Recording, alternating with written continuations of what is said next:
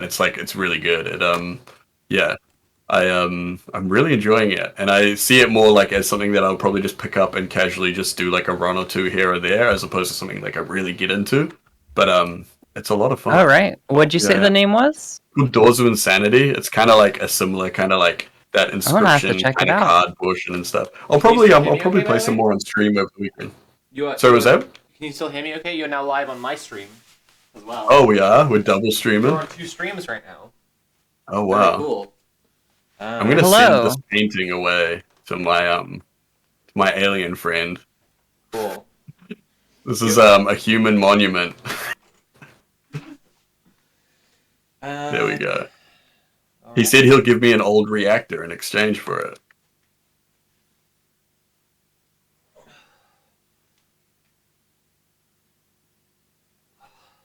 Yeah, I Right. really liked all your abstract stuff. I thought that was really fun.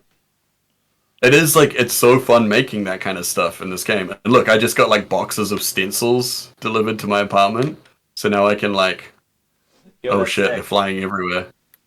I guess this is the old reactor that the alien gave me. I'm just gonna like put it somewhere. Um, he says it still works. Oh shit, looks like that thing Tony Stark has. Oh shit! I didn't realize it was a thing. I set my desk on fire with the old reactor that the alien gave me. Oh no. Oh Um, no! which makes me now think that it's actually a tremendous tool for art. Oh, Exactly. there we go. This is the artist mindset right Yeah. here. This is it. This is a genius artist mindset, everyone. If you want to be a genius artist, take note. Yeah, Right, yeah. if you want to be rolling in credits keep as up, a right? genius artist, this is Okay, the way. cool. What do we got? Oh, we need the romantic painting. Okay, cool. We're gonna do that on any kind of canvas.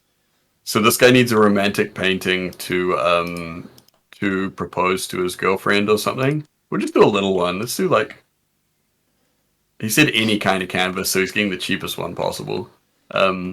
Because that's the life of a professional artist. And that's the genius artist grind set right there. That is. It's all about the credits. Sigma artist grind set, absolutely. Oh, and I think that in the collection of stencils that we just received, I think there's a heart in here somewhere. That's very romantic. That's a little tip for everyone at home. Hearts equal romance. Hey. Okay, I'm There we taking go. notes. Also, octopuses wearing sunglasses, crab aliens. Lots of things can mean romance. Okay, slow down a little bit. I can only take notes so fast on this. Okay, so lots of things are romantic. That's what I'm getting from this. I think it's more What about about the that skull? Is that skull romantic? yeah, I think we can actually make a combo of skull and heart, perhaps. Actually, maybe we need a bigger canvas for this one. Let's just put that one down there and grab one of these big ones out here. And let's get really romantic. All right, let's get romantic in the chat. Yeah, yeah. Everyone, perform your best romance for me. There we go. All right. Let's start with the hearts. I've just now realized, are you in space right now? Yes. I'm living in the International Space City, which is where our artists, where we live as artists creating art. Oh my god. I think it's just like, in general, like, people live on this when they get a job. And I did the genetic test and it told me I was an artist, so. I don't like that. Yeah, it kind of sounds so good. Yeah. But hey, it got me this sweet apartment, right? Yeah, so, I guess so. So who can say if it's bad to structure society in such a way? That's right. Who can say? Who among us can tell? On one hand, this is deeply unequitable and terrible as a system. On the other hand, I get this cool apartment, so Yeah. On the other hand, we get an apartment in space, and there's a holographic burger outside. impossible to say whether this is bad or good. Yeah. The experts are stumped. Okay, cool. We got some hearts in there. That's pretty romantic. What else is romantic? Let's look at this thing. Well, from the list, there's lots of things that are romantic, I guess. Yeah. Well, let's start with Can you like? So you've got like all of these different tools. Like, what happens if you like pick up a bucket or like that plant and use that as a stencil? Does that work? So I have experimented with throwing the plant at things to limited success, but we can try. Let's put the plant right here, and let's get a can of. Oh, we just tripped over there's a puddle now. Okay. Oh no. Just saying hi to my I guess stream. there are downsides. Hey everyone. Hello, who's stream. joined already. I'm working out. I'm gonna play some Inscription while I'm on my exercise bike here because it's pretty good at making me forget that I'm exercising. And then I'll do some more squats, and then I'm gonna go have a shower and probably just leave you on like an intermission screen or whatever. So, Okay. Awesome. And I'm gonna be anybody creating wondering, art yeah, of that, yeah. we're over on Tim's stream creating art, so you can throw both streams up, mute one of them, Yeah. and get the whole experience. True. Yeah. And then like you can find out what it takes to be a professional genius artist while you sorry, I'm like totally focusing on trying to push this plant into the painting, and I just like lost my stream of thought there. Yeah. There we go. Look, it's stuck right there. Perfect. That's what I wanted. It's not for me to understand the mind of a genius artist. Exactly. It's for me. Yeah, I mean, it's for a genius artist to understand every human mind.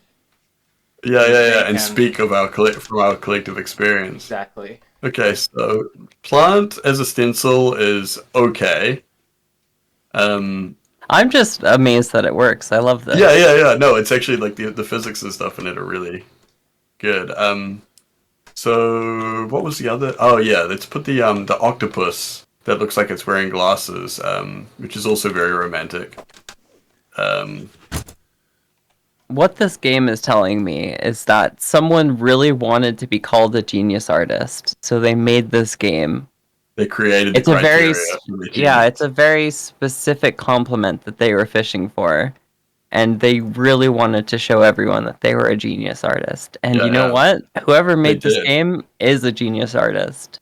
It's the they've created the tool for others to express their genius, which I think is I think that's the most noble artistic goal I can think of, you know?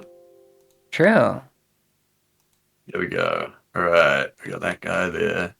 This is great. I especially like how you've painted on the screen. Yeah, no, it's good. I was before I couldn't read what the criteria for the commission was because I just painted over that section. So I had to get a sponge and clean it off again. All right. Cool. You have to clean in this game too? You don't have to. It's optional. So just like being a real artist. A real genius artist, yeah. Yeah. That's a good life tip right there. Cleaning is optional always. Making your bed and doing the dishes are also optional in the game. Yeah. But we live alone, so, you know.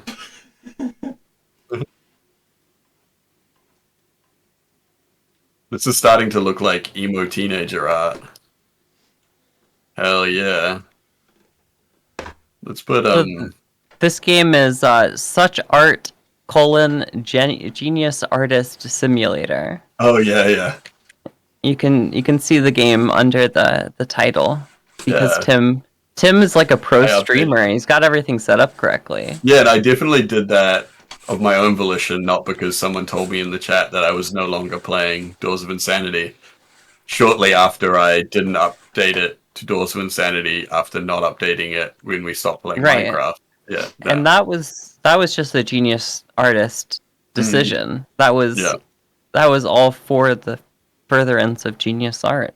Yeah, exactly. Makes sense to me. Yeah. It's I've spilled so much water everywhere. Maybe I can use this to dry it out. I can burn it off. Yeah, no, that it works. I can just burn off burn the water off the floor and Amazing. just replace it with brown steaming marks. That's that Whenever I works. commission art, this is what I'd like to imagine is happening behind the Maybe we should scenes. just. There we go.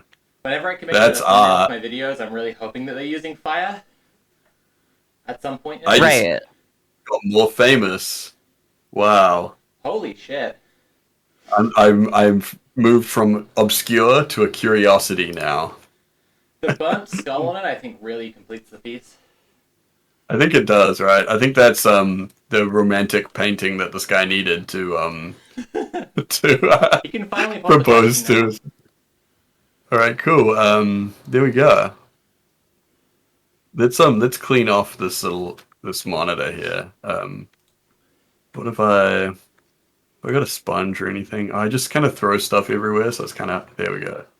I had to keep track. I am watching your stream at the same time that I'm doing my stream. Oh To be wow, honest, I think your stream is streamception. more entertaining right now. But that's chill. All right. Oh, and there's a little bit of paint on this one too. Like, I'm really just waking There's up. still So. Yeah.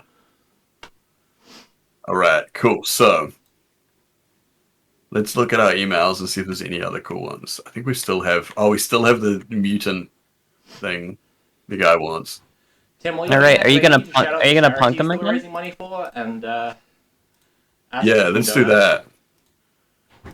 So, How can I do that? How do I do that? I oh yeah, you look can do this that if you stuff want. up. I'm the one not doing exercise or playing a game, so I feel like if anyone can do that, it should be me. Yeah, ranked order. Is there, I'm playing a game and exercising, so. Yeah, yeah. That's true. I'm like 2 orders of magnitude less doing things than you right now. So Where do I find the donations to read out, as well as? Oh, I didn't mean we. Well- I mean, there probably are some donation messages, but that's not what I meant. Oh, okay. Oh, just like talk. read out the Just charity talk stuff. about what Yeah. I'm more about getting you. what we're doing here. Yeah. Okay. So the Good Law Project is the first one that I can see, and I should have done more homework, but I'll go off based on what I know, which on, Let's is go. that the Good Law Project is focusing on the fight for trans rights from a law perspective. And yeah.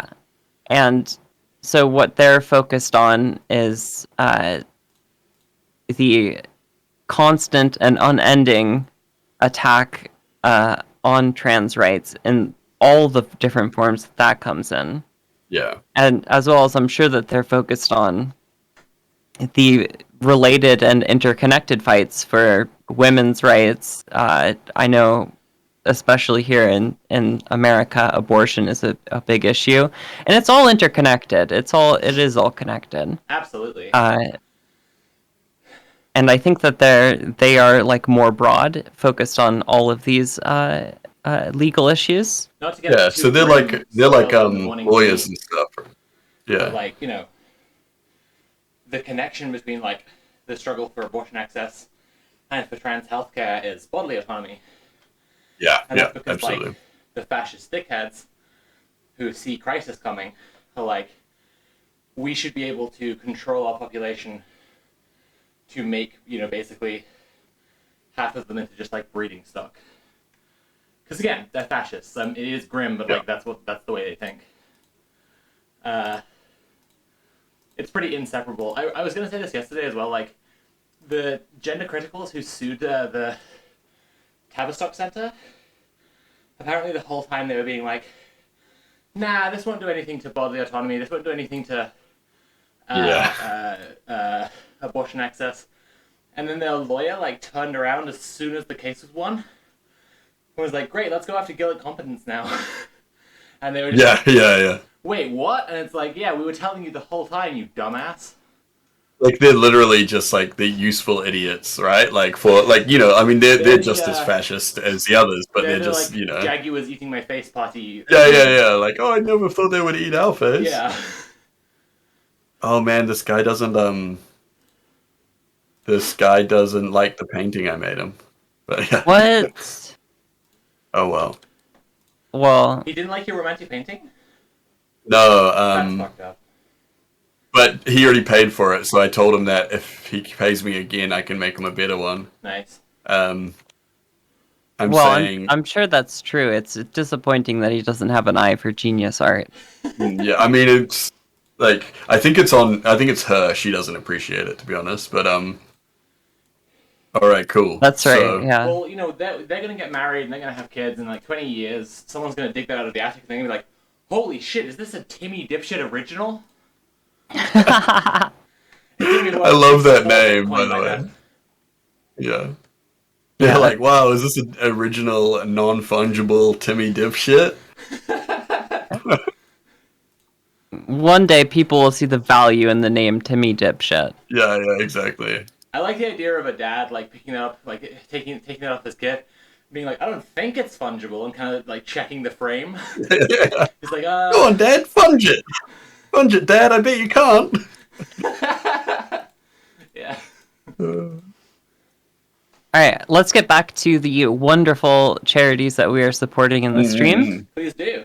The next one is Gendered Intelligence, which is a UK charity, and they're doing a whole bunch to improve the life of trans people, especially trans people and trans youth who are struggling in so many different ways in today's society. I'm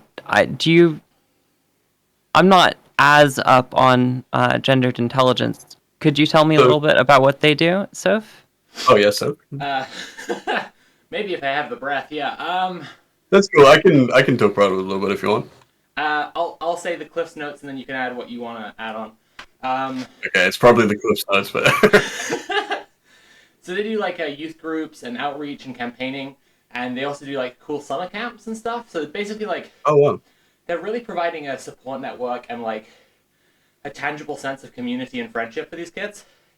Everyone that I talk to who either was a kid who went through it or, like, worked with them is unequivocal about the fact that it's, like, a vital and life-saving service. Yeah. Naturally, of course, TERFs have, like, as soon as they found out about the summer camps, they were like, this is just a camp for pedophilia and grooming. Yeah. Because, that's feminism. Yeah. Right. Yeah. I can't speak to their specific camps, but I know, like, as a trans person, one of the most important and, like, amazing things, like, affirming, incredible, like, vital things in my life is just being in another room with other trans people. Oh, yeah. And if that's something that they're offering for trans youth, especially trans youth who are maybe not in a situation where they're receiving as much support as they deserve, that is so vital to support. Yeah. Absolutely.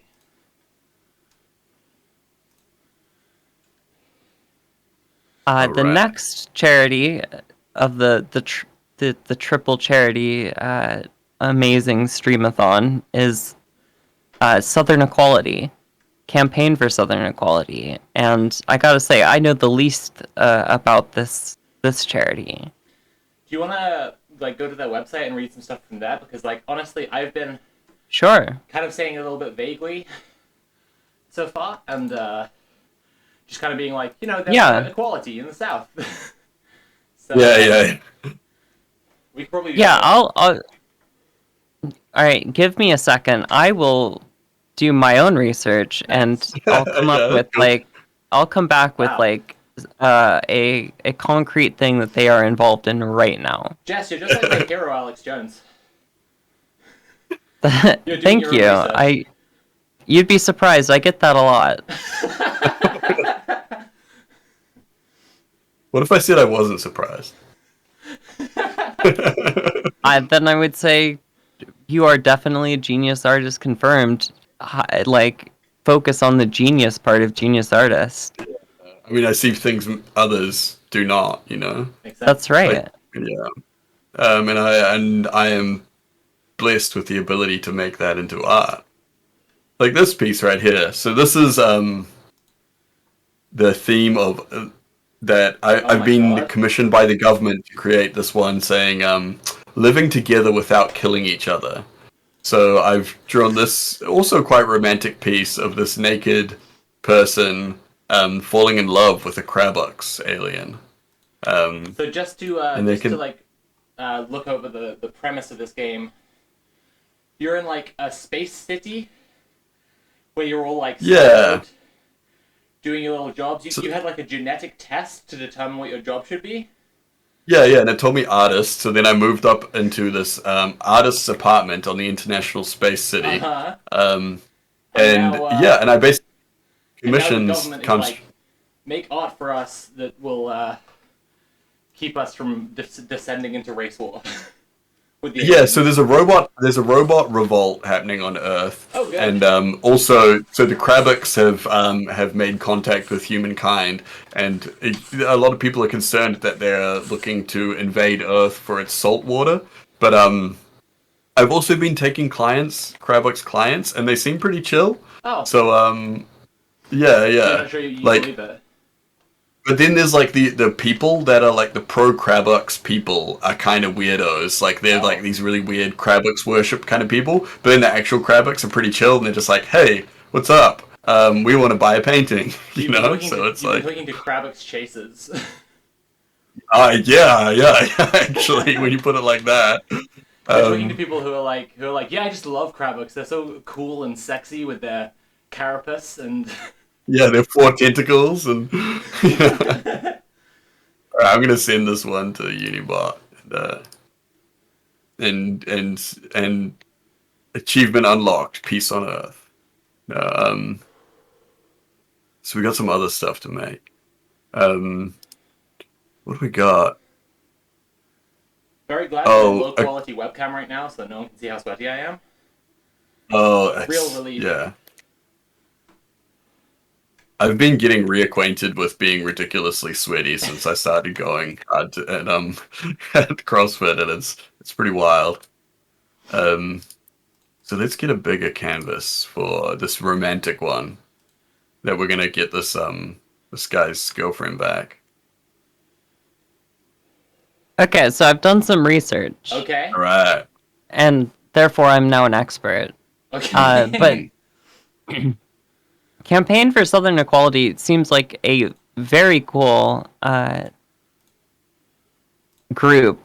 I'm unsure what their designation is. Oh yeah. They're an awesome group that basically, if you are queer in the South, they are doing everything they can to support queer people in the South, whether that's compiling resources or whether that's directing people to help with more specific issues.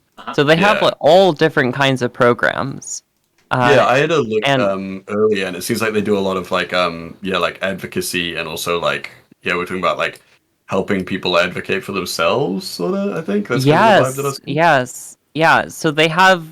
Not only do they have resources if you are queer in the South and you need help, which the probability that you do is staggeringly high. Yeah. But they also have resources for making more resources. How to become a community leader, how to improve things in your local area. So that's like on top of, they also have like emergency programs for like if you are struggling and you need help with I don't know the specifics, but it seems just like if you need help to survive right now, and you are queer in the South, you can reach out to Campaign for Southern Equality, and they'll either like direct you to their own grant program or like help you get the help that you need from other programs in the South. God, that's incredible. Cool. And that's this cool program. I'm glad that I did my research. We need the most detail on them because actually we should be getting representatives from Good Law Project and GI, but Campaign for Southern Equality said that their team is all booked up this weekend. Oh, okay. Right, they're too busy being ridiculously based. Yes, I understand. Yeah, exactly. But yeah, so that's very worthwhile to. That's awesome. So definitely three great programs worthy of your support. Yeah. Absolutely. Those donos going. Woo! Yeah. Where are we sitting at now? They're still going up a little bit. We're up over 8,000 for all of them now. We were kind of sitting just underneath it for a little while, but that's cool. Okay. Yeah, it's. Oh no! I dropped my heart stencil. Are you is this like a do-over for the romantic picture? Yeah, it's So the guy got dumped when he showed her his romantic picture when he was planning on proposing to her. No. Oh. And and so he blamed me, and then I was like, "Oh well, like if you pay me another $300, I can bring out the big guns." And he was like, "I'm not so sure about that," and I was like, "Yeah." I kind of talked him into it, and I told him that it would definitely 100% work. But hey, grind set, right? Yeah, that's good. Yeah, this guy seems like he would use Reddit. Is there space Reddit in this universe? Because this guy's definitely on it. He's definitely like a dating strategy Reddit dude. And they were probably like, yeah, commission some artwork by a genius artist. We love to see and like that artist king thriving, honestly. Yeah, and the post definitely was not left by a genius artist on Reddit. That was definitely not putting that out there into the universe. This guy would fall for an NFT, yeah.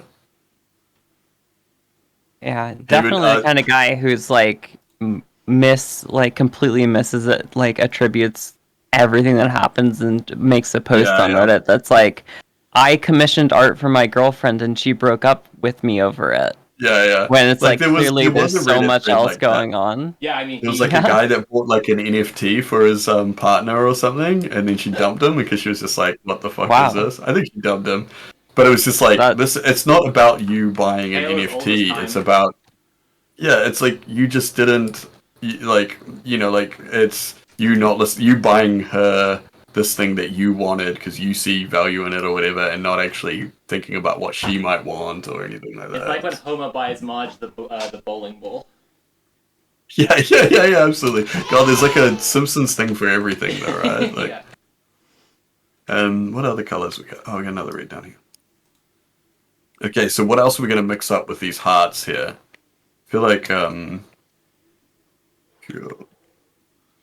Stim painting with snake oil.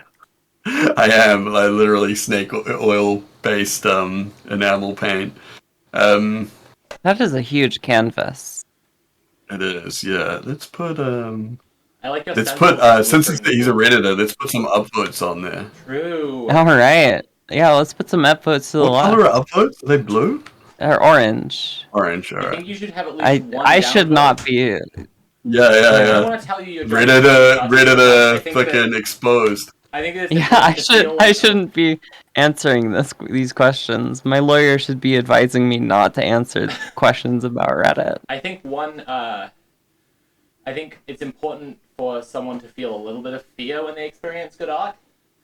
And if Reddit just sees a downvote, then they'll be afraid. So you want to have good amount of upvotes, but also Nat's dancing behind me while I'm on the exercise bike right now. Very distracting. That's double the exercise. Oh yeah. True. The stream just became twice as active.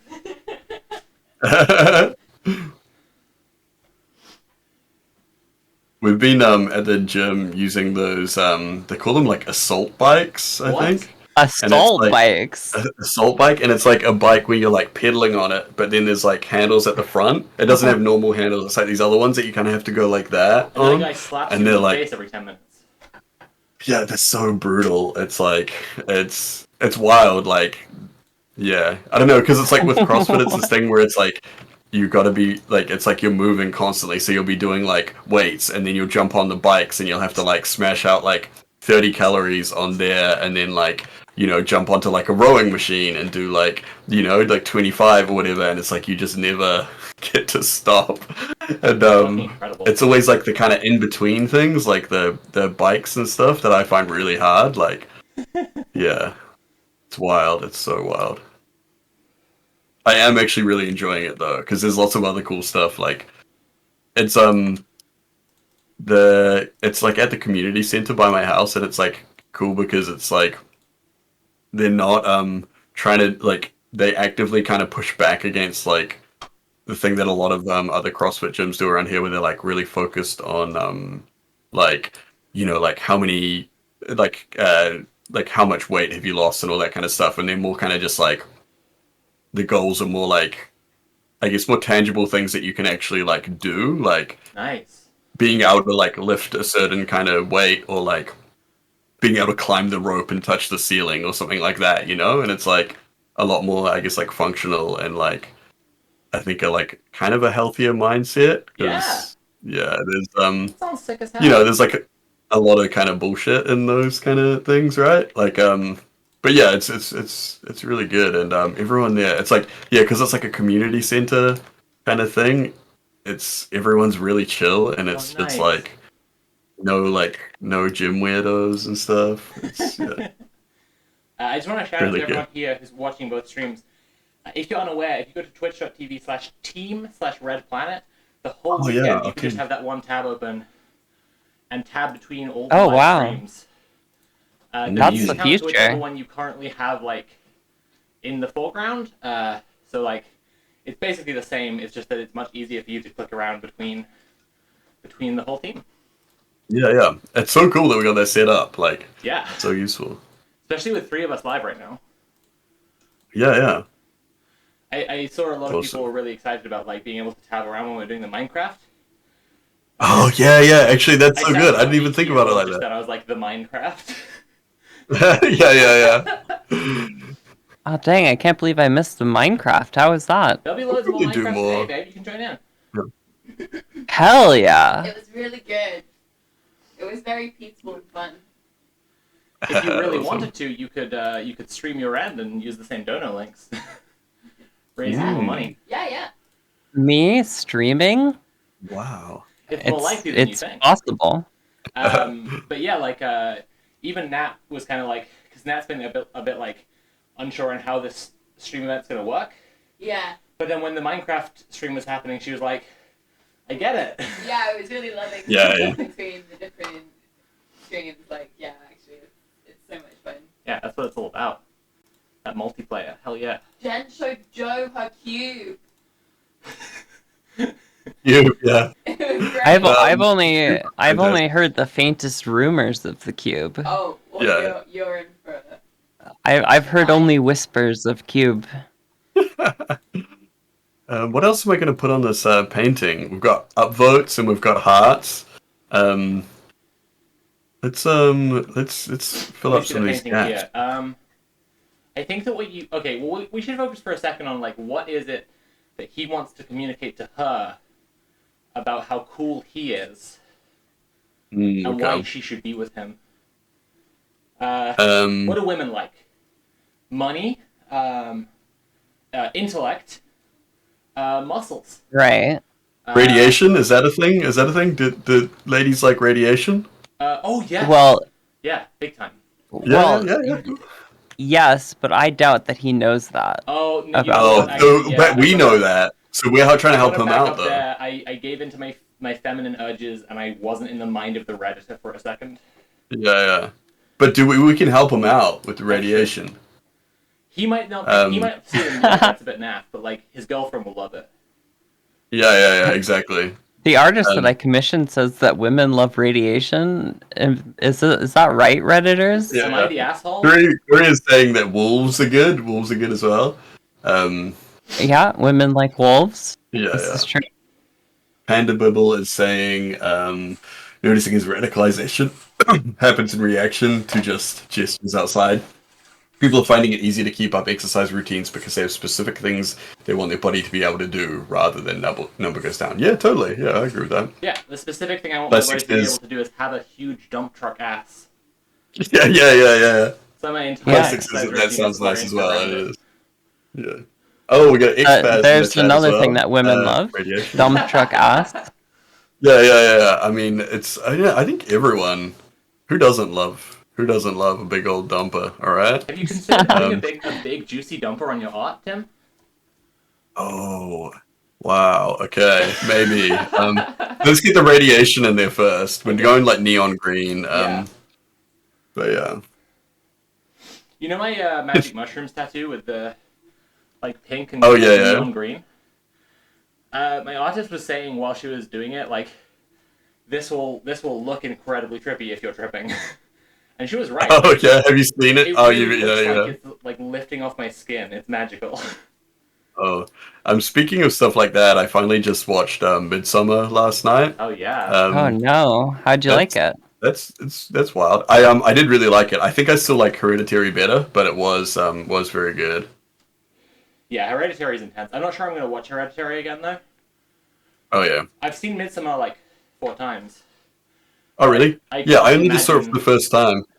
I don't think I can imagine like making it through Midsummer as a Hereditary again. Oh yeah. No, it's So very intense. intense.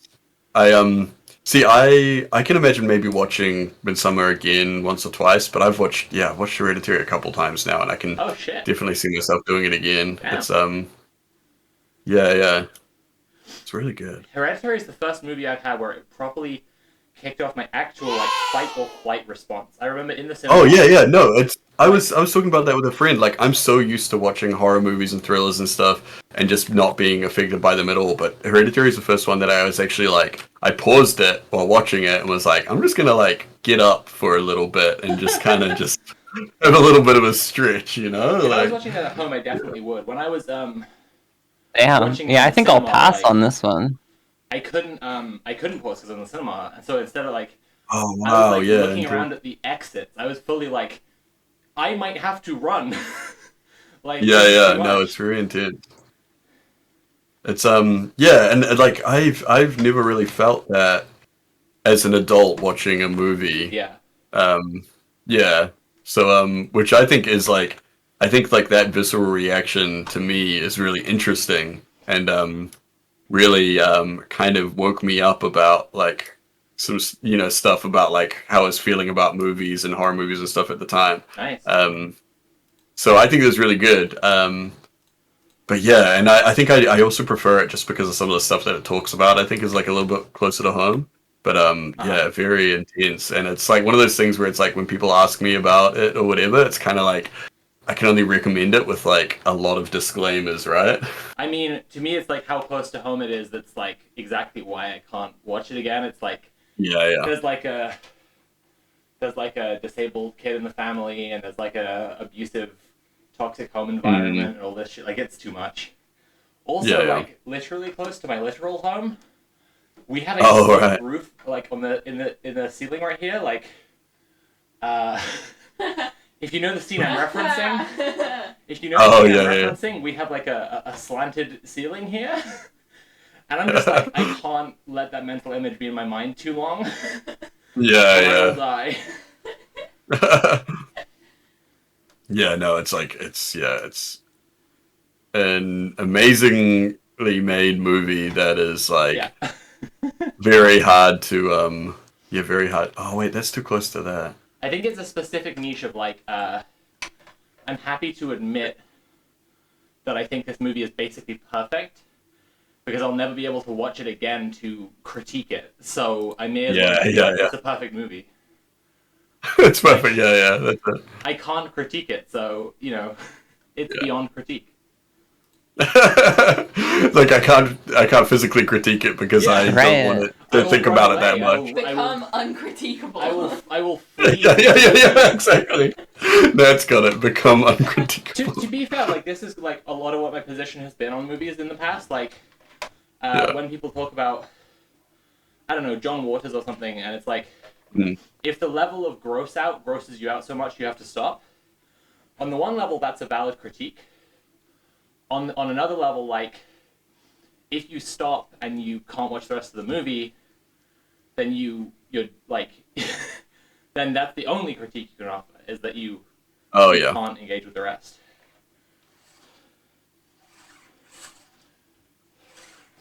What do you do now? You'll see. Oh yeah? Okay. I'm excited. Yeah, I cannot even begin to imagine the genius artistry that's going on here.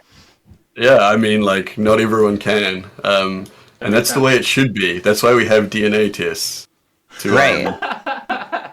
If they took my DNA test, they would say, this person, keep them far away from the genius artist tools. Yeah. It's not for them. Okay, I've reached a point in the deck building and the inscription where I can win on the first turn of any game. So that's pretty good. Nice. I just love how broken inscription is. It's like it's deliberate. That's like the funnest thing about it. Yeah. When you're playing Casey's mod, there's like a dev log where Casey is like, because the game starts mutating and Casey's like, Leshy's saying dialogue that I didn't even program in. It's not in the files. And then the next devlog, Casey's like, this new game that Leshy has made is stupid. It sucks. I got Ouroboros to over 100 power by adding a and you're just like, yeah, that is my authentic experience of the game. Yeah. No, it's like that's it, right? Like that's what we want. I think I can see where this is going. Yeah, we're getting there. Holy fuck! I mean, that again. I mean, Jess was right. That is something women want. So, yeah, that's going to be a big success. I just hope this guy doesn't. Blockchain. That's all I'm hoping for. Yeah. He better not make an NFT out of this. This is a strictly fungible dumper. There we go. That's somewhat dumper-like, isn't it? There we go. Hell yeah. What do we think, chat? Oh, actually, no, we got streamer tools. Okay. Rate my painting. Rate my dumper, chat. Nice. You got 40 seconds to give me a score in chat out of 10. It's got a tiny bit of shine. I usually do like 10 minutes before I get bored. But if I'm playing a game, I just did half an hour. It was like, I didn't even notice. Oh wow, that's good. All right, we're getting lots of 10s. We got Lyra and Friends is giving us a 7. So yeah. Someone. So you're banned from the chat. Sorry. Yeah. But it's like we said, not everyone understands artistic genius. No, it's not for everyone. If you rate it less than perfect, you have to explain what your critique is. Yeah. That's right. So we got a 9.7 because of Lyra. I've seen dumpier bumpers. Well, there's your problem. This isn't supposed to be a bumper. This is a dumper. Yeah, this is a dumper. This is a bumpy dumper, not a dumpier bumper. There you go. All right. Well, everyone's a critic. All right. So let's send that to Johan, and he can thank us later. He's called Johan? Wow. Yeah, romantic Johan. All right, cool. So, what do we got now? Oh yeah, the monster. Yeah. Okay, the ugly, disgusting monster mixed between a bear and a scorpion, mutated from radioactivity, and then turned into a zombie. Okay, and he's like not even paying that much, but he's so demanding. As soon as you read out the commission for this one the first time, I was extremely pumped. Okay, cool. Well, it's time to make some art. Speaking of dumpers, it's time for me to do some more squats. Okay, cool. You forgot the Reddit downvote, mate. No, we didn't want to put the downvotes in because the downvotes will scare away the person that contracted it was definitely a Redditor. so we didn't want to put that in Yeah, I there think to if we scare think about people it, away. you know, he would We did say talk about this. his girlfriend wouldn't want to see downvotes because that would imply that he's a less than ideal man who can't get Yeah, 100% it's an alpha. votes. Yeah. Is that dumper Right. radioactive? Because I'm having a meltdown. It was. Yeah. It actually was. Nice one. Okay, cool. It's I always like mean, the if people I'm that want, honest, like, that dumper might scare him too. Might be more Yeah, than I he can mean- handle.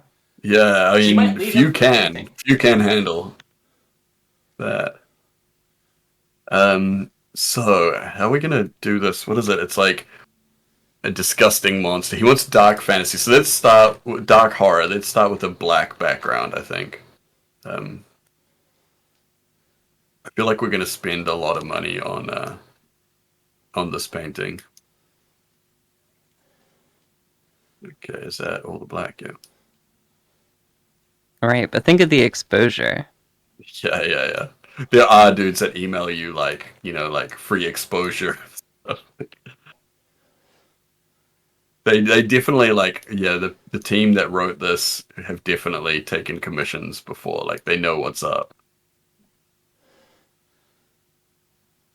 Okay, cool. He's a Redditor, he's never seen a dumper, TVH. He's not hanging out on like r/bumpy dumpers. That's not a real subreddit, is it? Every time someone says that, they look it up, and it is though. So someone Well, look up r/bumpy dumpers. let me just Jess is like, oh, you're twisting my arm. You're making me Google bumpy dumpers.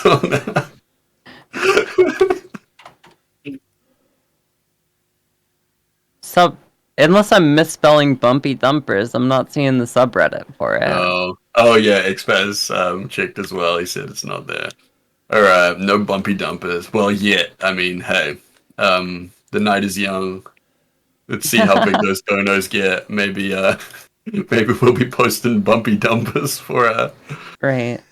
for If charity. you're a real life genius artist, Yeah. you can go make that. Yeah.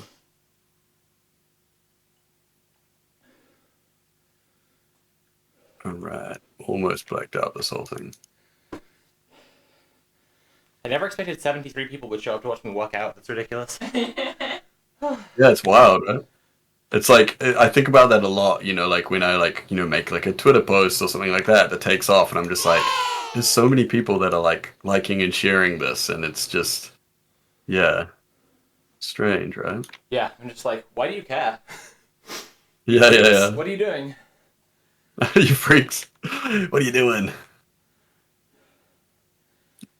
Cool. Right. alright. Well, isn't Kira doing a sleep stream right now? Yeah. Yeah. I actually clicked over there. It looked like a still image because it's so like, Oh, I thought it was.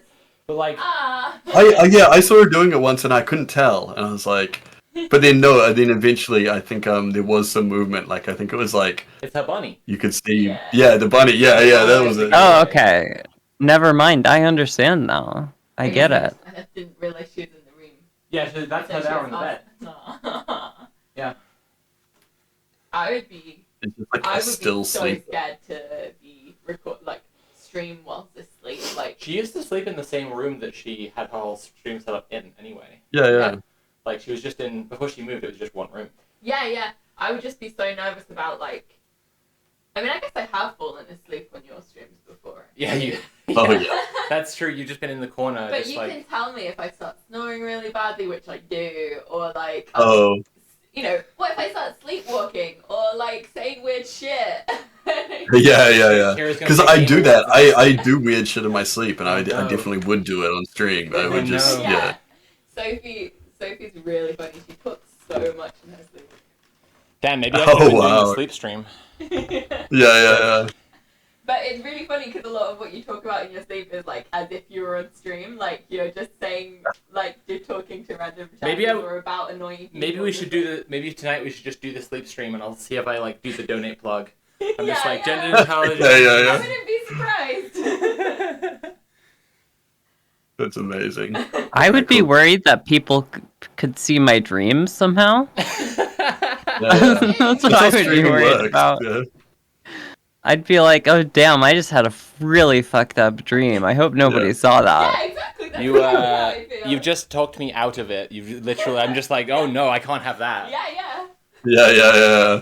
I mean, No, I'm dreaming logically, about I know Funky nobody. Compass. Yeah, nobody can see what I'm dreaming about, but still, I'd be scared. Is that coconut water left? Yes. There's a whole Fuck extra yes. one. No, this one's empty. Oh, this one. Nice. Cool. Okay, so we got a bear and a scorpion that's mutated from radioactivity. Okay, cool. So, I think we're gonna need some greens for zombie radiation kind of stuff. Maybe start. Someone in my with chat this says one. stream where we invade your dreams. Yeah, that's good. Oh shit! Yeah. I'm like in the middle Right. of. It's like 5 a.m. and I'm like, oh, Lance is raiding. Oh no. I'm the party. Oh, God. God. Right, I need to shout this out again. There's an amazing little series. It's all on YouTube. It's like a classic BBC, like 80s, 70s something. I mean, maybe it's Oh, 90s yeah. actually. Series called The Fall of Eagles, which is about the like Spring of Nations Oh yeah. and how like the That's monarchy amazing. comes down, and like Patrick Stewart plays Lenin in it. Yeah, complaining about liberals. Great clip. Yeah. That's what. 1974. That's why that clip comes. 74. Jesus Yeah. Christ. Anyway, yeah. So, but it's all on YouTube. It's quite long, but it's really interesting. And so, like, the narrative jumps around between like the Habsburgs and the, you know, the Austro-Hungarian Empire, the Germans, are the British in it? Do the British get their own thing? Yeah, Victoria's in it. No, Yeah. their family doesn't get their own focus in the same way. Oh, no, I don't in think so. relation to the, you know, Austria. Yeah, they don't get their own episodes though. And like Tsar Nicholas as well, and then like also Lenin, because it's kind of like it's establishing this idea of like the order turning over and like new people coming to power. The whole way through, I've said this before, like the whole way through it, you're like, Patrick Stewart is obviously based, but I can't tell exactly how do these people feel about Lenin. But then like the final, Jen's arrived. I'm very excited. Jen has been delivered.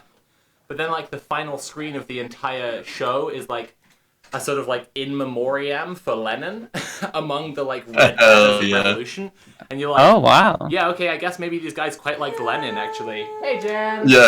Love the dress. Thank you. And but what I was gonna say was their portrayal with Patrick, because like I think people kind of forget that Patrick Stewart has always been cast as this like actually like very masculine macho guy.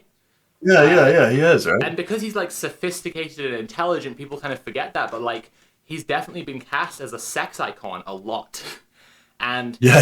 throughout Fall of Eagles, there's all these scenes where it just cuts to what's going on with your boy Vlad, and he's just doing push-ups or whatever, and you're like, okay. Fuck yeah. And then like, there's this scene which is based on some real stuff that happened where Lenin was like really sick during like lead up to revolution. Where he's kind of like got a fever and he's having like a fever dream. And the dialogue they've written for it is the funniest, jankiest shit, where he's just like, because like obviously everyone knows like Lenin was kind of an egotist and was like doing all this like Machiavellian shit in the party, and like they've portrayed a lot of that already. They've showed him like betraying people and kicking them out and having votes against them and engineering shit, and they've got him having this fever dream and he's tossing and turning in the bed going like, oh, the party, I'm the party. I'm the party. And it's like, it's just like... That could be you if you sleep on stream tonight. Yeah. I'm Red Planet. I'm Red Planet. Yeah, no, you watch the scene and it's immediately goth meringue. You're just thinking like, I've known writers who use subtext and they're all cowards. Yeah. I just have my characters like have a fever dream. Hey Jen, you want to do some working out with me? Sure, I can do some star jumps. I'm gonna play some Inscription and go on this exercise bike for another like half an hour or so. Yeah. And then I'm gonna go get a shower and probably just leave this on intermission and then come back for the proper thing to start. Cool. Yeah, that's the plan. Tim is doing Alright. Genius Artist Simulator if you want to I watch his saw world. it Yeah. this morning. It's very cool. It's really, really cool. I'm really into it. My arms Oh, wait, that's too You've actually gone into like the middle of the camera. If you want to go on the sofa, yeah, I was just like, where Yeah. can I sit out of the way? Yeah. I'm good. So stream. If you've heard Jan on stream before. If you haven't watched any, next slide, please. This is Jan. I don't think anyone's seen me below the waist before. Oh wow! Whoa. Big moment. Yeah. Big moment for stream. The low waist reveal. Whoa. Yeah, people have been waiting a long time for that. It's not. Yeah. That's right. Oh jeez. For everyone that was watching earlier, Jin was the architect of our misfortune with the cube. So bad about that. Because the way that About what? It was actually so good. Like, I loved it. I haven't played So Minecraft in years, She and was having a good time. It was okay. It was alright. I feel like I made a really Yeah. bad first impression. And then she got to play with pandas. Honestly, I think she had a fantastic time.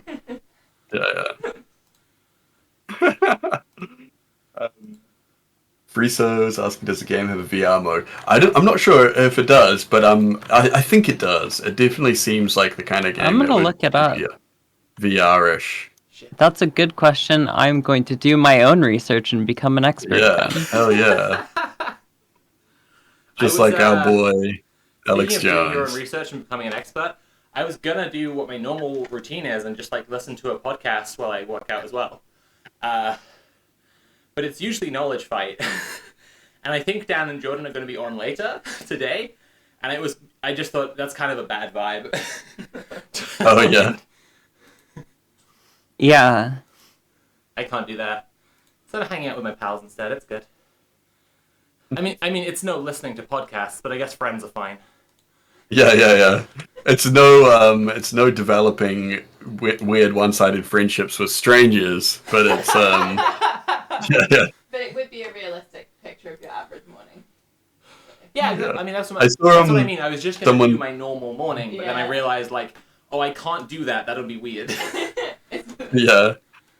I saw I heard someone once refer to podcasts as like being able to like when you're looking up a podcast, you're like looking for a conversation that you want to have, you know? And Yeah. I kind of get that, you know? Like when you look up, you're like, oh, I really like I want to talk about Mothman, you know? Like Oh. I mean, I think then, Have I got the art is podcast that for you? to really, a greater you or do? lesser degree, and I think like Yeah. the more kind of preparation that's put into it, the more of an abstracted form it reaches. Yeah. Like someone who kind of soul searches for years and years, and then like makes a smudgy square on a canvas, you know. Yeah. Versus someone who like just turns the mic on and is like, I want to talk about Mothman today. Yeah. My point is both that guy and Mark Rothko love Mothman because everyone does. They just express it in different forms. Yeah, different love for our moth boy. I've just always thought that about like video essays is like the way that I write is always just to like have a conversation with people over months and months about a topic I'm interested in, and then I basically just write down the conversation. Yeah. I often think about like that when like someone told me once, it was that if you wanna remember something or like gain a better understanding of something, a really good way is to think about how you would explain it to someone else. Definitely. And it helps a lot with like remembering things and stuff. Like I've done it with so many things over the years, but also just gaining a better understanding of something by thinking about how you would explain it to someone, because then you're kind of like interrogating yourself about your own understanding, I guess. Yeah, and I find I try and think about that a lot when I'm doing like videos and stuff. But just in general, like when I'm learning stuff, like an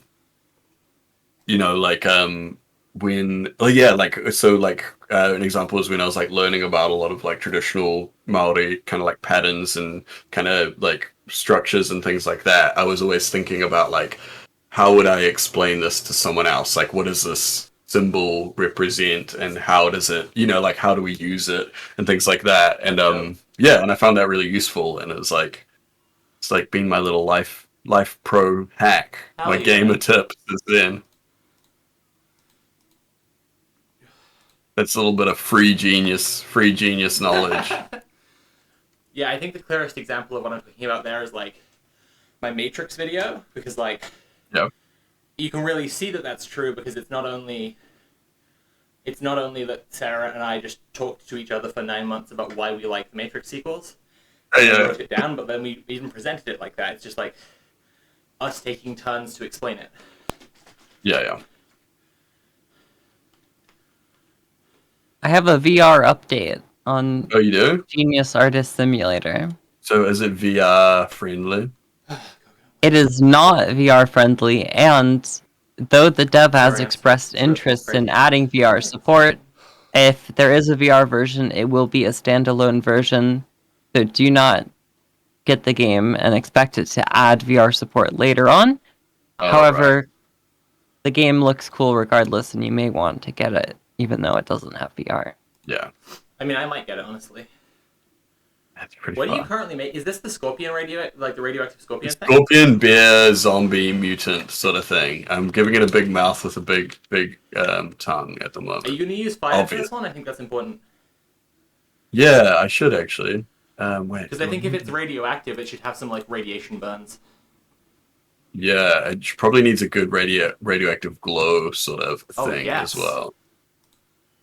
I'm thinking yellow teeth is kind of a vibe. Hey Jess, do you reckon you could shout out the charities and ask people very kindly Yeah. to give their money to protect trans kids? Hey, do you have money? Do you want to give your money to protect trans kids? Have I got 3 charities for you to check out? Hell yeah. The first one Tell is me the all Good about Law it. Project. Good Law Project is a not-for-profit campaign organization that uses the law to protect the interests of the public. They're engaged in crucial legal battles to defend trans rights in the UK. You can find out more about them at thegoodlawproject.org. Hell yeah. To expand on that thing that I definitely wasn't just reading directly from chat, the Good Law Project is focused on the legal side of trans protections, as well as other interrelated protections on bodily autonomy, like abortion. Because if they're coming for trans protections, they are also coming for these other protections. And I say that as if it's like that's not obvious at this point. It is obvious at this point. Take a look. They're doing it. Yeah. They're talking about it. Turn on the news, you big Galumba. So check out the Good Law Project for the legal side of trans protection, which is incredibly important, especially in the UK. I guess Again, I it's just wanna important highlight that, like, everywhere now. The abortion struggle, we definitely think of it as, I mean, The we in bodily the UK, autonomy. what I mean? Struggle. We think of that as like a bad thing that's happening in the US. But I'll just reiterate, like, the lawyer Paul Conrath, who got like Tavistock treatment of trans kids shut down with the Takira Bell case, immediately turned around and was like, cool, let's destroy Gillett competence, because he's like fought cases for evangelical groups against abortion access before. This is very much all the same project, and it, like, Right. British people think that it won't destroy abortion access in the UK as well. I have several bridges to sell you, and also a birthday cake for being born yesterday. So, congrats. Just because it's not in the news does not mean it's not under threat. Yeah. Right. The next program for you to check out is Southern Equality, Campaign for Southern Equality, which is basically an amazing program for queer people in the South, which is where most of the attacks towards queer rights and queer people in general are focused in the United States. And they support queer people in all different kinds of ways down there. So they've got programs for supporting people through any kind of difficult situation that they're going through, and they also focus on building community. They have resources. They've got, like, I was looking, they have a list of medical resources. So if you need help finding like a trans-friendly doctor to provide doctor services, people need those sometimes. you can find that information on their website, and you can support them in continuing to support trans people in the very specific and direct ways that they need it at the Campaign for Southern Equality. The last one is another UK charity. It's Gendered Intelligence. And Gender Intelligence is a charity that focuses on trans people, I believe specifically trans youth, and supporting them in all the ways that matter, including some amazing programs for connecting and building community and supporting trans youth in the way that is also critically important, which is the mental social side of it. So often our basic rights are under threat. We get caught up in like, can I eat this month? It's also important for people to have their social needs met as well. So they do things like summer camps that are incredibly important for mental health. Just definitely like providing like an actual like, you know, like especially for younger people, like that experience of being a young person and being able to go to like a camp with your peers and all that kind of stuff, which is like, you know, like it's like you're saying, it's like the struggle for survival is so like omnipresent sort of thing that it's like so many people miss out on just those like really, you know, like I would say like the formative and like defining years of their lives, you know, which is really that's sad. right. Yeah, absolutely. Like, I can't speak to being a trans kid. I wasn't aware of myself when I was that young, but I can speak to being very socially isolated. I know that if I had been around trans kids at a younger age, I would have come out sooner. I can, like, say that pretty certainly, honestly. But, like, it sucks to be a kid who can't see other kids like you. It sucks to not be able to go out and be around kids and just feel like a normal kid.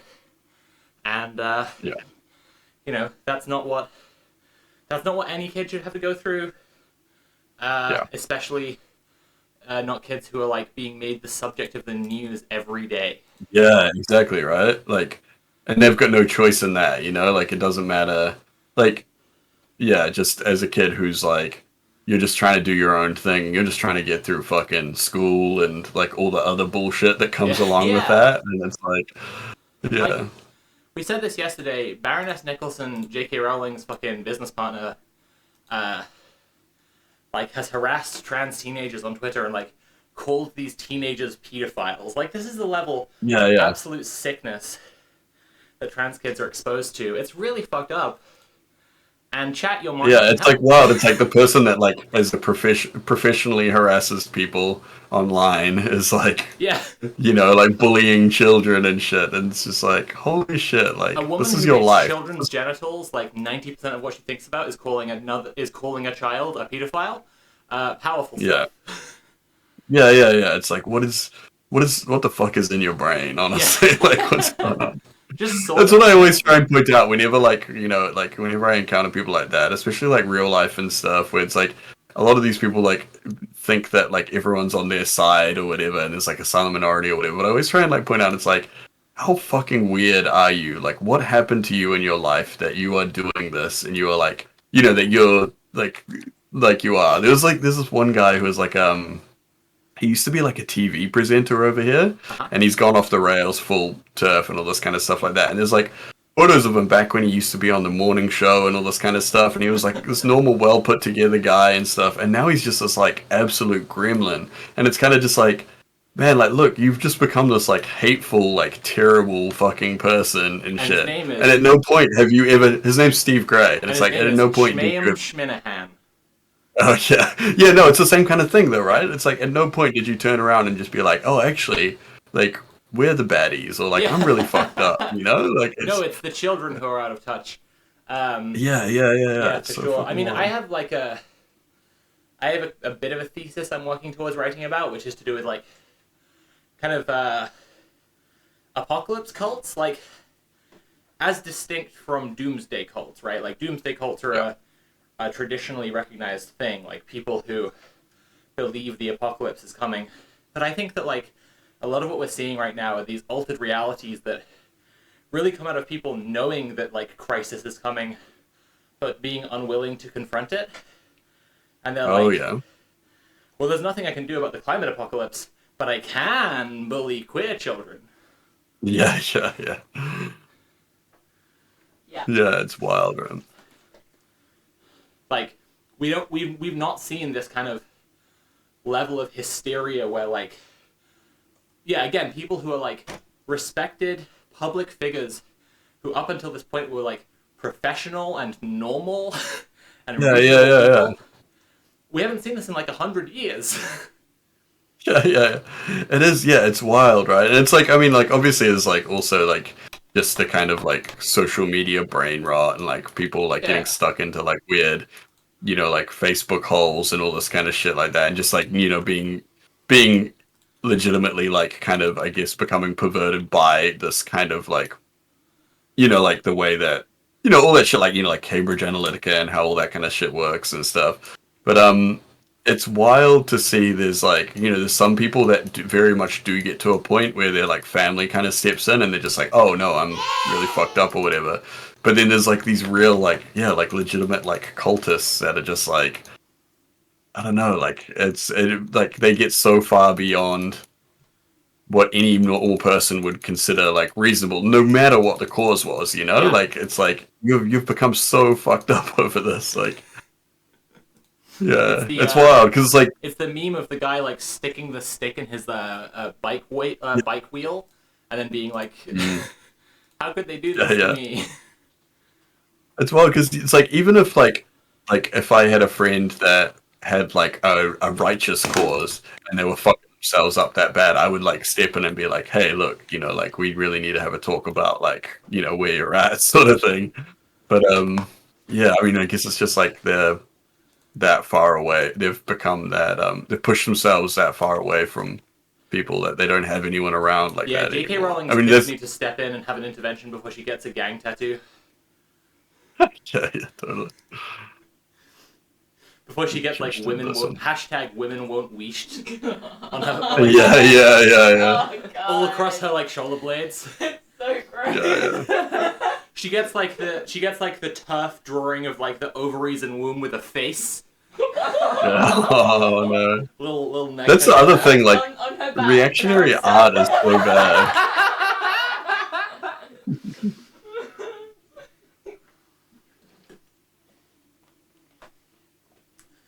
Whew. I might be all the way worked out, I think. All worked out. I think I might have worked all of it out. Yeah. Whew. That's good. I think maybe we're gonna send this painting through.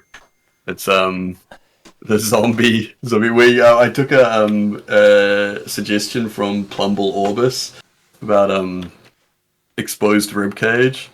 And yeah, I think really like I it. think he's gonna like it. I hope Dorian 666 loves it. Definitely a Redditor. Oh no, my bad webcam is no longer protecting me. I've become so sweaty it's visible even in low res. Oh no. Alright, Yes. trying to figure out what setup to do. Tim, could you stream your game to the Discord chat? Let's see, how do I do it? I don't think I've ever tried doing that before. Nah, don't worry about it. I'll just put some like shapes on or whatever. I'll be back with a different game in a little bit. But I'll leave your voice chat going so that it's just kind of like all right, something up on here. All right. Well, me and Jess can keep things going. So Yeah, we need that's another right. commission. When do we find out how? I'm still like waiting on that romance painting and the conclusion to that zombie bear. Like, many emails? when do we find out how they liked it? Let's have a look. Oh, wait, we got one here. Come on, it still hasn't worked. 300 credits? 300. I really don't understand what they need. I'm going to say incomprehensible. He's probably going to reply to something else. Oh, and we got foul. Oh, okay. So this is Dorian 666 says, he says, "Guy, that's gross. I love it. You're a crazy artist. I'll send you the credits and I'm off to share this one." Okay, cool. So he loved the filthy monster. Oh, hell yeah. Yeah, cool. Men want one thing and it's disgusting. Yeah. It is. It literally is disgusting. My sister has emailed me to say that she's sending me a pet robot. So dope. Let's go have a look. Okay, I'm gonna mute. I'm gonna head off and get a shower. It's been All right, lovely cool. chatting. I'll probably be back in a little bit, and maybe read some donor messages if you can.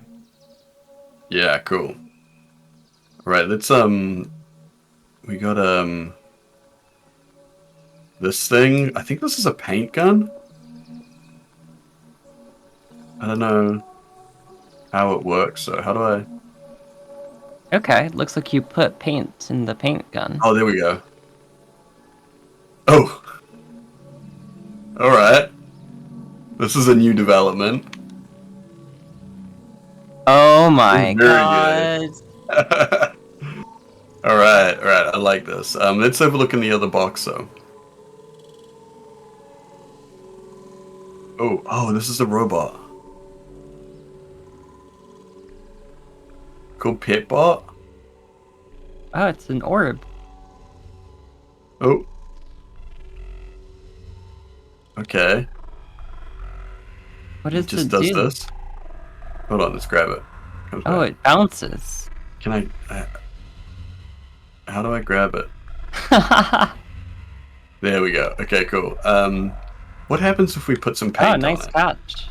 Yeah, I haven't actually seen the catch yet. I just presume that you caught it. it did. All right, That put it in was the bucket of wood. acting on my part.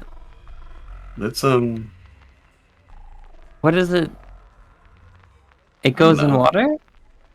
Yeah, and I'm putting some paint on it to see if that does anything.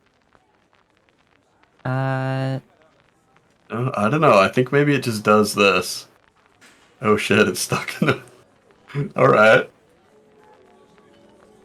I Oh, guess no. It belongs to the doorway now. Oh shit. Okay.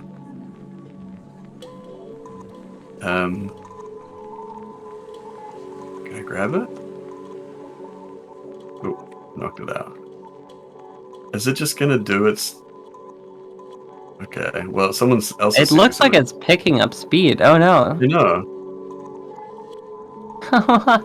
Okay. Oh wait, no. This is a pit box. This is something else then. Okay, so maybe this is just like a weird orb that someone sent me to say thanks for something. It's just gonna Yeah, it do must that. have been that Redditor who's like, this will really fuck up the studio. Okay, There's just a ball just endlessly bouncing everywhere. Okay. Okay, that looks more like a robot. Oh yeah, here we go. Pitbot. Oh yeah, he's got a little face. Hi. Let's take you out here. What do you do? Okay. Oh, alright. He's just a little guy.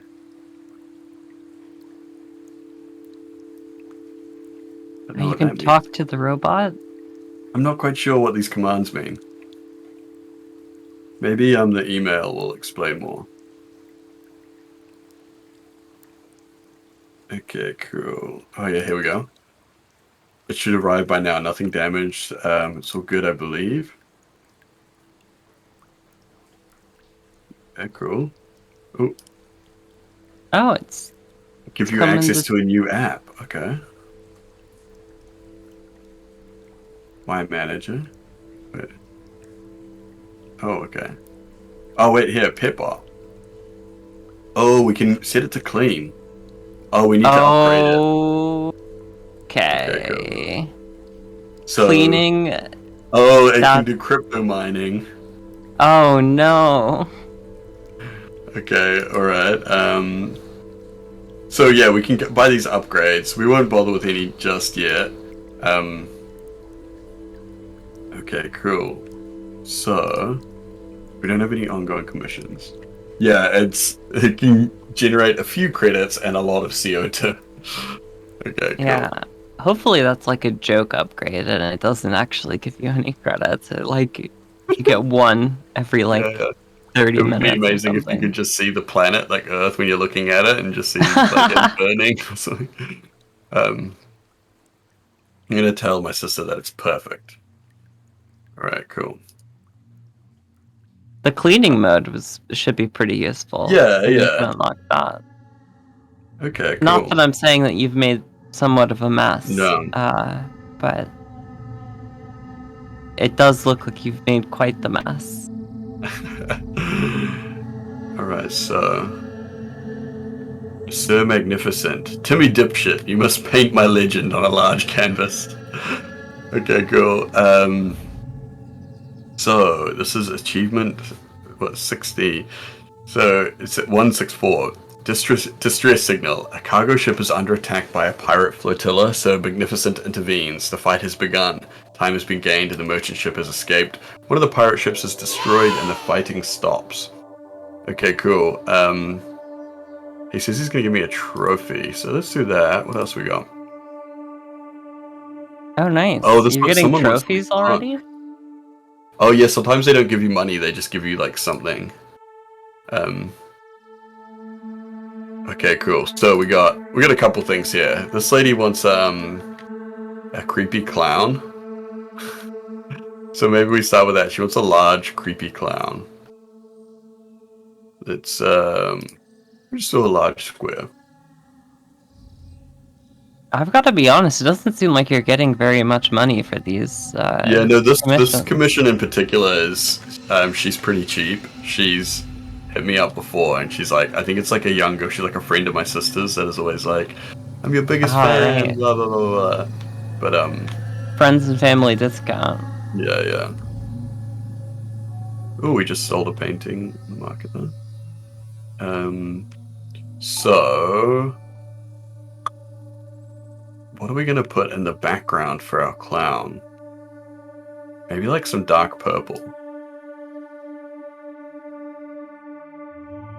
Very cool. We're definitely gonna use the gun. Do you think clowns look the same in the future? I hope not. I wish I had an even bigger roller. I wonder if I can buy one actually. It seems like that's something you probably should be able to buy. Have a look. Baba Zone.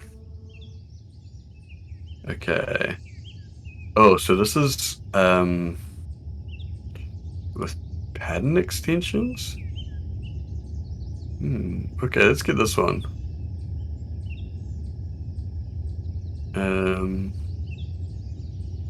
Is there anything else? What did the reviews say? Oh yeah, we should check that. I mean, we should check that before we bought it.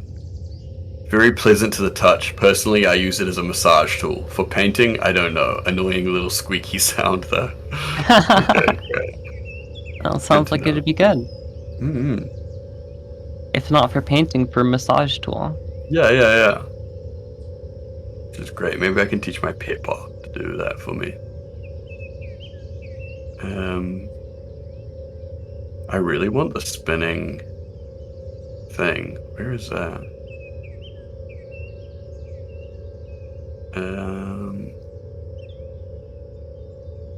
Oh, I don't know if it's in here.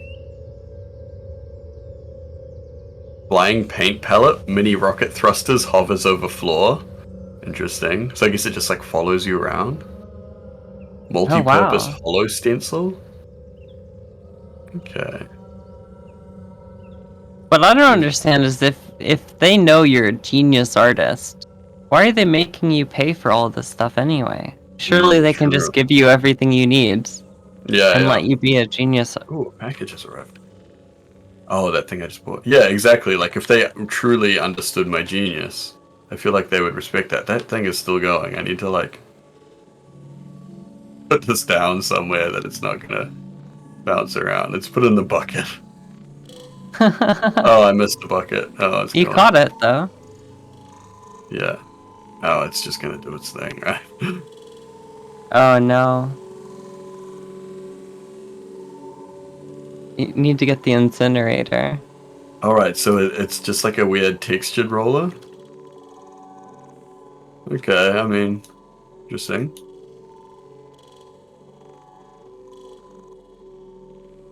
Looks like it's got razors on it.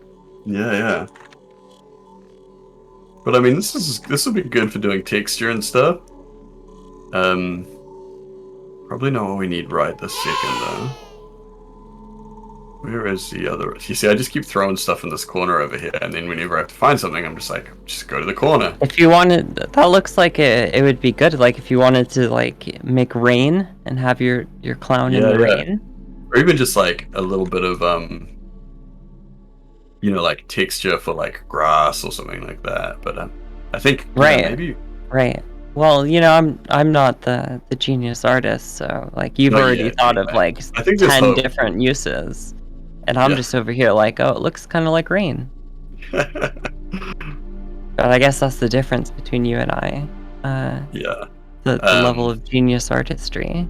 You're like, oh, rain. Silly.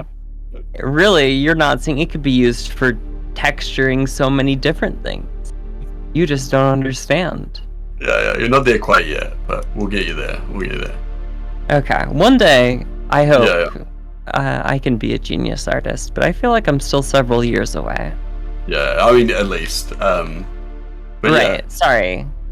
Like, again, like, I don't even know how far away I am. That's how far away I am. That's exactly where, like nobody knows how close they are to true genius. They just know when they get there. I know I'm I'm one discard call away from true genius right now. Right there, yeah. This could be the closest that you ever are to true genius. So just that goes for everyone in chat as well. Yeah, just take the time to just breathe it all in. I've savored every moment of this. Yeah, you can watch the VOD later as well if you want. Like, I think everyone here definitely should. Multiple times actually. Right. That's purple. If you watch it enough, maybe you will be able to recognize true genius. Yeah. That's not guaranteed. Alright, so we're going clown white face.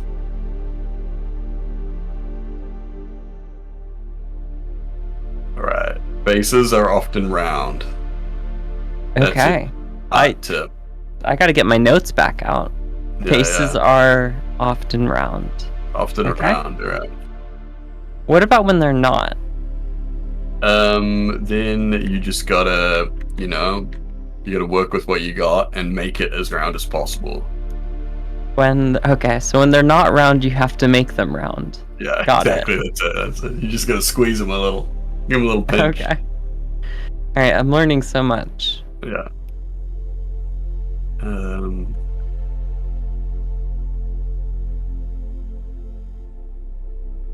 Alright, I think I need some black paint. I left some on the ground here. There we go. Oh, smart. Yeah. It's a revolutionary floor storage system. So when people ask me, like, where's the black paint? I just say, on the floor. Okay, cool. Oh, this brush isn't thick enough. No, this will never do. Swap it with this one here. And let's get some more black. Oh. I've got to say, I've been watching for I've been watching for a little bit, and the rate at which this apartment has descended into into complete disaster mess is it's accelerated. I've noticed someone's redeemed something called Goblin Mode. Oh yeah. Could you tell me a little bit about what that means? Are you a goblin now? I mean, as you can see in my video call, I have my goblin form has been exposed. Oh shit! Yeah. So you use a filter like 90% of the time, except for when someone uses goblin mode, and then the filter comes down. Yeah. Then it comes off, and you get to see the true goblin form. Right, you've become true goblin. I have. like True Detective, but Goblin. Right. Okay.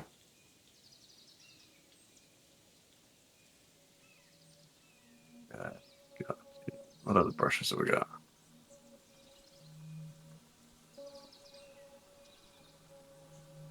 This one here. All right.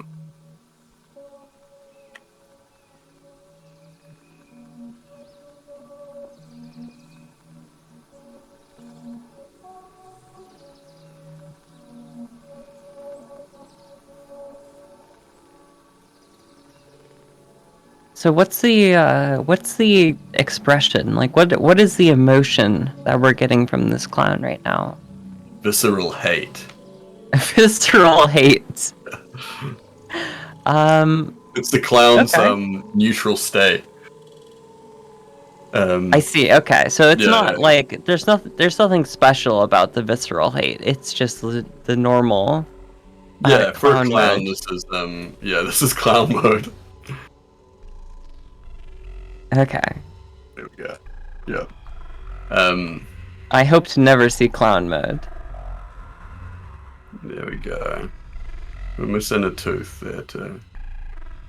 Wait, this actually, to make it even creepier, we're gonna outline the teeth.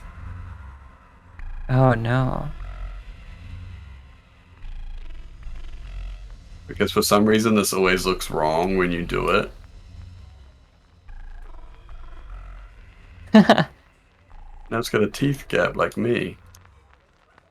But with more hatred. I Well, think a that's little right. bit more though.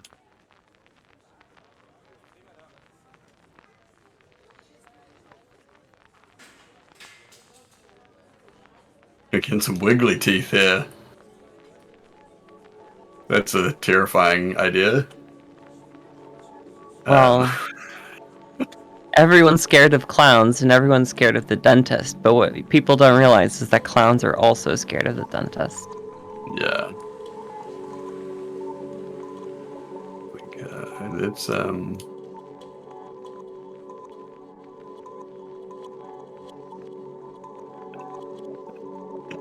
with the pupils in these eyes. And Oh no. Okay, the visceral hate is coming through. yeah, Once you is, threw those eyes on there, I could see the hate flow through the clown. yeah, the hate is flowing through him.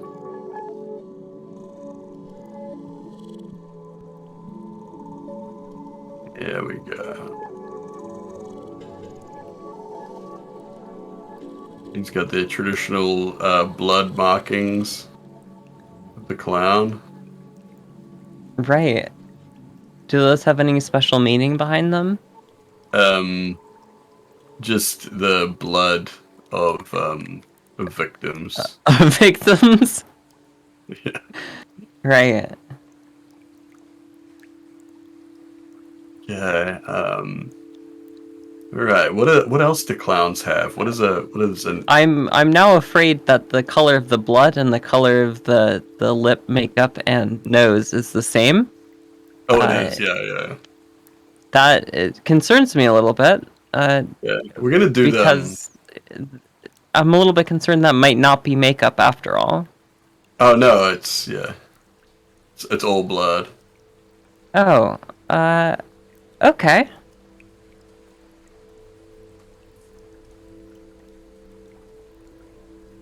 Here we go. It's Yes, we're getting into the real unsettling Right. kind of zone here.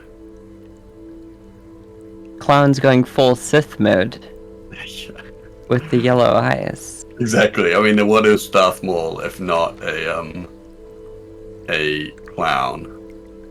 That's right.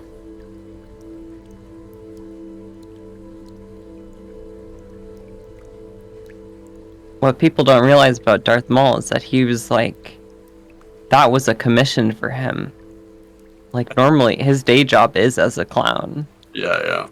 And he just went to stop the Jedi as as a side gig. Hmm.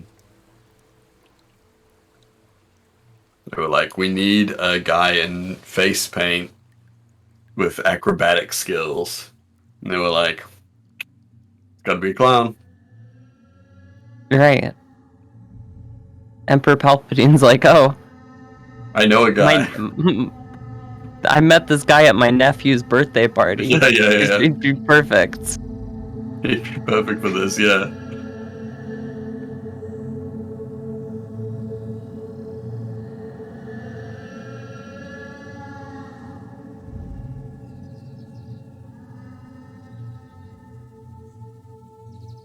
There we go. They hide him because they knew Clussy could destroy the Jedi. One who tells his.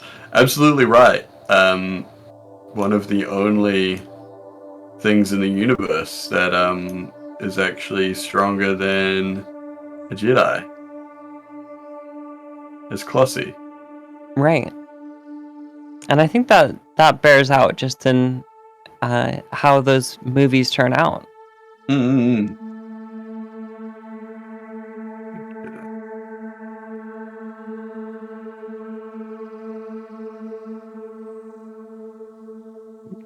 That was a bit too much. It's okay. And I think that's especially true if you've ever watched episode 6. When Wait, which one is episode 6 again? I can't remember. It's the one where it's the last movie of the original trilogy. Where right, yeah. Darth Vader. So the ends up third taking movie, off. also known as episode 6. Yes, correct. Darth Vader takes off his helmet, and what do you see? What do you see underneath the helmet? Big honking red nose, and he goes honk honk. Yeah, clown makeup. Exactly. People don't realize that he was in clown makeup the whole time. The entire time. It was clowns all the way down. Okay, this face is looking very creepy. You've done an amazing job. So, but I mean, a lot of people realize the inner pain that comes with being a clown. Right. Yeah, there's a lot going on there. It's not all just like blood and Jedi killing. It's mostly that, but there's also a lot of crying, a lot of tears to being a clown. Right. People don't realize that the main form of entertainment was the clown show that was the Senate in the prequel movies. Exactly, yeah. And Palpatine famously went to the Doctor and was like, "But Doctor, I am the Senate." But Doctor, I am Great Clown Palpatine the Senate. That's right.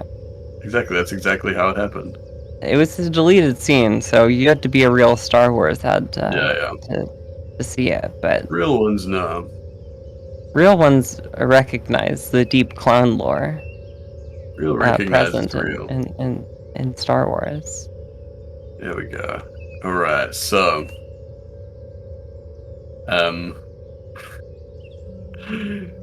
the other thing that clowns often have is some kind of novelty here situation. Right. It's actually maybe we can let's get rid of this one. Now I've got to ask about the tears. Are those tears? Is that sweat? Are those the clown's tears, or are those the tears again of the victims? The tears of the victims. It's a deranged ritual in which they consume the tears of their victims and just and re-shed them out. Right. Okay. So people don't realize fully that metabolized the victim. Clown sweat is the tears of their victims. Exactly. And that's how they cool themselves down. Exactly, because it's hot work being a clown. People don't realize how hard it is being a clown. Yeah. Do you think it's easy maintaining blood makeup? Yeah. 'Cause it's And, not. like, it's a lot of effort to get your hair to like stick out like that. It's Right. Yeah. Like this is a lot of hairspray, a lot of tears. And of course, they can only use hairspray that they steal from their victims. Yeah.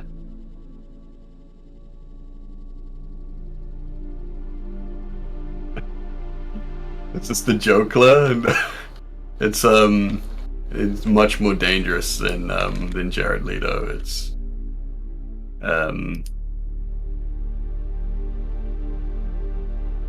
just a normal 100% completely average clown as they appear in nature.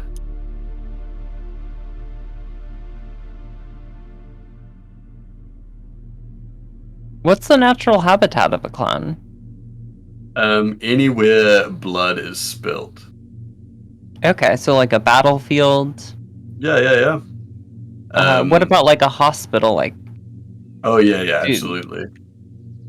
I guess that checks out. Clowns do go to hospitals, don't they? Yeah, they're always sneaking into the children's ward, saying, Right. "Let me tell some jokes, squirt them with the flour." Right. You're Yeah, laughing, but clowns only go to children's ward when they're deeply distressed. Yeah, exactly.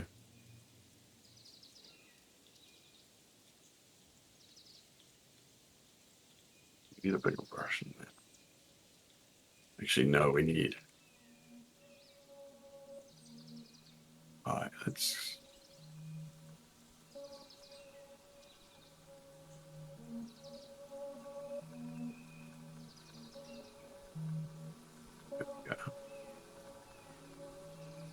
I have noticed that you continue to just put paint down wherever. Yeah. That's part of being I a saw. genius artist. Right. I'm sorry. I'm sorry I even said anything about it. Oh, that was wrong of me to presume, as if that might be a mistake of some Yeah, you kind. say like anywhere as if that was not like a highly calculated spot. You're right. I'm sorry.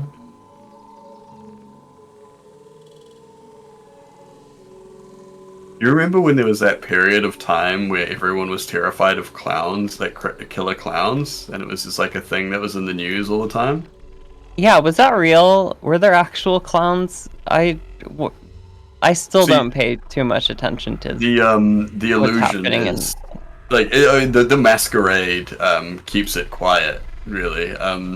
Oh, right. So that was like reality seeping through into the news, which is Yeah. normally like. So the reason that we don't hear about it anymore is because they're no longer leaving witnesses alive. they've gone underground. Yeah. Oh no, they've really just become far more effective and brutal killing machines that now no one is left to report on their crimes. right.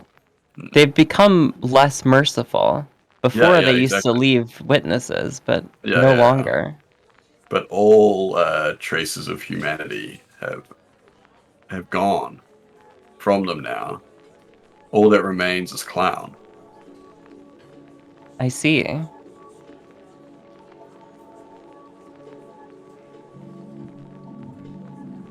Tim, how is clown formed?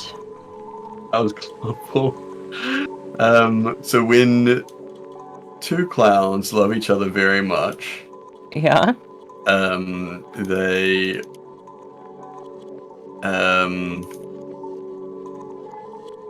I don't know if that's appropriate for stream, actually. We've already used the word "clussy" too much.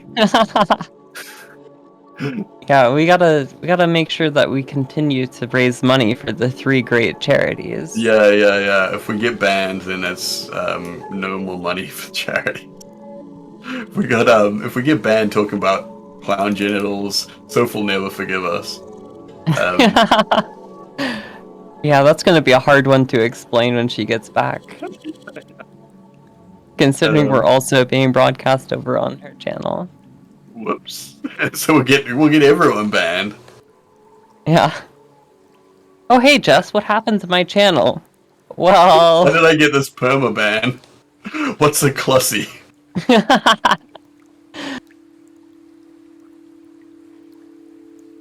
We are on thin ice. Too much clown speculation. yeah, we do have to be a little bit careful about revealing the secrets of the clowns. Yeah, we don't want to make ourselves a target, to be honest. How do you defend, hypothetically, how do you defend yourself against clowns? Just heavy firepower. Okay, so like an assault bike? Yeah, an assault bike, yeah. You gotta really just pedal out of there as fast as possible. Alright. With your arms and your legs. And if you can climb a rope and touch the ceiling. Clowns have a hard time climbing ropes because of their gigantic shoes and gloves. That's true. Mm. Even just really narrow stairways, short steps are the natural enemy of the clown. Right. It seems like what you don't want to do is like hide under. If you try to hide under a bed or something, they can just slip right through there. Yeah. They'll get you if you try to hide. You got to you gotta climb a rope or go up a narrow stairwell. Right, okay. I'm learning a lot about clowns today. Yeah. Well, hopefully you'll never have to use this knowledge to protect yourself. It's important to keep yourself informed even if you don't use this knowledge. You never know where you're gonna be when a clown attacks, and yeah, like Lyra and friends are saying in chat, a clown's skull is twice as thick as plywood. And yeah, Curry is mentioning that clowns do reproduce like xenomorphs. We just can't actually describe in too detail the actual egg-laying process.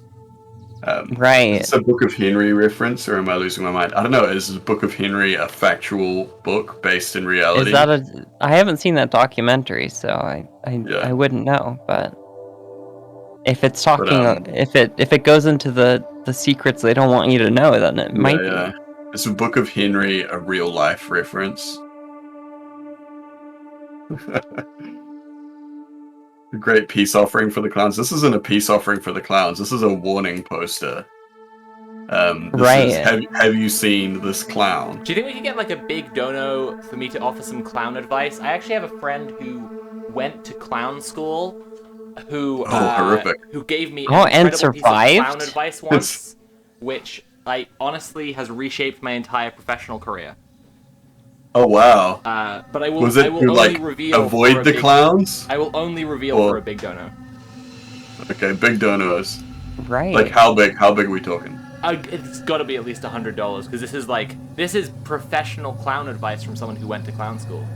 And you know that is professional advice because they went to clown school and lived to talk about it. Yeah. Lived to tell the tale. Tim, I love your clown. It's very good. It's it's very scary, but that's the intention. People need to know. I thought the undershine was a nose ring, and now I kind of want you to go like biker clown. Oh, I mean, the next painting we have to do is a punk painting, so maybe we get punk over there. I'm gonna send this one off. I don't want to give clowns any new ideas. I've never seen a biker clown before, and to be honest, I don't ever want to see one. I mean, that's two bad things together. You know. Plastic saying that they're concerned about how good I'm getting the drawing of the mouse. I do like how this game is essentially, because you're using mouse, right? Just like you don't have any kind of special haptic feedback or anything, so it's just like just mouse. This is essentially a very, very, very powerful version of MS Paint. It is. It basically is. Yeah. Yeah. It's like MS Paint, but inside a virtual environment. Oh, Yeah. Let's hang up some more paint. Oh, what? These are people, virtual people. What? Look, they're commenting. What are they saying? Oh, I've never seen a virtual person before. they're enjoying the art. It's If amazing. there's anyone in chat who wants to get a big dono in so I can reveal my clown advice, you can get all 3 links with just the command donate, or you can do donate GI, donate GLP, or donate CSE to respectively donate to Gendered Intelligence, the charity that works in the UK with trans youth through youth groups and outreach and campaigning, summer camps, and generally show people that they have a support network. Good Law Project, which is a legal non-profit which is fighting the UK government at every turn to stop them from being dickheads, and the Campaign for Southern Equality, which, Jess, can you remind me what they do? Because I really need to get this down in my head, because again, like, their spokesperson isn't coming on, whereas the other two have people coming on. Right. Who can have So the Campaign for Southern Equality seems to be a charity set up to try to help queer people in the South in every way that they can. Mm-hmm. So it's pretty all-encompassing. It seems like what they do is focus on not only providing resources, so like things that people can use to like find trans-friendly doctors, but then also if they can't like help proactively with resources for you to use, they also have, it looks like they have programs to help people directly. So if you have something that you're going through and you're a queer person in the South, you can reach out to them directly and they can direct you to one of their different programs. So I know that they have like grants and funding and emergency assistance that they can help you with. So like not only are they a program set up around helping trans people with resources, but also stepping in when those resources aren't enough. That's amazing. That's cool. And we got a little raid come in from Minimix NZ as well. So thanks Minimix and all the new people that came in. If you're just tuning in, Jess was just explaining one of the charities that we are, one of the 3 funds that we are raising money for this weekend. So that was Gendered Intelligence. That was Campaign for Southern Equality. Southern Equality, sorry. And then the Good Law Project is another one, and so they're like lawyers and stuff that actually kind of like work within the legal system to kind of like combat a lot of like the shitty kind of like anti-trans stuff that is coming out now. Like aren't they like legitimately like suing the government or something at the moment? Like there's something like that. I think Soph knows. They're mounting a legal challenge against the NHS for like criminal failing of trans people. Yeah. So stuff like that. So that's cool because they're like, you know, like it's it's rare for, you know, like a lot of trans people to have the resources to actually, you know, like kind of do things like that, you know. So for right, you know, well, especially in the UK, what they're doing is criminal. Like it, and I think that they rely a lot on trans people not having the resources to fight back. Yeah, I mean, it's like with any, like, you know, kind of marginalized group that when they, you know, it's like the same with, like, you know, like the travelers and stuff like that. It's like they know that the majority of them don't have the means to challenge them back or anything like that. And it's like they rely on the systems being, you know, kind of like obfuscated to challenge them over these things and stuff. And it's kind of like, yeah, you know, so it's amazing that, you know, people that do have those skills and have that education kind of, you know, helping out in that way. But yeah, absolutely. How can I see the donation so that I can unlock this clown lore? I want the to. Tiltify pages and stuff. So I'm just gonna see if I can bring it up, and I'll be able to drop you a thing in chat. Where are we? I'm going to be hopefully playing some Franken pretty soon over on my channel. It wasn't quite working when I tried to run it yesterday, but I think that might have been because I had a controller connected, so I'm going to try it again, and hopefully that can be the first stream of my Saturday. Cool. So I've got the gendered intelligence one. Here we go.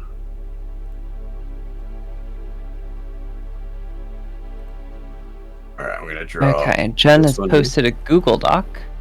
Oh, okay, that's good. Where is that? In mod business on the Discord. Oh yeah, sweet, cool. Yeah, I was just gonna bring up all the different things. Oh, this someone. Okay, I always get really stressed out in Google Docs when there's lots of people moving things and stuff, and I'm like, I don't want to touch anything. All right, I'll kick this off.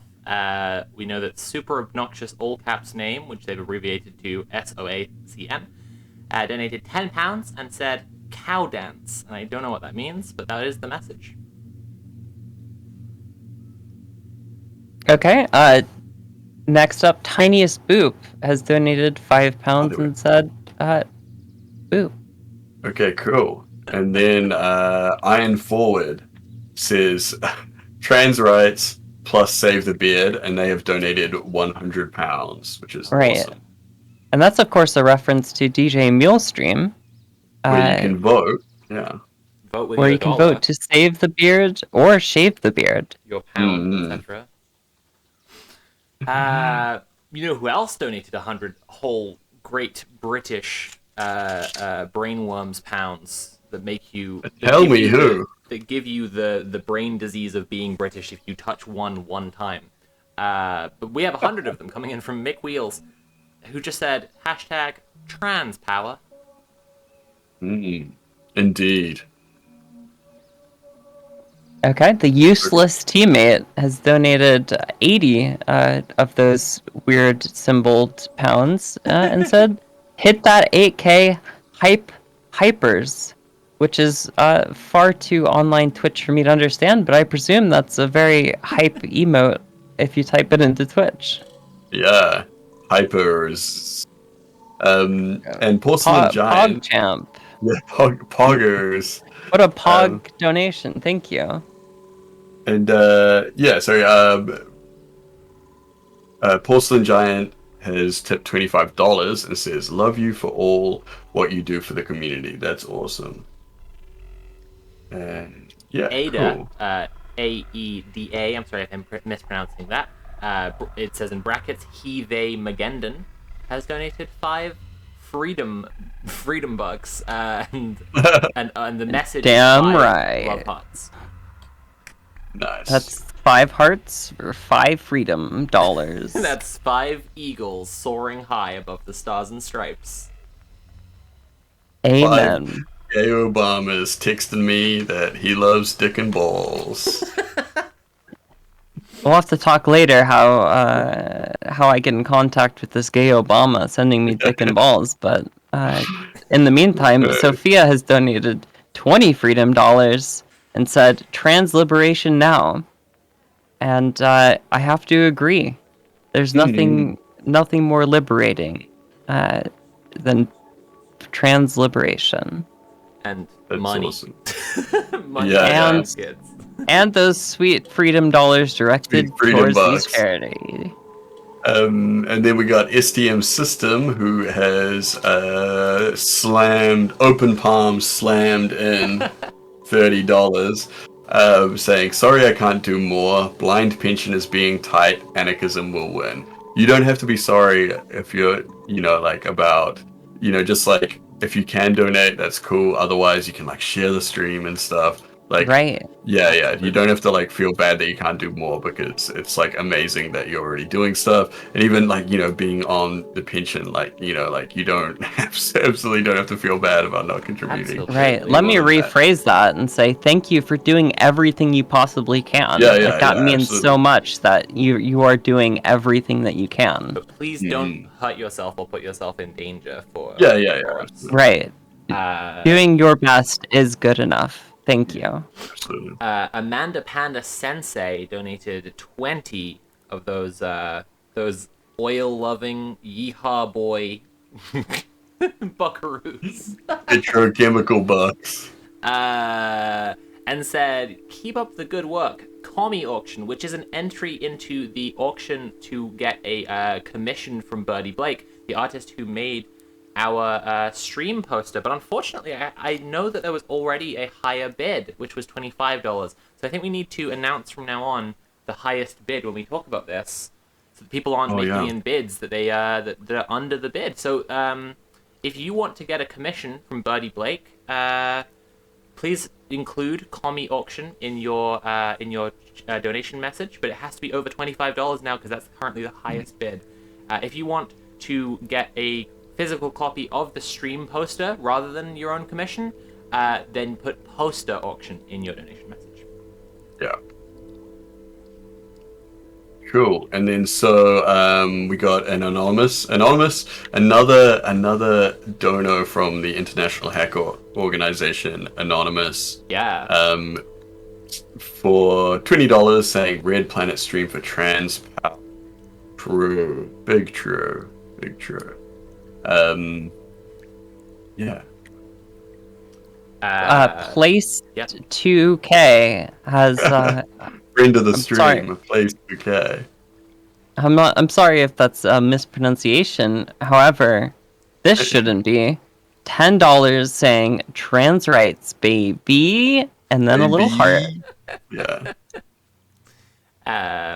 Crimson _ tinted donated $20 and said, Atlanta representing a fantastic org doing the real work in hostile territory. Cool.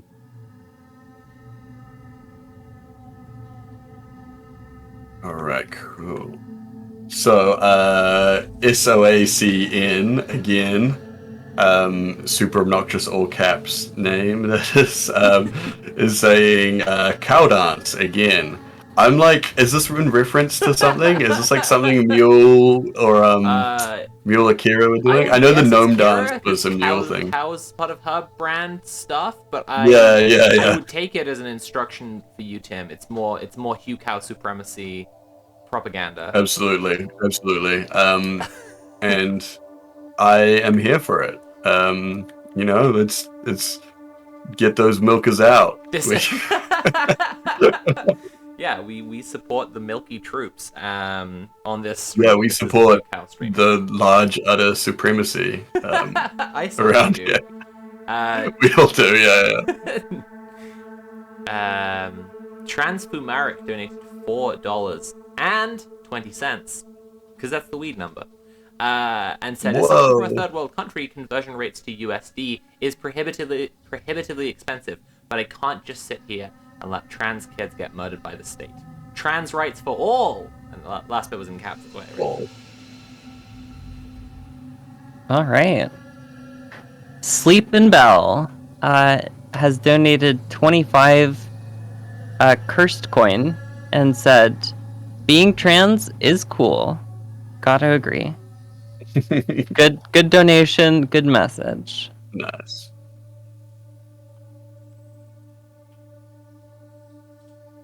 Alright. Wait, I have to scroll down to see. Mm-hmm. Okay, cool. So we got Foxquirk has donated a huge £120 and says I don't like trans Rati Gita. I don't know. I'm assuming that's I don't know. It sounds like it looks like Norwegian Swedish stuff. Sounds Swedish, yeah. Swedish detected trans rights. Yeah, I assumed it was trans rights something like detected. Trans rights detected. Sleepin' Bell donated $25 and said Trams Gamba with a little smiley face. If I may do a dramatic reading of this message, it says Trams Gamba. Amazing. Nice. And finally, Foxquirk donated 150. Foxquirk mysteriously going from weird cursed coin to freedom units. Wow. Appreciate it in whatever form Must it be comes. to the different funds, I guess. It must Genet be. Intelligence is receiving in pounds, and that's right.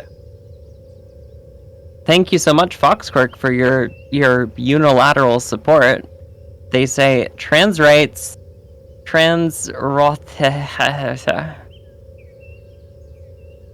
That word again. yeah, they say trans rights and then trans. We should get Isolde here to as a official Swede. An official Swede, yeah. We actually did a painting of Sweden. Oh, true. I saw with all the blood. Yeah. That was good. Yeah. It's a little bit concerning. Yeah. But I Depends how you mean, feel those about Sweden, Swedes. really. Yeah. It's normal for them. I actually, when we went to visit Mia in Sweden, she was taking us around Viking burial mounds, and she a lot of what she had to tell us was about blood. Because she was saying that like Christmas tree baubles come from a Viking thing where they would do blood. ritual sacrifice, and then they would Yeah. dip a bow, like a little frond, whatever you want to call it, in the blood, and then just sort of go around and like flick it, and flick the blood all around onto the forest around, and that was part of the ritual. And then the blood would like drip down the ends of the branches, and it would freeze because it was so cold. And so red baubles is like That's sick as on hell. Christmas trees is to imitate frozen bowls of blood from Viking ritual Oh my sacrifice. god. That's really cool, actually. I didn't realize your painting was biblically accurate, Sweden. Yeah, it is actually biblically accurate. The Sweden from the Bible. Yeah. No, that's actually it's pretty interesting. And I can imagine it. Like I can see what in my head the frozen baubles of blood would look like. It's an interesting mental picture. Exciting. Very exciting. I'm so excited right now. See, Gaby Bones is saying it's a little known fact that the Bible was in fact set in Sweden. Yeah.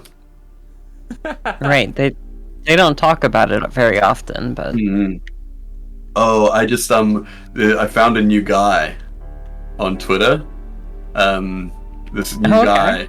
New guy just dropped? Yeah, who thinks that Noah's Ark is in New Zealand somewhere, and that it's like this Maori conspiracy to cover it up, and it's like, yeah. At first, I was like, I can't tell if he's like trolling because he's made all these videos with like the Hobbit font and stuff, but no, he's like 100% serious. Oh and shit! he's The like, guy who thinks that Noah's Ark is in New Zealand. Yeah, fucking hell! I saw that. Yeah.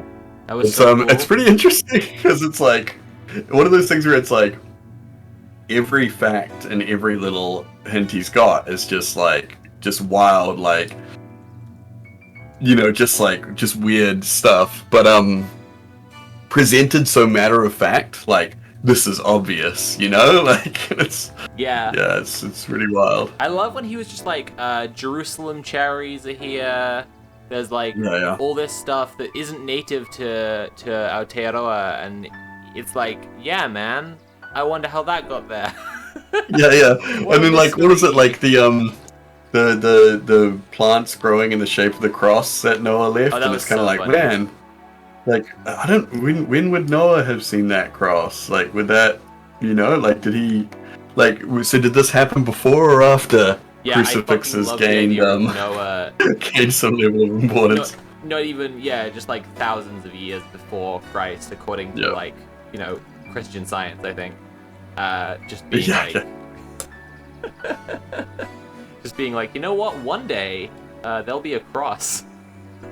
Yeah. I This love is gonna it. I mean love something it. one day. Either that or Foreshadowing. like God made the vines grow like that as foreshadowing. Yeah. 'Cause you know I mean, he- it's all planned. He Right. with a capital H here did plan out the whole thing. So Mhm. it's really just like a movie that he's yeah.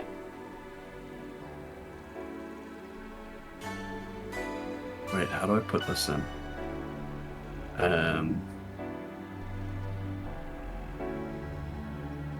There we go. I mean, I don't know. I feel like that person is like 5 to 10 years away from creating the New Zealand version of Mormonism. Oh yeah. I mean, we got a couple of those already.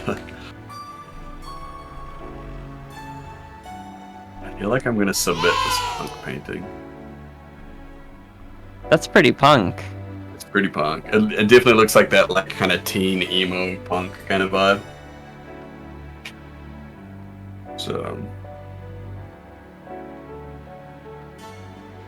right. Wonder what happens if I. Oh, I can paint him. Interesting development.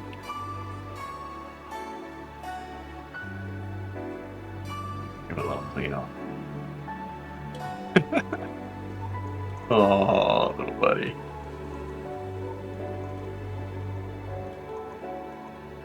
You gotta take care of your pet robot. Get my pit bot that I just shot with a gun. It's a paint gun, but you know. Right, we got a little bit of money. Let's have a look at some other missions. Okay. Alright, so Jelly loved the painting. How close are you to getting the canvas that does a little spin? Ooh, let's have a look. I think it was kind of expensive. I know we've been eyeing that for a while now. This one here. Oh, I could buy it now, actually. Let's get it. It's gonna take a little while to get delivered, though. What else we got here?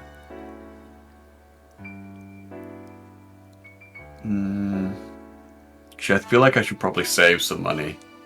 That's so I true. don't drive myself broke. Okay, the Crabbox is back. Wants a fish. I accept. What's this one?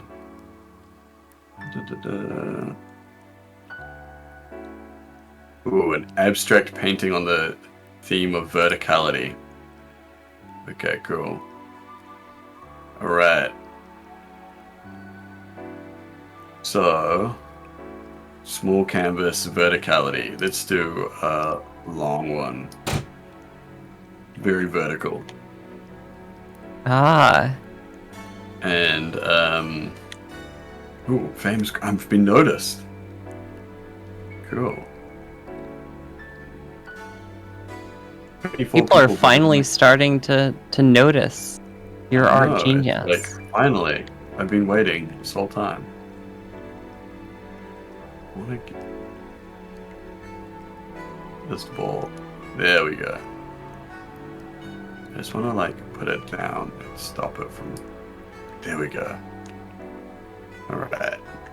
Finally, some quiet. What happens if we heat up the ball? No, it's impervious. No, we can't do that.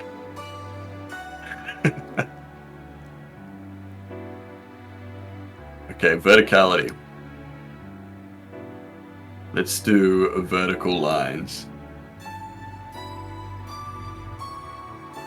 So we're like really obvious artists.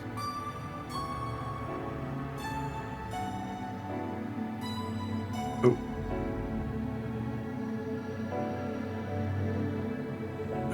Well, I mean, as a genius artist, surely you have to like throw people off, right? You have to put the very obvious messages in. Yeah.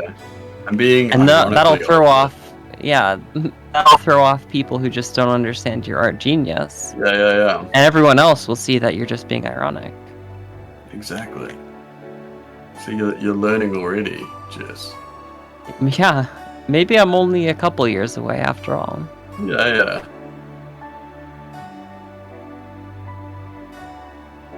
Wait, let's get this off there and put it on. This easel here. Yeah, let's go. Yeah.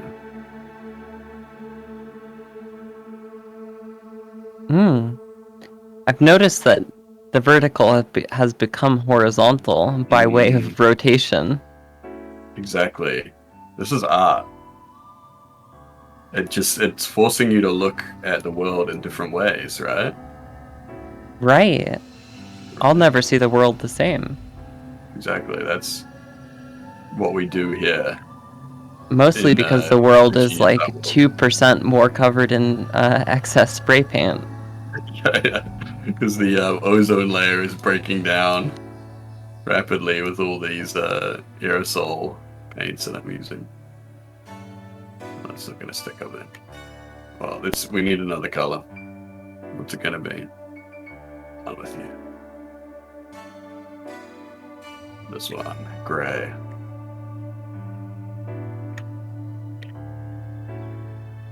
Ooh. No. I accidentally. Oh. All right. Maybe we need some. We need this kind of background situation to stimulate our artistic thought processes. Right. Yeah. This is very genius.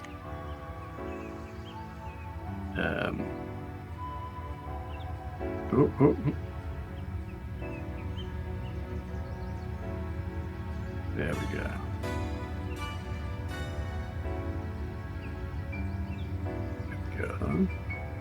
What does that warning sign say?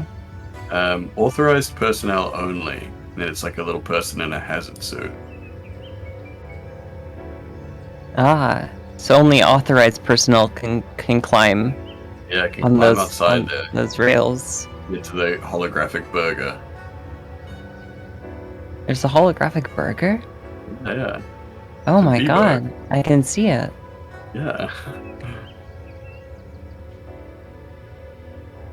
That really makes you think. Yeah. So many possibilities, right? I look out this window and I just see verticality. Yeah. Lots of it. I don't know if it has multiplayer Antidote. I don't think it does. Yeah, I It didn't would be see really it. fun. No, it's just single player.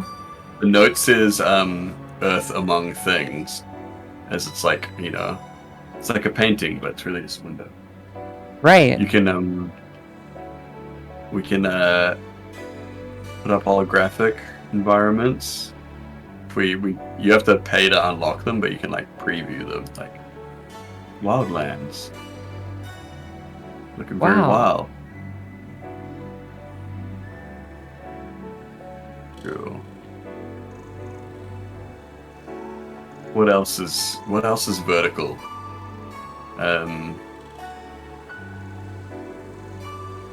Hmm. Cool.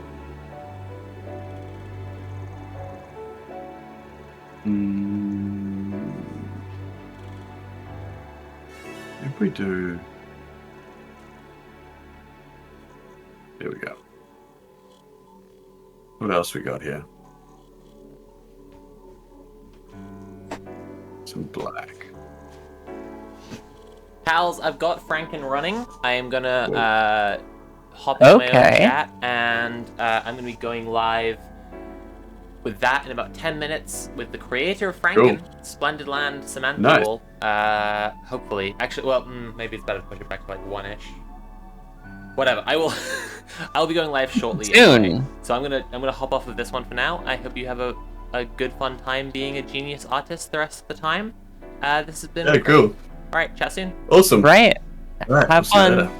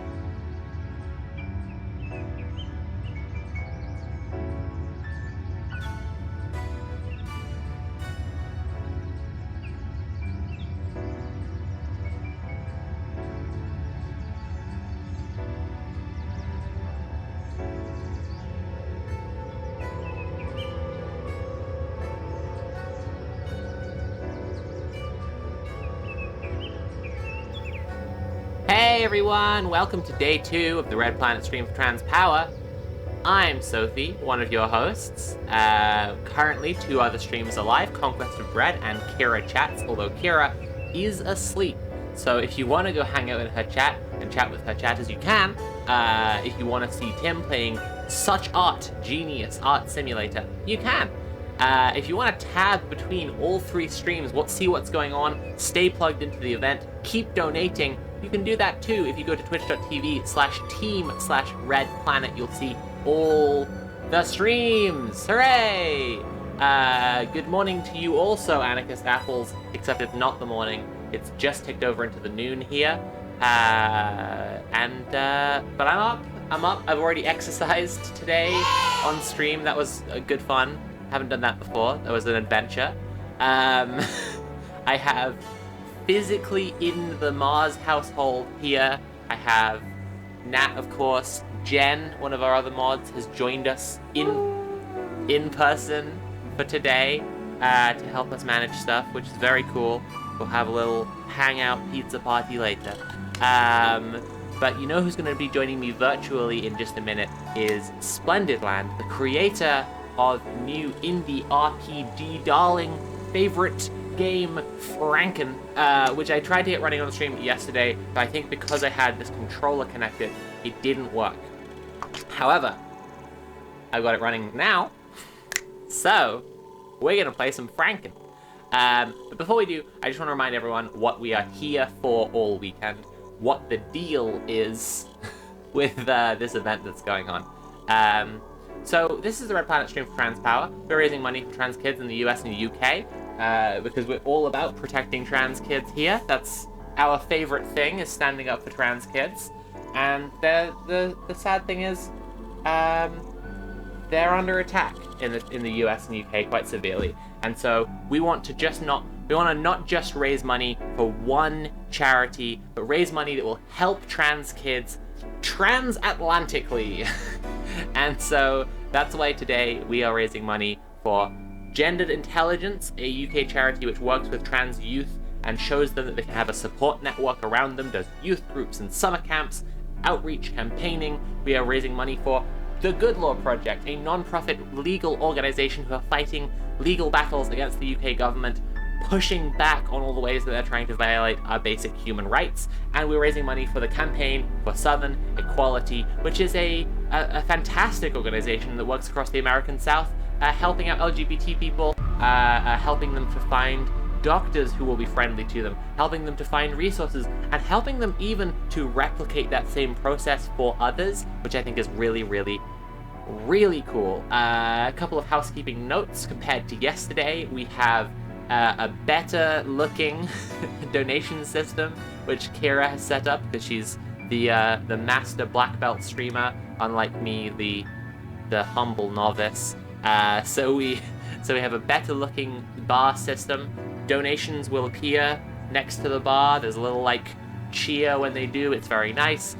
We also, again, Kira pointed this out, have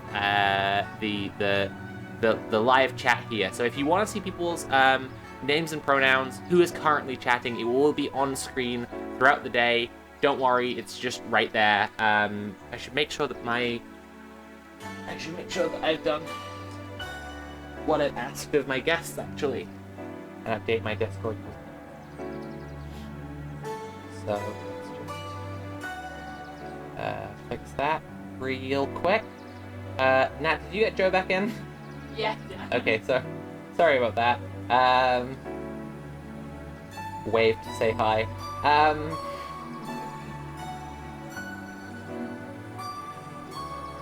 Let me just update my... Where have I done? What have I done? Oh no. Edit server profile. That's the one. That's what you want.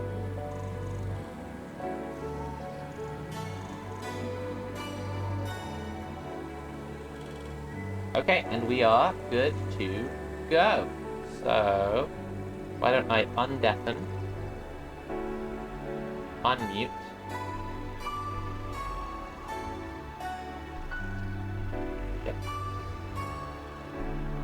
Oh no, hang on a second. I need to move my laptop stuff around so I can see chat bit here.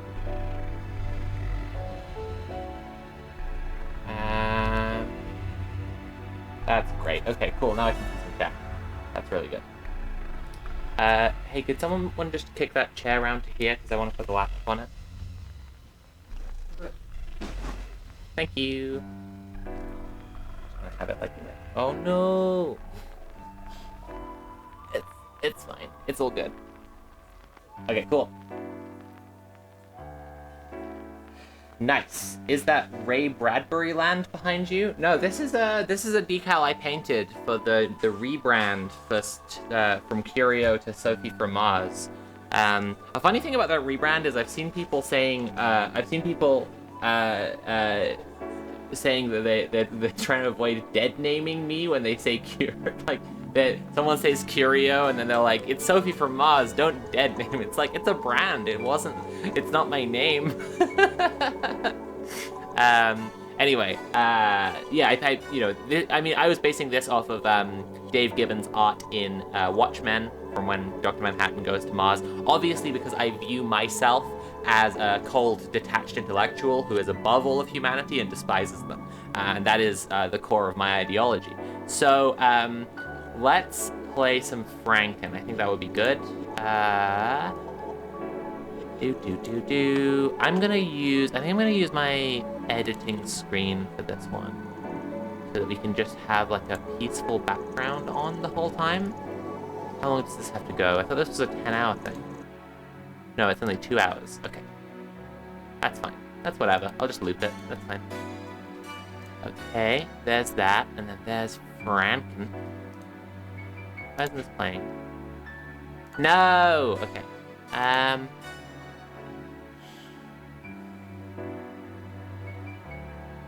Okay. Just loop and Franken. Let's go! Okay, nice. Yeah, so like I say, hopefully we'll shortly be joined by Splendid Land, the creator of the game. Name the hero. I like that the interface for this is very Game Boy Color, and for naming the hero, I need to like click around to the different things rather than just like typing it in. I think that's really funny. And I am ready to go. I've named myself. The first crucial step. A great quest of horror and heartbreak awaits you. You must be prepared. Good luck. I think I don't need mouse for this at all, so I'm just going to leave that on the other screen. Cool. Yeah. The hero, Sophie, travels to the forest where our story begins. Where do I get my ideas from? For what? From my brain, mostly. Sophie. Today I have journeyed to this forest in order to seek out and vanquish evil beings. Seems there's little here but slimes. I shall set off and return to town. Okay, cool, nice. Let me just make an adjustment on stream. Should I be hearing people in? Why am I not? Yeah, that's super weird. Joe? Hello? Hey, I can hear you now. Okay. I was gonna say you still have the like fractally stuff going on and it's a little bit distracting. I wanted to have a background and not just be black.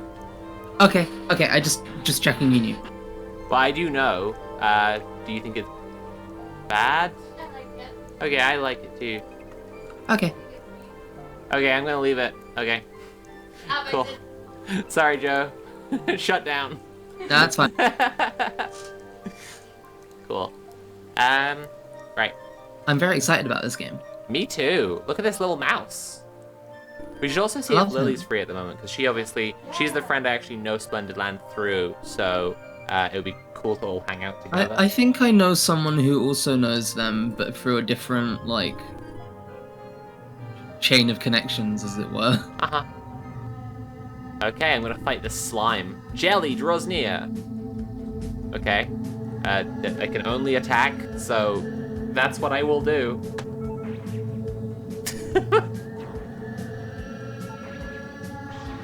I won!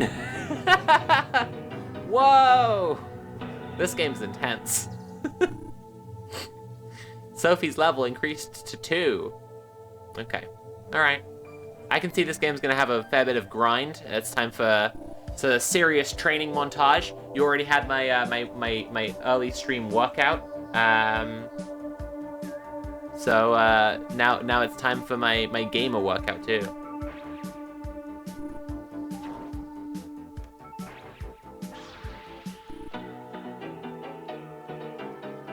Someone has made a good point in chat, which is that The face cam is hiding a bit of the dialogue Yep. box. Yeah, okay, I will adjust that. That's a good tip. Thanks for that.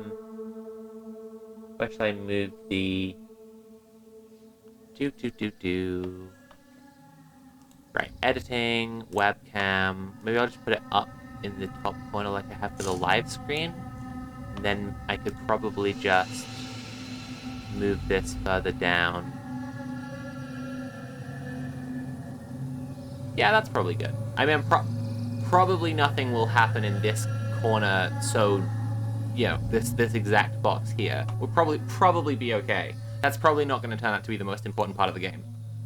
Hopefully. Okay, cool. Jelly has been vanquished. Hi everyone. Are Hey! we ready to have a guest on? Yeah. So we're gonna have Quill. Great, I love Quill. They just told me they make costumes for you, so that's very Oh my exciting. god, that was a lie. We've been the server has been hacked. We've been infiltrated. No, that's true. This is everyone. Welcome on Quill, my costume designer. Yes. Woo!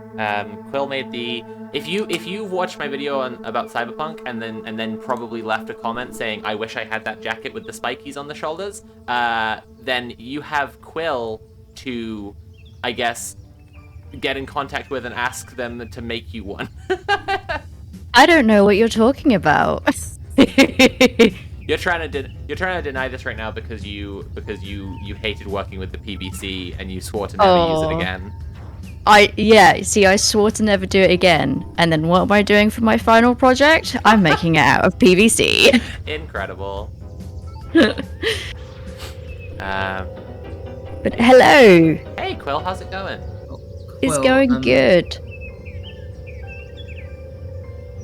Someone- Sorry, Have I? Sorry, covered don't. up my own- They're not on the screen currently.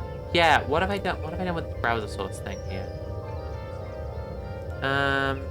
Also, is there music in the Fractals video? Okay, I'm gonna turn that off.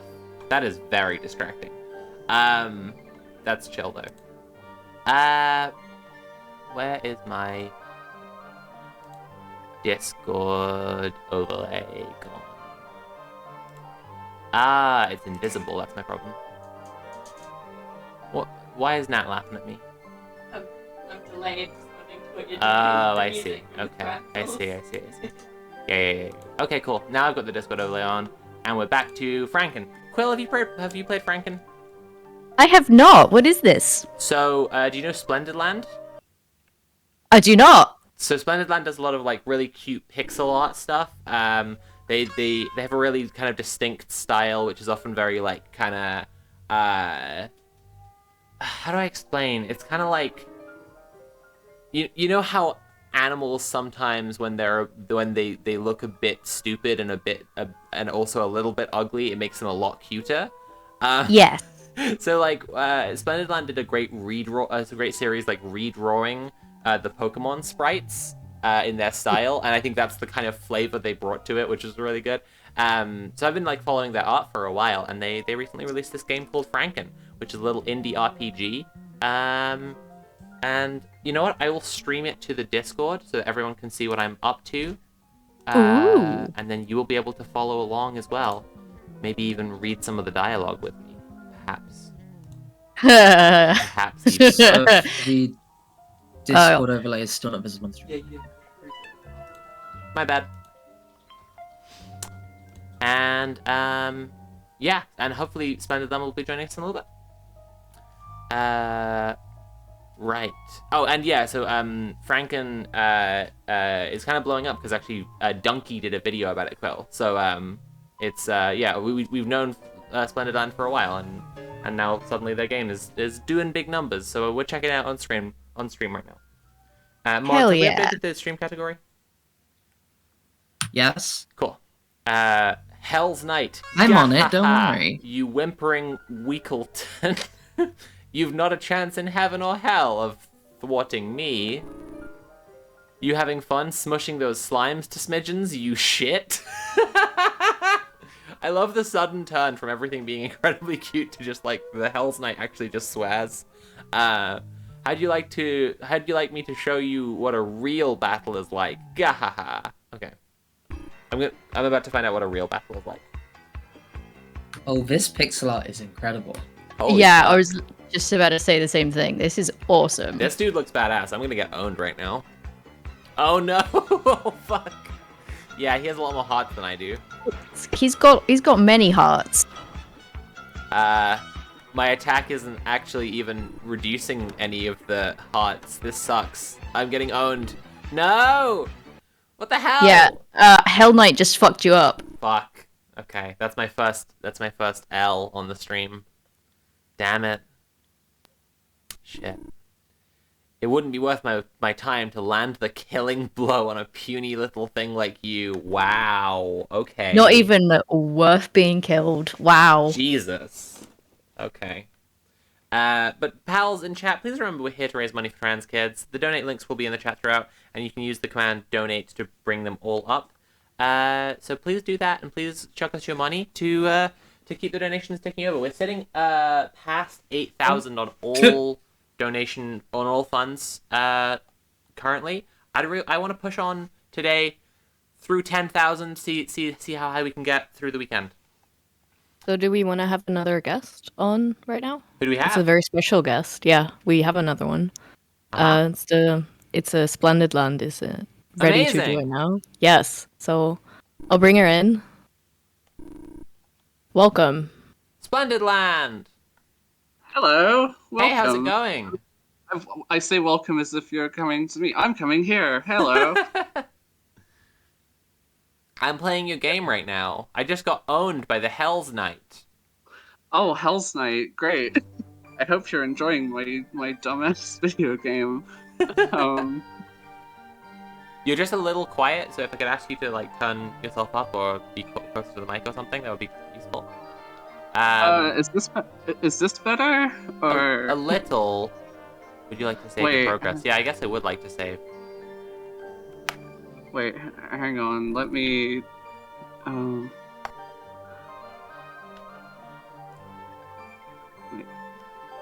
Is this better? I think I changed the setting. You know what? I will just turn you up on my end. It's fine. Don't worry about it at all. Okay. Okay. Awesome. Yeah. Cool. You should be a lot better now. Okay, yeah, awesome. Hey everyone, I'm Cement Fuel Splendid Land. I made the game that Sophie's playing right now.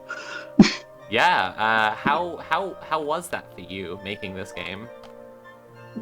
Well, the thing is, it's been very weird because this game kind of got way bigger than I expected it to. I just made it because I made a battle system in an afternoon, and I wanted to make a game around it. Aww. That's so and cool. I love that. And then it just kind of went out of my control, so... How do you feel about Donkey roasting your... I remember he made a joke about the village pond being the big decoration, and it's just like a square of water. Did you feel owned? No, that's just a joke in the game that I wrote. That's good stuff. I didn't know who Donkey was until really? that video. I don't pay attention to anything, so... So you're just kind of like, oh, this guy with how many subscribers? Wow, shit. No, yeah, people were like, hey, Donkey just played your game, and like, what are you talking about? What's that? What's and then Donkey? What do you mean Donkey? Do you mean and a then, donkey? What are you talking about? Yeah. Donkey from Shrek? Anyway, it turned out that this guy has like 7 million subscribers and played my silly little RPG for some reason. Some guy who normally plays like Overwatch or whatever thing. Like, is it the same as that? I don't know. So has it been big for downloads? Well, I can get up the stats right now and have a look. It was something ridiculous. Like, it was like getting a decent amount of like downloads before, but then it just like immediately got like 10 times as much in like an hour. Oh, that's so. sick. That's so cool. Can you get your best friend Donkey to shout us out so that we get more donations for trans kids? Yeah, I'll get him. I'll have my people call his people. I'll get him on the horn, and we'll walk and talk. Nice. Yeah, have a power lunch together. I'm gonna be on like public transport with a Bluetooth earpiece, yelling at him, and Yeah.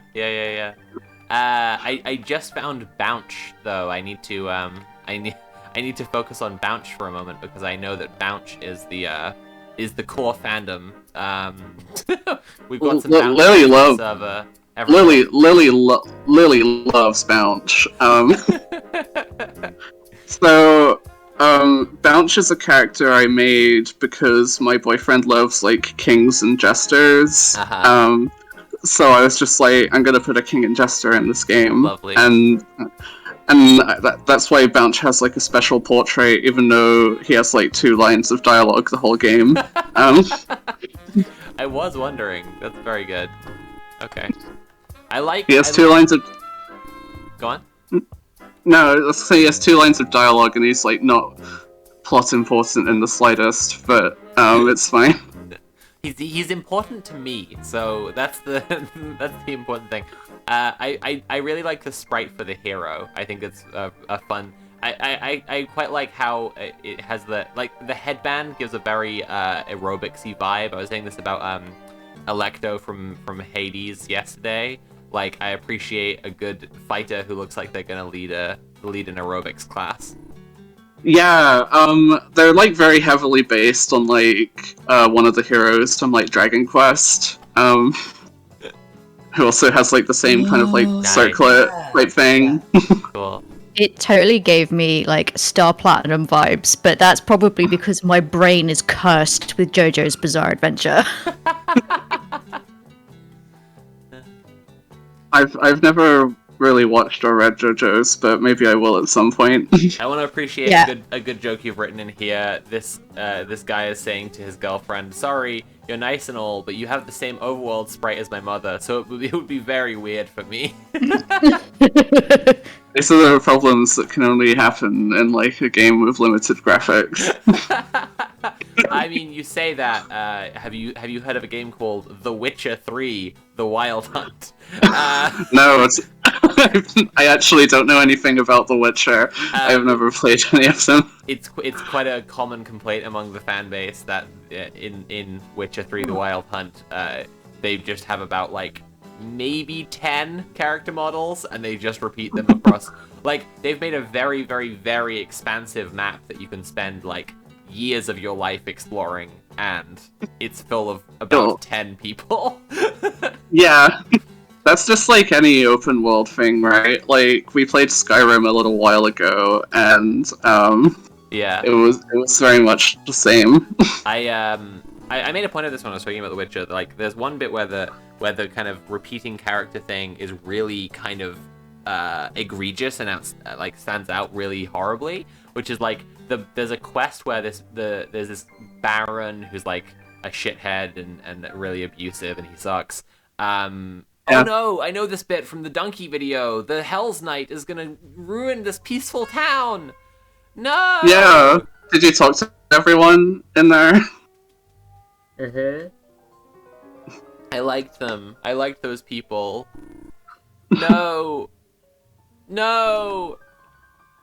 Hell's Knight was really fun to write the dialogue for. I was saying just before, I really liked the turn because everything was incredibly wholesome and cute and just giving the, classic RPG vibes. And then Hell's Knight calls you a shit, and I just thought it was such a funny turn. Like, Hell's Knight, a lot of these old RPGs have like the guy who just shows up at the start to kick your ass. Yeah. Hell yeah, I love this. I also I like writing that dialogue because I'm like vulgar and crass. So. I see. It's just good My- to get my out of the game- muck sometimes. Yeah, my gamer's tip is to use the crystals whenever you see them. Yeah. Because if you see them, Now that I I've think the defeated this map tells scorpion, I you will about be using crystal. I was just so excited about the sword. I was like, I have to go kick this fucking scorpion's ass right now. Because I tried to fight it before and I got owned. Another crystal. yeah, this game has a very good progression system of get stronger and get past things you couldn't before. Oh, I another was gonna say, scorpion. it's like very simple in how it works, but Never used mind. really This well. is a lobster. I'm sorry. My bad. Wait, was this an intentional joke? Because I remember Dunk Yeah. joking about this as well. Okay, cool. This was a joke. It's good. Is seeing how many times I can reuse this very obviously scorpion sprite. I really like Scorpion turned red as lobster. I think that's that's very like Pokemon logic. You know, like what is it? Thing that. Oh, I know a lot evolves about. In Pokemon, there's like something where it's something like a crab evolves into a lobster. Is one of the like I think 3rd gen Pokemon. And I love the logic of that, the idea that like a crab could turn into a lobster. I mean, there's also like Remoraid and Octillery, like a fish turning into an octopus is just wild. Like do you want to know a little thing about that and why that actually makes a little bit of sense? Which is that a remora is a kind of fish with a suction cup on the top of its head. So there you go. also they're both of them are like vaguely based on like guns, which was like if you ever seen their like beta designs, they were like Remoraid was literally just like a revolver with fins. before they like changed it to be a little more subtle. Yeah. And Octillery used to have like a shell that looked like an army helmet as well, so it looked more like a tank. Oh, but nice. I should check that out. That sounds awesome, honestly. I hope I'm not being punked right now. This sounds No, it's real. awesome. At least as real as like this stuff has been like verified. Do you have like a bot that says every time you like die in something? No, that's just one of my that's mods being a just dickhead. me. One of my mods is just really mean and doesn't appreciate how easily my feelings are hurt. So is keeping score of how many times I die in any game across the weekend. And it sucks. And I will cry. So sorry. Dodon says, Qua qua, I'm Hell's Knight's most beloved little soldier, Dodon. I've been given a plum roll. Okay. It's my special job to hold this guy hostage. His airship would be useful to heroes, so he can't be allowed to leave. Okay, I see how this goes. I've been instructed to self-destruct if someone like you shows up, so now one of two exciting things could happen. Either we both die, or you defeat me and only I die. Why doesn't he just self-destruct now?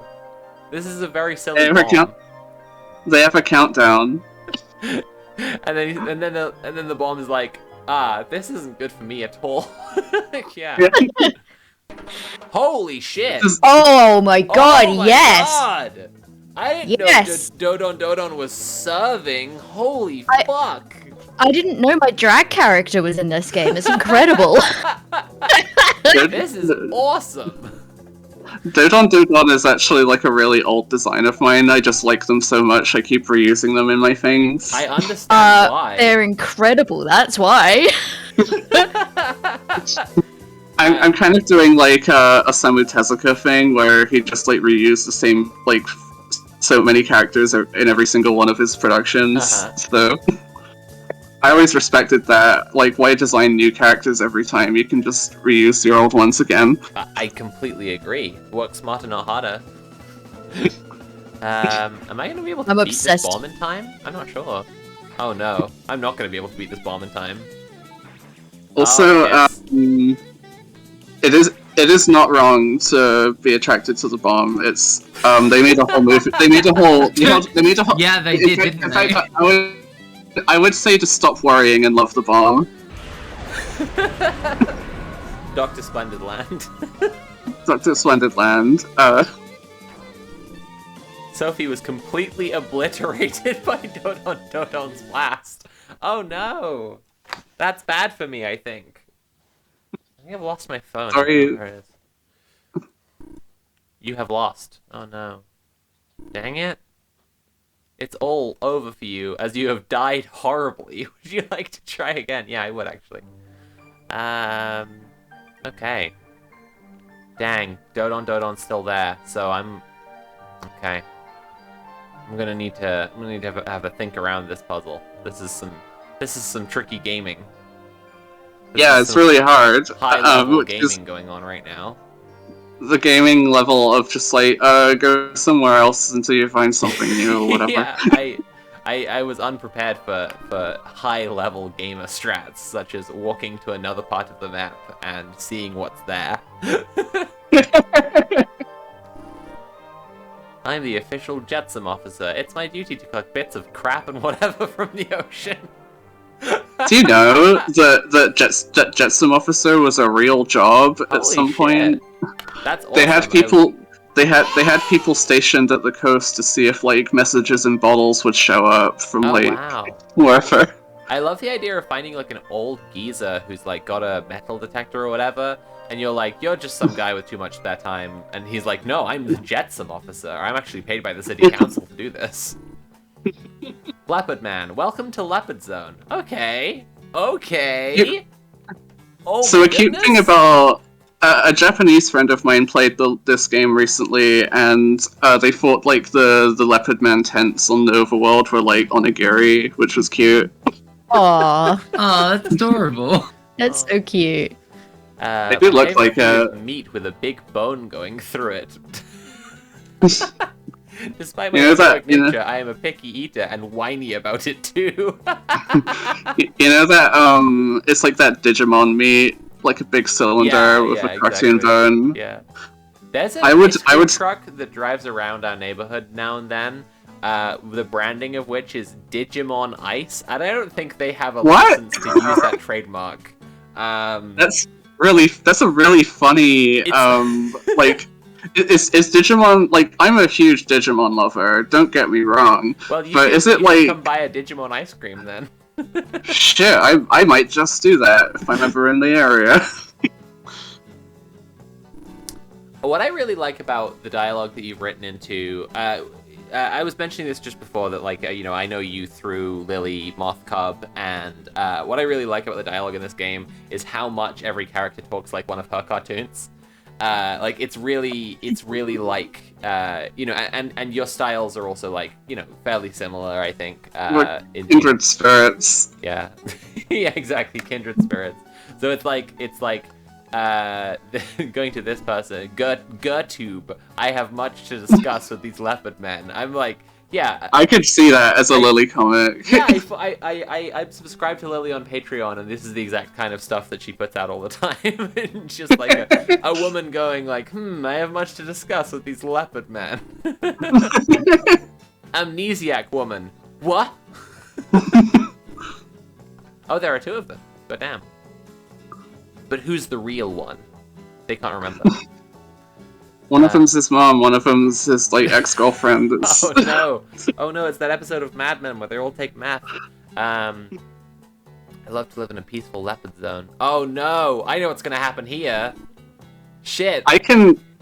Wait, I'll tell you this after you leave. But there's a joke I came up with for this like area that I only came up with after watching someone play it after I'd already released it, so it's too late. I'm more awake than I've ever been in my entire life. I found Walter White in the game. Okay. I found Walter the White, kingpin of the leopard zone. Oh yeah, Walter White does say that or something, right? It's like, I'm awake. Yeah. Something like that. No, we were chatting about this on the stream last night, like just what a shithead Walter White is, because Nat had never seen Breaking Bad before, and we recently binged it, and from episode 1, Nat was just yelling, "I hate this guy," which was really funny. Cause, like, Walter White is almost brilliant in how much he sucks. Yeah, exactly. They set out to make like a man with every fatal flaw and succeeded. Yeah, and so it was great explaining to Nat throughout the rewatch, like, how much the fans loved every single thing she was seeing. Just, like, seeing this guy be a horrible, impotent man baby losing his shit because, like, his wife won't make his special bacon on his birthday breakfast. And then, like... And then yeah, now being literally. like, I fucking hate this dude, and me just being like, yeah, they love that. They love I realized what a disconnect I had with like other people who like the show, because there's that scene where he's like, I am the one who knocks, and everyone's like, wow, that's so fucking cool, that's so awesome, and like, and it's like, and he's like talking about I control this, and everyone's afraid of me, and like everything that happens after that, he has no control over anything. He's in so deep, and he's a complete fucking idiot. That's and right. like, no, I mean, I would go. Like- I would go even further. I'm gonna pull a Keir Starmer and say I agree, but I encourage you to go even further. I like that scene.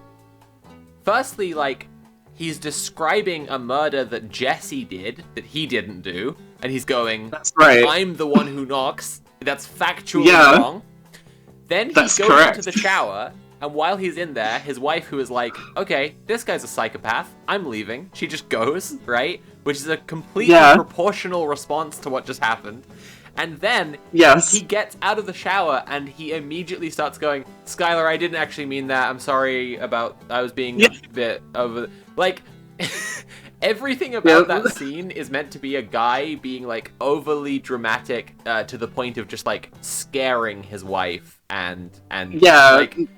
And then the fans are like, this is badass. I want to get a print. This is awesome. Yeah. This is awesome. This guy's my hero.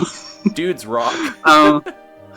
Anyway, so a joke I came up with is like, spoiler, nothing happens to the Leopard Zone. They're all fine. Okay. But I was gonna have a joke where like the camera starts like panning back towards the Leopard Zone after you leave it, as if something terrible's gonna happen, and it just says that was a nice, and it just says like that's a nice Leopard Zone. Love it. Maybe I'll patch it in. Condor. Heh, you're Sophie, right? The name's Condor. My class is Cool Daggers. Fuck yeah. I love this guy so much. Oh, jeez. I may not like you very much, but I'm pragmatic, and I figure it's best for us to... Oh, Samanthiol, I love how this is just, like, speed running this specific, like, trope character from RPGs. Condor was, like, one of the first characters I came up with for this. Like, the whole point of her is just that she's, like, your party member who shows up, like, immediately, and, like, there's, like, all this, like, the whole arc of, like, this character in, like, 3 minutes. Yeah, it's so good. I really love it. She, as soon as she said, my class is Cool Daggers, I was like, okay, new lesbian just dropped. This is awesome. Wife material. So many people have messaged me asking, like, say that they wanted to marry Condor, and it's like... Everyone simply wants a knife wife. That's it. Pretty creepy cave, huh? You must feel pretty lucky to have run into a cool guy like me. Otherwise, you'd probably be pissing yourself. Crapping, too, probably. Oh, this is so good. I love Condor.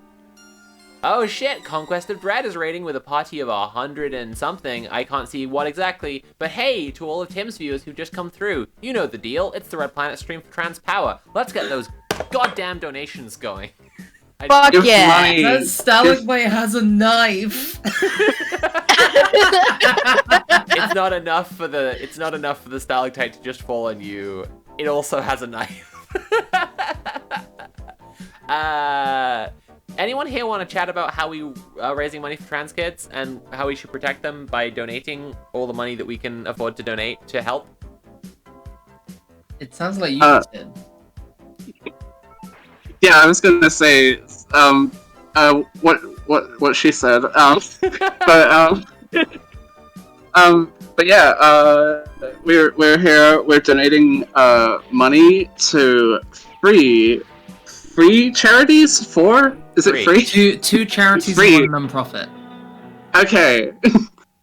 We're doing that. I've got him. This is like shambolic. Would you like me to help? Okay, I'll run through it quickly, but Smanthiel, you got to do this next time. There will be a test. Okay. Okay. Gendered Intelligence is a charity in the UK that works with young trans people through youth groups, outreach, campaigning. There's a summer camp they run. It's all very cool and pog. And honestly, you know, just helping trans kids to be around other trans kids and have that lifeline, have that support network. That's amazing and vital work. The Good Law Project is a non-profit organization of lawyers who are suing the government for all the ways that Tories like to be pond scum pieces of shit.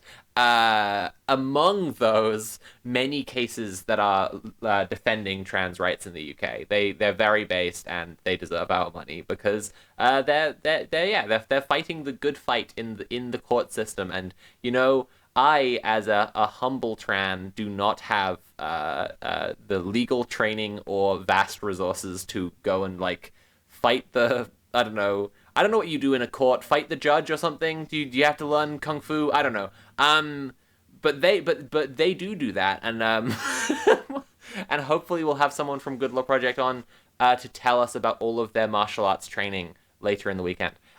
We also are raising money for the Campaign for Southern Equality because this is a transatlantic trans kids stream. We are protecting trans kids not just in the UK but also in the US. The Campaign for Southern Equality does amazing stuff, helping LGBT people to find safe resources, you know, doctors and networks around them, and also helps people to be able to replicate that and like do it themselves to help more people. Campaign for Southern Equality is very cool. All three funds are very cool, and that's why we're raising money for them to help trans kids in the US and UK. There you go. I did it.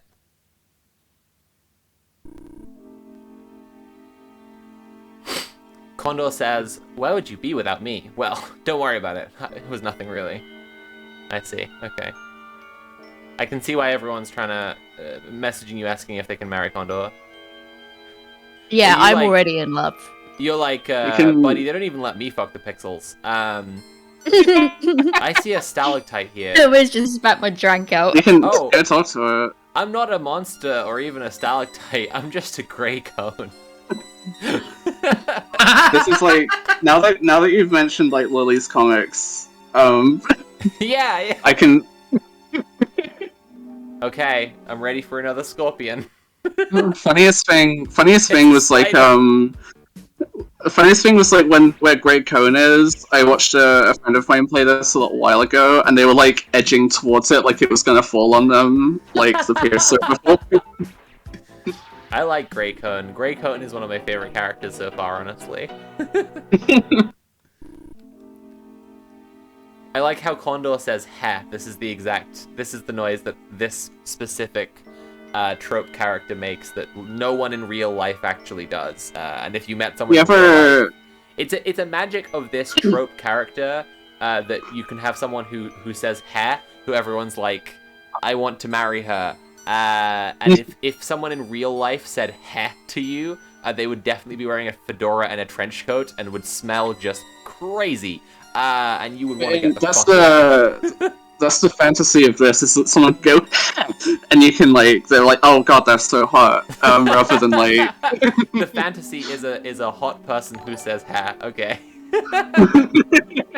I believe there was I had a very specific voice in mind while I was like writing Condor, which if you've ever seen like the 90s Mega Man cartoon, Proto Man in that, it's like, I knew you'd risk yourself for Mr. Lincoln and shit like that. That's fantastic.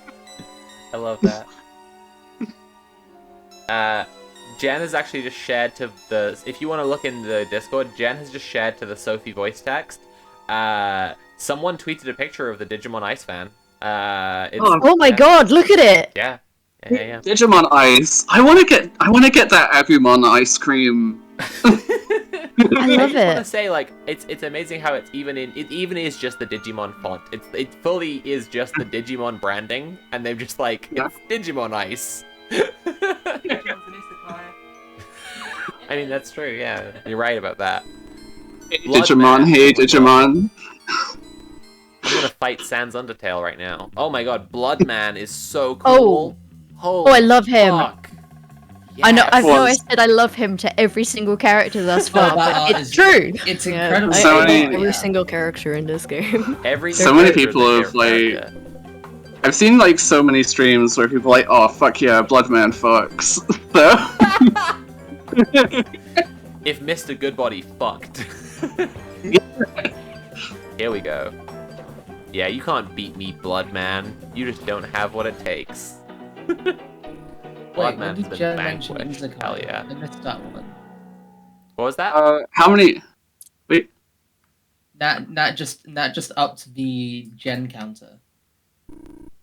Oh, right. Yeah, we have a command for Jen mentioning Isekai throughout the weekend. Oh no, that's You know, that's Dig- gonna continue long term. Digimon Adventure, like the anime, is like an isekai. That Jess Videos in chat says GF who says heh, GF who says ooh woo. That's again a good fantasy, and in real life these people are terrible. Oh my god, Jen's brought Isekai into my house. Jen's brought Isekai into my house. No. Okay. You're getting 3 exclamation marks down. I, That counts so triple. I'll actually change to full screen so everyone can see this in full. What Jen has brought me is a copy of the light novel Reborn as a Vending Machine. Yes! Now I Wonder the Dungeon. It's a condom vending machine as well, right? Or is it just It does have condoms in it. Jesus fucking But it's Christ. not a condom vending machine. Well, I can't believe you've done this. Are we gonna have some dramatic readings from this later on? Yeah, we totally can. Okay. yes, All for right. donations, for donations. Okay, if you Oh donate my God. if you donate with if you donate, I'm gonna say this, over $50 because I don't want to be subjected to too much. That should With the message vending machine, we will read excerpts from the vending machine book on stream. Incredible. Snorlax is gonna look after it for now. Okay. Jesus Christ. Reborn as a vending machine. Now I wonder the dungeon.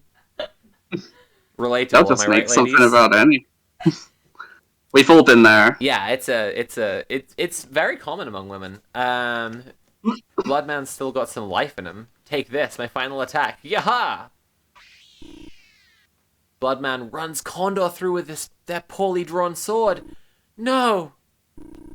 No! Condor! Oh my god! The sprite for Condor is like, that's so gory. Puzzle. She's covered in blood. Oh my god.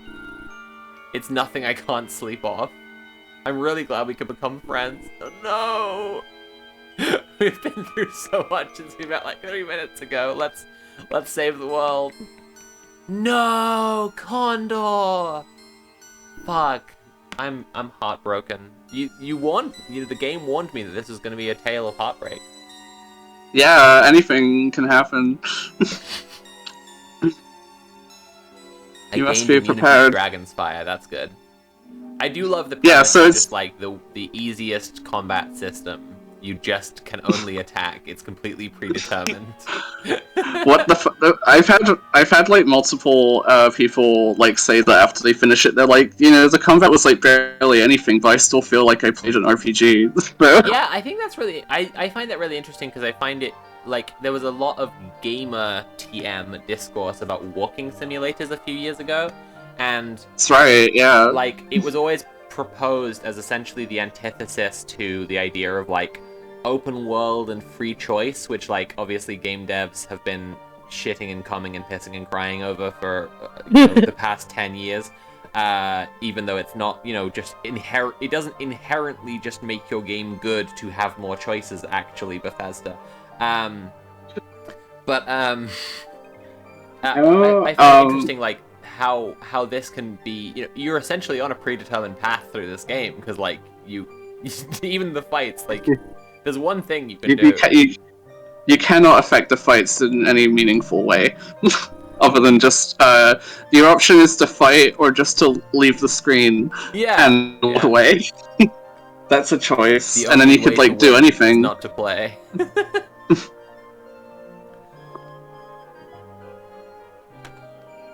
There's nothing new at the Leopard Zone. That the area is like static. I just like the Leopard Zone. I think it's cool. No, it's a cool place to chill out in. So a little while ago, me and my boyfriend played through Skyrim because we'd always like kind of like thought like, oh, it's not as good as Morrowind because it doesn't have like volcanoes and giant bugs, which is true. I mean, that's what I'm looking for in all media that I consume. But we installed a mod that would allow us to marry Cicero, which was smart of us. And we made it our goal to marry him, and we did. But we also ended up really enjoying like the Dark Brotherhood questline, and it turned out actually there is cool things in Skyrim. It's just most of it's like boring Nordic countryside or whatever. Yeah. So we married the clown, and we had a great time. When I played Skyrim before, I didn't know about that, and I just like did the main quest, and it was like god awful. So they put all this good stuff in the game, but they don't like push you towards it. And so let you marry the clown. That's it. Yeah, we had to install a mod to let us marry the clown. That's like a thing earlier because we were talking about like identical NPCs, like the nerve of the people at Bethesda for like having the NPCs in Skyrim look the way they do, and also being like, and you can romance them. Like, do you wanna marry this like muddy Viking or whatever who has like the same 5 lines of dialogue as anyone else? Some people just like their men Norse, muddy, and simple. Yeah, I played the storyline, and it was like the plot is the Imperials are fighting the Stormcloaks, and you have to pick a side. Yeah. And it's like, God, they're both so good. How do I decide? I want like an enamel pin of Dodon. Honestly, I love this character so much. Maybe I should release them. Genuinely, I think you would sell out really quickly. Like, I would definitely buy one.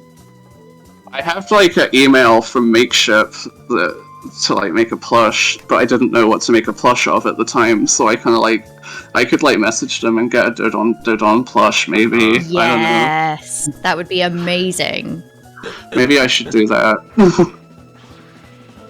Dodon origin story. Well, I first designed them as like a shopkeeper for a game I never finished. They were gonna be a shopkeeper, but they're a bomb.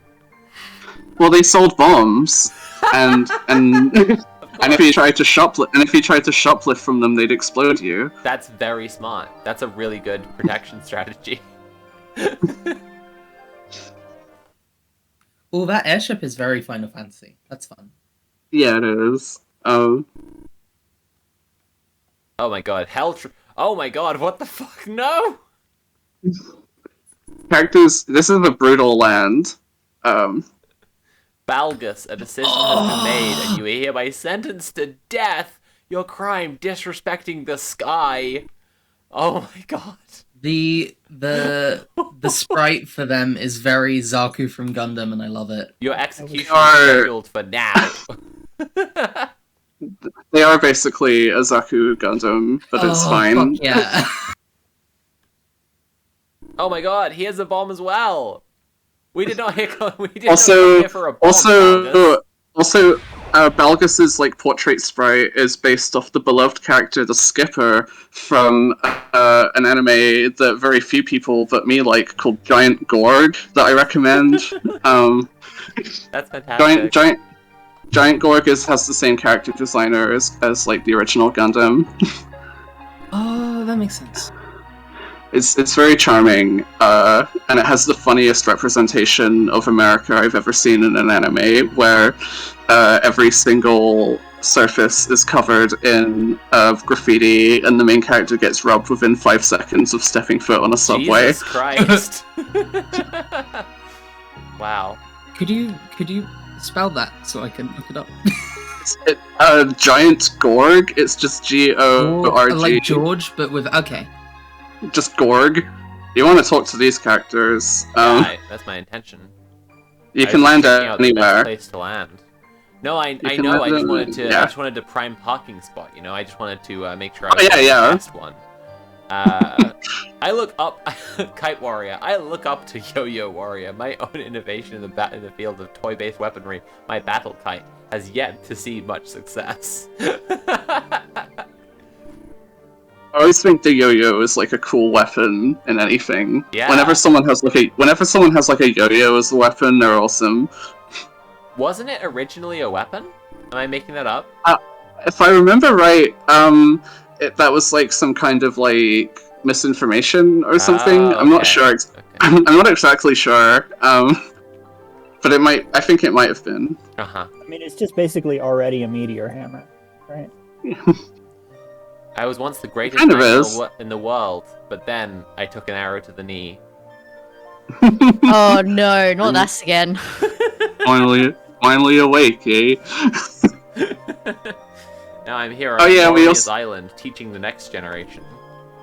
I forgot an important thing about our Skyrim playthrough, which is that we installed a mod that makes the character creator way better. Oh, like cool. you can make your character really small and have like arms like a gibbon. Anyway, we made our character that they're apparently an orc, but we shrunk them so they're like a goblin, and so they're a little tiny goblin who's married to Cicero, and their name is Troll2. And yeah, that's pretty good. And also, we installed a mod that destroys the whole intro section because it sucks. So the mod we have instead like just spawns you in a random place in the world, and Troll2 like was born in the middle of like a frozen cave that they had to climb out of to like enter the world, which was like amazing. A lot more inspiring than whatever the hell the actual Skyrim intro is. It's like half an hour long. Yeah, I hate the Skyrim intro. I have all I've played of Skyrim is like the intro and then a little bit more because I was so burned out after the intro that I was like, I'm not playing any more of this. This sucks. It's like I had that same impression. Did you talk to the Pots and Pans character? Yeah.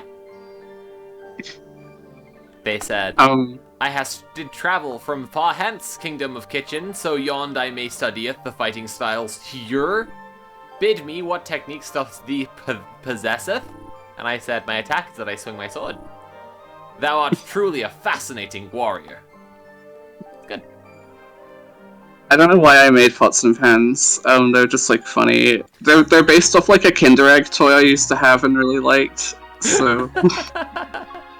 I love this all so much. It's great. Ooh, a spooky wizard. That's a black mage. Great wizard Traub. Okay. Okay. Okay. A friend of mine pointed out that Trove is like an anagram for Borat, and it like ruined my life. I think you mean it ruined my life. No. Borat is a really clever character because they're really from a different country. Wow. They're so from another country than anyone else. Have you ever thought about like what if a guy was from another country, maybe like a country that you think is kind of poor and regressive? It's mental. What if they have like a whole other culture there that's like it's bad and not as good as yours? It's crazy to think about. I don't know what the nuances of Borat is. Anyway, I was just like, it was just. I didn't mean for this character's name to be an anagram of it. Anyway, here's the lore dump part of the game. Yeah, I'm seeing that. I feel dumped upon. I don't think I even have the energy to read it. We've already. I mean, it's gone. It's gone. We missed it. It's gone. It's cool. Can you give me the general is that okay? the cliff notes is that the Earth, the Sun, and the Moon lived in harmony, but the Moon felt lowly because it didn't create life. Oh wow. So it like made an eclipse for the first time to challenge the sun, and it's like, hey, give me a god. And then they did, but even though the moon has a god now, they still can't create life on the moon because it's too barren. So they're still up there on their own. That's and pretty. Wow. I'm into that. Okay, drag. Okay, you can now talk to the dragon, and the dragon says, "I'm tired of dragon and guarding treasure and breathing flames, all that. I think I'll get into making soup."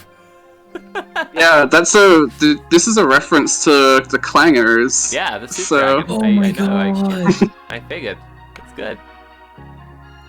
I have another dragon character in my book that also makes soup. So it's just like I just like the clangers. There's not much more to say. Okay, I can't actually. This guy's just chilling. I can't get that. No, surrounded by rough terrain. It's impossible. Found a secluded little spot. Yeah. Oh my god, no!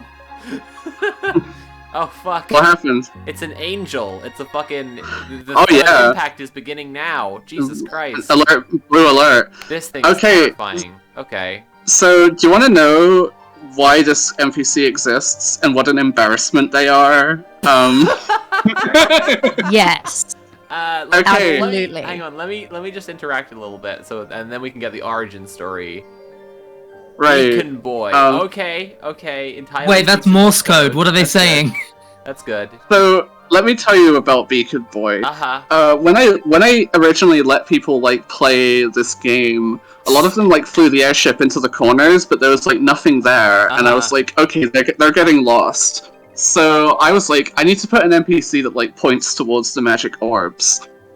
So that's why I made Beacon Boy, only it's like completely unhelpful because I was really, like, I made it the first thing after waking up and I was still like really drowsy, and I was like, I know what's a good idea, what about a really ominous figure that speaks in Morse code? And then I also misspelled the Morse code and made it completely useless. So Beautiful. Because it's meant to be saying over there, but it's misspelled and it says over there, so it's, this is a complete embarrassment, but well, I but like whatever. Beacon Boy a lot more now that I know that all he wants to do is help. Yeah, they're helpful. I did find them quite scary for a moment, but you know what? That was wrong of me. That was my prejudice, and I've learned and grown as a person. Exactly. You learn to love the Beacon Boy and their ominous nature. Okay, got another little island over here. Ooh, there's a designated landing pad. That's a good sign. They're expecting airships.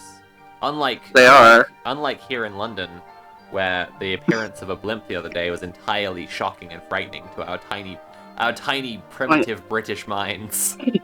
We all started bashing bones and sticks on things and yelling at the sky.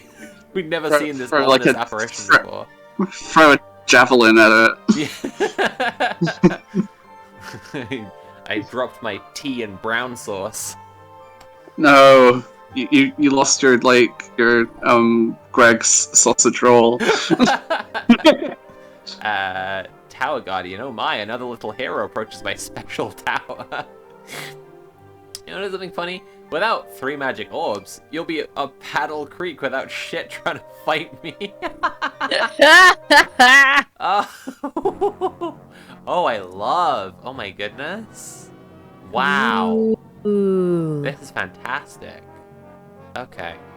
Oh no, that's too Wait, much health. I can't beat this person. Hang on, is that... There's a Yu-Gi-Oh card that looks exactly like that. So it's based on a Shikoki Dogu, which are like ancient statues from the Jomon period of Japan, and they have a very distinctive face. There's a Pokemon based on it. It's in Shin Megami Tensei and a bunch of other things. There's a Digimon based on it, so you can get ice cream of it. Is that what Claydol is? Is that Claydol? Yeah, Claydol and Boltoy. Okay, and there's a Digimon over here, so this guy is clearly expecting guests. There's there's a Digimon called Shakumon that's a fusion of an armadillo and an angel that becomes a Dogu for unknown reasons. It makes sense to me, but Your libertarian character is called Smamp, and he's engaged in some seasteading. I can see because he's not existing on an organically developed island. He's existing on No. He's built 2 blocks, one to land on and one for him to stand on. And Smamp says, yeah, my own micronation, a libertarian paradise just for little old me. Tee. my friend immediately tried to like kill this NPC. I should have. Oh jeez. By the way, I apologize. Sealand. You can hear everyone mowing their lawns right now. I live in the suburbs, and it's vaguely sunny, so... We can't hear any of that, but thank Oh, yeah. Consider it a view That's anyway. the funny thing, is that I made this game for like a while, and like after I made that little like Sealand island with the Libertarian guy on it, is when they started talking about like the crypto island, or whatever the fuck. Yeah. So... Yeah, hell yeah. I mean, I already knew about seasteading a little bit, and then we found Cryptoland. I was over the moon because like seasteading as a tradition of libertarian excess is very exciting. And so when the crypto guys announced that they wanted to buy their own island to have a fucking Disneyland but for crypto, amazing. Yeah, it's gonna be great. Can I just say, I mean, about honestly, Meagle, what a concept. She's just like me for real. I just wanted to acknowledge. This character is pandering. It's fine.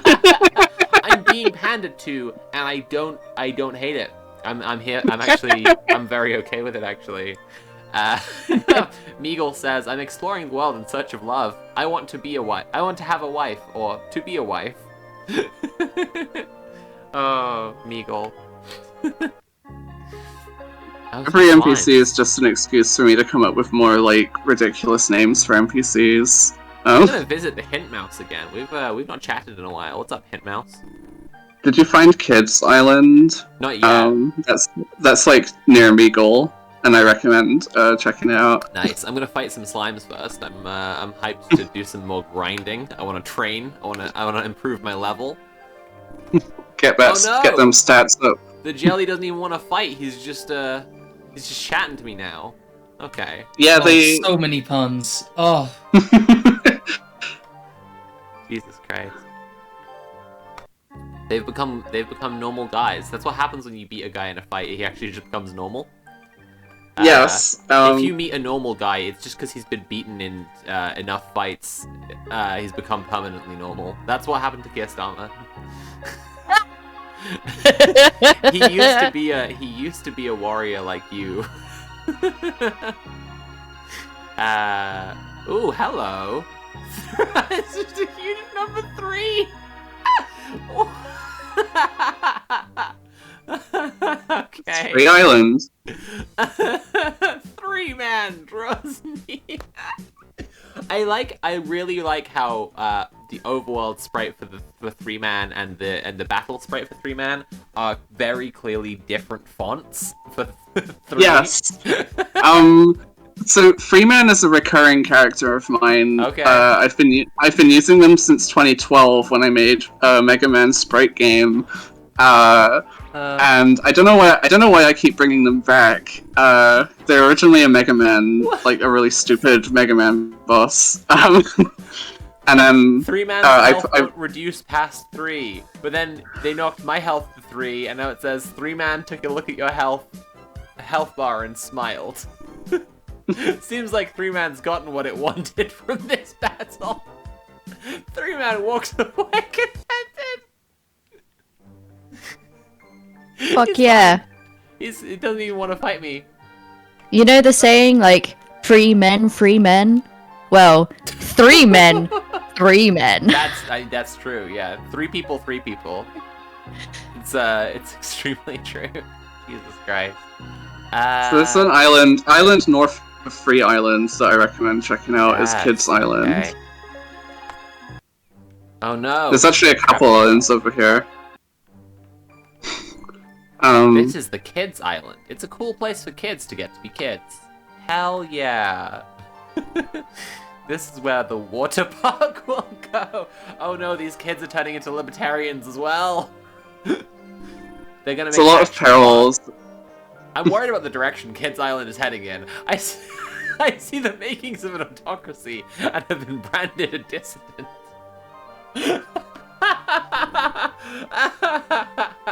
If all we eat is candy and our bedtimes are never, we won't have the nutrients and vitamins we need to become adults. Pochi will never be able to reign as leader of Kids Island. Will be able to reign as leader of Kids Island forever. But I'm only 5, but I already have a lot on my plate. Oh man, that's messed up. I'm gonna talk to Pochi again. No, okay. Pochi was like in the first town, and she was like making her kids' corner there. Yeah, I noticed. Yeah. And at some point she became like blue and purple that I never explained. Becoming blue and purple is the moment of a villain origin story. That's when, that's when something tragic happened in Pochi's life, and now she's evil. So yes. It's just like David Tennant and Jessica Jones. You turn purple and then you're evil. You've fully self-actualized as a villain. I don't know what that show is. Oh, but... this sprite is cool. David Tennant plays it's like a Marvel show. David Tennant plays like a comic book villain who in comic books it just has purple skin. But they knew that would be way too wacky to do in a live action TV show. So they did Thanos in the show until the end where he takes a bunch of like serum and it turns him kind of purple. I see. Which was wacky. But this is the MCU. Why is David Tennant being purple too silly, but Thanos being purple and having a corduroy chin is fine?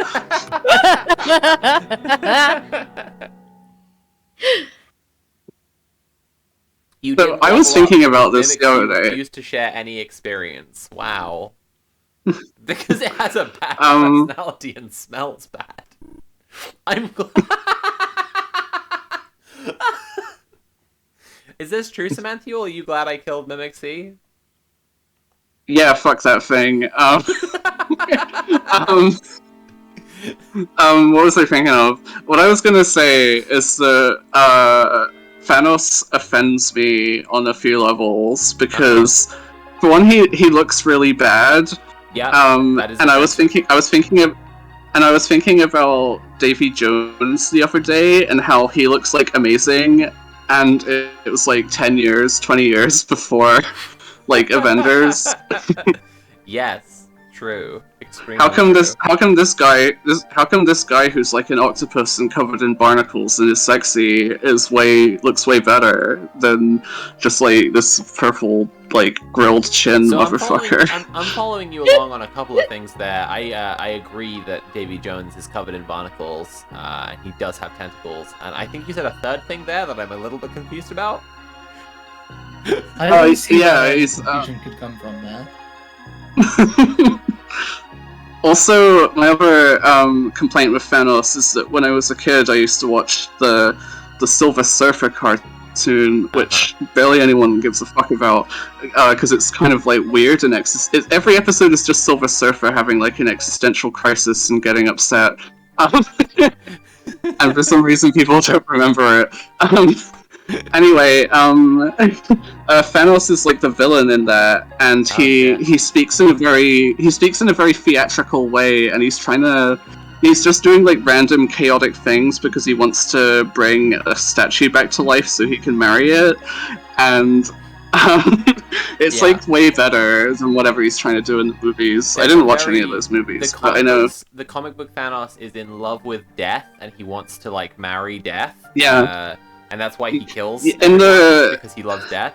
In the cartoon, she's called like Lady Chaos, and she's a statue. And every episode he's like groveling to the statue. She's like, Lady Chaos, why won't you love me? And it's I enjoy. And he flies around in a big skull, and it's significantly cooler than whatever. Like a really like funny move that they took in the comics later on was that they introduced a second character who fell in love with death, and that's Deadpool because he can't die. But obviously, right. Deadpool's whole thing is being fucking Pickle Rick, Joker guy, who's all the memes and all the meta comedy, and like Thanos is like the most played straight, like over dramatic theatrical dude in existence. So it's a very, very funny pairing whenever it comes up that they both like are essentially trying to win the same lady. That is pretty good. Funny. Yeah. I think my favorite bit of random Marvel trivia I know is that Squirrel Girl defeats Thanos, and that's great. Yeah. And Squirrel when Girl are we is going to get Squirrel Girl anything? Squirrel Girl is the strongest character in the MCU because the definition of her character is that she could beat anyone in the MCU. That's just like she's like One Punch Man. Like that, the concept of the character is she wins. Yeah, like that's pretty funny. She's defeated Thanos. She's defeated Wolverine. Yes. Like. She is an icon, and where is she? Why do we never get to see her? Quill, I gotta cut you off there for a second to ask Samantha about some serious game design issue here I'm experiencing. So this is Cerberus. Oh yes. Yeah, that's Cerberus. And the overworld script for Cerberus was a little dog who was yapping around, bow wow wow, you know, the whole thing dogs do. Yeah. Because Cerberus is a dog. Yes. But what I'm looking what I appear to be looking at here. It's a dog. It looks like a dog to me. That is a dog, Sophie. Dog. Do you not know what dogs look like? I don't know how you don't see that this is a dog. This is very obviously a dog. Yeah. Cerberus's character is that they're kind of like an unmotivated artist, and they couldn't be bothered to like draw their own graphic. So. Oh jeez. Did you have any dilemma over this one specifically? Because like Cerberus is obviously actually a pretty cool mythological creature. Like you drew a dragon. No, I had. I did draw a dragon. For Cerberus, I kind of did both, and you'll see it later. Yeah, still needs some work. I know that was just a placeholder graphic. If I finish the battle later, I'll come show you. All right, see ya. Yeah, I have the red orb. It's time to fight the guy. Yeah, I have all the orbs. It's orb you time. Think the Scorpion... Oh, never mind. What? I was gonna say, do you think Graham Linehan would consider the Scorpion to be a chair? But...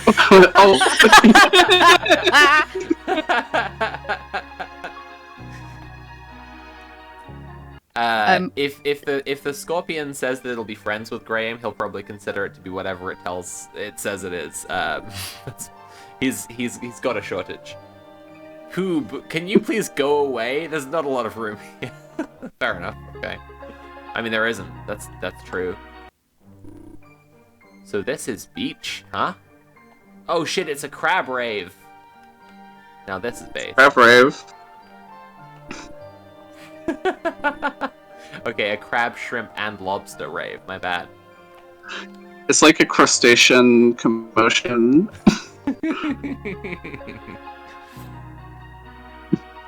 What's the deal with the goblins? They're like interested in sand. There's a couple of them you can find in like the mountains, and they're like doing sand research. That's what there's really nothing to them, but there's literally nothing else to them, but they have like a special interest in sand for no reason. That's fun. I like that. I just stranded myself. Just to see.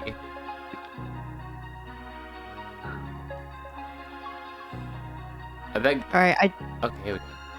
I just want to say I've just seen a chat that says, "Gaslight, gatekeep. That's a dog." Yeah, exactly. That's what I'm saying. You are all bullying me, and I'm being abused on stream. This is terrible. Oh wait, this was the cave where I don't want to go. I have memories here. I have bad associations. I need to get away from this place. I'm just not ready to revisit this part of my life right now. So harsh. You can go to the tower now. I think you have all the I do. orbs I do. if I'm you wish just to. getting over there. Here we go. It's orb time. Let's get nuts. Orbs. Your orbs the hell up. I'm orbed up to the eyeballs. Another little hero approaching my tower. Without 3 magic orbs, you'll be up Paddle Creek without shit trying to fight me. Oh, you got 3 orbs? Magnificent. Let's see what happens next. Okay, cool. Let's go. Our Guardian's a very, like, take it as it comes kind of character. Yeah, they're into it. They're just like, oh, you have the thing that'll beat me? Well, okay. Okay. Ah, okay. It's kind of evened out the battle. That's fair. Whoa, whoa!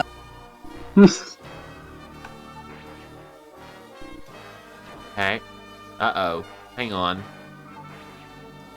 Okay. It'll be alright. That was a well-timed If you have to go- donation. We had all the like kids cheering sound effect played right as I beat the Tower Guardian. Oh, awesome. Pals in chat, please do keep on donating. We wanna push these donation bars up. That was $500. Yeah, donate to Holy shit. To which fund? Oh my god! Wow. That's awesome. Campaign for Southern Equality donation of $500. Was the mods? Let's find out if there's a message on that. We can read it out soon. That's really, really cool. I'm gonna go into this tower. Anonymous. Oh my god. I can't believe the hacker known as Anonymous is donating so much money to our fundraiser. Oh, thanks, Wow. Anonymous. I should find my V for Vendetta mask. Get it out of storage to celebrate Anonymous donating to us. Killer Robo draws We me do in. not. Oh shit. We do not forgive. We do not forget, and we are awesome. That's Anonymous's quote. We do not forgive. We do not forget. We love trans kids. Trans rights. Protect trans kids. Here's some money. That's what I think Anonymous are famous for saying, right?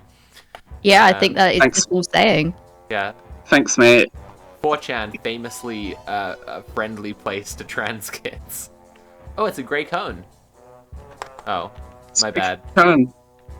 One of them is Cone. At least one cone here is Cone. God damn it.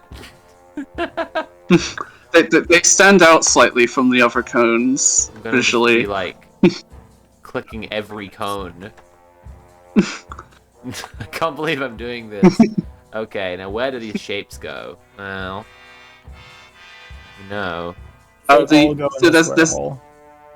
There's like a U. There's like a. Nope. No, There's like There's like a UI screen here that I like based on like the screens in Evangelion. Oh shit. And Oh yeah. and it like took me like a couple hours to implement for like I was like, why did I do this after I finished it? But and then like barely anyone I've ever seen like actually commentate on it. So Is it this one it's to the left fine. here? Holy shit, that's awesome. It's cool as hell. Yeah. You heard a force field deactivate in the distance, whatever that sounds like. Samantha, you want to give us an interpretation? What you think that sounds like? I don't know, like pew, something like that. I don't know. I'm open to anyone else's interpretation of the sound as well. You know, it's whatever that sounds like, so it's really a very subjective opportunity here. Yeah. I liked yours; it was pretty good. I like. Yeah, I like, it's not bad. I like the okay. I like having a high tech interface that's like, you know, got all these complex symbols on Yeah. it, and then just like okay and a big tick. Yeah. That's just a good one. QOL thing, so that you don't have to spend as much time reading. Oh, hang on, I know this boy. Here we go. Hey, it's me again. I've made a bit of progress since last time we met. Oh shit! Look at that. It's coming along pretty well. Hell yeah, dude. I actually really want to finish it. Like, it's fine and all, don't get me wrong, but I'm just not feeling it. I think I need to reevaluate what makes me happy when making art, you know? I hope you understand. Yeah, so yeah, I do get, I mean, I really do get that. Yeah, I've been through that myself. That's a tough time. Cerberus is relatable to struggling artists. I appreciate having so many relatable characters. I'm still thinking about Meagle, however, the most relatable. A friend of mine also tried to like marry Meagle, even though it. I got hit by a missile. Oh god. Oh, that missile looks so cool. The missile I designed to look like a Digimon. I see that. Now that you say it, Yeah. I can very much see that. Big Like the- Digimon like the- energy. The Generation 1, like, meaty Digimon with, like... Sunken in eyes and shit. yeah. That's the kind of Digimon I like the most. Are these bloodstains? Yeah. Bad news. Dr. Heckle. Okay. Okay. Dr. Heckle exists to make Let's Players and streamers do a Peter Lorre impression. I see. Yeah. That makes sense. I'm getting that from the dialogue. However, I will not stoop to impressions on this stream. I could do it, but my stream is lagging behind. Force field deactivating in the distance. Pew. There we go. Pew. Okay, well, I've deactivated some force field. That's good. I'm feeling good about this. No force I field like the standing in the way. music in the background of this zone. It's very 80s anime. Big fan. Yeah, there's a lot of like 70s and 80s anime shit in this game, because that's just what I like.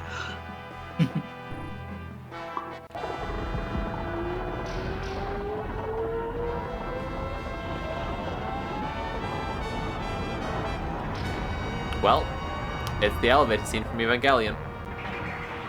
Yeah, there should have been like another character. There should have been another character in here to like awkwardly not talk to you. Yeah, and then slap you at the end. Yeah. Hey, who's this? Robot, our master is trying to create life as machines. We were not good enough. The rejection really hurt the feelings I don't have. I bet.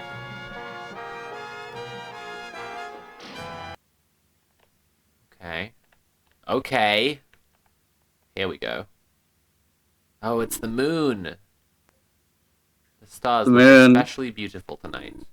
Shining over this blood-stained land. The land is bleeding and crying and screaming and coming and pissing and shitting. Because it saw its own blood and now it needs a bandage. Okay. I think you are the bandage this land needs. So oh, wow, okay. Oh. The bandage that comes off in the swimming pool. The scabby bandage that floats around in the water, grossing everyone out. That's you. Oh no, I'm detritus. I've said before that Hell's Knight was like one of the most fun I had writing a character just because of how like ridiculously edgy and evil they are. That was a really good dialogue turn. I was like, wow, are you complimenting me right now? No, absolutely not. Guess a fucking No. I was proud of that line, as stupid as it was. All I had to do in exchange for the great power I wield was to kill thousands of people. Okay. Standing up here, I've thought about a lot of things, and I've come to realize being the ruler of the whole world would suit me. I'm not sure it would, man. Kind of a bad dude. You can watch me take my throne from your grave? He's so edgy. Oh my god. Okay. They're edgy, their dialogue is like extremely childish. Yes. So good. I just realized the pose as well. I before I thought that Hell's Knight was holding the axe with both hands, and I actually love the edginess of like holding it with one hand down here, but having like the other one just like, you know, villain It's like- posing. Very good. Villain posing, yeah, if they had like a big glass of wine, it would be great. Yeah, you should redraw Hell's Knight to be comfy. Just in some slippers and a gown and a big glass of wine. Be cute and fun.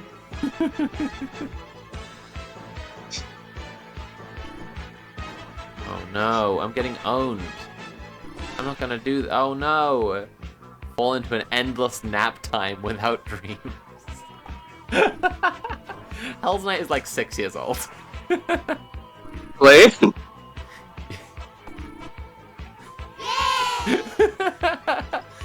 more than an irritating itch on my scalp that deserves to be drowned by a special shampoo and combed away into nothingness.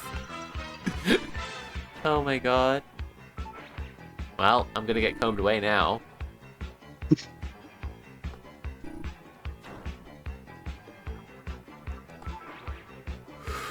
Oh shit. With this final attack, your sad little story will come to a miserable end. Any last words, Sophie?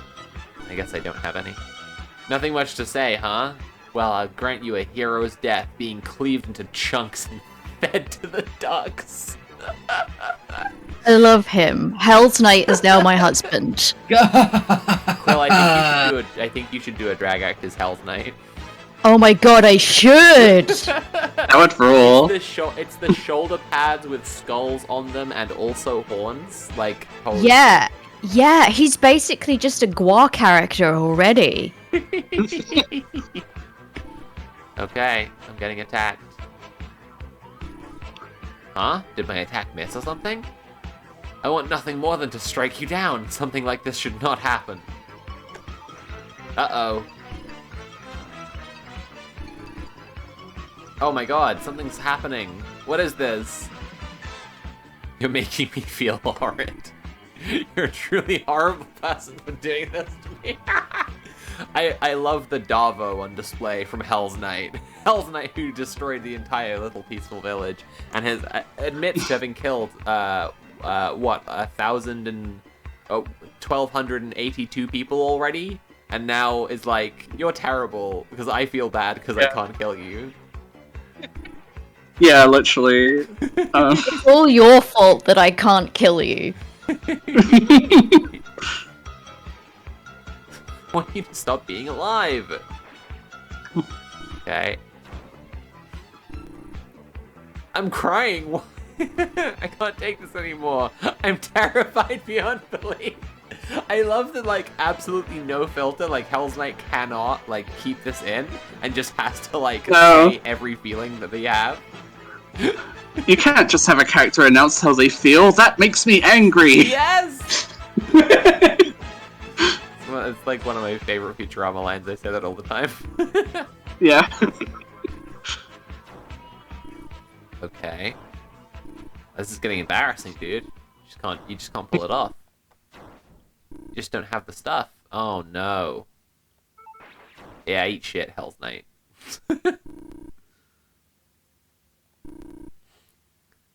Oh, the sword's in the floor beside him. Ah. You like throw When it. I became Hell's Knight, my memories were taken from me. I remember you, Sophie. I remember our childhood together. What? Enemies to lovers arc with Hell's Knight?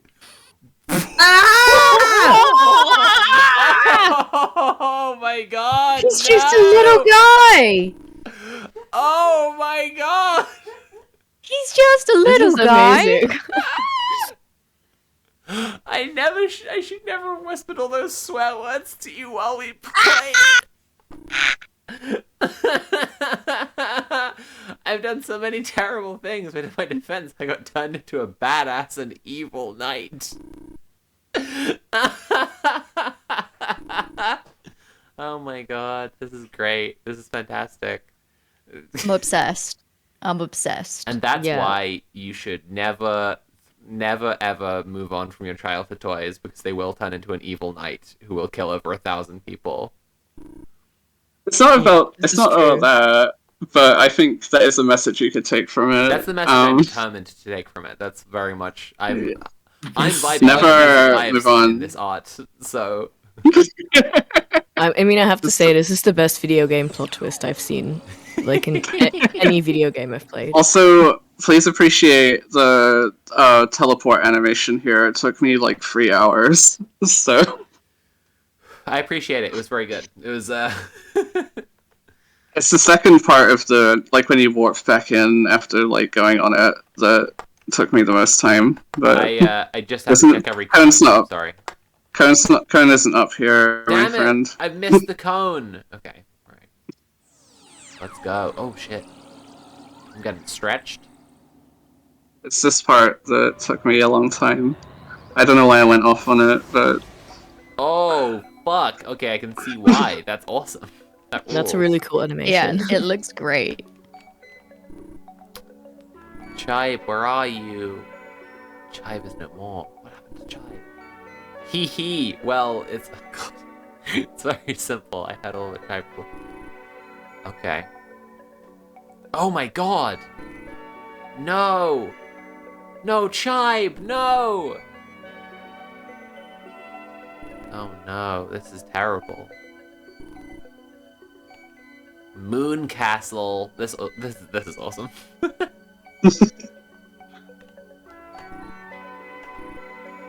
I've heard the name like said so many different ways. It's really fun. Yeah, I bet. What was your kind of what were you thinking when you were writing it?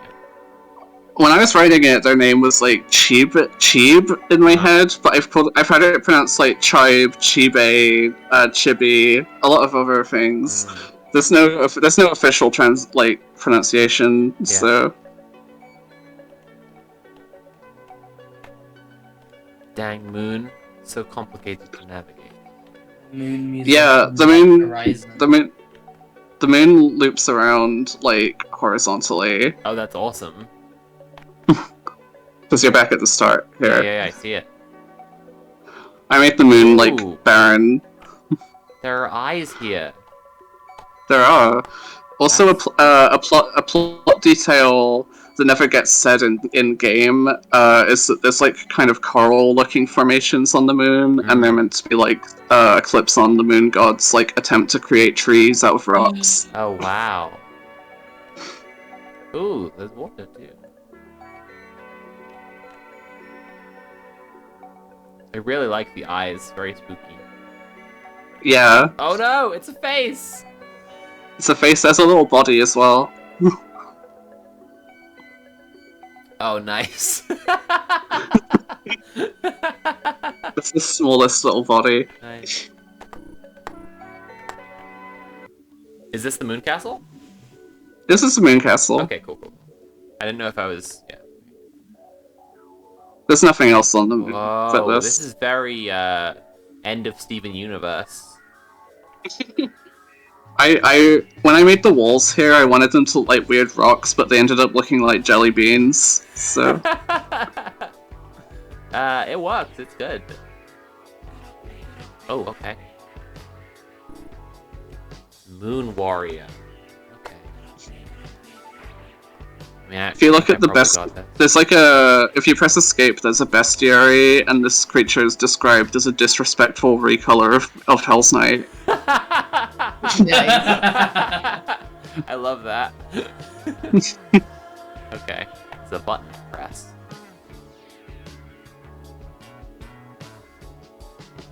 What a nice leopard zone. Ooh, a rainbow road. I know that from Mario. It is a road that you go. Once you cross the rainbow, you won't be able to return. Oh no. Well, this is my destiny.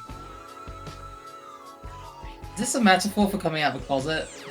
I wasn't really thinking of it, but it could be. I don't know. You can't. Once you're out, I choose you to don't interpret feel it that bad. way.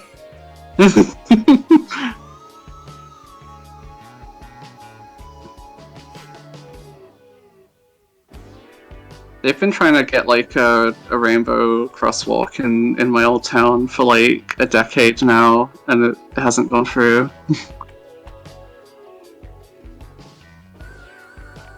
I like the little environment, like the moon is trying to be the. It's like it's like a biodome or something. Yeah. I like it. Tell me, what do you think of the moon? It's just dreadful, isn't it? This is like the first actual choice in the game. Yeah. The only other choice is that you can like choose not to listen to like Wizard Trobe's story, but the story still happens. It just goes faster. That's great. And also there's like little references to like how your character doesn't want to listen to anything if you decide not to listen to it. Chat, what do you think? What do we all think of the moon? Press 1 if you think the moon completely sucks ass, or press 2 if you think that it's nice actually.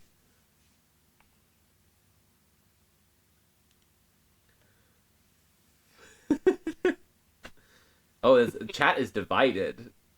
Yeah. People, okay, nah, the 2s are winning out. The 2s are winning out. It's nice, actually. They like the moon. People like the moon. Okay. It's nice, actually. Be quiet, you're a mere tourist. You don't know a single thing about... Okay, never mind. It doesn't change anything. No. Oh. Oh my god. Ooh. God. Wow. I know, a wizard told me about you earlier. Awesome.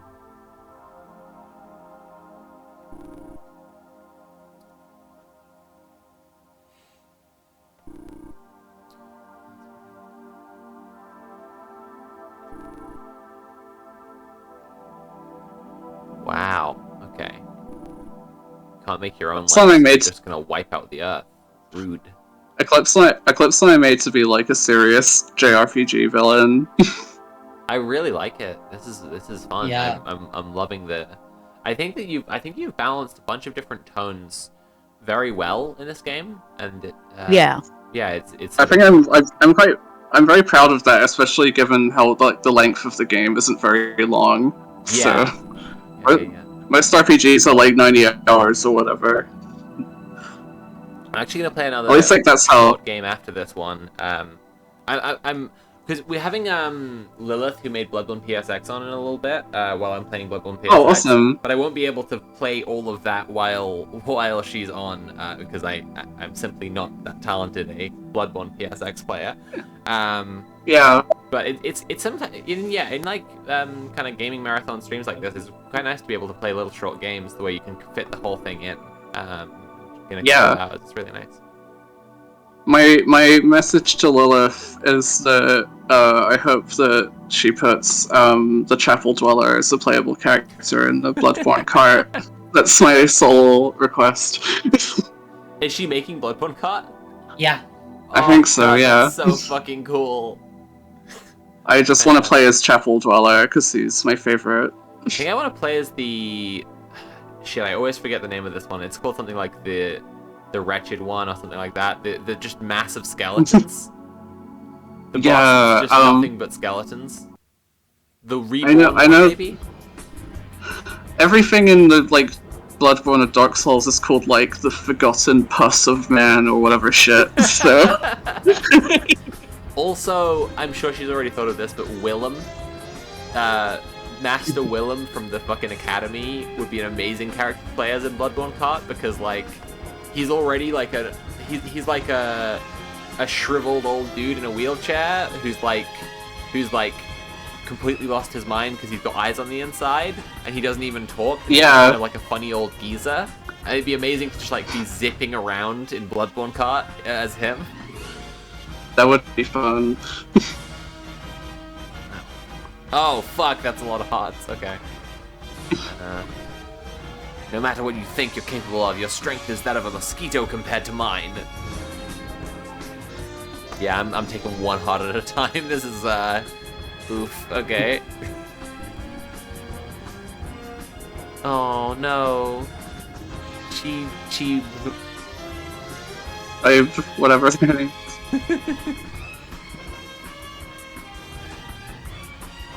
Beans.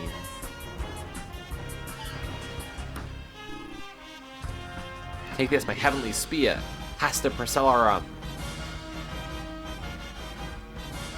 Oh shit. I feel it's all gotten very, very Evangelion at this point. Yeah, just like endings of JRPGs in general are a bit like this. Fair enough. My favorite parts of Evangelion are like the angel designs. So. The fist. Yeah. That was great. Yeah, I love the angel designs in Evangelion. They're fantastic. They're unsung heroes. Oh my god. They can heal themselves as well, for fuck's sake. Oh my god.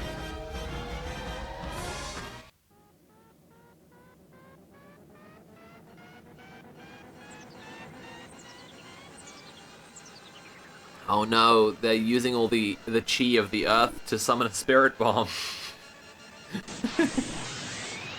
What? Was that Nani? Yes. Yes, it was. I love that. Hell yeah. What? Balgus is alive! Balgus is back. Balgus is back, baby! I've been to hell and back. Oh my god. What the fuck? I'm getting, Oh my God. I'm getting, now having not read or watched any One Piece, I'm getting some One Piece vibes from Balgus, personally. The music. God. Bring it in, guys. Oh my god. Oh my god.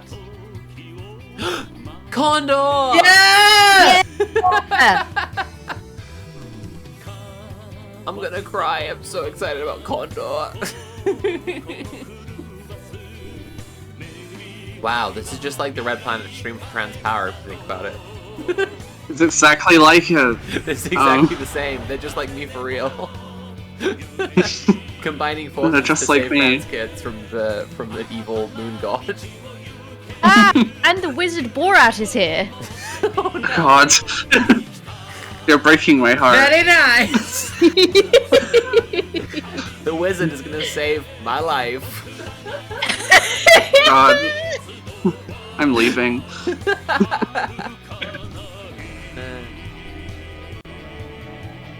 Oh fuck! I love the power of friendship. This is so good. Heaven's Knight. Yeah. Baby! Oh, I love them. I'm pogging so hard right now. you look very cool and golden. Aww. What the hell did you even do to redeem yourself? You killed like 1 million people before. I turned good, that's what I did. Wow, it's just like Kylo Ren. So there's a character in specifics that I was thinking of when just thinking of like completely unearned redemption arcs. There's an anime I really like from the 70s called Space Battleship Yamato, also known as Star Blazers. I've been meaning to watch that for a long time. Yeah, anyway, the main villain of it, in the first series at least, is like a space dictator who bombarded the Earth with meteors and killed everyone. But he gets a redemption arc just because people thought he was hot. So Again, a big Kylo Ren energy. Yeah. He got a redemption arc just because he got sad and people thought he was like hot. So that's what you need. Yeah, you are, again, just describing Kylo Ren. Yeah. He killed like 1 trillion people. Yeah, he used his bigger Death Star, which is so fucking funny. They just like, remember the Death Star? This one's 10 times bigger and kills 5 planets at once, as if anyone can comprehend it. It's J.J. really funny. Abrams will be brought before the Hague to answer for his crimes. Holy power. Oh my god. Bang. Oh, fuck! Okay, that's a twist. That's fucking good as shit. This is a crowd pleaser moment. That's very cool. I'm being pandered to again. Oh, and I may like just it. grow it back and it's made of light. Fuck yeah! Uh-oh. Oh. No. Interesting thing about the graphic from that hand is that the hand graphic there comes from the intro of disliked ITV sci-fi The Tomorrow People,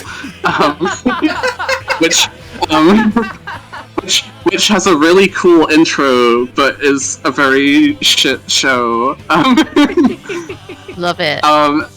The Tomorrow People... Sorry, I'm just talking about the Tomorrow People. Who gives a fuck? That's okay, baby. You can talk about whatever you want.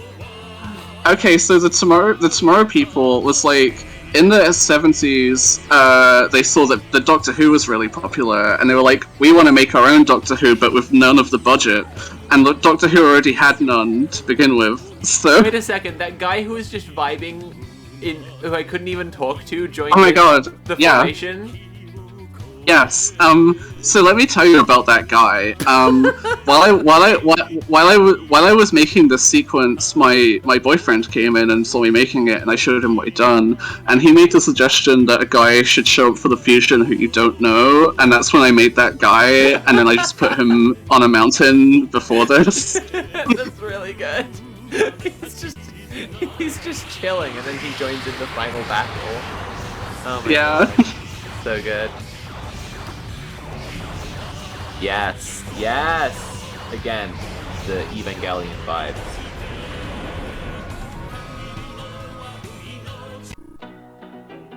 Wow.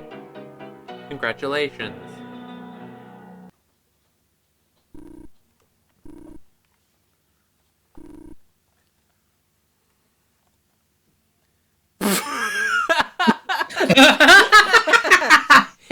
Who'd have thought a licks their knife like a pervert type of woman like me would end up messing up a god?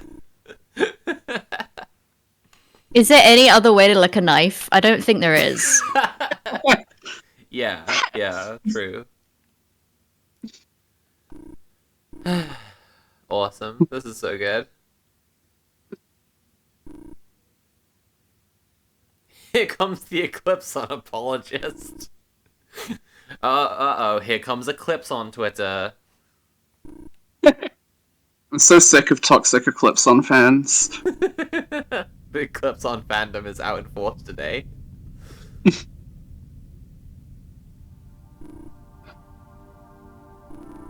I hadn't arrived when you said it. Okay, well, you're hearing it now.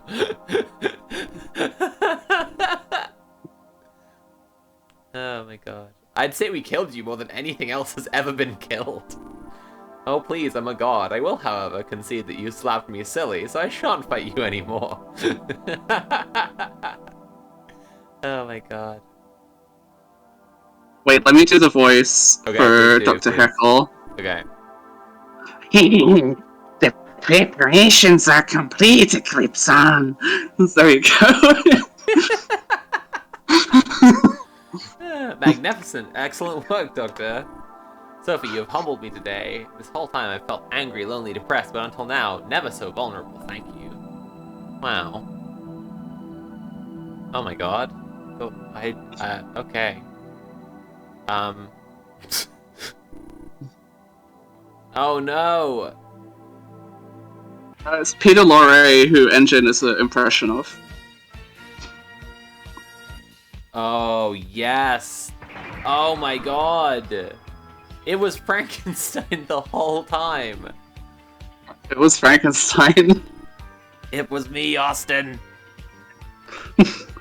So this whole game came about because I was wandering around my house and I was laughing to myself, thinking, wouldn't it be really funny if Frankenstein was the final boss of like a JRPG? And that's how I made this game. I love that. You got it. And then I tried to make like a cute Frankenstein. Yeah, so... well, also achieved. Honestly, this Frankenstein is kind of cute. I'm gonna try a change of tactics. You can kiss him! Oh, hell yeah. This is great. I never knew I wanted a game where I could smooch Frankenstein until this moment. Boyfriend Frankenstein. We're gonna be happy forever. We should get married? Oh my god.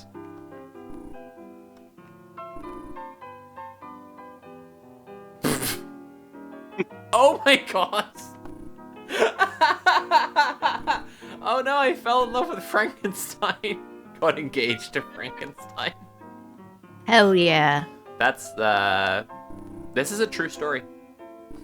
Yeah, this really happened. To a friend of mine.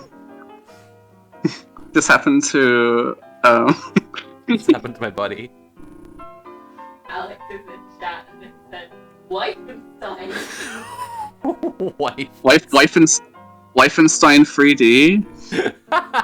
Escape from Castle Weifenstein.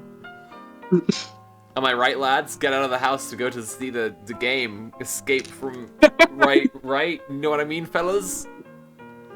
The old ball and chain.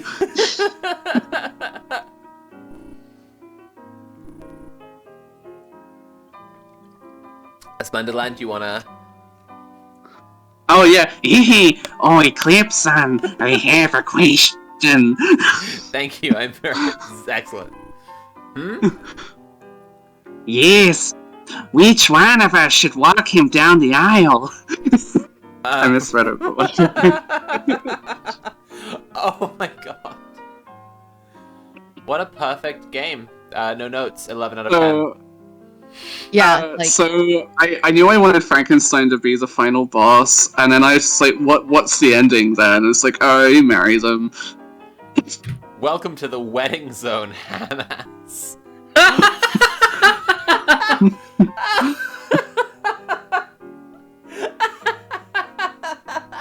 Is the guy giving congratulations in Morse code? Yeah. This wedding isn't boring at all. I'm extremely awake for this. Aww. Thanks, Beacon Boy. They're saying, like, well done, or... Nice. Autonomous Children's Republic, formerly Kids Island. Yeah, oh, okay, but it's still Pochi who's here, so... Interesting. Yeah.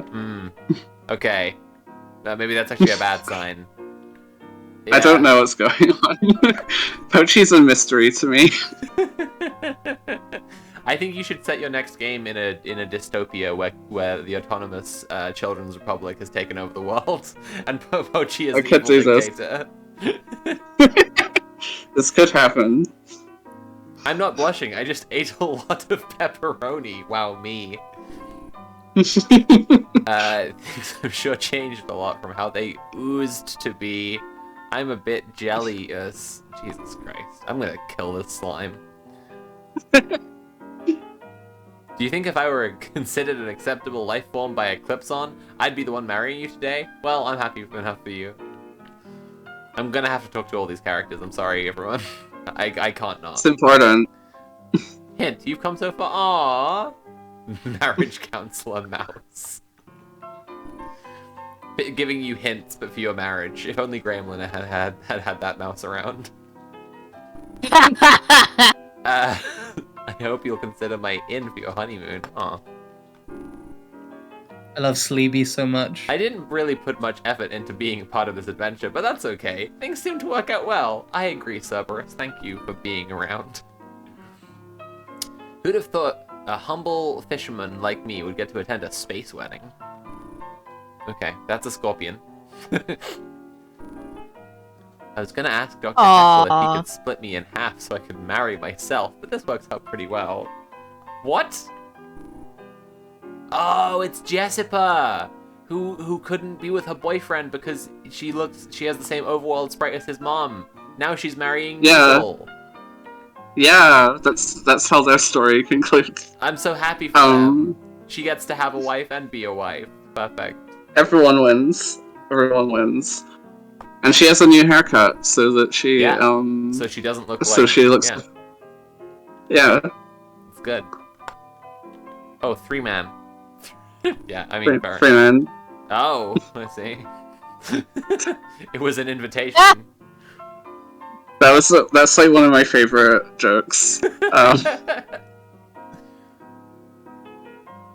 Finally, I have a normal romantic life after hooking up with this leopard. Finding love is an important part of life for us leopard men, too. I'm happy to say I have found love. I'm so glad my son-in-law is a leopard, because I'm a bit of a cougar myself. Drinks a big glass of wine. Okay, Samanthiol, that is literally a Lily comic. Like, that is exactly like... Just like a woman going, my son-in-law is a leopard, but that's okay, because I'm a bit of a cougar myself. It would fit right in. Oh my god. From the horror of all that has happened comes new love. That makes me hopeful for this world. Just because it's your wedding day doesn't mean I won't kill you if you look at something in a way I don't like. Wow, rude.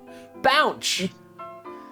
Thank you for bringing this tale to a close, Sophie. I didn't want my lord to experience even a moment of distress. Oh, this is magnificent. I wiggle my fingers with glee, clacking the gems on my ring so they all may echo across the hall. Oh my god. I took you for a boring, simple servantile type. Wow. Maybe your perception is not as unmatched as you thought. Oh, GurTube. Starting a new channel and calling it GurTube. GurTube.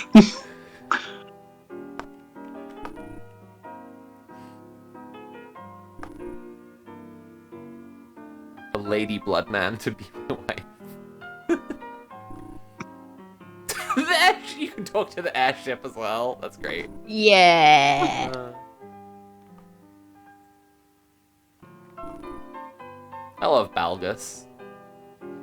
I lost track of the story and I don't know what's happening. Yep. We all have that one friend. That's okay. This is an extremely gross, ethically dubious wedding, so naturally I think it's pretty awesome. Nice. Wait, the Great Wizard Borat is marrying us? Yeah, who I'm ready else? to get married by Borat. I'm ready for it.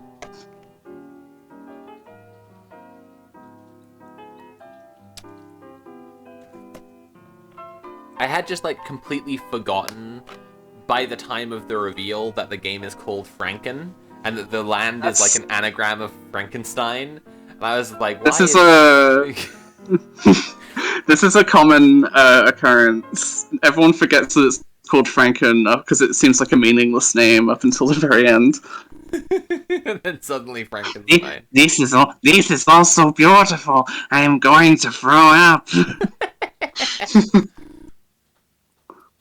All right, I'm getting married to Frankenstein.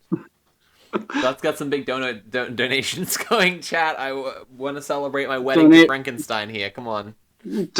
Donate for wedding gifts for Sophie and Frankenstein.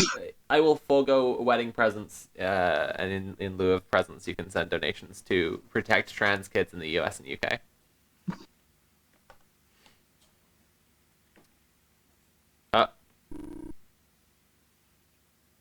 I was gonna raise a fuss about this because a monster chopped my arm off. I'm pretty sure that Frankenstein's arm is my arm. But now that I'm here, I actually think this is pretty beautiful, so like, go ahead. I really thought that was gonna be like, there's another act to the game now, like, this is the... Oh no, I didn't want to keep... The guy's just like, nah, this is nice, actually. I have another This is pretty fine. stream. Please welcome Graham. Graham! Hi, Graham. Hi. Graham?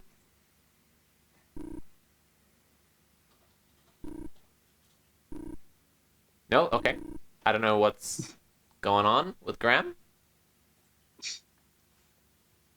Oh my god, we're kissing. I kissed Frankenstein. I did it! You won. Yeah, Wait, kissing Frankenstein is how you win. At all games, actually. This is the first game that anyone has ever actually been legally allowed to win. Wow, great More game. games. Thanks. That was awesome. Thank you. Thank you. I'm glad you enjoyed it. Thank you for making it. So good.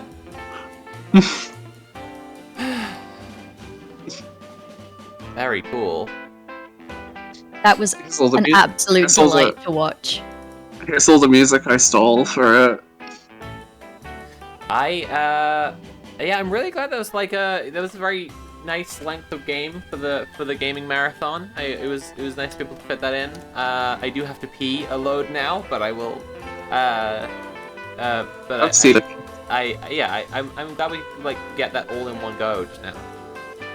Yeah, it's a bite-sized RPG for the modern woman. For a gal who needs a JRPG on the go. When I was like on the day I was releasing this, I woke up and my first thought was, Franken is like the meal pill version of an RPG. Rather than playing a full RPG, I just have a packet of powdered Franken delivered to my door. Yes. This is adorable. I love this.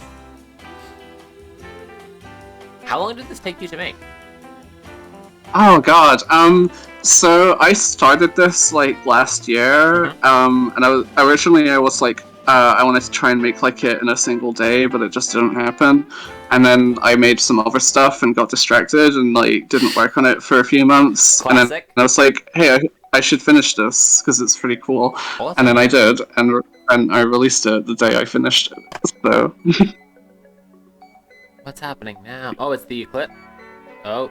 It's the eclipse. Oh shit. Ruh-roh. No, it's cool. It's just a little ending Just screen. A little eclipse.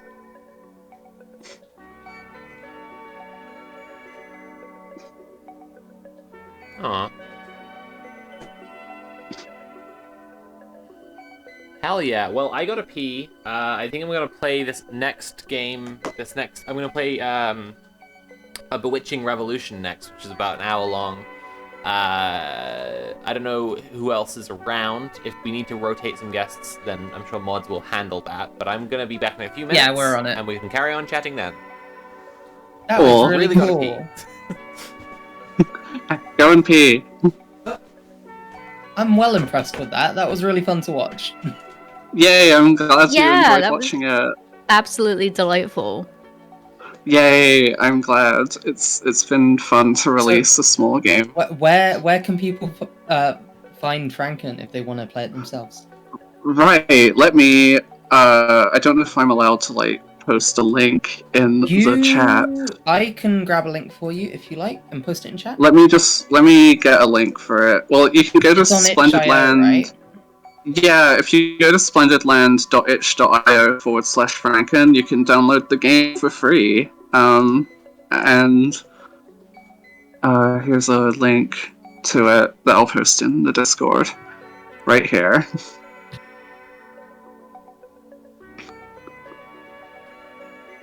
I also have a cool website of my very own, which is splendid.land, if you want to look at my other things. So.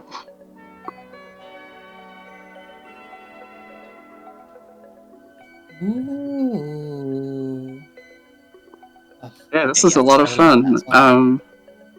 Thank you for coming on and being part of the stream. Yeah, no, thanks for raising money for important things. So. There's so many links. Speaking of which, do you remember who we're raising money for? We are raising money for gendered intelligence, and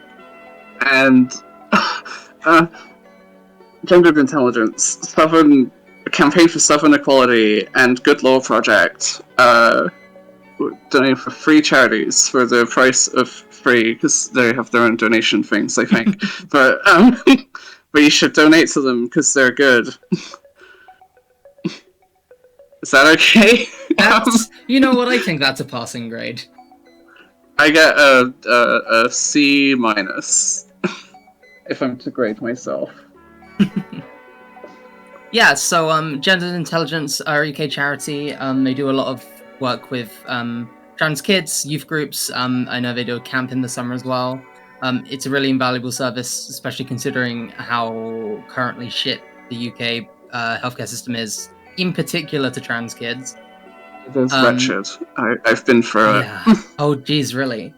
Do you? I mean, well, not as a kid, but like, as an adult. It's bad for an adult, and it's probably. It's 100%. Campaign for Southern Equality is raising money. Is a charity raising money for folks in the US South in light of a lot of the recent attacks on the rights of trans kids there. And Good Law Project is a not-for-profit legal campaign. They've got a lot of lawyers on board. They're currently suing the NHS in light of the Kira Bell case and the fact that despite that having been overturned, they still aren't giving any medication to trans kids for some reason. No good reason, really. So yeah.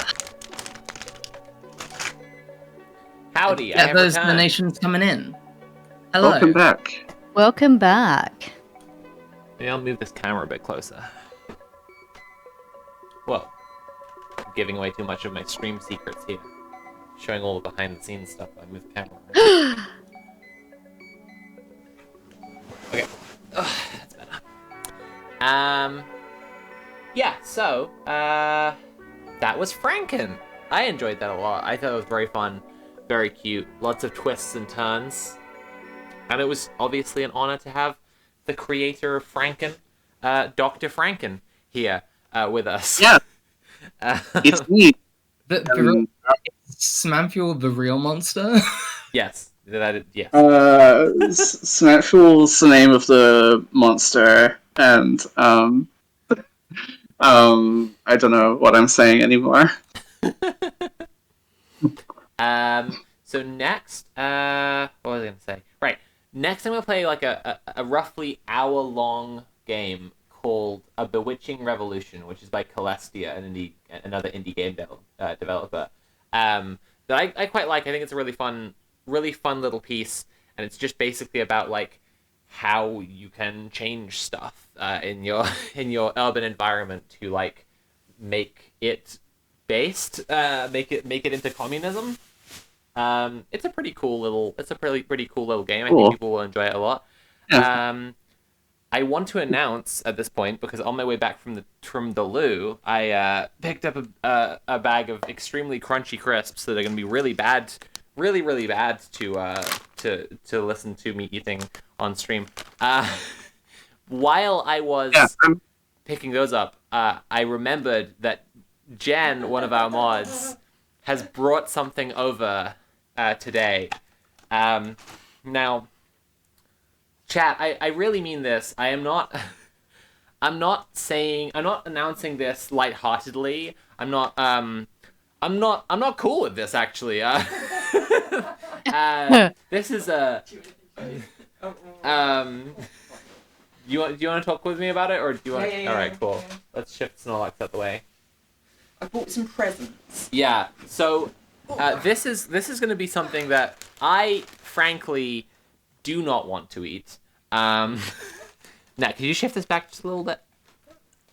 That's better. Yeah. Cool. What the stream don't even realize is that this is just classic Jen. Jen does just love to bring us stuff that challenging. That is a challenge. Yeah. I did it on purpose. One time we had like edibles in the park, and Jen brought out like a box of hot sauces. So like while high, I was just like trying progressively like spicier sauces. That sounds amazing. Oh, it was actually very cool. It's delightful, and that's why we let Jen keep doing it, actually. But Jen has brought something. Jen has brought something that I don't want to eat, but I think some people might want me to, and so it's worth us saying. Oh, what I said before, I think, was like. Well, we'll talk about We'll talk about the amount to donate in a minute. Do you want to introduce what you've brought over? Yeah. I was just googling around, having a look on the internet, and I found a lovely bougie brand of insects as like snacks. So we've got buffalo worms. Buffalo worms. Crunchy crickets. Yep, crickets. Yep. Locusts. Oh. The famous one from Bush Tucker Trials, mealworms.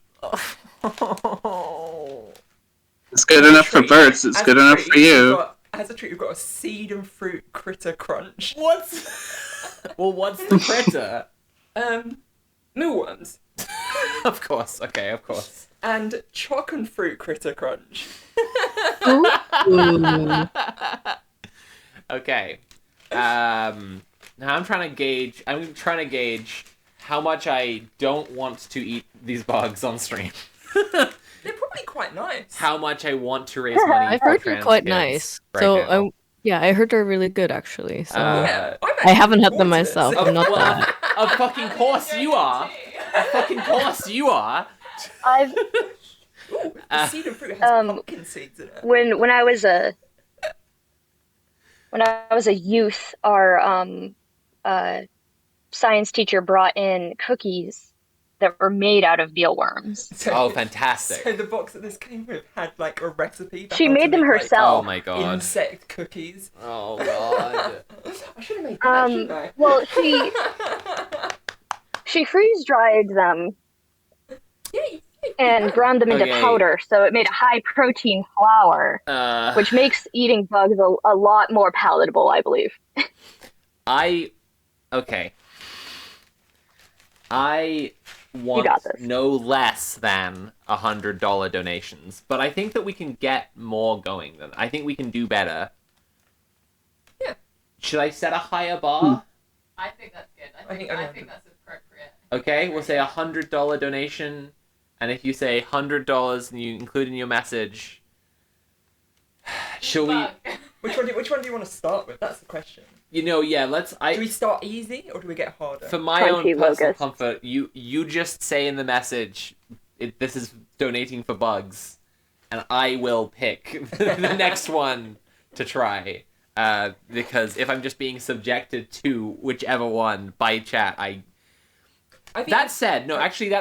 I will override that. I can say pretty straightforwardly what I don't like, what I'm most upset about. So, if you donate $500, I will go straight for the crickets and the locusts. I will do it. But if I've had crickets before, and the main thing I remember from them is the legs just getting stuck in your teeth. So we'll hold on to the crickets and locusts until you get that big fat $500 donation. Okay. So that's what we're holding out for. You're not allergic to mollusks and crustaceans, are you? No, I'm okay, not. Good. Oh, jeez. Okay. So that's a new stream reward that is happening to me today. There we go. Thank you for introducing that, Jen. I mean, if they don't donate, I'll just start eating them. I believe you will. We'll have them with pizza. I think can I make a prediction? Please. I think you're gonna try one, and you're gonna like them so much that people have to donate to make you stop eating them. It's like, please, we don't want to see any more bug eating. Here's a counter. You're gonna go out. I don't think that will happen. I think it'll happen, and you're gonna get so into it that you go outside and eat centipedes off the floor. Oh, fuck. I just realised they're unseasoned. Oh They're no! unseasoned at the top. Means they're gonna be a bit rubbish. That's cool. You're gonna get the raw flavor. A bit of salt. Yeah, you want to put salt on them, right? Would this be easier if it was a tequila worm? Yeah, Okay. like a salt and shake. Anyway, yeah. So that is a new. I'm gonna. We've added. Yeah, I'm gonna head off. I'm gonna head off now, and if anyone else wants to come in. But Okay. Cool. I think we have it was guests lined up in the Samantha, next 10 minutes or so. Fantastic to have you to talk through your game, Oh, and I honestly can't wait for your next whatever you make next, because honestly that was really fun. well, I'm working on Amazing Treasure Valley that has 4 orbs to find, which is wow. you get an extra orb whole and extra more. orb. So Okay. I can't wait. yeah. Let me know. Yeah. Thanks for having me. I'm going to recommend Frank to all my friends. Yeah, thanks for having me on, and good luck with raising more cool money. Thank you. Yeah, bye-bye, everyone. See you later. Bye-bye. Okay, chat. That's what's happening now. I just have to set that as my bar, though. It's got to be $100 donation or higher to do this, and $500 to go specifically for the crickets or the locusts, because I'm just.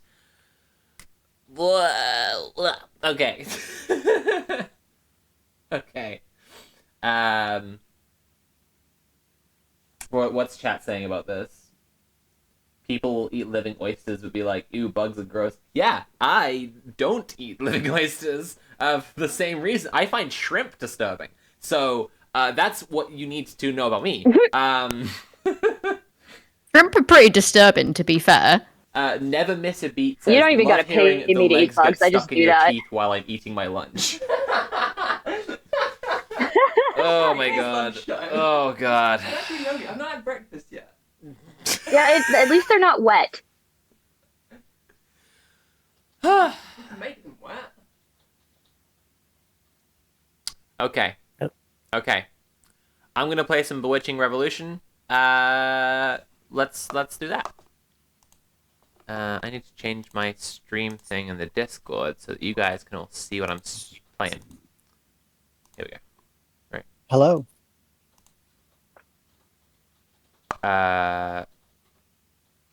Who said hello just now? Me, Andy. Oh, hi. Were you gone? I was taking care of the boy. Ah, see.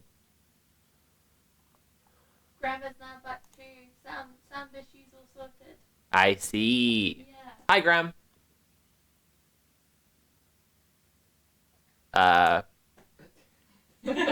Guess again. Okay. Not so sure about that. This is all tilted weird.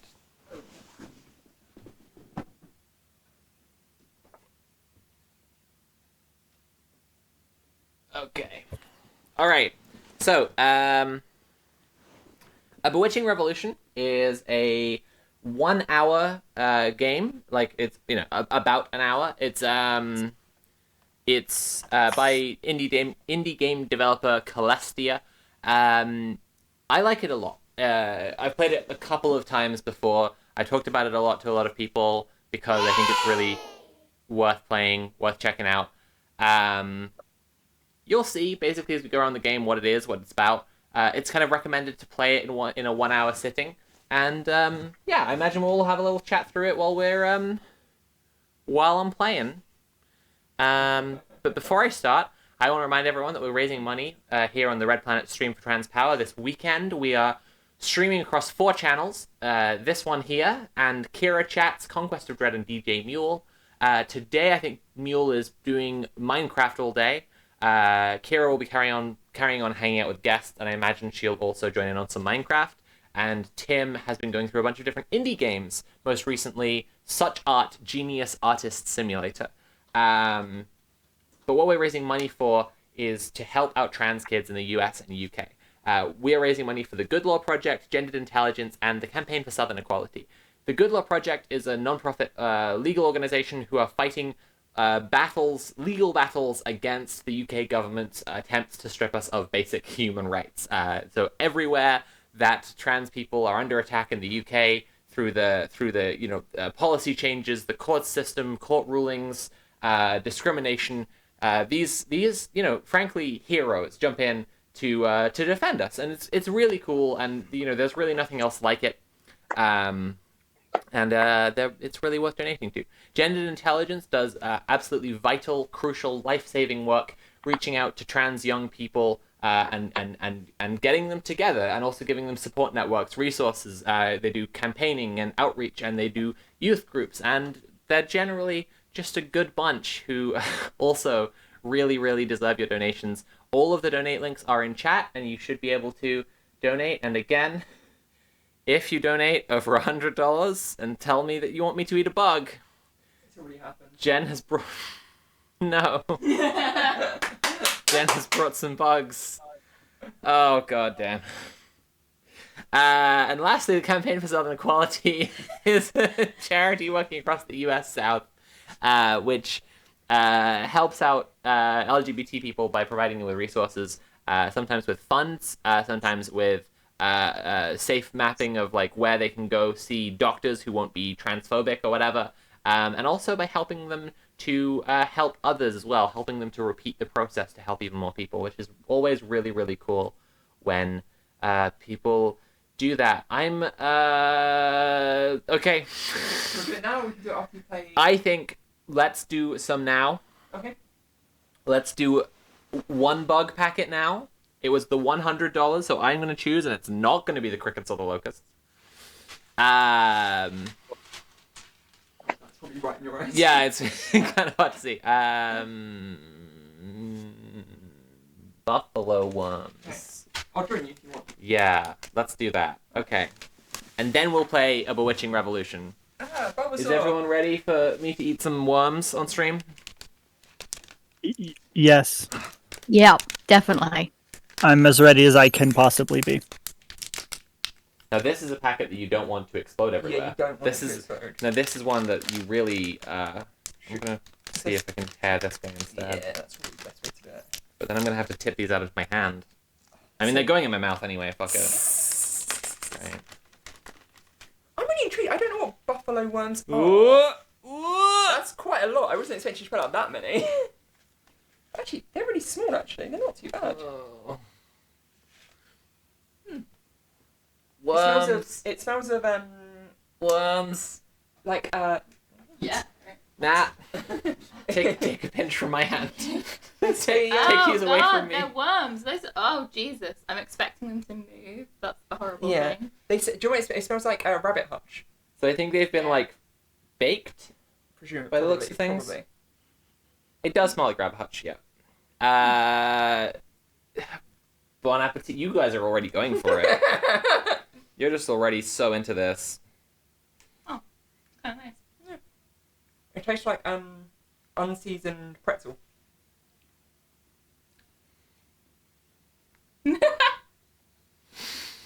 Mind over matter, Sophie. You've got this. Why are you so fine with this? It's kind of got that like seaweedy kind of.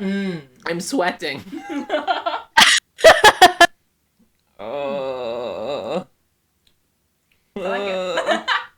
You like it? You're a vegetarian. Maybe that's why you like it. Oh, I dropped one. Okay. Oh no. Got a kind of like seaweedy fish food, nice texture. I'm gonna kind of pound the rest to just like get this. That's so many. You really Band-Aids. Yeah. You really gave yourself a challenge. Well, I feel if someone's donated $100, I absolutely. gotta. Go for it. Chat, this is what's happening right now. Yeah. They need to see. This is all going down the hatch. Yeah, they're sort of tasteless, I guess. Yeah, it's not much flavor, but there's a bit of like umami there. Like that, like I think kind of. Yeah, I can imagine seaweedy if you were to like make it into like a burger or something, it wouldn't taste too bad. Yeah. Maybe a bit too umami for a burger actually. So, out of 10, how would you rate buffalo worms? 6. Yeah, I actively like them.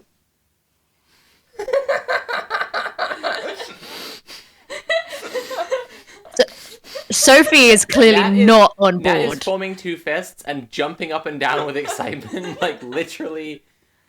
Oh god. Well, you'll be glad to know that they're a source of fibre. Whoa. Packed with protein. Do you want a glass of water? Let's get you a glass of water.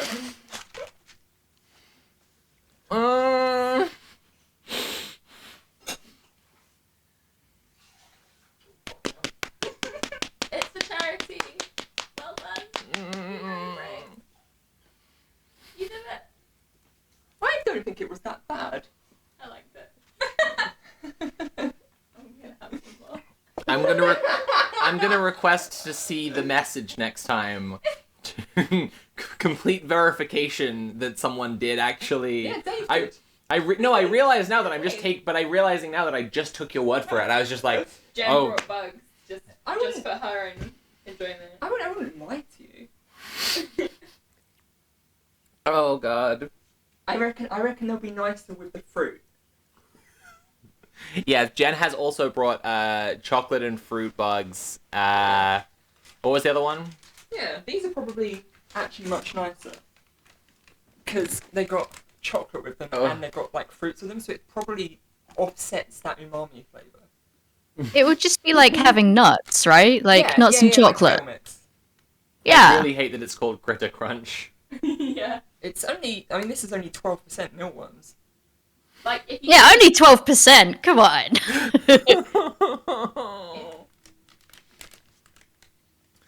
Ironically, like genuinely kind of want to open up right now, but As- waiting for people to donate. Okay, chat. So I am gonna play a game now and stop eating bugs. I really like them. They're not bad. I can't believe you've done this to me. It's the way that they kind of move in your hand that's a bit freaky, though, because you feel like you think they're alive. They think they're actually alive when they're swimming, but they're not. They're long dead.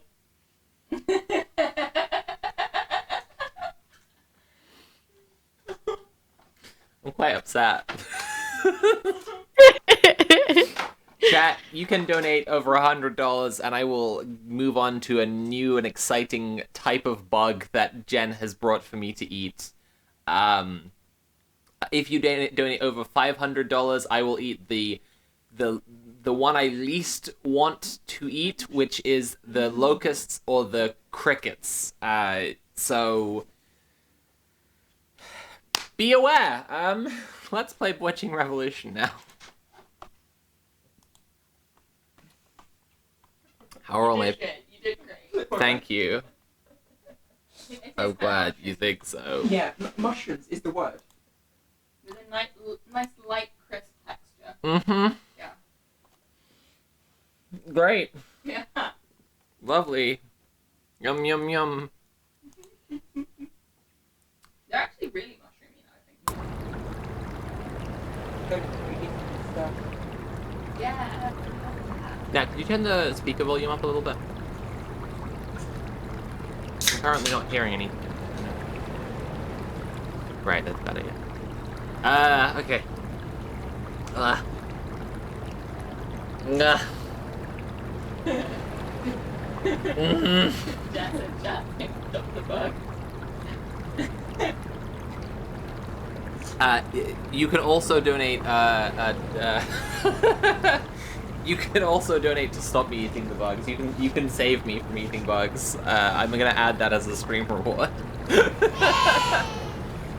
You can, if it's been decided I'm gonna eat some bugs and then you also donate $100, then you can counter the rub. Have to donate more to stop Yeah, No, definitely. they should have to donate the same amount.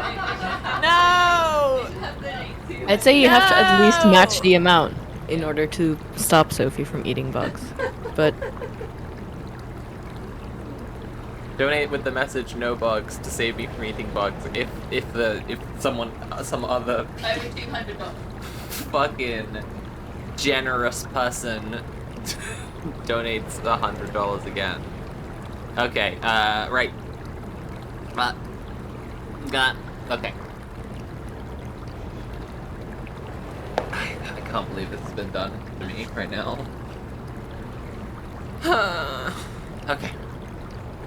A Bewitching Revolution is designed to be played in a single sitting lasting roughly 1 hour. The current version contains no save/load functionality. Who's ready for some Bewitching Revolution? Hell yeah, I haven't heard of this game, so I'm willing. So I've played it before and it's really good. basically you are the witch of the city and you are going around and using your magic. And your magic, it's communism. The scariest possible magic. I'm gonna turn it down a little bit. Yeah, I think that's a comfortable level. Oh, my goodness. What a day I'm having. It's the same as Mule's speedrunning incentives, 100 to eat the bugs, 200 to cancel the bugs. Exactly.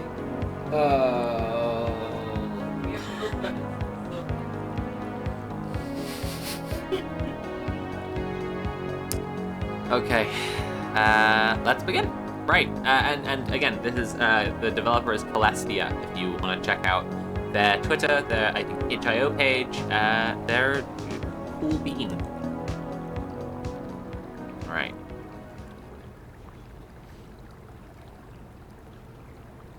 Right-click to cast spells. Okay. Cool. Witch of the city, hear our prayers. We are getting poorer while the rich get richer. We go hungry while food is wasted. We freeze while the planet burns. Witch of the city, help us build a better future. And those are the prayers that I've received. Oh, they're going to the people who prayed for them. Okay, hang on. have a little bike, that's really fun. And I have a black cat, who I guess is my familiar. Okay. Employees only.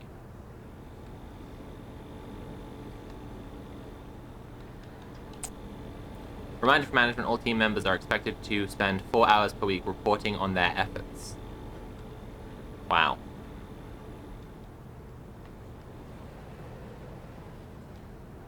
Always remember to smile. Yay. Right, yeah, this is the fast food place.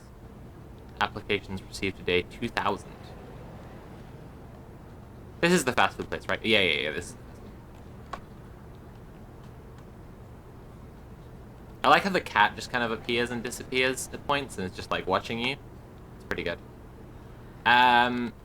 What can we do with a fast food place, pals?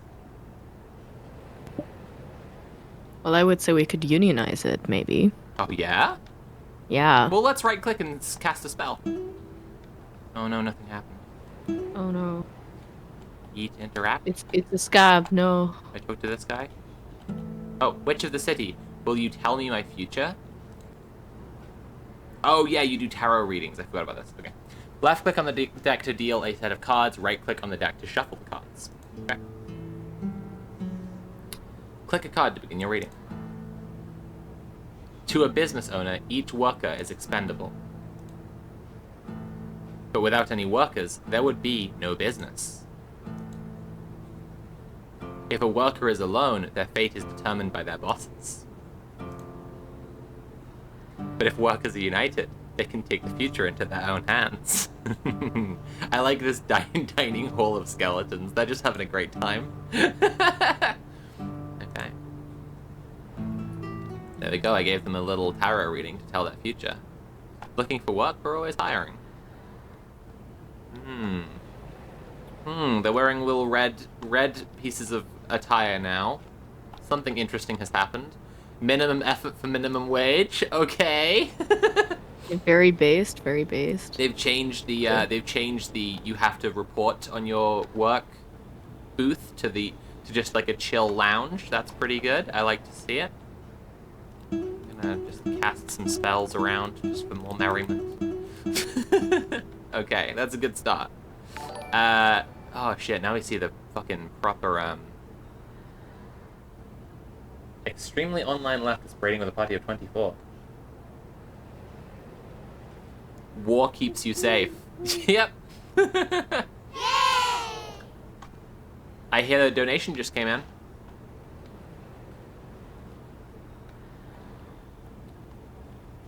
Andy, have you seen this before? Is she there? Maybe not. Okay. I think that the chat is currently looks a lot bigger than it is. I think. Who's around right now? Graham, are you there? I am here, but I am not Graham, so I don't know why I said I'm here. Yeah. So it's just me and Quill. Okay, that's what I thought. I think so. No, I'm here too. Still. Oh, Julia. Sorry, my bad. Yeah. I forgot. Yeah, I'm basically I can be here, but if you need rid of me, that's cool as well. No, I'm pretty easy to banish. I just hope that we'll chat about this game. I think it's fun. Yeah. Your magic can transform many parts of the city. Try using the right mouse button to cast a spell at each of the lights on an advertisement. Okay. All right, that's fun. Ooh, okay. Oh. Oh. Oh. Oh, I took it out. Oh, it's solar panels now. Beautiful. Oh shit, we're gonna make a solar Love to punk see it. commie utopia. I'm so excited. Okay. It's time for some motherfucking spells. I really like that, spells doesn't transform the fast food place on its own, but like talking to the person there and helping them to understand their future. That does. It's kind of like in real life when you wanna. Yes, exactly. Help people. You have to talk to them. It's kind of like we live in a society. Yeah. It's somewhat. Hey, your debts. Fuck you.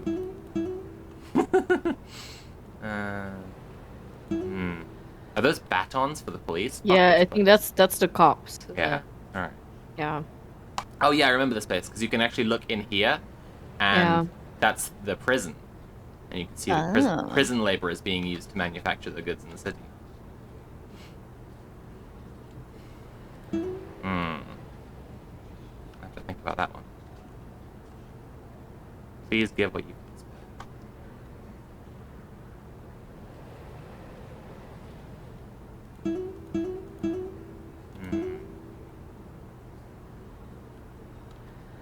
Well, that sure does look like an empty building.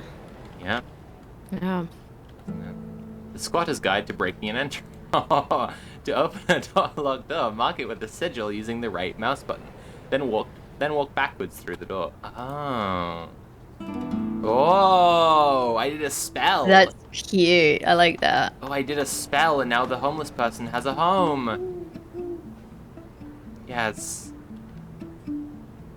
Okay, this is good. I love this game. I haven't played this game in too long.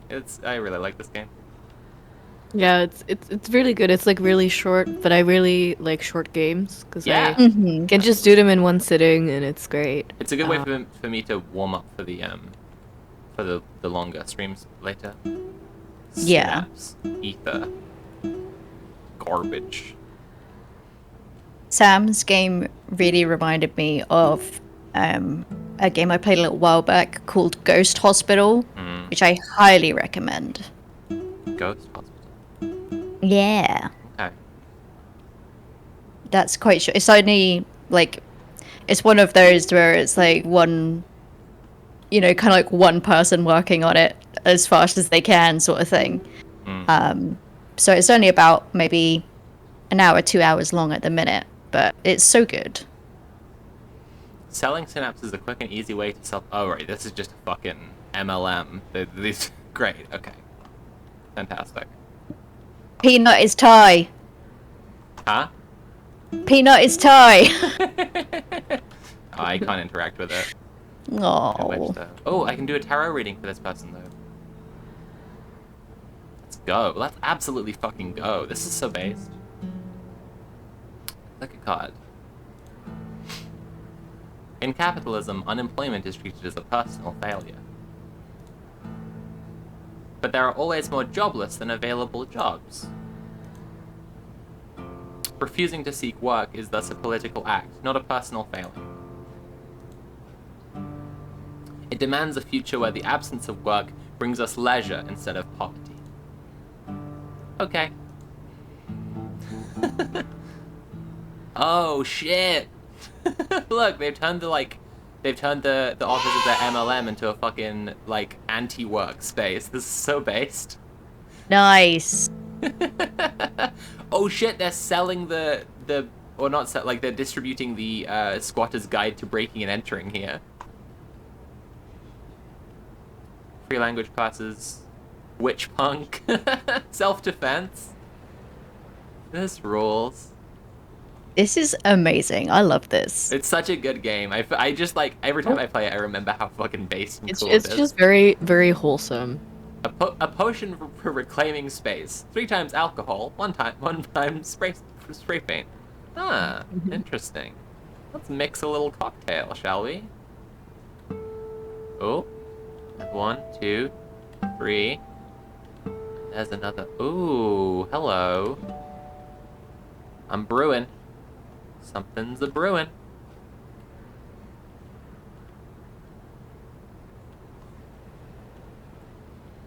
Okay. Do I pick it up from somewhere? Am I just like... okay.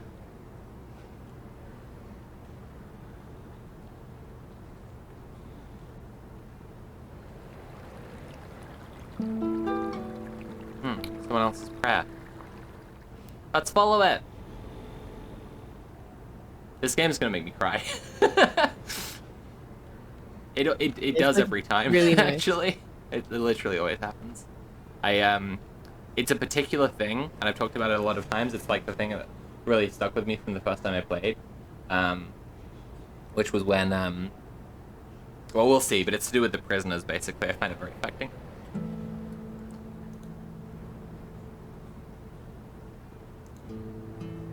Oh, hello.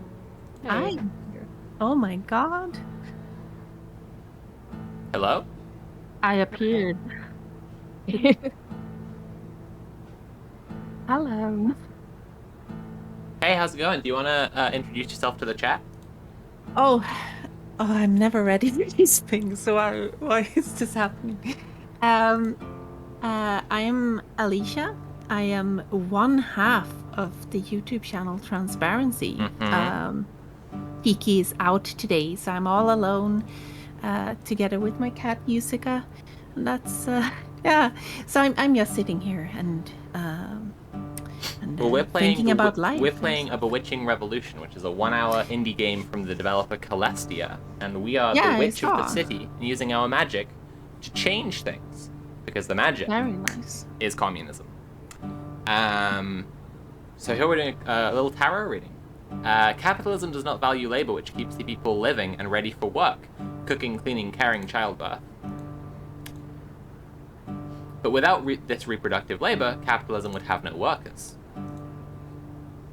By collectively organizing reproductive labor, we can refuse to work for the maintenance of capitalism. We can build a world where there is more to life than making more workers. Based. I fucking love this game. Like, is that not the dream?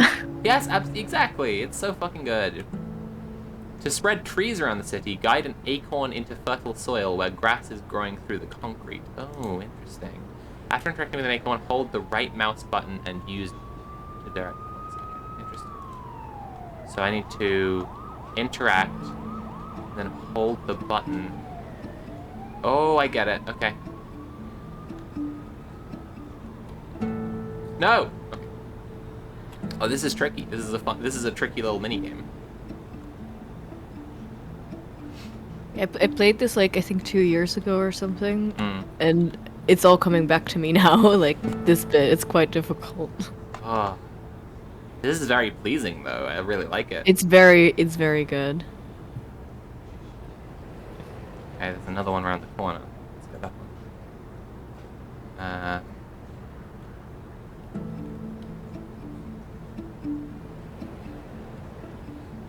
Is there another acorn? Because I don't think I can. Okay. Do I just have to like click it from really far away? Maybe.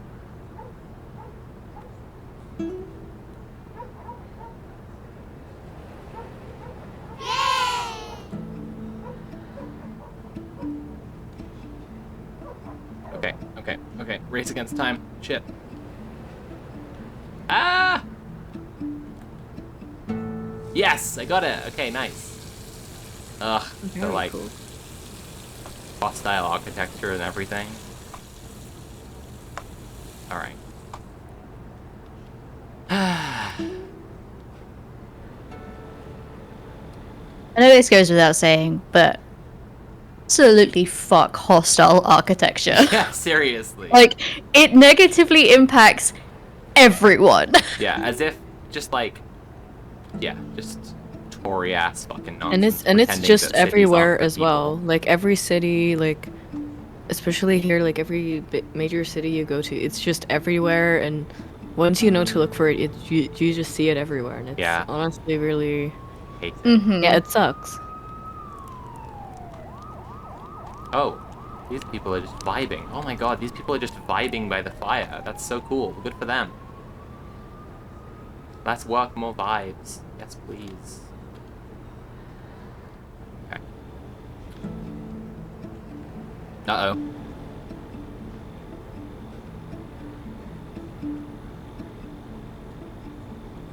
No. This acorn is genuinely hard. Like, really hard. Yeah. Okay, I can do it from this tree now. Yeah, more pop up, I think, when you have more trees. I think that's like a thing. Yeah, for sure. And... What? No! Okay.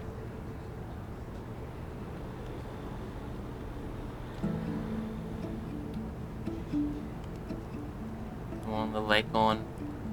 Come on, little acorn. Here we go. Here we go. Yes! Awesome. Yeah. So good. Yeah. Alright, I'm gonna talk to this guy who's just enjoying enjoying the fire with his buddy. Yeah. Let's tell the future.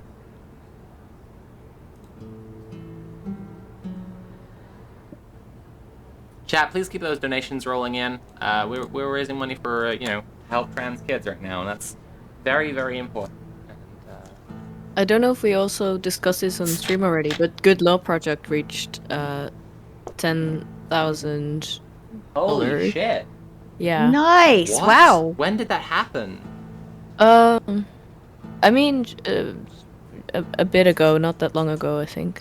Jen is laughing about something just over the other side of the room, and I think that it's something is going on here that I'm not gonna enjoy. Yeah. I think people need to donate more money so you don't have to eat bugs. I think that's definitely a thing that needs to happen. You wanna tell me now? Okay.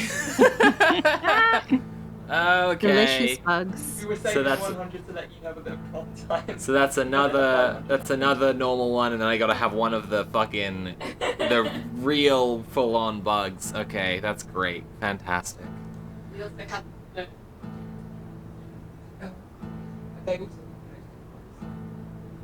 I just had to access to Someone says read the 500. Oh, there's also.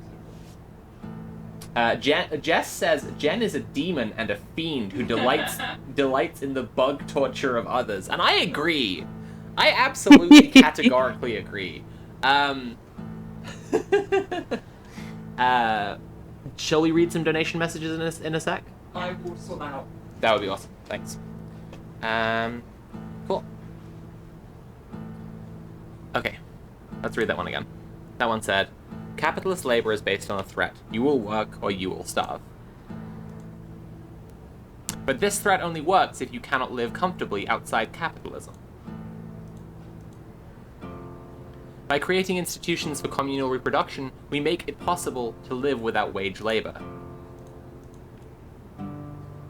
Through building spaces of collective existence, we can build a future beyond capitalism. Yes, I love please. this game so fucking much. It's just so based. Hell yeah. Community kitchen now open upstairs. Hell yeah. Look at that. We love to see it. Proud of my guys. This is awesome. Okay. Oh, there's another acorn here. So probably over there. It's gonna be a tricky acorn challenge. Epic acorn challenge. I'm glad that at least Jess is on my side with this fucking bug thing. At least someone cares that I don't eat bugs. I'm neutral. I was gonna say this earlier, but like, I mean, most people know that I'm vegan, but I would rather eat bugs than I would like mammals or fish. Controversial. Well, I have stopped eating mammals recently, but I would rather eat bugs than not have the donations go to help trans kids. So I will suffer because it's for a good cause. Okay. Oh, fuck this. Let's get rid of that shit. Get out of here. Fuck out of here. Is there more grass? Plant more trees?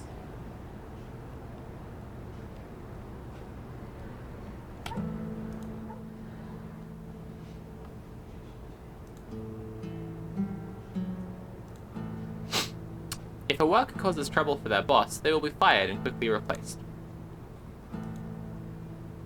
But workers are only replaceable if there are also unemployed people who are forced to look for work. If the jobless did not need to seek work, workers would not be threatened by unemployment.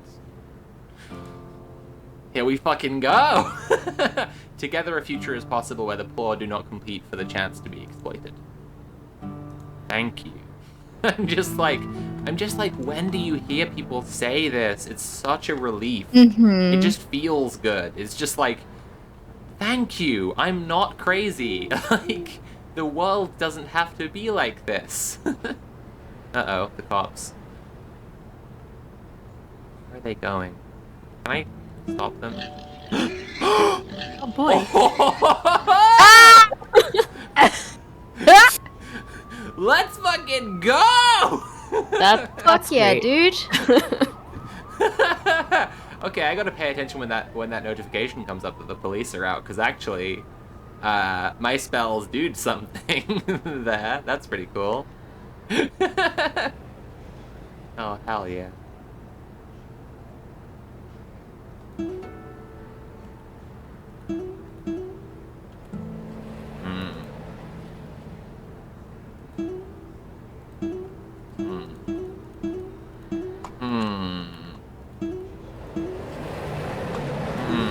Something like this.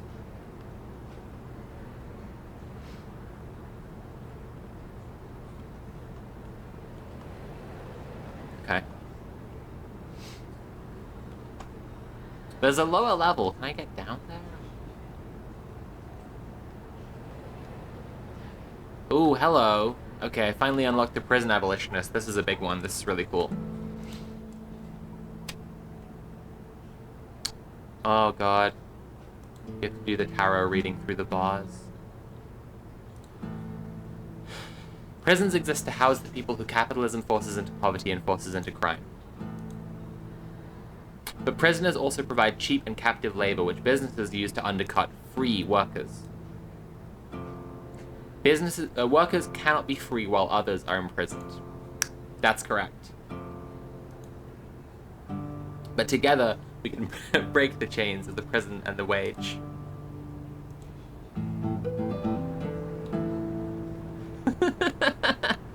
They're having a riot. They're done with it. Wage slaves stand with cage slaves. Oh yeah. This is the thing that I find really affecting, that I think about like daily for the rest of my life. This slogan says, they can shoot us all to death, but they can't shoot us back to work. And I just think that's like, nice. That's a hell of a thing. Yeah. Very powerful. And it's just done so well as well that you see it kind of through the bars and you see like half of it really because it's like split up. It's like really good game design this as well. It's really powerful. Right, you make an effort to read what it's written. And it's also, by the way, it's literally the writing on the wall, which is, you know, I mean. Yeah. We refuse to seek work until we can live without work. Yes. Exactly fucking correct. Hell yes.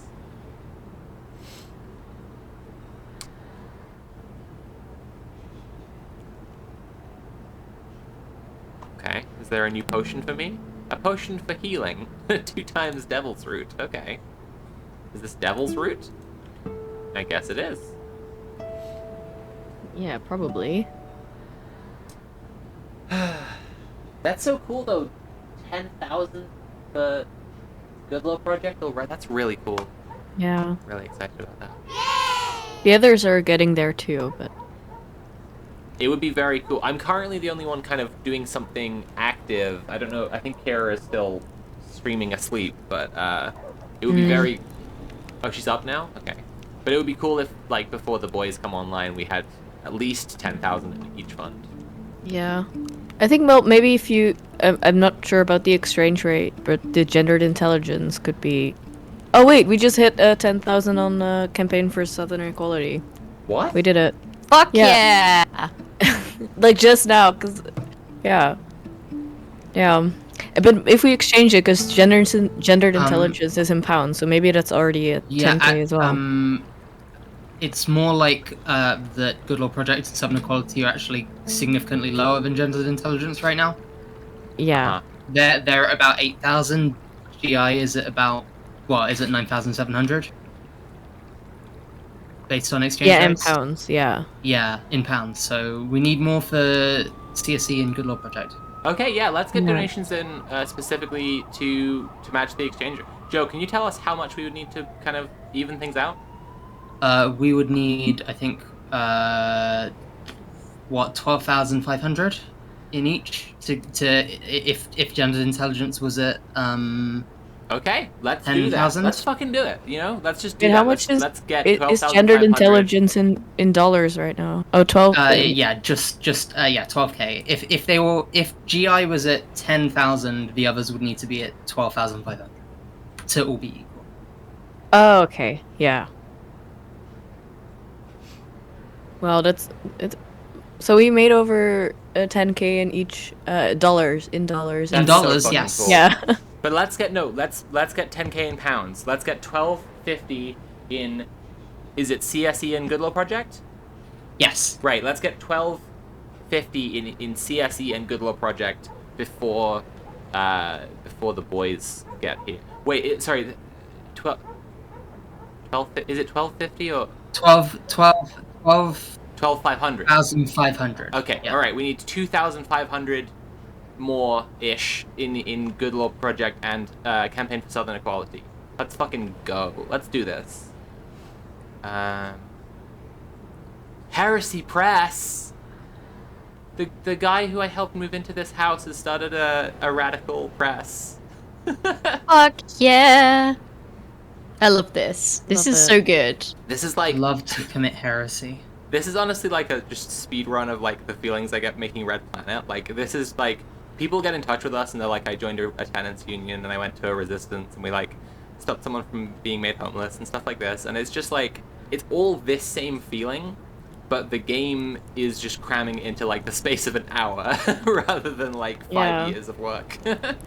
But that's also the thing with like when you do a lot of organizing in real life, you do start seeing kind of similar stuff to this when you organize people. There is a lot of that. Absolutely. And this is just cramming it all in like one good nice little space. Right. And I think that it shows you how like absolutely addictive that feeling is. It's like, you know what I mean? It's like this game is so good to play because you check it out and then you're just like, oh, I want this feeling all the time. Like I want to do this all the fucking time. And you can, because you can organize, and that's great. Exactly.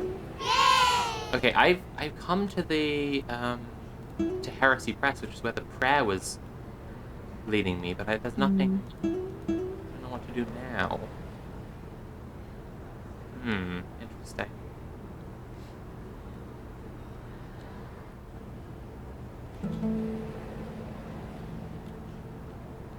It's empty, so maybe it's that the guy should be here and he's not. Maybe it's the cameras? Oh. Okay.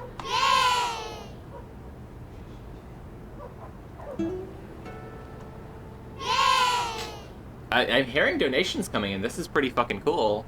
I'm not seeing them on the screen. I'm also seeing Jess in chat saying no, which is probably a bad sign for me. Yeah, perhaps. Oh no. Foreshadowing. Oh god. Fuck your So, dance. what do you do in this game? I was in the shower when you were introducing it.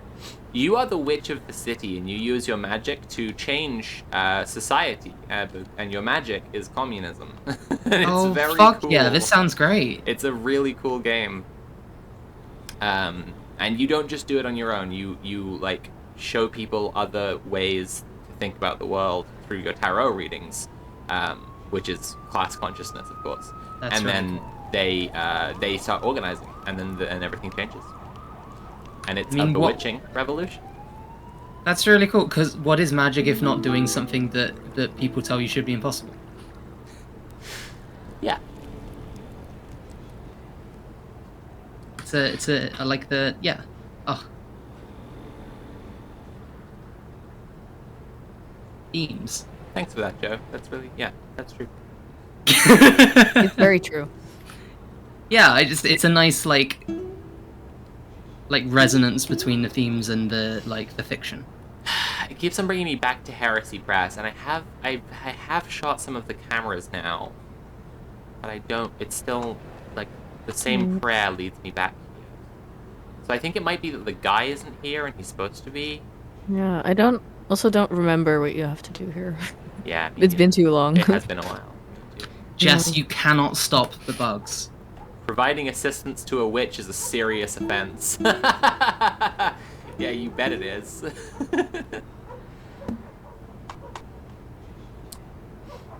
People can stop the bugs if they donate twice as much as the bug donations. Oh, really? I didn't know that. Yeah, that's People can stop the an bugs, extra thing yeah. we added. They have to put stop bugs in their message so that we know if it's full, Yes, or is it or- just if we receive it? Yes, They should say or stop bugs, 'cause we might just they need get to say donated. stop bugs, but like if they donated with that intention and they say in chat like, hey, I meant to stop the bugs, then because we did this with Mule's Save versus Shave fund, just like if someone wants to, stop people can retroactively say that their donation was trying to change that. That's allowed. If you know where the cops will be, cast a spell at them and make them flee. Yes. There are 2 normal bugs, 1 regular bugs, and 1 500 bugs. Okay. So that adds up to 1 normal bugs, 1 500 big bug. Okay. All right. And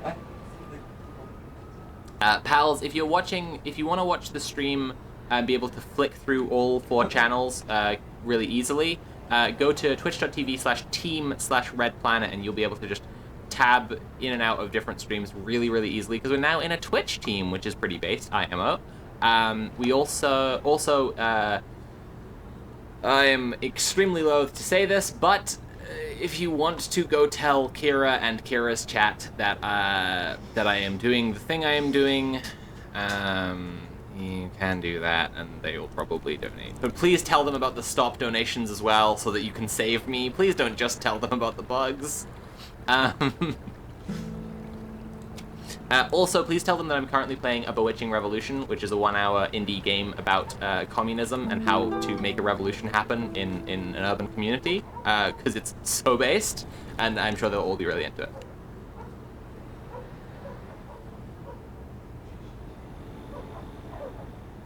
The same crowd just leads me back here, and I just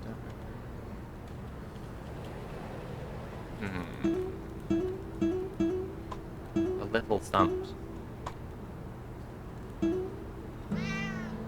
If the figure of discipline was the worker prisoner, the figure of control is the debtor addict. That's good. Because of industrial action by transport workers, significant delays are expected. I mean, a train just went past right then, so... like, you can say that, but...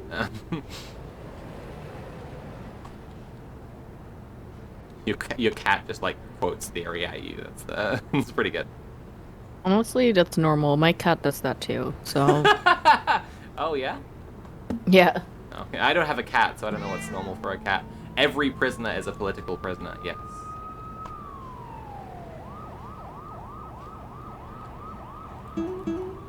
I want to destroy these fucking vending machines. Well, I don't want to destroy them. I want to make them so that they just dispense, and you don't have to have fucking money. Any more potion brewing? Is that what's going on? No, okay. The environments in this have like a very similar vibe to the ones in Umurangi Generation. Yeah, absolutely, and Cloudpunk as well. Yeah.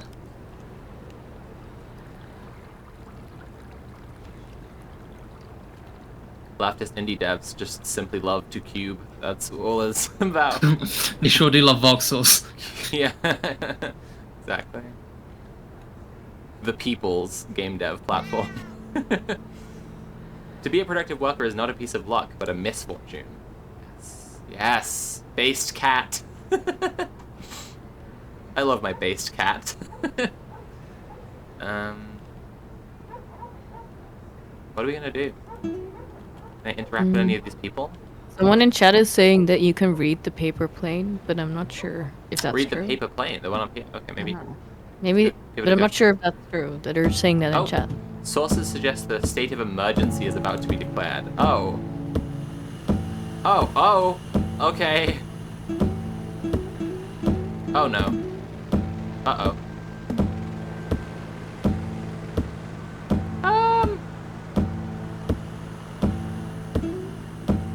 I don't love this.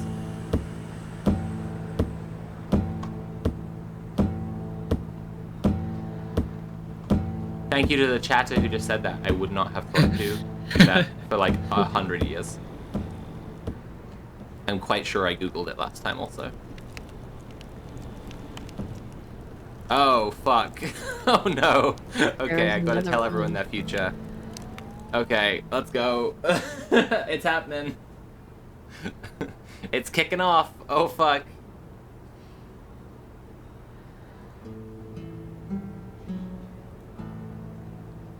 Capitalism was built through violence of slavery, colonialism, witch hunts, and enclosures. Oh, fuck. That is a good description of that. Capitalism is maintained through the violence of armies, police, borders, and prisons.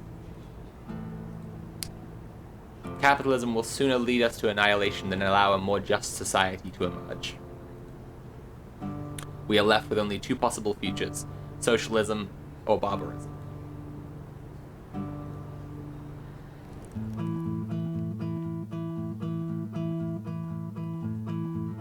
I hear an ice cream truck outside my house, but it's like the greyest day. Like, I don't know, who are they selling ice cream to? I mean, it's just that season, they just gotta do it.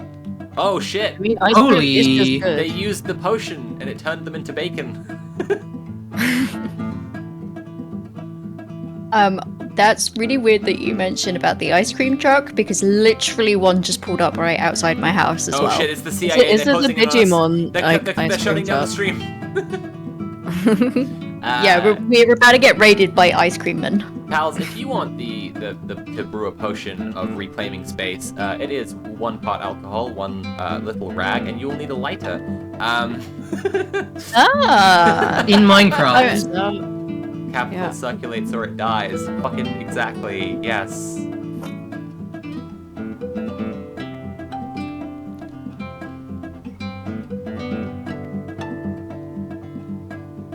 Uh-oh. Oh, they're running away now. The prisoners are free! Very pog, very good. Yes!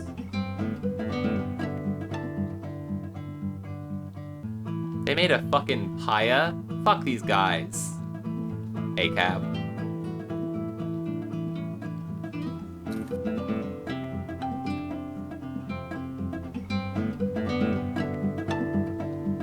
Oh, it's the Heresy Press guy. Oh, it's all boarded up. What the hell?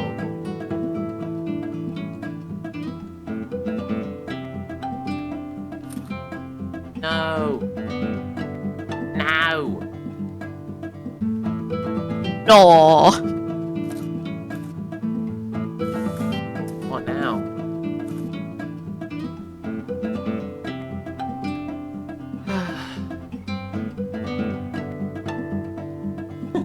Jess has put in chat, abolish prisons, stop the bugs.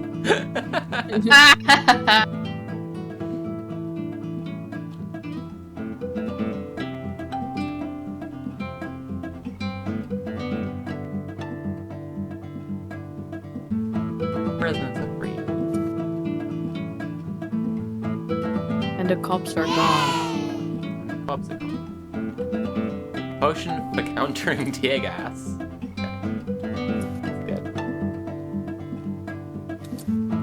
That's a good point. You will need that. Oh wow, they set up like a field hospital. Wow.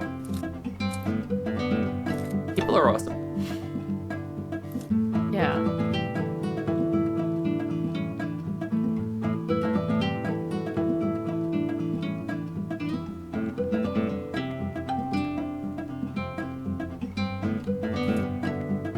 Started a channel prediction. What's that? Bugs? Oh, no. Bugs, and you can vote either bug enjoyer or bug abolition. Ugh. I'm for complete bug abolition, please.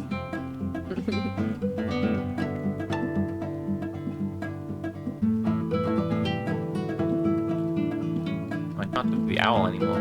That's a shame.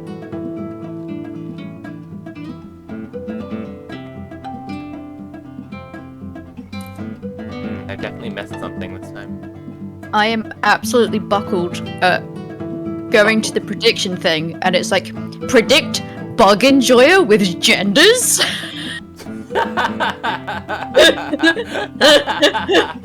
That's so funny.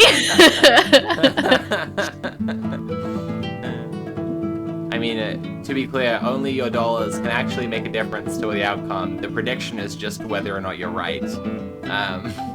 You can't change my fate with just genders. You need the cold hard cash, I'm afraid.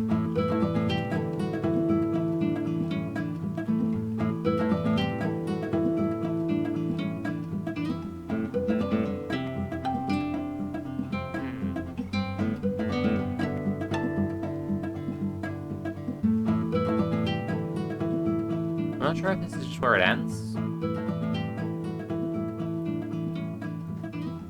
I think there's more. I can't remember. I don't remember either. Been too long.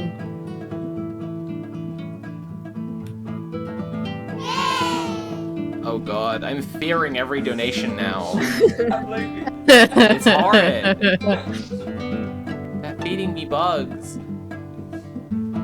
They could be donations to make you not eat bugs. They've come to my house and they won't let me leave and they're feeding me bugs. Free me.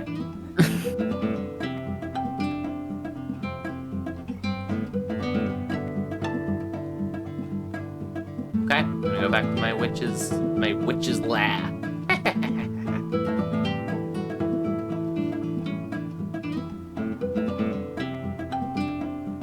To put on my knee-high stripy socks and talk in my high-pitched squeaky voice. And wait a second, hang on a I'm having some realizations about witches right now.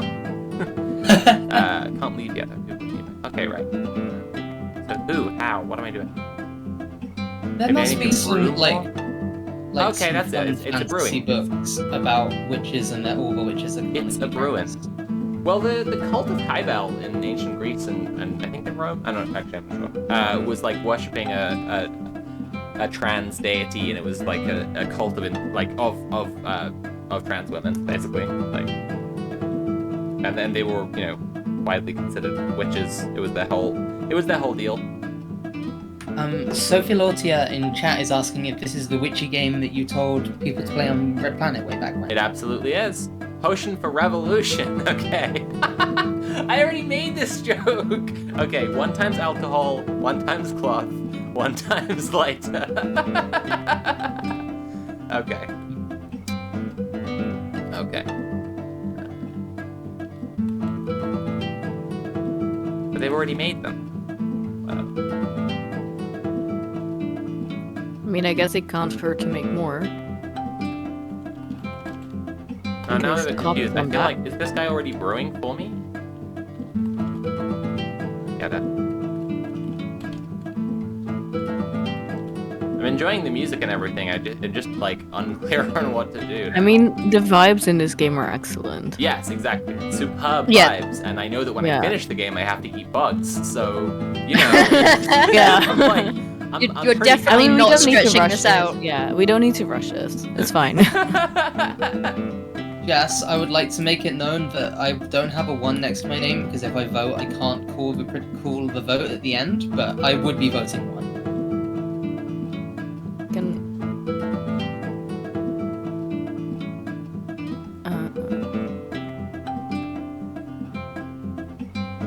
How's the channel vote going? Currently it is... Oh, it's pretty neck and neck. We've got 102,000 for bug enjoyers and 105,000 for bug abolition. I think some long-time channel watchers have just used like all their genders to try and like...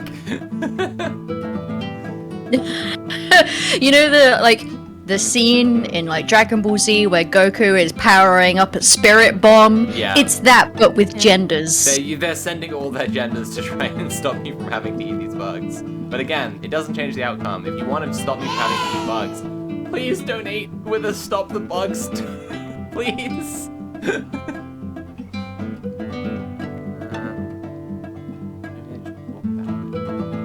Okay. It says there are still people who need my help, and I just don't know. I think what I probably need to do is like get the Molotov cocktail and throw it on higher.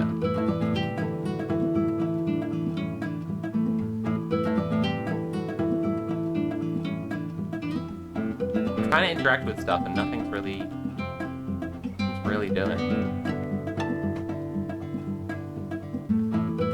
I'm not actually just trying to drag this out. I've just lost it a little bit, which is like an unfortunate thing I found a little bit with Celestia's games. Sometimes I just like don't really know what they were intending me to go do next. But I don't. It's not that huge a complaint because that happens in plenty of other games whose politics I find completely uninteresting and mediocre.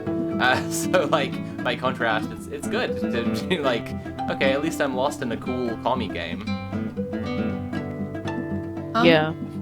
It's just occurred to me, is Alicia muted? Because I haven't heard her say anything. I'm sorry. I'm sorry. No, it's okay. I just wanted to make sure you hadn't been speaking like the whole time, and you know. No, that's fine. Okay. I'm just deep in thought, trying to do face at the same time. It's no, it's very, very understandable. Don't worry. What is trans rights in Swedish? Well, gosh, what would you even? I'm losing it right now. We had a donation you in wouldn't... Swedish earlier that was trans rights, but we didn't know how to pronounce it. What did they say? But it was something I'm sorry, like I'm in Rattig English Heta mode right now. or something. What did you say? It was something like trans Rattig Heta or something like that. Transrättigheter. Okay. Okay.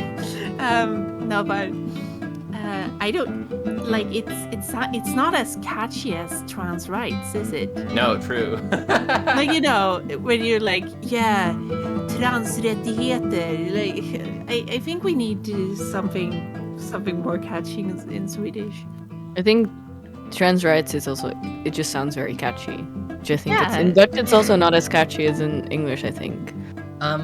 I think I might need to be a meanie and ask some guests to kind of give their closing thoughts, because imminently we have some people from the Good Law Project coming on. Amazing. Well, I am happy to make space for that. Yeah, I think I'm gonna head out as well. Do you want to plug anything before you go? Tell people where they can find you?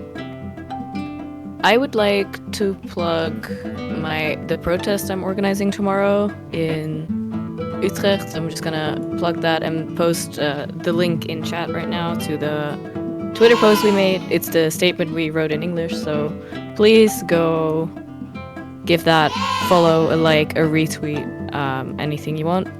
I'll just post it a bunch of times.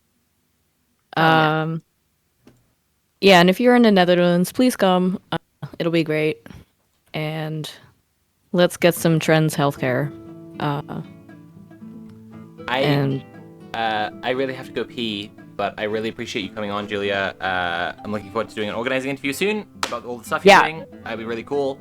And also to everyone else who's currently here, who I'm gonna jump off and go pee, but I'll be back shortly. So thank you for being here. And you should, as you're doing now, plug your stuff. Yeah, I'll just plug the protest, and maybe I'll plug my own Twitter for a bit too. So I'll just post my Twitter. I mostly post in Dutch, and mostly about Dutch politics. So it might not be that interesting for most people, unless you're Dutch. So yeah. I'll see some of you later tonight or tomorrow. Yeah, in the evening after the protest. So well, bye everyone, and have a great weekend. And let's raise another 10K for each charity. Let's get double, baby. Yeah, triple even. or more Let's even. stop there. Yeah. Let's just get all the money for the trans kids. Yeah. So bye everyone. See ya. Quill, would you like to plug anything before you go? Sure. I mean, I always get like, oh, I don't know what to plug whenever it's time, because I feel like most people aren't really in the arena for having a costume made. But hello, I make costumes for a living. You can find me basically on every platform as Quillightful. That's it. I think that's it. I've got some examples of my work on Twitter. I do have a website, which is quillightful.com, and there's a little blog on there that I talk about, costumey things and sometimes disability-related things. Trying to think if there's anything else that's actually important. Apart from go donate all of your money to help trans kids. There you go. Hell yeah. Thank you for coming on. It's been really fun. Thank you for having me. Great.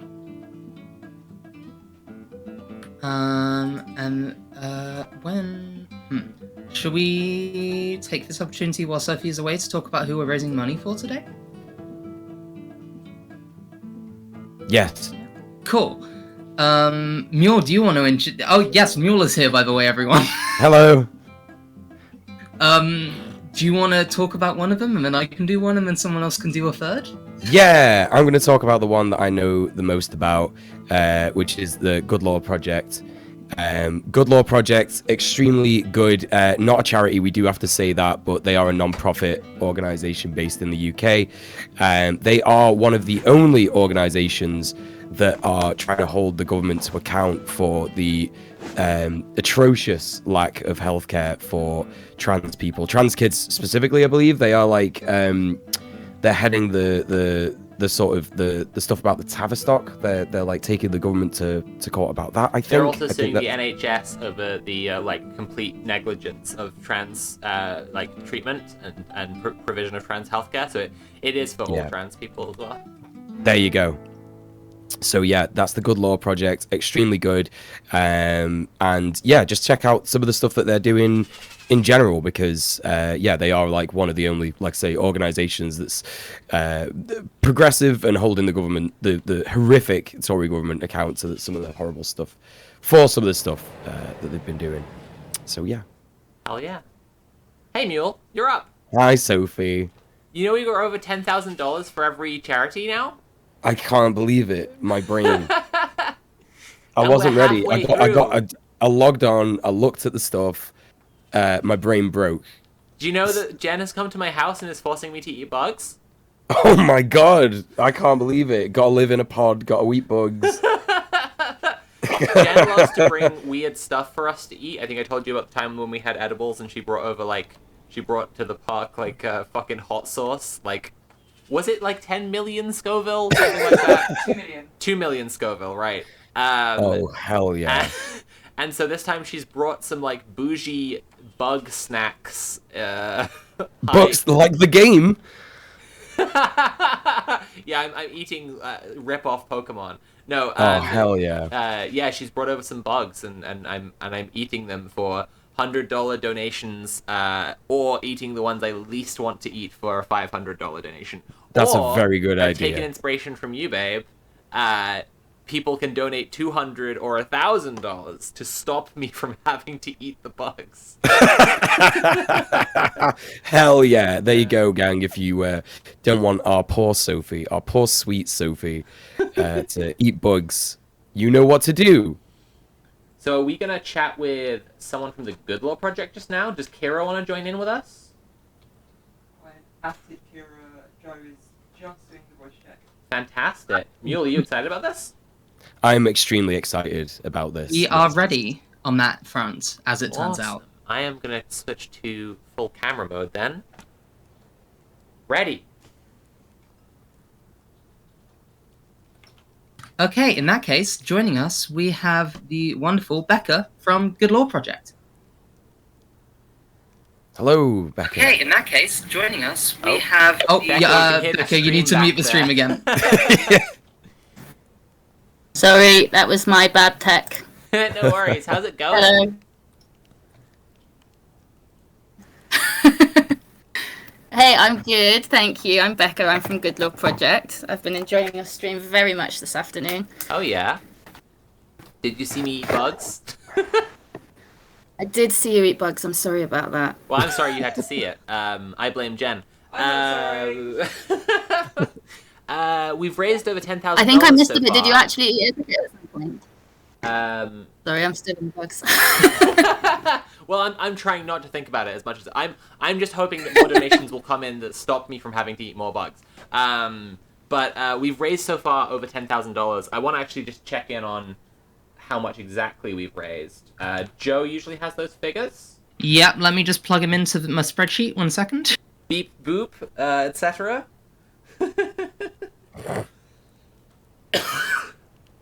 But I'm looking at the Tiltify here, and I just want to say that for the other funds, we've raised... now I'm waiting for my laptop to load. This is just a general progress update, I guess. Nope, my laptop is stuck in an infinite load cycle. Never mind. That's just fucked, I guess. Joe. Yeah, 1 second. I'm nearly there. Okay. Becca, what's your role at the Good Law Project? My role at the Good Law Project, I'm a legal officer. So, Good Law Project, for those people who don't know, it's like a legal campaigning organisation. So we use the law in combination with campaigns, basically, to fight for change. And my job is, I'm sort of a liaison between the legal team and the campaigning comms team. Okay. So when we see a good case where we think that we could make some difference in the legal sphere, we kind of work out whether it's also a good campaign that we can run on the sort of political media front as well. And I join the dots. Fantastic. That's really And cool. I specifically actually do a load of I sort of act as a sort of facilitator of a lot of our trans rights work. So we've got quite a bit of stuff going on in that area, and I'm very passionate about it, so that's what I do. Well, do you want to tell us about the cases that you have going on in your trans rights area? Yeah. Sorry, just on a technical front, it's really glitchy. I can only hear like half of what you're saying. Is that on my end? Oh no, I'm so sorry to hear that. That I can probably hear you is okay. on I your don't end. know why that would be. Yeah, I'm hearing Sophie Sophie fine. Everyone It's else a bit hearing? better now.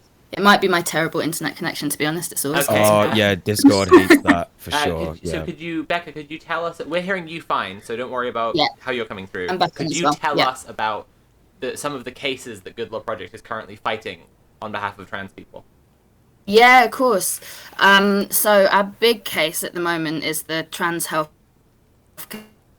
care case. The stream. So I'm finding it really confusing. There's a delay on the Twitch video, and I'm getting used to it. But the trans healthcare case, it's kind of a combination of 3 cases that we've been running over a bunch of time. So back when the Bell Tavistock debacle was going on, Good Law Project funded an intervention into the appeal, which, as you all know, won, and Bell was overturned, which is really great. But after that was overturned, the NHS had put in the interim a bunch of provisions around referrals to endocrinology for young people, and those provisions maintain. So there's a new service specification, and there's something called a multi-professional review group, which is basically another round of checks that kids have to be put through that involve lots of different people's input before they can be referred on to endocrinology. So one part of the trans healthcare case is challenging those changes that were made before Bell was successfully appealed, and saying that now that Bell has been overturned, those extra checks shouldn't be needed. And then the other side of the healthcare case is about the delays. So it's a kind of general discrimination-based claim with a few different grounds, using various different legal arguments, but it focuses on both adult and kid services, and basically says that the extortionate delays that trans people face waiting for NHS care is discriminatory, and that the NHS could be doing a bunch of stuff that doesn't even necessarily have to include pouring more money into it, because they say that's not the problem, although obviously ideally it would. But there are just a bunch of structural things that mean that healthcare is basically being withheld, we're arguing, from people who need it. Yeah, and I think that that's I'm not speaking here as a legal expert or offering any kind of opinion that should be taken as blah blah blah blah disclaim, but I think it's apparently obvious to every trans person in Britain that that they could easily treat trans people like that. I don't even know, I have nothing to do with the NHS's finances or anything, but I don't even know that they would need more money particularly to I think that trans women consume only 1% of the estrogen therapy, HRT This is like I appreciate that there's more than just the literal medicine itself, but like it seems pretty apparent to every trans person I know, at least, that it's like clearly being withheld as opposed to a shortage or whatever. And I hope that it's just a breeze, proving that in court, frankly, because it like I say, it's just so obvious to us anyway. Yeah, exactly. And I mean, I don't know whether it's going to be a breeze proving it in court, but we just heard last week that we've got what's called permission on the case. So when you first apply for judicial review, there's a kind of an initial stage where the court looks at it and sees whether or not your argument has like sufficient merit to proceed to the next stage. And the NHS had to provide some defence at that stage as well. And we had 6 grounds for the claim, and we've got permission to proceed on all 6 grounds. So I mean, that doesn't indicate that it's going to be a breeze, but it does indicate we've got a strong enough case to argue in court, and we're going all out, and we'll be in court in, I think, late autumn or possibly towards winter. I don't have any illusions about the massive gulf, unfortunately, between. Yeah. Oh, you okay? Yeah. Yeah. Okay. I don't have any illusions about the massive gulf between what should be easy to logically prove and how the legal system actually works in reality. Don't worry, I'm not expecting miracles, but that is a really positive sign. That is really I'm really, really glad to hear that. That's really cool. Yeah, and I think, whatever happens in court, this is going to bring, and it has already brought, so much more like mainstream attention on failures of the NHS in this area, and it can become kind of like much wider campaign as well that puts pressure in other ways.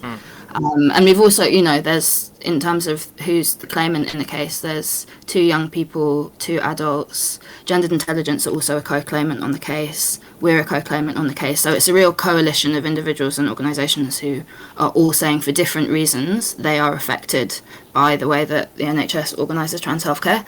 And, it's not the job of a legal case to work out what the defendant's solutions should be. But there are so many, as you've said, there's so many things they could be doing, including money, but not only money, like, the lack of, or the like real restriction of trans healthcare in primary care, for example. It's not for us to say that should be their response, but we can all think of a million ways that they could change things structurally that would make that process easier and reduce waiting times as well.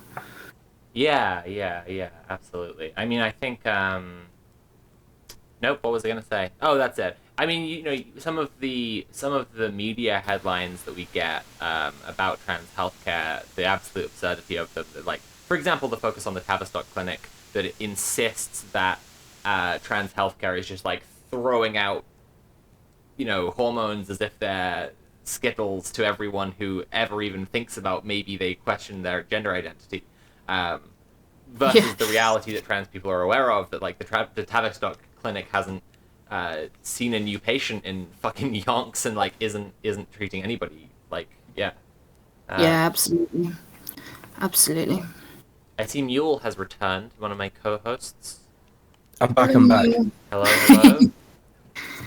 Joe, do we have those figures on how much have we raised? Yes, we do. So currently, do you want the individual figures or do you want the emphasis totals? on the Good Law Project, since Becca is here joining us. Currently, we have raised £8,306 for the Good Law Project. Wow. And in total, we've raised £26,941, or $33,676. Nice. Okay. This is incredible. So much money. It really is. Do you find, I've got to say, I don't know how much you know about the other work that Good Law Project does, but we do a lot of stuff with like government and cronyism in government and, corrupt contracts and that kind of thing. I'm not supposed to use the word corrupt, but like bad contracts. Okay. Legally not corrupt. Very clear. Okay, so actually, let me just ask you, why can't you use the word corrupt? Legally it's different, and it's a serious accusation. Right. It's a concern of a libel, right? Let me roll back on that one a little bit. But basically, we do a lot of work in the kind of government space, and that work, obviously, we find it quite easy to raise money for, and in this area, it is much, much harder. So that money is going to be so appreciated. Can I explain a little bit about how the like structure of Good Law Project works? Yeah, please do. And if you could like go on, spring on from that to talk about how this money will be used, because that would be really useful. Yeah, exactly. So basically, Good Law Project is an organisation with 20 employees or whatever, but we have an advisory board who are the advisory board for the so-called Legal Defence Fund for Transgender Lives. That's a group of I think there's 8 people on the board, various different areas of expertise. Trans board. I mean, everyone on the board is trans other than one person whose child is trans and who represents that cohort. And they make the decisions about how this money is used. So GLP aren't making the decisions. We have regular meetings with the Trans Advisory Group. The Advisory Group for Legal blah, blah, blah. And they give us direction about what they want to prioritise. And the fund is always sort of drastically low, to be honest, compared to how much these legal cases cost. I think, it looks like we've got a lot of money in the fund, but running a huge legal case like the healthcare one we've got at the moment costs tens of thousands, if not hundreds of thousands of pounds. You're paying your own legal costs. You've also got to pay, in the potential that you lose, the other side's legal costs. There's court costs, and it's just a really, really expensive business. So, feels kind of rubbish asking for a lot of money for these court cases because it's not going directly to help individuals, but the impact, obviously, if we do win the case, will be massive and really, really widespread. So the board governs the fund, and they're always having to make difficult decisions about what kind of cases we fund. But I can tell you the other things that we're doing at the moment to give you an impression of the kind of decisions that are being made about where we put the money that we do have, if that would be helpful. Yes, please. Yeah.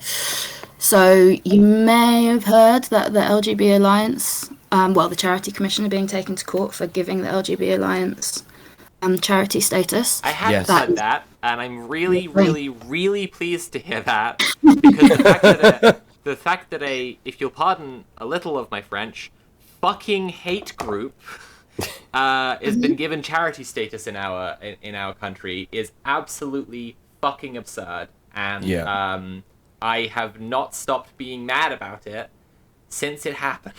Yeah, it's huge news. That's when huge news. Canvassers come to my door for political parties, I tell them, here's a concrete goal. Your party could be saying it's wrong that a hate group has charity status. That's amazing. Is it GLP who are taking them to court? No, not exactly. So mermaids are the claimants in the case. Okay. They're taking the Charity Commission to court for their decision to give LGBA charity status, but Good Law Project is supporting and funding the litigation. The solicitors are representing mermaids, but we're supporting from the sidelines and supporting financially. I think that's going to be heard towards the end of this year. And the main argument is that they are in fact a hate group. I mean, you got that bang on. It's not more complicated than that in the legal argument either. It's just what's going on here? How can you think that these people are deserving of a charity status and they don't? If I'm not mistaken, the Charities Commission even included notes in their granting of the charity status to the LGBT Alliance that said, but we'll be, you need to be cleaning up your act, and you can't just be harassing trans people. You have to actually be doing things to help L, G, and B people, which in the time since they've been awarded that status, they have done precisely bubkus. They've carried on exactly as before because they exist to attack trans people only. We were actually reporting a little on the Alison Bailey Tribunal, the case against Stonewall yesterday. Just some of the funnier notes, like the judge telling her that she couldn't have an argument that was based on a conspiracy theory. Things like that. She didn't do them herself or, to be honest, LGBA any favours in that hearing. I think they said at one point she admitted, or someone admitted, that only 7% of the LGBA membership are actually lesbians. Yeah. It's just like, so we were talking about that a little bit as well. She claimed that the majority of LGBA membership are lesbians. They said, you don't have an official membership. And she said, well, the donations. And they said, well, the majority of donations are anonymous. And then she pointed to the ones that weren't anonymous and said, well, look how many of the ones that aren't anonymous have women's names. which is just a brain genius moment. Yeah. So, but that's I feel a little weight lift hearing actually about that case. I didn't know that Mermaids was suing the Charities Commission for that, and knowing that money that we're raising right now is supporting GLP, which will be also, and GLP is supporting that case. Yeah, I've got to say we've actually found that case easier to fundraise for. So we have, the way it works, just in case anyone goes onto the website and gets confused about like which money is going where and which money is ring fenced. Yeah. We raise money for specific cases because that's more effective as a way of raising money.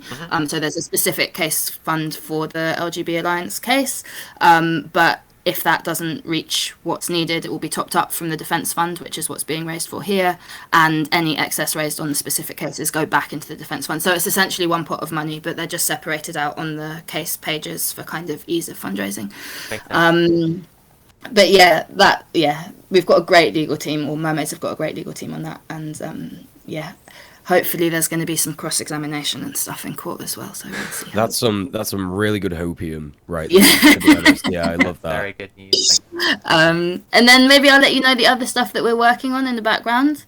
So we're in the early stages of looking into, I mean, as many of you probably know, clinical commissioning groups, the NHS, through clinical commissioning groups, are supposed to provide funding for fertility preservation for trans people, and quite a few specific clinical commissioning groups don't, or they make excuses to refuse, or they want specific funding requests. So we're in the early stages of sort of scoping out a case around that, because we know that I think it's under EU law, just is meant to be allowed. Yeah. So we're hoping that we can make a kind of discrimination-based claim there. And we're also, I think we're soon to publish some guidance on the new single-sex space guidance that came out from the EHRC, and also on the conversion ban stuff. So that won't be an actual case. That will be like a piece of legal advice that's been written and that can be shared with everyone, and then other organisations and groups can like use that as a legal basis for whatever it is that they want to do. So and can I use it as well. I'm really interested in specifically this EHRC thing, because it's again one of the moments that's been most horrifying for me and all the trans people I know in recent memory, is the EHRC. I'm just catching up for our like maybe American and other non-British chat who might not know. I just want to say like this is something that's been really horrifying recently, is the EHRC.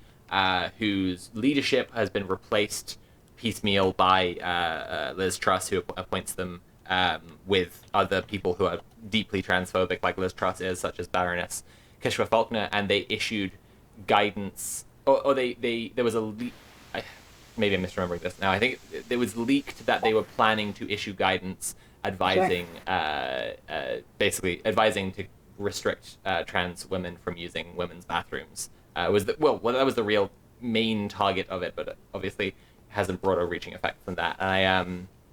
And that's well, I need to say this to get a kind of full account of this for cis people who are watching as well. You know, like this is something where over a year ago, my partner and I talked about whether we will have to flee the country because of the changes that are being made by the government attacking trans people, and it becoming increasingly scary for trans people to live here. And one of the things we said was like, well, a red line for us would be if they're seriously discussing like a bathroom bill in Parliament and in policy making circles, and then seeing the EHRC actually start to formulate essentially that exact plan was really shocking, and it really made us feel like it was a certainty that we were going to have to move out of the UK and flee. And I'm still hoping that we don't have to do that, because I don't want to move away from everyone that I know and my family. Sorry, it's really right now. But it means it's really scary. Like doing something about that. Yeah, I mean, it is really, really scary, and I think that the role that the EHRC is at least meant to be playing is like protecting like basic rights, specifically of minority groups, right? And however much like trust you have in these sort of bigger overarching systems. That is what they exist to do, and that's like their main function. So it's really scary. And I mean, you probably saw the kind of leaks that Ben Vince was publishing over the last few months of stuff that's been going on within the EHRC, and various kind of upset within the organization itself, that kind of suggest that there's sort of wheels turning and political agendas going on within it. I've done extensive reporting on it on my stream on the replacement of the leadership and all of the people who were working there before who have now quit because in protest of the changes and so on. I'll have to go back and watch that. I'm sure I've got a lot. You don't have to. I'd like to, and do you know why I'd like to? Actually, is because the other thing we're doing. I don't know if you saw that Stonewall submitted a request to the UN for a special review of the EHRC, that they would be like reviewed before their time was up, which is basically like the UN looks at all of the like national human rights institutions globally. It comes around every few years, and if they're considered to be functioning properly, they get given A status, and the EHRC currently has A status, but they have the power to either downgrade it to a B status, which then means it's much less well respected, kind of on the international circuit, which then puts pressure on. Then need to be changes nationally to kind of address that, or to defer their reaccreditation as an A status institution. So Stonewall wrote this letter, and we supported Stonewall in doing that. We kind of did it in conjunction, asking for a special review, and it was refused. But the EHRC are up for review this year in their kind of general periodic role of things. And just a shout out, the deadline for submissions to that is the 1st of June, which is in like a week and a half. And NGOs and civil society organisations are encouraged to send through evidence of EHRC not being, or being, if they think it that way, a sort of sufficiently operating national human rights institution. So we're again supporting a coalition of groups in making some submissions for that deadline as well. Okay, this is maybe a broader conversation that could get a little, maybe a bit too philosophical, but how do you feel about the long-held small c conservative position that the UK should exit the Human Rights Convention and have its own separate Bill of Rights? Because to some, and I probably count myself among them, a lot of what's going on with the EHRC right now looks like a strategy to make people lose faith in it as a public institution so that they can just scrap it and pull their plan to move off from human rights and onto their different plan. Because, I mean, that's been the Tory plan for literally everything, education, the NHS, housing. Yeah, I mean, that sounds perfectly plausible to me. I don't have it's really not my area actually, international human rights law. So I'm wary to launch in with a huge opinion that I've come up with in the last 3 seconds. Sure. But I'm hopeful that Joe, our director, might be coming on tomorrow, and I'm sure he's got some thoughts on that. That would be amazing. Yeah. He's saying it's looking like that might be able to happen tomorrow evening. So I think that would be a question worth asking him. I'll hold it. Okay. Yeah, but yeah, I mean, it does look that way, and this Bill of Rights stuff is terrifying, and just the more, without having to get too much into the whole Brexit conversation, but like the more that the UK seems to be cutting itself off from any kind of wider oversight or accountability, at the same time as it like increasing conservatization of almost all politics, it's terrifying. It's really terrifying. And I think we've got, the law is, I guess, one of many ways in which sort of arenas in which you can try and challenge it, but now they're obviously coming for the law as well and saying it's all lefty lawyers and trying to bring in bills to stop people using the courts to try and stop this stuff. So that's a really interesting point actually, because how that is like you say, that is clearly why they're bringing in these new bills that allow MPs to have, or it's not MPs, it's ministers to have the final say on a court's decision. Like what are the broader, sorry about getting a bit off topic regarding that, but like in terms of the Good Law Project, like and how you're seeing those bills, like how is that gonna stop you from being able to operate? Like, does the law have any sort of power over that if things change, if there's a bill brought in to stop that? I guess not. I don't know. It's just all really confusing and scary. Yeah, it is really confusing and scary. And again, I'm afraid I'm going to say that's probably a better question for Joe, because he thinks about this all the time, and the kind of interaction between politics and law is endlessly complicated. Yeah. But I do think that, like, I mean, a lot of the way the government is doing stuff at the moment seems to be to announce outrageous policies that they're never going to get through, just to stir up kind of like fear. And for example, over the last couple of years, they were saying, you know, they really don't like Good Law Project. They really don't like a lot of organisations and individuals and lawyers who are using the courts to challenge them in their heinous ways.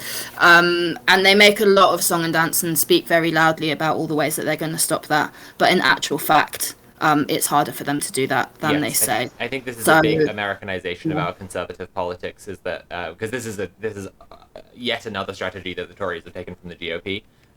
You know, in the wake of the Roe v. Wade news, a lot of GOP officials have been saying things like they want to ban condoms and stuff like this, and it's like that. No, they don't. That's not real. Right. And they'll never seriously attempt to do that. But it's the exact same thing you're describing.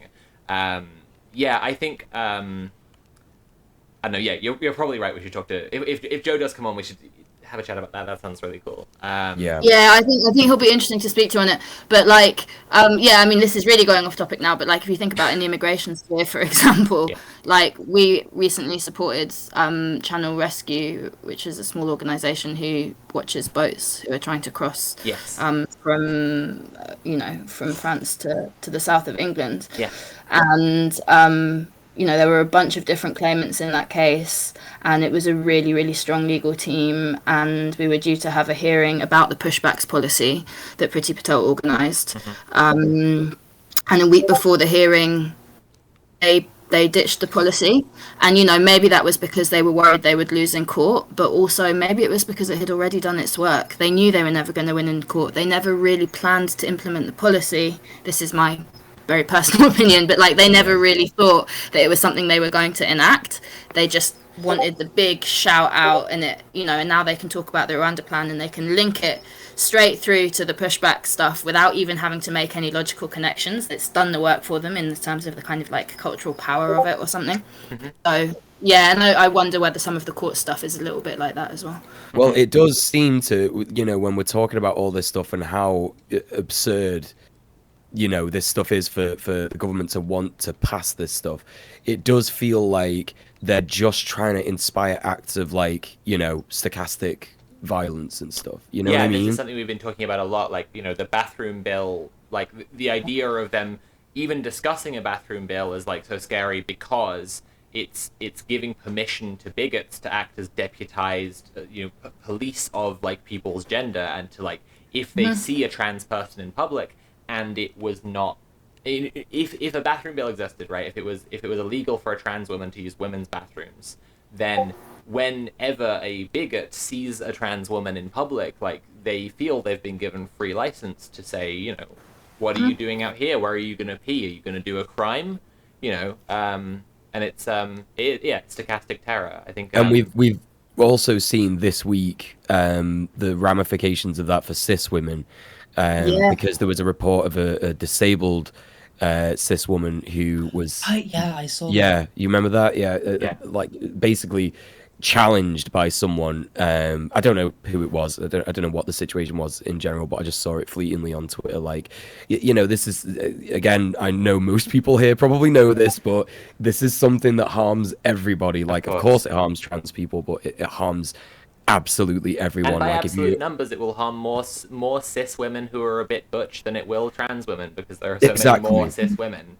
It's so hard to get your head around why they think it's a good idea, isn't it? It's completely absurd. Kira, one of our hosts, has just joined us. Hey, Kira.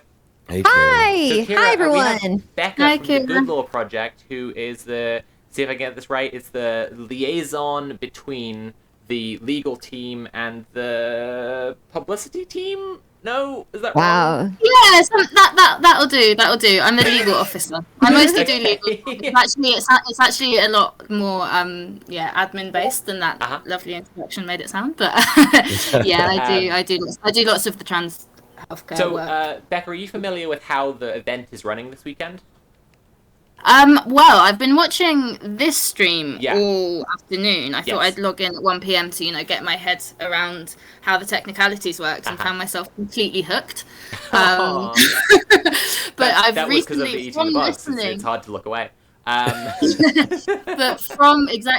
and those games are just so gorgeous. But then I've also understood that there are other streams running at the same time, so I'll have to move on to them afterwards. Basically, Red Planet is a weekly politics show that myself and Kira and Mule and our friend Tim, username Conquest of Red, all do together. We're actually a Twitch team now, so if you want to see the whole event, you can go to twitch.tv/team/Red Planet, and there's a special page for us where you can tab between all of the streams pretty easily. You see who's live. Exactly. Check out everyone. It's great. So it's really We're very useful. excited about the team. Yeah, we really this is are. great. This is me for the weekend. You've smashed it. Well, that's what we've designed the event around, is to make sure that there is really entertaining stuff, no less than 2 live streams at any point all week, the whole weekend through, so that we can raise as much money as possible. So good, yeah. And but our show is like a kind of a weekly roundtable where we talk about politics and news and and moreover the unrest that is going on in response to government clampdowns on people's rights, because it is our official position of the show that the state oppression will inevitably be met by people sabotaging, resisting, engaging in illegal acts and acts of violence. And I think that what I wanted to say about the Good Law Project is that I just really, really appreciate fighting in that legal battle, because I don't want to see everything devolve into street violence and riots over my basic human rights. I want to just have my basic human rights if it can possibly be done. I guess the battle's on several fronts, isn't it? Yeah, absolutely. It's on many. I mean, this is why we have to have a weekly show. Give me a new avid subscriber so we can. Okay, fantastic. But Kira's just joined. So Becca, would you mind kind of going over some of the things again? Because also, so what's happened is that Kira has joined the call, which means that all her viewers are now hearing us. Great. So if you could kind of go a little over how the money can be, what the money we're raising is going through to doing, that would be really cool. Yeah, of course. So Good Law Project are an organisation that campaign in several different areas. One of them is we've got a stream called No One Left Behind, but a big part of that work specifically focuses on trans rights, basically. And we have a board, the advisory board, who look after the Legal Defence Fund for Transgender Lives, and they decide what we do and don't spend the money on. And all of the money that is raised today for Good Law Project will be going straight into that fund. So it's specifically remarked for trans rights cases. And at the moment, the cases that we've got running are our big kind of main case at the moment. We just got permission to take to court is on trans healthcare, and that is a combination of discrimination claims around waiting times for both adult services and young people services, so the GIDS and the GICS aspect of that, and also about provisions that were brought in after the Bell decision before it was overturned that are basically extra gatekeeping measures that have to be gone through by doctors before they can refer young people to endocrinologists. So we're challenging the fact that the NHS is keeping those gatekeeping processes in place even though Bell has been overturned. And so that's a case that's going to be running over the next several months, and there's lots of claimants in the case. And go to our webpage if you want to see more of the legal arguments. We always publish all of our legal documents, so you can see interviews with some of the claimants, but also the arguments that we're making and the responses that the NHS have given so far.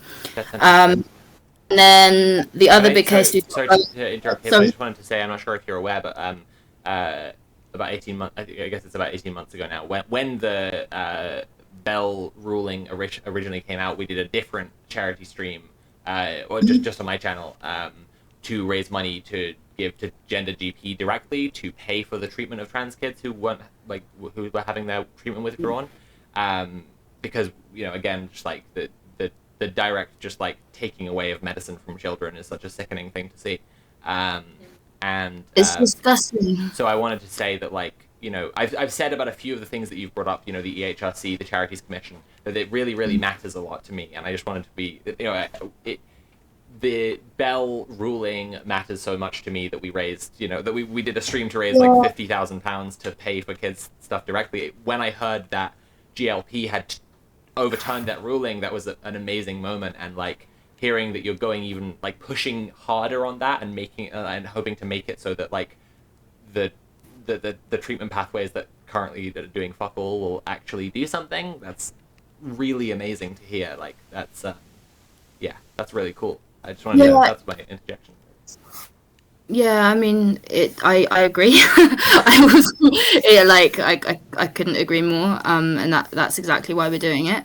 Just to be clear on the Bell getting overturned, it wasn't. I don't think I Can Leave It said that GLP overturned that by ourselves. Okay. Basically, the NHS appealed the decision. Okay. And GLP funded an intervention where Brooke, which is a teenage sexual health charity, I think, and Gendered Intelligence and the Endocrinologist Society UK or something all combined together and made an intervention, which was really powerful and probably helped to get the case overturned. But that was our involvement at that point.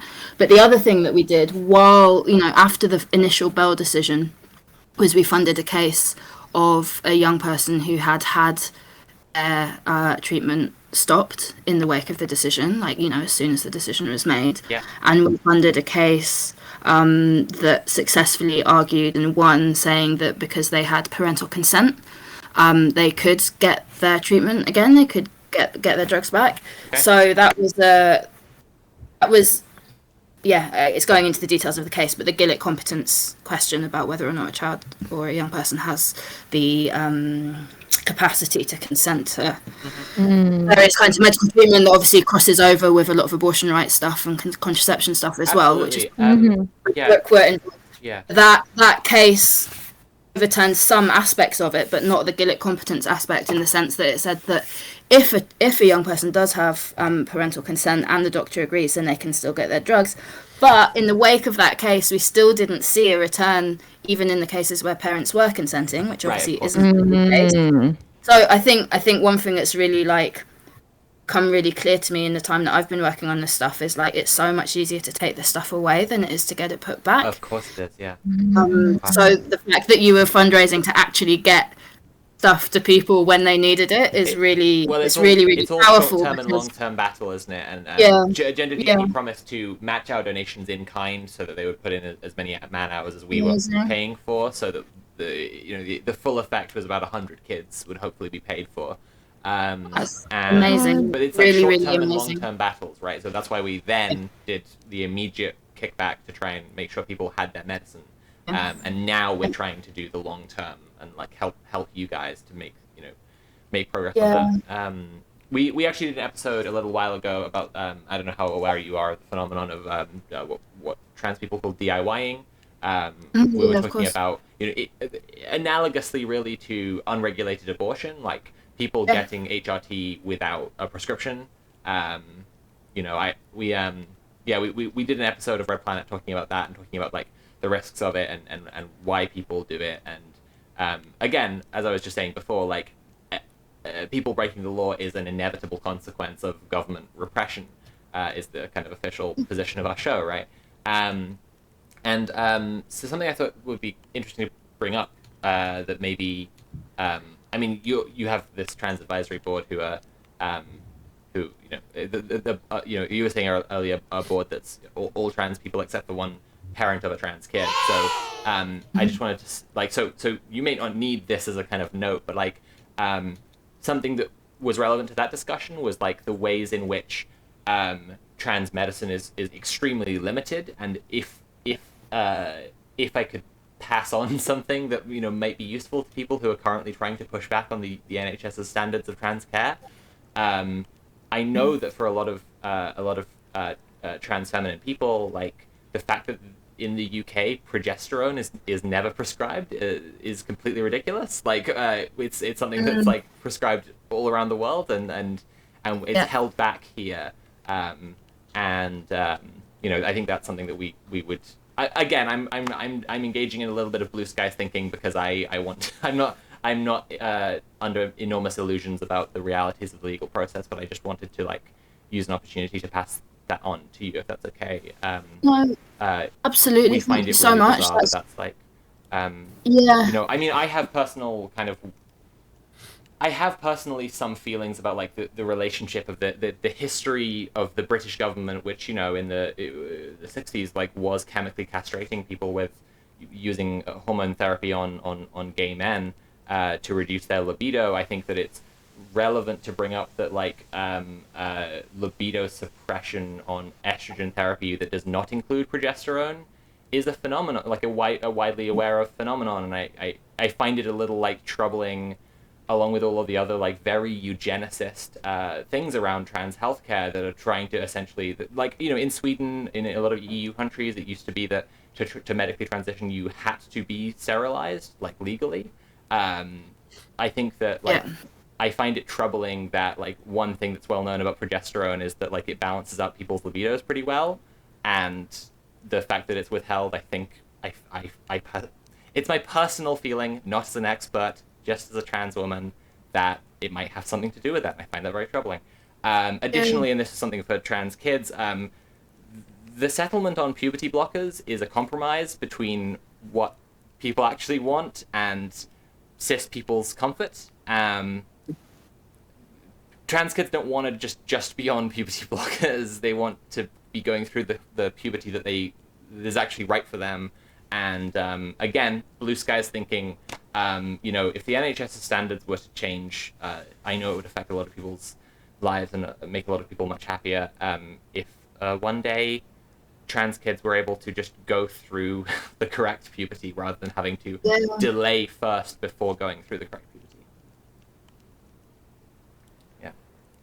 Oh, I've cut out a little bit. Yeah, no, thank you so much for sharing. I mean, neither of those ideas or like aims are new to me, but it's really helpful to have them emphasized because, you know, as I said at the beginning, with a legal case, you can, unfortunately, you're always, even though we're the claimants in the case, to some extent, you're always on the defensive. Of course. All you're able to say is this is wrong. You're not able to say this would be right. Yeah, but and that's why I'm just trying to say some things that I think are wrong. But actually, because of the way that GLP works, we do have more space to do that than a lot of legal organisations because we have this kind of campaigns wing and media wing as well, where we're kind of trying to bring the power of the legal case into also our comms and trying to get stuff into the papers and trying to sort of even just like share stuff within the community, you know, like resources and that kind of thing. So, I mean, we're hardly a central point for that, but, you know, just like to kind of update people on the progress of the case. So it's really helpful to have those two specific things. Then it would be remiss of me not to mention also injectable estrogen, which again, like, all my American friends are on and has such like direct and immediate effects that people are really, really happy with, and in the UK we can't get for no apparent reason. I mean, I wish I understood who and how we're making decisions at the heart of all of this. Like, to be honest, everything I've seen, it just seems like what the fuck. But I just have a sinking feeling that it's someone who ultimately is really hates trans people a lot. I'm not an expert, but at least in the case of injectable estrogen, it might be a budget thing with the NHS. I wouldn't be surprised. We could get into a long conversation based on my DIYing research but it's fine. Don't worry about it. Also, that was my first impulse. But if you've done research, you know. Yeah. Also, it's really key to say that in their initial defence to this case, the NHS firmly said that this wasn't a funding issue. And that they've got more, you know, they're really pushing back on the idea. Then they could easily have said, you know, you're right about all of these things, but we simply can't afford it. And they haven't tried to say that at all. They're like, we could afford it, we could put more money into it. We actually just don't have the specialists. Yeah. And we need to do some structural stuff. And we're doing these pilots, like, you know, the kind of like Dean Street and Manchester pilots for like, you know, provision to sexual health services and that kind of thing. And it's just like they're not using the funding as an excuse. So I think there are.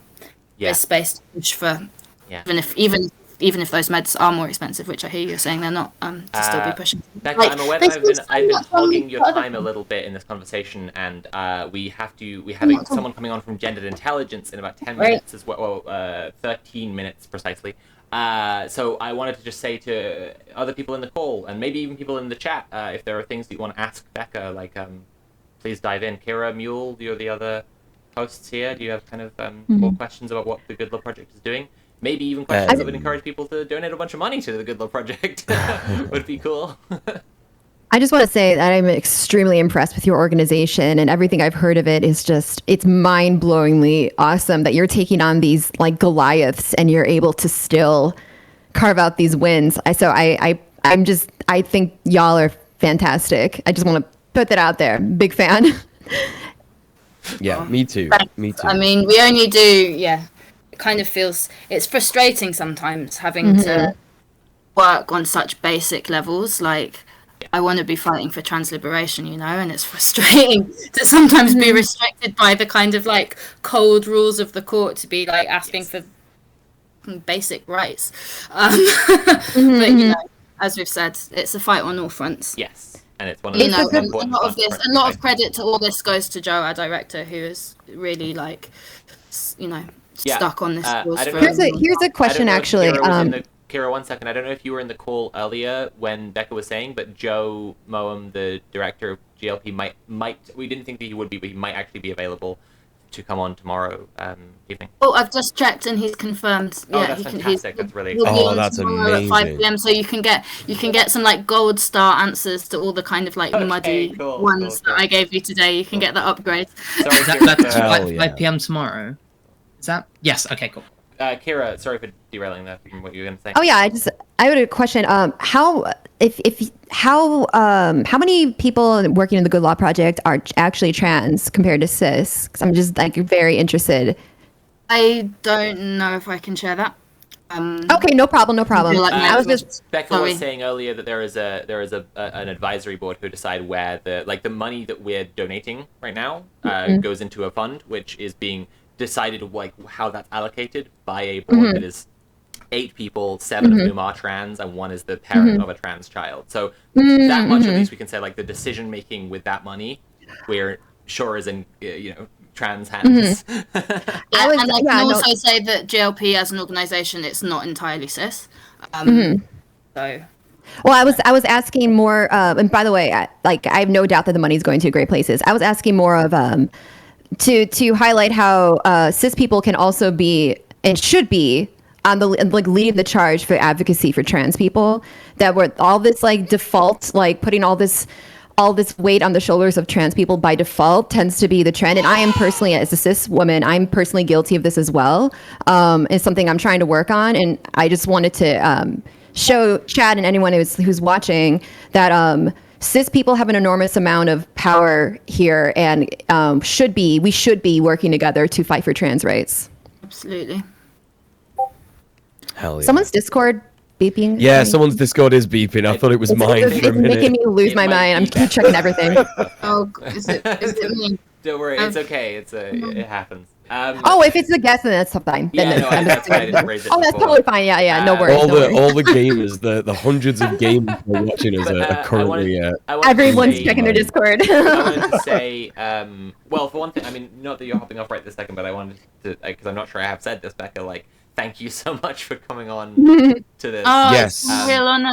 But I also wanted to say, I'm not sure, I know Kira wasn't in the call before, I don't know if Neil was, but the thing about the EHRC, I just, Kira, you remember us talking about the EHRC, basically, it being leaked that they were gonna issue terrorist organization to to block trans women from using women's bathrooms, and it's been a huge relief to hear. And I'm hoping Becca can talk on it a little bit more just now. But Becca was saying that actually GLP is involved in a case against the EHRC.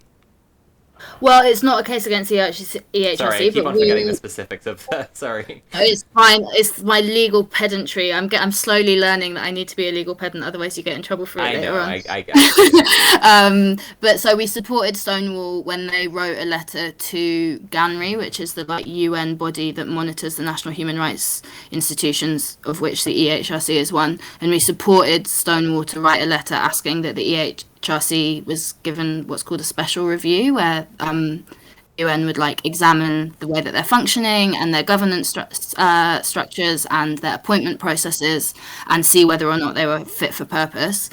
That request for special review was refused, but they're now up for what's called periodic review, and that's happening in October. And there is a June the 1st deadline for civil society organisations and NGOs to make submissions about the functioning of the EHRC. Yeah. So we're again supporting Stonewall and other organisations to bring together the best possible sort of collection and coalition of submissions on what's been going on over the last couple of years. Really cool. Putting some putting some funding as well into making sure that's all presented in the most. And also the case against the Charities Commission. Yes, also a case against Charities Commission for giving LGBT Alliance charity status. Again, we're not the claimants in that case, but we're supporting and funding mermaids who are taking the Charity Commission to court. Yeah. Awesome. I have a feeling they're not going to do themselves any favors through that one, but we'll see how it goes. Well, we were just talking about Alison Bailey and the LGBT Alliance yesterday. They doing themselves favors in court cases does not seem to be their Are there other we've talked about? I just want to get this right because I will probably be repeating this for the sake of fundraising through the rest of the weekend. So there's the case against the okay, I will try to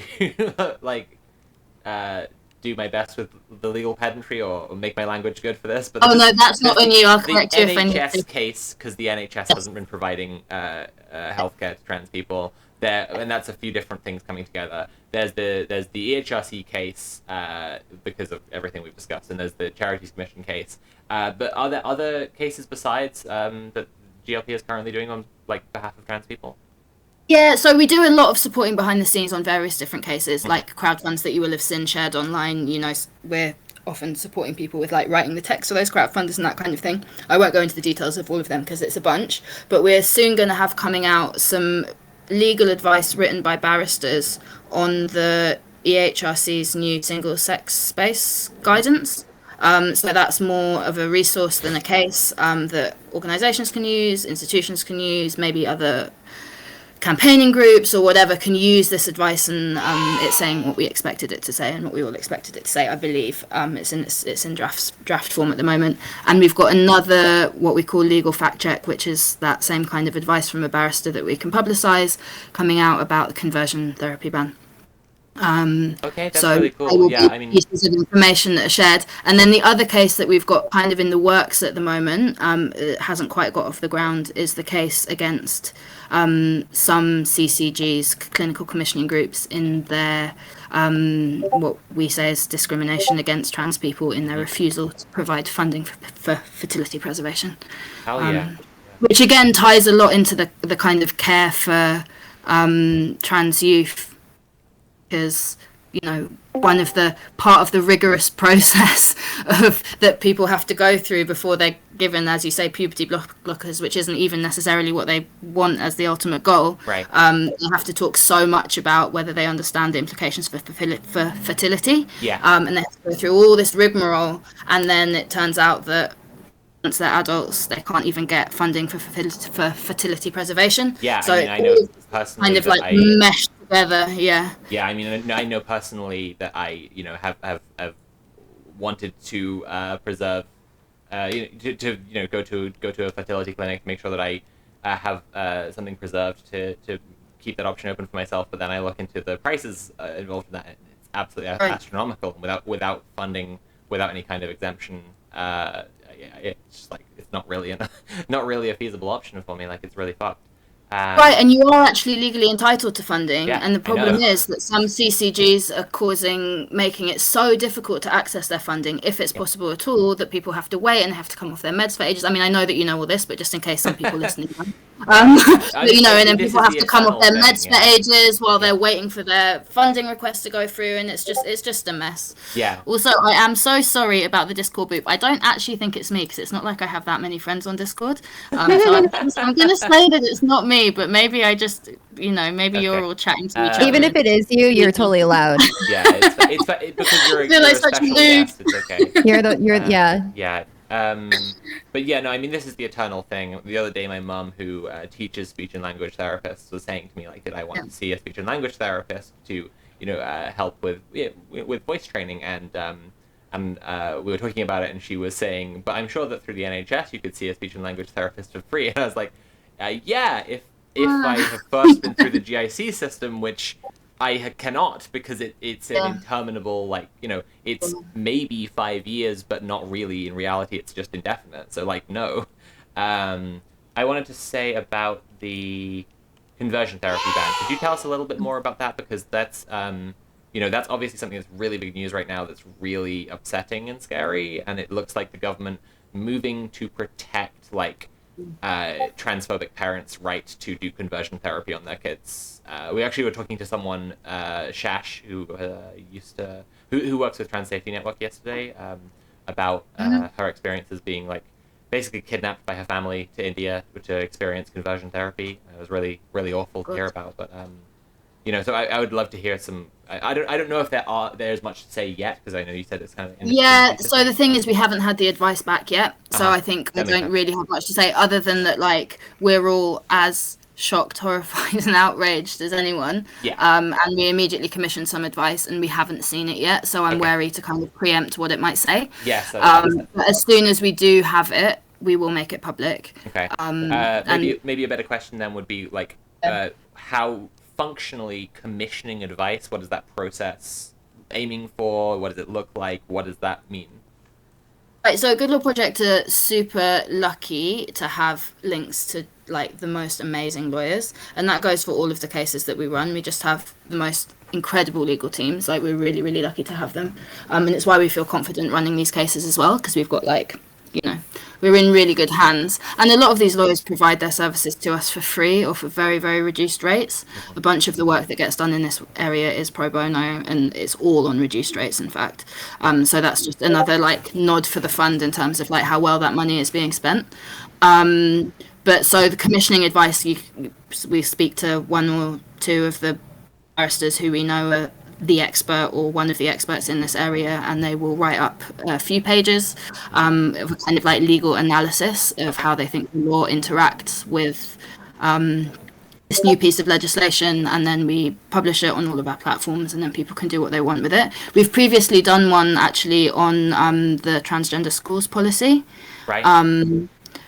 Which, the thing with these legal fact checks is you can't make them say what you want them to say.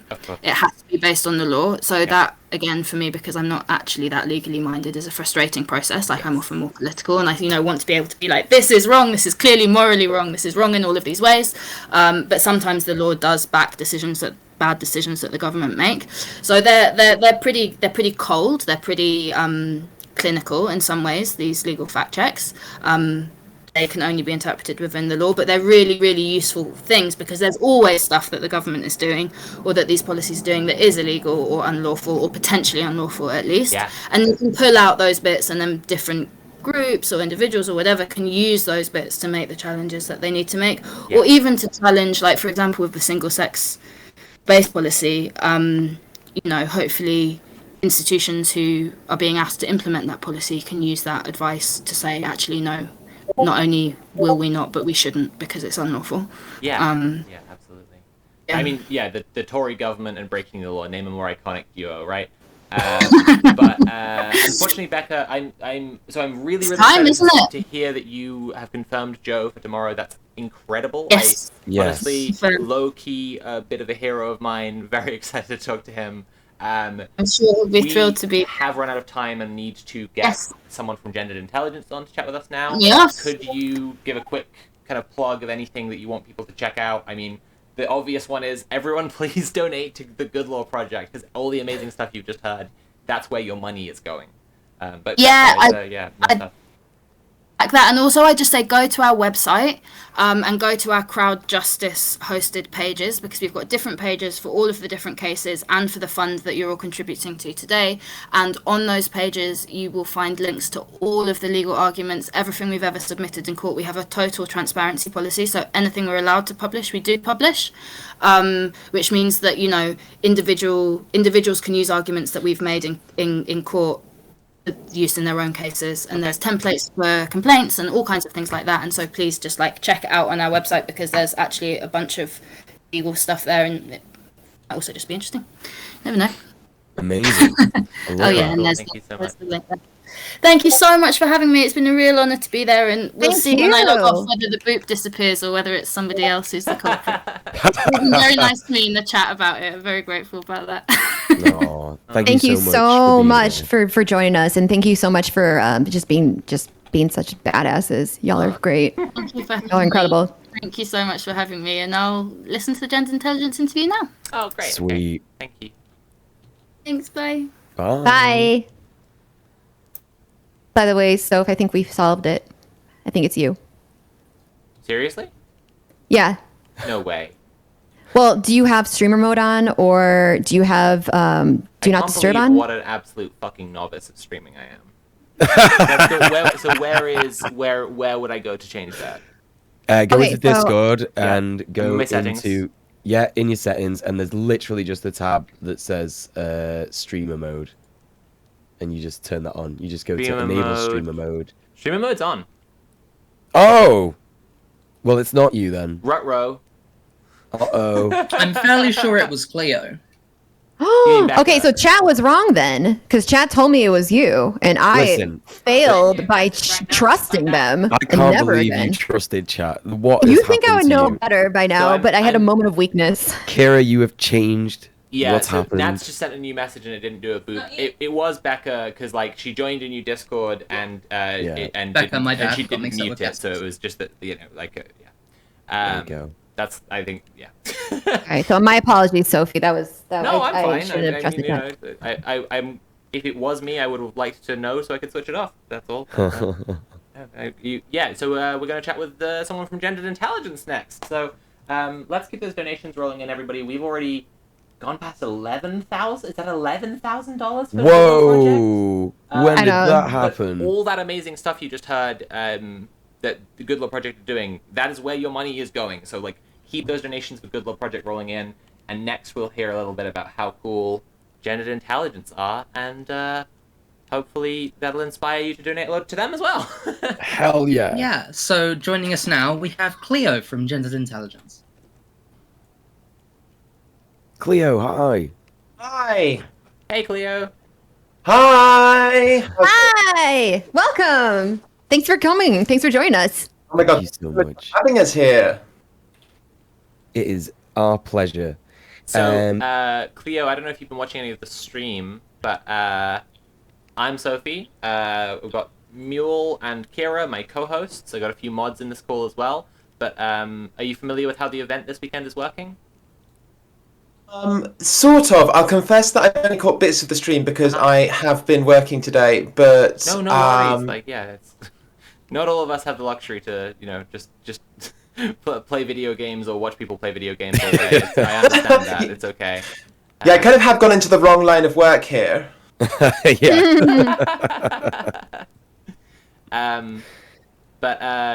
I mean, we're streaming across 4 channels over the whole weekend to raise money for Gender Intelligence and Good Law Project and Campaign for Southern Equality, and there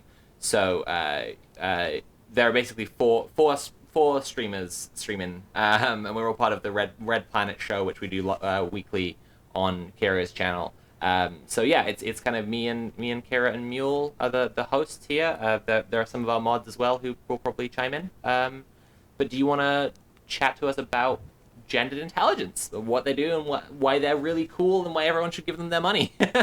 Yeah, absolutely. I mean, that is the number one thing that I came on this stream to say. Obviously, you should give us all our money. I'm glad you've cut to the point there. No, thank you so much for having us here. So GI is a registered charity in the UK.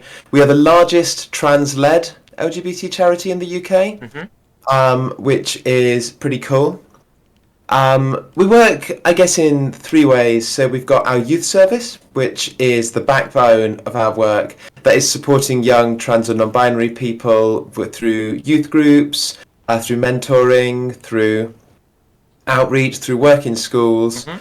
It's mostly in London and Leeds, but since the pandemic, we've actually had online youth groups as well, and that has been incredible. We've been able to reach so many young people all across the UK, often from places that are quite remote, that maybe don't have sort of as much as of a local queer community as somewhere like London or Leeds might. Cool. And the work that the youth service do is just outstanding. Like, these are miracle workers. That's what I've been trying to tell the chat and tell my other hosts, is that everyone I know who's either worked with GI or has been a young person going through their services say it's absolutely vital and life-saving work. Well, it completely is, and I am old enough that I can still just about remember growing up under Section 28 in the dim mists of history. Certainly too old to be going on a stream. Bear in mind we have a fair few non-UK viewers, so you might need to do the occasional backtrack and explain awful Tory policy, Section 28. Yeah, for sure. So, living on rainy fascism island, as we do, we had a law. Racist barbarians, yes. Just that classic UK everyone knows and loves. We had a law in place from the late 80s through to 2003 that made it illegal to quote unquote promote a homosexual lifestyle in education or in local authorities.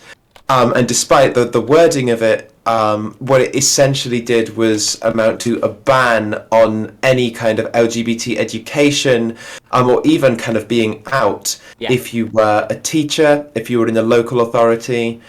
And so it meant that when I was growing up as like a young trans woman in the early noughties in the UK, I knew who I was. Fundamentally, I knew who I was, but I didn't know what transgender was because it was illegal to say so. Yeah, illegal to say so. What a concept. Exactly. I mean, to be fair, this is pretty familiar to a lot of Americans right now with stuff like the "Don't Say Gay" bill, right? Well, yeah, it sounds absolutely. like exactly that. Yeah. Yeah, and one of the real concerns is that we are seeing this kind of rhetoric coming back in lots of places, but I mean the kind of work that GI does, the kinds of spaces that we've been able to provide for young trans people, I just think like if I'd had anything like that when I was growing up, then it would have blown my mind, the idea that not only there are other people like us, but that actually we can come together and be ourselves and be supported, and that's okay. And I think that's life-changing, is like being able to just reach out to these young people and say like, this is okay. Yeah, absolutely. I think like that's it's absolutely vital, because if not you, then who, right? Yes, exactly. So what? And then I guess. Sorry, Kian. Oh, well, okay. And then so what is your role at GI? So I'm the communications officer. So I work in one of our other two arms, which is public engagement. That's the press, the media, social media, and occasionally we get to do something fun like this. Yeah. So do you have first-hand experience with some of like the youth work, or I mean, I assume you can talk about everything that GI does. I was just curious. Yeah, I mean, I don't do any youth work myself, although I do have the privilege of sort of talking to our youth service about what they're doing, what they're trying to do, what they're developing. But no, I'm sort of part of the public-facing arm of GI, I guess, in terms of how we represent ourselves to the world, which is sometimes like really, really great. Like sometimes we get to meet wonderful people like we do on this stream. We get to talk to incredible people like the people at the GLP who've just been on. And sometimes, as you can imagine with the English press, it is less pleasant. Yeah, I can not only imagine, I am quite familiar. I remember at least a social media, I'm not sure about the press, but a social media storm around one of your summer camps where a bunch of transphobes were trying to insist it was grooming and completely evil, and just taking kids to be around their friends for summer. What an evil, bad, terrible thing to do. Yeah, and it really speaks to how, I guess, poisoned the conversation around trans people has become in this country, to the point that, like, this isn't even a conversation about rights, right? Like, it's not a conversation about legislation or healthcare or any of those other huge issues that we're really struggling to deal with. It's literally about, like, doing something nice for some young people. Yeah, absolutely. Community stuff. That's what we've been saying this whole weekend so far, is like, it's really important for us to remember that there's more than just fighting for our basic rights, because, like, it can be hard to forget that when our basic rights are under attack, but, like, actually it makes such a huge difference to people's lives to be able to, have that support around.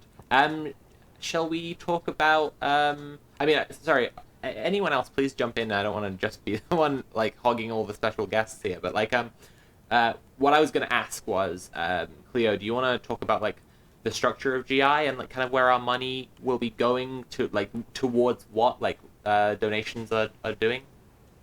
Yeah, absolutely. So besides the youth service and the public engagement team, we've also got professional and educational services.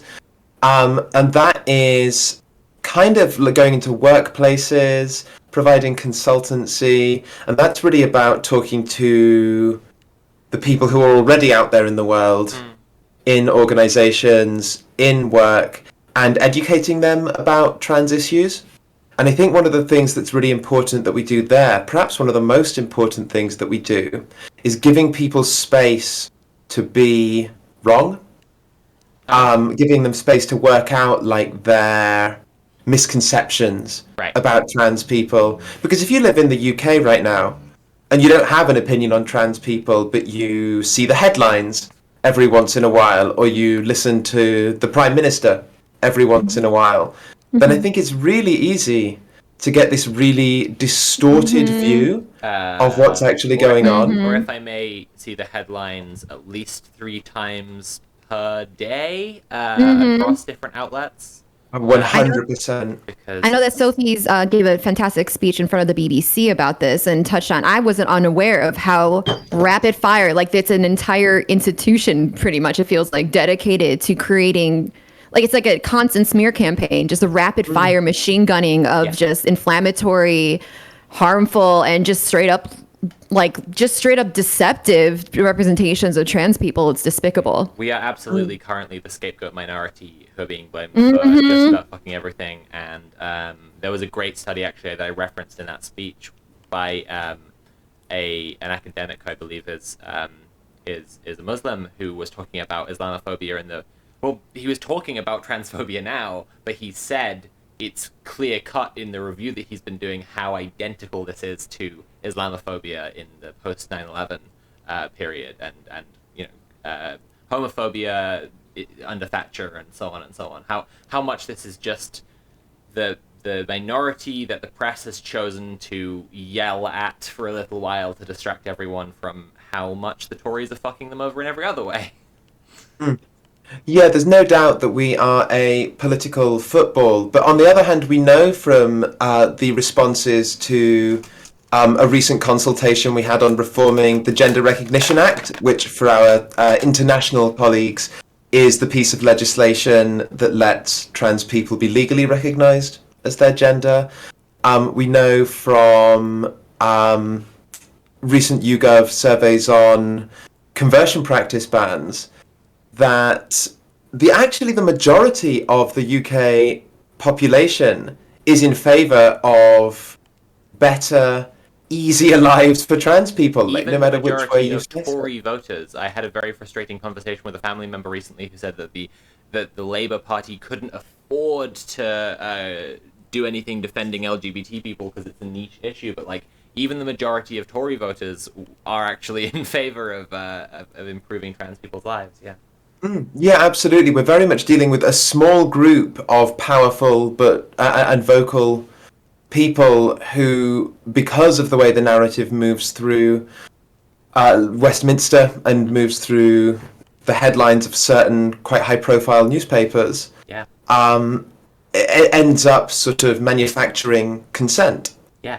But I think it's really important to bear that in mind, partially because one of the objects of this manufacturing consent is to sort of keep us downtrodden, and to keep us miserable, to make us think that everybody hates us. And it's absolutely not true.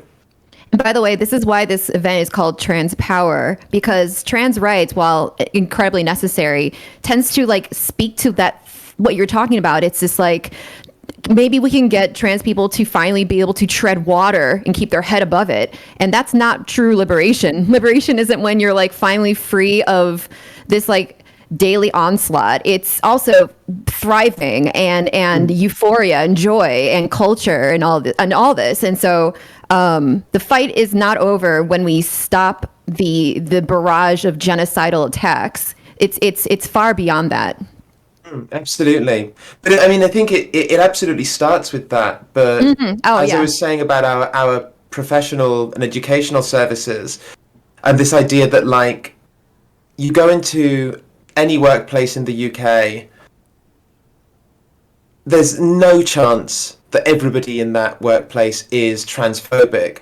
But there's every chance that quite a lot of people there just don't know how to approach the subject. It's so important to give people opportunities to say like, actually, can I say this word? Like, what do I do if I get someone's pronouns wrong? Like, I'm worried that trans people are gonna cancel me or something. And giving people space to ask those questions and to like work through it enables them to then support the trans people who might be their colleagues or their family members or their loved ones, or their children, for that matter, because I think the vast majority of people, they're not out to get us, they just have no idea how to approach the issue, and they're worried about trying to. So this is an interesting thing, and forgive me if you've already mentioned this, because I just spilled my cup of tea and I've just been mucking around trying to sort that out. Yeah, I know.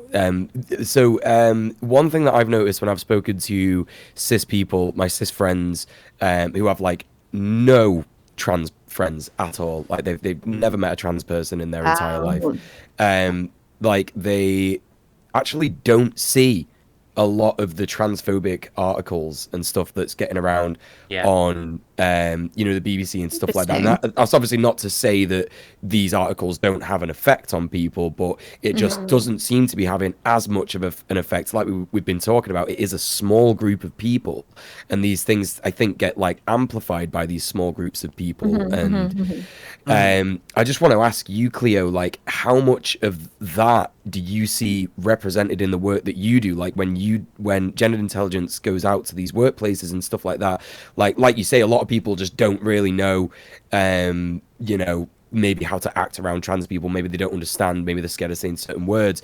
Do you find a lot of people who have read these articles or seen these articles in the BBC or other like the Telegraph and the Times and stuff? Like, do you see a lot of people who, or the J.K. Rowling's tweets and all these things? Yeah, that too, right? Yeah, like how much of that do you actually see out in the real world and the outreach that you do?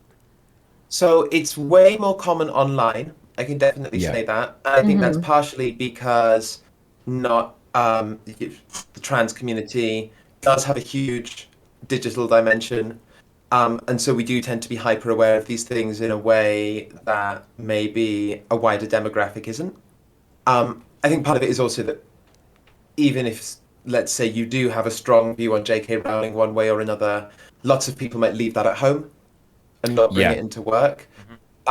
Certainly it is online that the majority, I would say, of anti-trans radicalization is happening. Yeah. And what we call the anti-gender movement. Calling me shocked. Yeah, and it's interesting, I think, because the recruitment strategies are so similar to what we were seeing with the alt-right, 5 or 6 years ago. Yeah, I know that Sophie discussed yesterday about the love bombing that TERFs will do. Like when somebody like quote unquote comes out as a TERF, and how that is very similar to like say like Proud Boys and these other like alt-right organizations that are providing first and foremost a sense of inclusion and community to people that have felt like they don't have that. And so yeah, you're absolutely right. There is a very similar formula. And wouldn't you know that it all is a form of fascism? So of course it would kind of follow the same playbook. Yeah, and that's a we really also good talked point. to- we sorry. Also, a few weeks ago on the show on Red Planet, we talked to M from the Blood and Turf podcast, who's a cult researcher, about like the We need to do another one of all those this too. stuff, you know, and Was such a good one, yeah. I think it's important to say, like, you're saying it's like the alt-right stuff. I just think it's important to say that it's like it's just part of the same thing at this point. Like that shooter who just killed a bunch of people, his manifesto included a whole ton of not just transphobic, but specifically like what people call gender critical like viewpoints and talking points and conspiracy theories. He literally wrote LGB drop the T, basically. Yeah, like that's literally what he wrote in his manifesto. Yeah, exactly. Yeah. And it's really, I think that can be taken two ways. One is just how vile these people are, and that means just how upsetting it is if, say, you're like a trans person who's a Harry Potter fan or has a deep connection to the IT crowd or something. Then you know, then that's really upsetting when then like the people that you're aware of come out as this level of awful person. But the other thing is exactly what you're saying, right? It's hyper online. It's not many people, and it's a myopic brainworm. Like this isn't actually is so far from being actually most people. And this is, I know that Ian Fanino Studios has done fantastic work on analyzing this dynamic. It's similar to the Trumpers saying like we're the silent majority because they get off on this idea that they are the in group and that if they don't see numbers, it's because people are just too afraid to come forward with their fascism. Right. But they are actually the minority, to be fair. Not a minority, but they are statistically a minority. Yeah. It's sort of the paradox, isn't it, of of a lot of anti-trans rhetoric in which it's sort of necessary for trans people to simultaneously have a huge amount of social power, but also to be a disappearing minority that doesn't merit sort of things like dedicated healthcare and so on and so forth. Political ideology. Yeah, it's always the contradiction. Both weak and strong at the same time in all of its propaganda. propaganda. That's always the contradiction. It's always like Antifa is a bunch of soy boy noodle armed nothings who couldn't lift a toothpick, but also they're taking over the greatest country in the world, in the history of countries, and ruining Western civilization, the chauvinistic, strong, masculine, erect, like Western civilization. It's always this contradiction is present throughout fascist ideologies. I think we have strayed a little bit away from the work. Yes, we have. Sorry, that's my fault. That's my fault. I'm sorry. I was going to say, yeah, I like to think that all community work for trans people is in one way or another anti-fascist, but yeah, we've waded a little into the theory weeds. You did ask a minute ago about what the money all goes to. Please. And we don't, purely because I am not in the finance department, I couldn't tell you exactly how it gets broken down. But where our costs go is a lot of it is on supporting our staff. We have grown enormously in the past couple of years. I'm actually relatively new to GI. I've been part of the recent staff intake. And it's been a beautiful thing to see this tiny organization. It was founded in 2008. Yeah. As a grassroots trans arts collective that was basically just a group of trans people together saying we should do something for trans people in London. And now we've got, I think, 35 plus staff. We're working all over the UK. So that's been amazing, and that is, and it's the support of people listening to this stream. It's the support of people who, who follow our work that's allowed that to happen. And then within that, it is going to help us secure venues and youth workers so that we can support more young people, so that we can have more youth groups. when we first started doing youth groups, it was a handful of them without really a regular schedule within London. Now we're in London, we're in Leeds, we're online. We've got an absolutely huge number of youth groups, and we are we've got like youth groups for older young people, youth groups for younger young people. We've got youth groups for trans people of color. And again, this is only possible because of people at home who have thought, like so many of us have thought, trans people really need a hand right now. Like young trans people really need a hand right now. And slung as a couple of quid, and like even the smallest donation just stacks up and makes a huge difference. Hell yeah. Yeah, that's really, really cool. Awesome stuff. It's really fantastic. Hear that, chat? Even the smallest donation, even $5, whatever you have, go for it. Oh my god, she said the thing. I did oh it. I even said the thing. Oh my god. I said the thing. So now everyone has to donate $5. $5 Thank you for will help donating us end $5. fascism. Yes. It's true. Yeah, I mean, so do you want to, did either of the other hosts have I don't want to always be jumping in with my questions. Do either of you? No, don't feel bad about that, Sophie. Honestly, like, I think I speak for me and Kira both here when we say that that's, totally fine. But no, I just want to say, yeah, it's really, really awesome the work that you're doing, Cleo, you and Gendered Intelligence, just really, really awesome stuff. And thanks so much for joining us. It means a lot, I think, in charity streams, when viewers can actually hear the voices of the charities that we're donating to and the good work that you're doing and stuff. So thanks so much for coming on and telling us about that.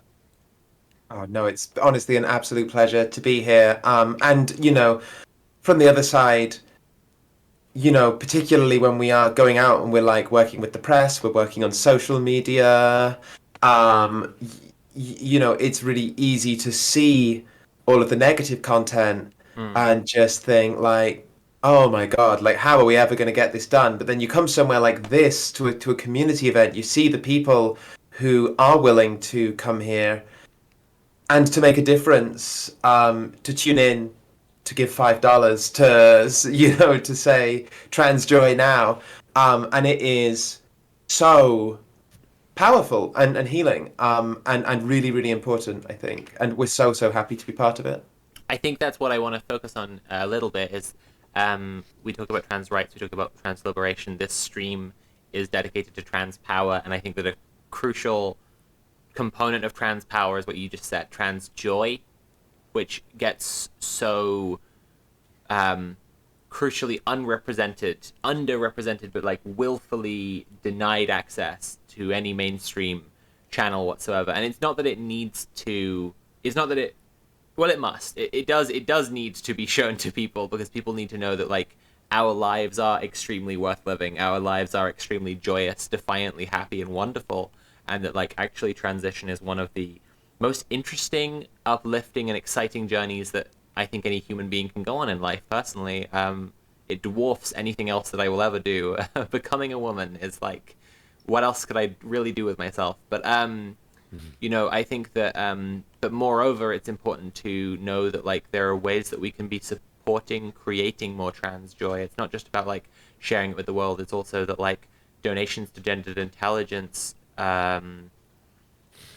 it's safety, it's education, right? But it's also joy, and it's also kids getting to hang out with other kids who are like them, and knowing that they're actually normal, and that they don't have to feel isolated from people around them, and have more available to them. And I think that's really that's really one important. of the biggest things for sure. Yeah, it's absolutely about building communities. We were actually at an all-staff away day yesterday, and there was I think 32 of us there, 32, 33, something like that. And so we're obviously a trans-led, majority trans organization, and even there in that room, I was like, I can't remember like the last time I've been around this many trans people. Like even compared to like a Pride event, I can't remember the last time I was around this many trans people. All of us just sitting down and being like, right, what can we do to raise up our community? Like, what can we do to raise up our profile? What can we do to make sure that whatever individual piece of work we're bringing to this, that we are all moving towards, like, just better quality of life, more happiness, more joy for our community. And I'm like so proud that that is what's at the heart of our organization and what we try and put out into the world. Fuck yeah. Hell yeah. That's just great. That's just all.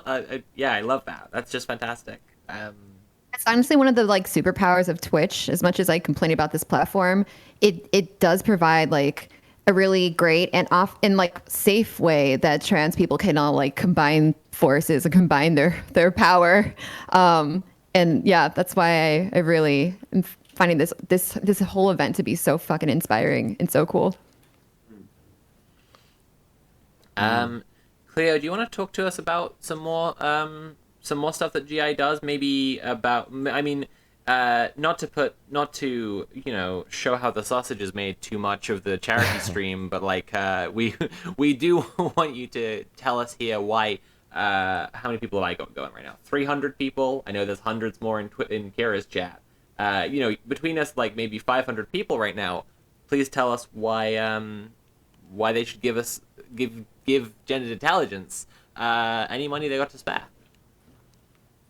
Yeah, absolutely. So I've mentioned our youth work, our education work. I suppose I could talk a bit about our policy work, because I know that you've had the Good Law Project on just now. Yeah, we have, yeah. So we are obviously working with them around trying to improve healthcare for trans people. I don't know how much you talked about the healthcare situation in the UK when they were on. I don't want to risk like repeating too much. That's okay. I mean, if it's talking about how GI works with that and how it interacts with that policy environment, then I think it's really valuable. So you should, you know, don't worry too much. Yeah, absolutely. Well, I mean, so the situation with healthcare around medical transition in the UK is pretty dire. We've got people waiting. Like, if you wait 2 years for a first appointment, you are one of the lucky ones. We've got people waiting 5 years. We've got people waiting 8 years. Like, there is no other healthcare service in the UK with wait times like this. No, I mean, imagine being told that you were going to wait 8 years to have a tooth pulled. Exactly. Yeah, exactly. And I hate going to the dentist, and even I think that's like totally out there. I hate going to the endocrinologist. But yeah. Sorry, I didn't mean to carry on, please. Clear? Oh, Cleo has gone, I think. Oh no, maybe an internet problem? Maybe. Not sure what's going on there. But yeah, that just disconnected there, it looks like, so. But chat, we're sitting at what, £10,000 raised for Gendered Intelligence? That's so fucking cool. And, you know, to think, you know, £10,000 is going to go a long way for, you know, that policy environment stuff we're in the middle of talking about now. It's going a long way for that education of, you know, education in workplaces and in schools that Cleo was just talking about before. And it's going to go a long way for, there's the youth work and bringing trans kids together. And it's going to go a long way for trans joy. So I think it's really important to donate to Gendered Intelligence, yeah. Yeah, 100%. And, oh, hang on. Oh, I thought we just got a message from Cleo. Someone in my chat is asking, is it £100 to make you eat a bug, Sophie? Okay, yes, I may as well say this while all of the streams currently are listening. Kira, I don't know if you're aware of this. Jen, one of my mods, has come over to my house today to help take care of things in the Mars household. Jen loves to bring bizarre things to eat. That's her favorite thing to do. And this time she's brought bugs. It's bugs. She's brought bugs. And I'm not thrilled. I'm not thrilled about it, but I am thrilled about raising money for trans kids, and so I'm showing them on the screen right now. We've had, good lord, we've had a few $100 donations that are $100 is going to make me open up one of these packets, the ones that I find preferable of the options available, and eat some bugs on stream. $500, which we've also had, I am loath to announce, will make me open up the ones I am least keen on opening up and eating on stream, but I will still do it. So there's crickets and there's Jesus locusts. I'd much rather just stick to the mealworms. I mean, they're simple enough, but I will eat these bugs too. I will do it. You can also do. We've taken inspiration from DJ Mule's incentives, and you can donate double the amounts to stop me having to eat bugs. There you go. Please donate the Stop Bug Fund, please. So I it's didn't 200. ask for this. It was sprung on me when I woke up. Please. Please stop Sophie from eating bugs. It's not cool. Cleo is back, so I'm going to drag her into the chat again. Hi, Cleo. Welcome back. Hi, sorry, I think my connection dropped out. No worries. That's all right. So you're talking to us about the policy environment and what GI is doing to change it. Yeah, absolutely. So this is very much my wheelhouse. This is where I work. So we are part of the Ban Conversion Therapy Coalition. I don't know how much people around the world know about what's going on with what we call conversion practices in the UK. But the a total ban of this, like, totally abhorrent practice, right? What is very much a legalized form of torture for LGBT people has been on the table since 2017. Yeah. And it was introduced by a Conservative government, and since then they have just consistently fumbled the bag across establishments, to the point that it's taken. We've just been pushing and pushing and pushing. We've seen, like, so many other countries around the world going past us. Like, we've got, however many Canadian provinces, US states, Australian provinces, New Zealand, all just, like, overtaking us. Our neighbours to the north in Scotland, our neighbours in Ireland. We are, like, dropping down the international rankings for LGBT well-being like a stone. And then finally, we got agreement from the government that this ban would be going through, that we'd see legislation this year. And then in March, there's this U-turn from Downing Street, where they say at first they're not going to ban conversion practices at all. And then they get a load of flack from the LGBT community, and so they throw trans people under the bus. And they say, we are going to ban it, but not to cover gender identity. And in a sense, it highlights, like, the real callousness towards trans people in UK governance right now. The idea that, like, you can just break off this entire demographic from the LGBT community and say, yeah, it's okay for torture to continue on you. It's okay for people to continue to tell you that being cis is better, that you should try and be cis. So we're proud to be part of the coalition of LGBT organizations, human rights organizations, and faith organizations who have unified against that. Even if we do not get trans-inclusive legislation out of this next parliamentary period, we are going to keep using this group to fight to protect our communities, because it is people of faith, people of colour, it's young people, it's people trying to access healthcare who are most vulnerable to conversion practices. And if the government won't protect us in law, then we are going to use our work to make sure that we can protect our communities ourselves. Mm-hmm. Hell yeah. And yeah, it's worth mentioning as well that, like, we were talking about this last night on the stream, that trans people are basically, I don't know if this is the right way to use it, but trans people are basically being used as would it be right to say it's a scapegoat? Because conversion therapy, like, well, what they call gender exploratory therapy, there is actual numbers and research out there that says that this conversion therapy will be used on cis-identifying queer people as well, just simply for, you know, acting a bit camp, or, you know, being a bit feminine, you know, in your appearance, or maybe like enjoying drag queens or something like that, you know, or like wanting to be a drag queen and stuff like that, or wanting to be a drag king.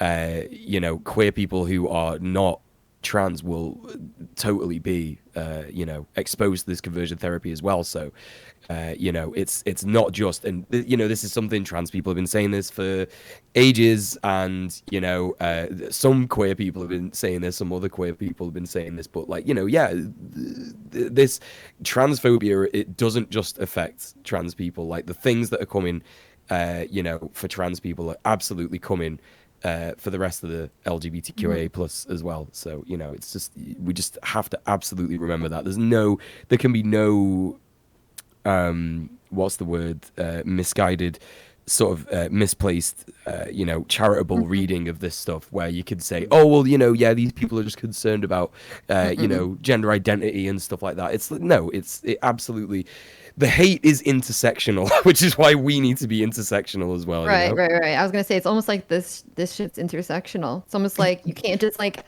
advocate for one group and like throw the other group under the bus when they're all kind of, you know, inherently connected through patriarchy. Yep. This is it. And what we're seeing more and more, in fact, I think it's important to note this as well, is that what Sophie was talking about before in terms of the Buffalo shooter, you know, having this LGBT drop the T stuff in his manifesto. What we have to remember about like white supremacy in general is that the whole shtick of white supremacy nowadays, with like the Great Replacement theory, that is like what you would call an intersectional hateful ideology, because it covers every base. It's not just like they just hate Muslims or they just hate queer people. It's like they hate everybody. They think that everybody who is not like cishet, white, you know, and male is involved in this, basically, like this Great Replacement theory and stuff. So yeah, sorry to digress, but it's just important to remember that this hate is like, you know, it starts with the most vulnerable people in society, and you know, it just works its way up the ladder of, you know, vulnerabilities. I don't want to call it a ladder, because that's, you know, I don't want to say that one group's vulnerability is any worse than another's or anything, but it's, you know what I mean, it's like the perceived vulnerabilities is what I'm getting at. So yeah, anyway, sorry to interrupt there, Cleo. No, I think you've touched on something that is a real part of the way that like prejudice against trans people spreads in the UK. When we had the leaked US Supreme Court opinion 3 weeks ago, a month ago, that suggested that they might be looking to undermine Roe v. Wade.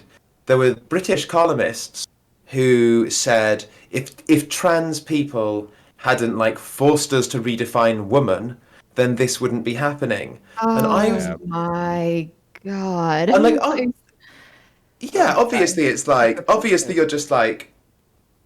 Well, obviously that's not the case. Obviously you're like, what a frustrating, annoying, insipid thing to write. But then it's also kind of interesting, because it really illustrates how, whether it is reproductive justice, whether it is trans rights, there is a wedge being driven, always saying it is trans women against cis women. You are both fighting for the same services, or always saying it is trans people against lesbian, bi, gay people. And this wedge is always being driven as if to say, like, if you don't, like, that it is scarcity mindset, right? Like saying there isn't enough healthcare for all of you, there isn't enough reproductive services for all of you, and so if you give it to trans people, you are taking it from lesbian, bisexual, gay people, you are taking it from cis women, and of course that's not the case, but it benefits the interests of an anti-trans conservative agenda that, as you say, ultimately is also anti-woman, is also anti-LGBT. It really benefits them to have us pitted against each other, and you know, one of the things that I'm constantly saying about our work at GI and the fact that we explicitly welcome people who just have questions about their about their gender identity, like regardless of how they identify, to our youth groups, it is because it is always good to ask those questions of yourself. Like, it's always good to reflect on those things. It's always like exploring your gender shouldn't just be a trans people thing. And it's an illustration of how polarized the conversation has become. That there's this idea that if you think like, hey, I wonder what my relationship to my gender identity is, then like that's it. You're in the trans camp. Like, that's actually a fascinating angle that I've never even considered before, and it reminds me of like, I mean, I don't want to go into a whole lecture right now of all the intersections of like what you're saying right now, but it kind of has some religious-y, culty overtones. Like if you even question your allegiance to this gender ideology, the TERF gender ideology, then that in and of itself is a harm, and you're like deviating from like the way that the world should work. That's fascinating. That's a fascinating perspective. Yeah, absolutely. Like we know, broadly speaking, that attitudes towards like fluidity in sexuality and gender identity are changing, that with each new generation that comes up, there is a different perspective on the matter. And this is great, right? Not because we're sat here rubbing our hands together like, oh boy, more trans people, because it's fantastic to see these understandings of gender identity improving. But also like because it's good for you, because it's healthy, because it doesn't matter whether you are cis or trans or whether you are gay or straight. It is good for you to be able to sit down and be like, hey, how do I feel about this? Like, what is... and that doesn't have to be a question that ends up with being like, oh, I thought about being gay, so I must be gay, or I thought about gender identity, so I must be trans. It's always about improving understandings of ourselves, of each other. I feel like what you're advocating for is just, or not, I don't want to say advocating for here, because I think it's not like an opinion. Like, I think it's more of like just trying to expose the reality of what patriarchy is, and that queerness is kind of like the antithesis of that. It's the revolutionary, it's existing in this like revolutionary state of just rejecting that oppressive hierarchy, that oppressive institution that's imposed on you. And so you don't have to be queer to engage in that type of like revolutionary ideology. And sorry, to be clear, when I'm saying queer, I mean specifically like identify as like gay or trans, etc. But I think that even cis people or if you're cis het, you can still definitely benefit from this questioning. I know I personally have,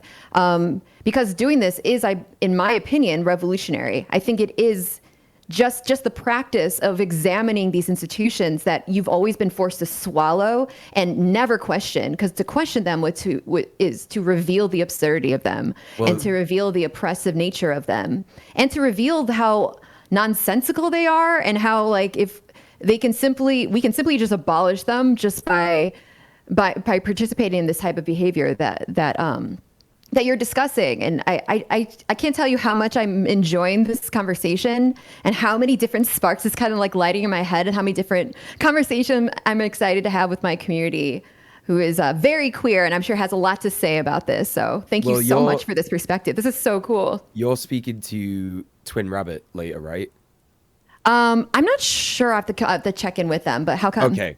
Yeah, because when you speak to Twin Rabbit, you should totally speak to them about this, because they got a lot, like their videos just so good on how white imperial colonialism basically forces people to be in boxes. Connected. It's all connected. It's all intersectional. Yeah, absolutely. Yeah. I also just think, even like before we get to like anti-oppressive practice before we get to revolutionary thought. Like one of the things that we do at GI is just like making space for those questions. Like I think a lot of people we work with, let's say in our like educational work, maybe they're not gonna, be marching on Downing Street anytime soon.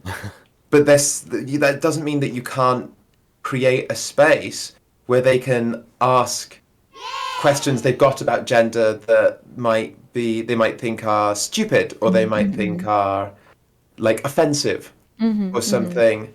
That's great. And while obviously I personally, speaking as Cleo rather than speaking for GI, would love to see more revolutionary ideologues out in the streets.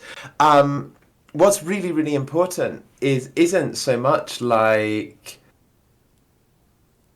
educating people towards a sort of political cause, so much as just like really making sure that everyone has that fundamental understanding of gender and of trans people, and I guess also of cis people, right? Because like we educate about trans people because we live in a system, we live in a nation where being trans is to be different. But we're educating, when we talk about gender, we're educating about cis people as well. We're educating about all of it. And so I really think that like everybody stands to gain from just having a baseline understanding of gender identity. I wish we could have. I wish we had more time, because I would love to know, like, for gendered intelligences and your personally even ways that you would like people that are not very well educated in these things, like what is that foundational education look like? Like what are the basic building blocks to getting kind of opening that avenue up for cis people, for instance, like what that would look like? Because I'm trying to think of like what kind of education as a content creator myself, like we talk about these issues a lot, and the ways to introduce the topic of like being trans or queerness or gender, there's different ways to go about it, and I'm sure that y'all have a fantastic way of going about it. So I've had the privilege of sitting in on a couple of our training and education sessions, and a lot of it is really just focused on, I guess, the absolute fundamentals, like what is a trans person? Because like it's really easy to imagine if we go back to the idea of like you're an English person who occasionally sees the headlines and hears the news but doesn't know any trans people. But when we talk about trans people, we're talking about like men who dress as women to get into the toilets or something, you know? Like, so I think the real fundamentals of just like, what is a trans people? What are the challenges facing us? But also just like how to talk to us and how to talk about us. Like if you have a colleague who comes out as trans, what do you do to support them? Like if you have a child who comes out as trans, what do you do to support them? Really basic stuff, like it might be pronoun use, it might be using the right name. But all of it really just comes back to like, we are humans. And in 99% of ways, we are the same flavor of humans as cis people, right? We just have this particular difference of experience and difference of identity. And a lot of it comes back to that, and to just, being able to say like, oh, if I do make a mistake and accidentally say something offensive, if I do make a mistake and like use the wrong pronoun or something, then I'll just like apologize, learn, move on, remember that like this isn't the culture war situation that we see in the media where like you must use the right pronoun instinctively for everybody, or you will be The Jordan Peterson reality. Literally, you know? But you exactly. can't even, the thing is, you can't even say you're a natal woman nowadays, or you'll be thrown in jail. That's it. Exactly. Yeah. I'm in jail right now. It's you know, I will never make that mistake again. Exactly, but like I think just when we're talking about like what kind of education you need to provide the fundamentals, a lot of it is just giving people like empowering people to be able to talk to and about trans people without thinking like, oh my god, I'm going to get it wrong, I'm going to get cancelled, I'm going to get thrown in jail just for being British, you know, like oh god. because at the end of the day there's not a lot of us, but there's enough of us that most people will in their lives encounter a trans person, and it will be a colleague or a family member or a loved one, and you know what, it probably will be awkward. Like, I am a trans person, I have been a trans person my entire life. I still sometimes mess it up, but I don't, because I've always been in this community, because I've always been empowered to talk about it, I can just be like, my bad, let's crack on. And it really is just about empowering people to do that, to be able to say, like, you know what, this is actually kind of embarrassing. I don't know how to talk about this properly, but I really, really want to help you. Like, I really want to see you. I really want to be there for you. I think and that's what we want to do.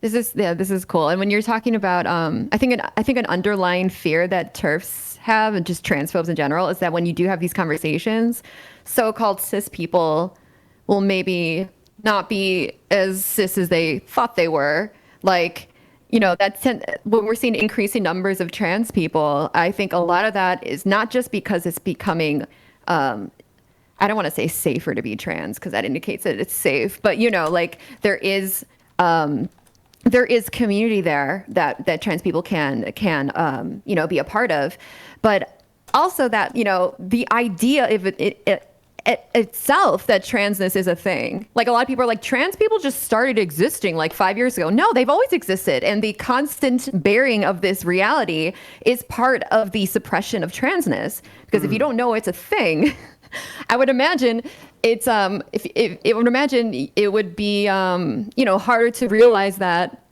identity in yourself. So yeah, I think that all of what you're saying is extremely revolutionary, dope, just fantastic shit, and I love that you're talking about it. And I'm just, all the gears are turning in my head, and I'm so excited to spread this and to talk with my community later about it.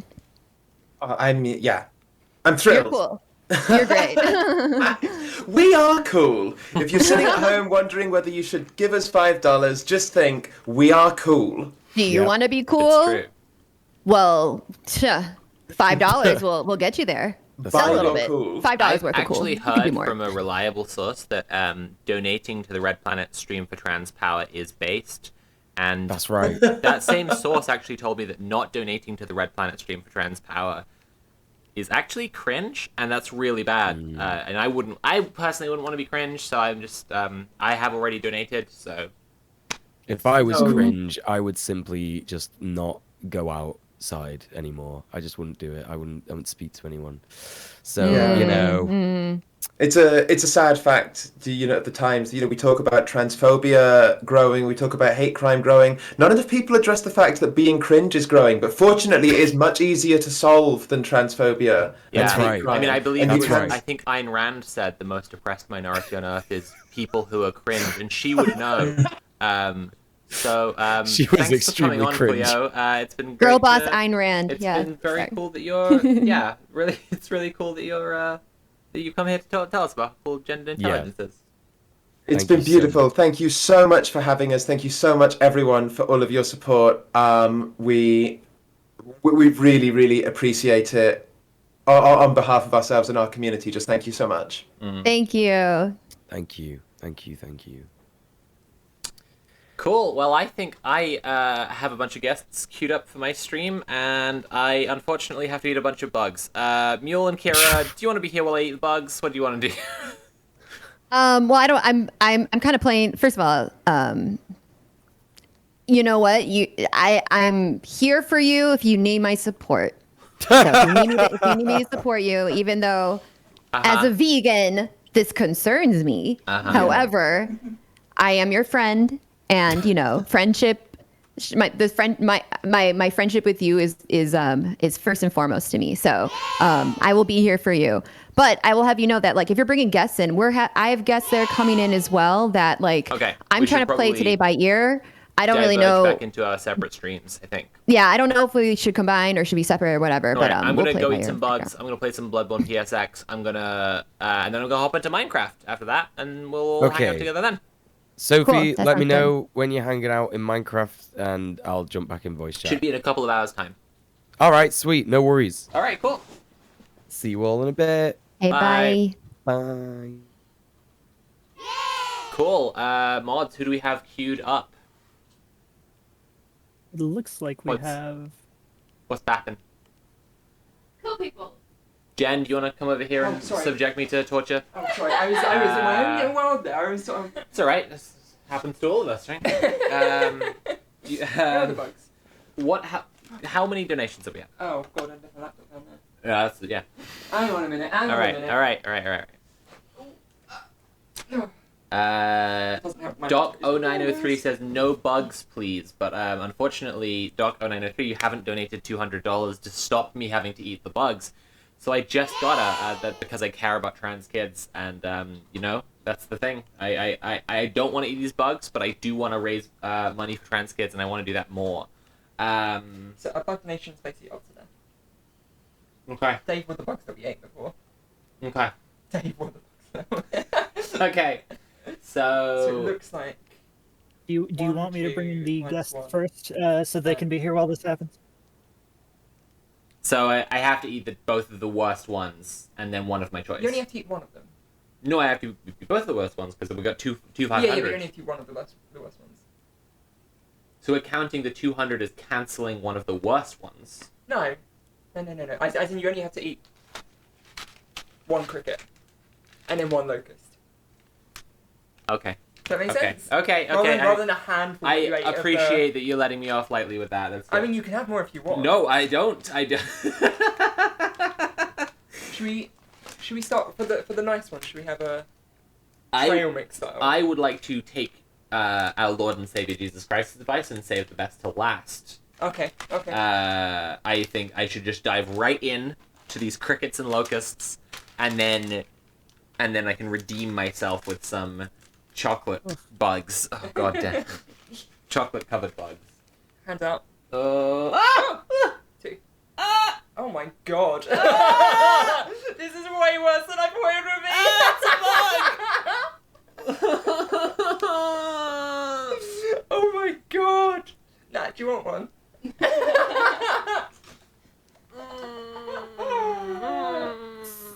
Sophie loves some bug eater. It's a bug. Ready? You've got a leg, right? I've got something. I'm too hungry for this now. Does it help to know now that you've probably, in packaged food, eaten bugs of approximate size before, right? Does that help to know? Cheers. Cheers. To Keir Starmer. To Keir Starmer. To Keir Starmer. That's a different taste to the buffalo, whatever they were. More flavourful, but in a nice way, I think.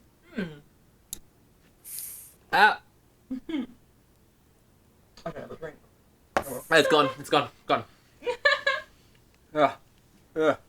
I think, right, because the mealworms one is like a full mass of stuff. But I think every now you've had one, you could make people do big donations for each extra one. You got a whole bag of them, rinse them. I'm so glad I'm the one who said this. So we can thank TV Terror for that. Well, do you want to read out the message that TV Terror left? Because they've put a little effort into it. To bugs or not to bugs, whether 'tis nobler in the mind to suffer the worms and the crickets of our outrageous stream goals, or to take arms against the sea of transphobes, no more, and by a dono to say we end our heartache, and the little thousand crawlies Was that a cricket or a locust? That was a locust. I've eaten a locust. Now I'm gonna eat a cricket. I think these might be a little bit bigger. No! No, the locust should be bigger than the crickets. Crickets are small, locusts are pretty big. I think so. Or at least out here. Oh, they're not that bigger. They're hollow, is what they are. These might be better. These might be nice.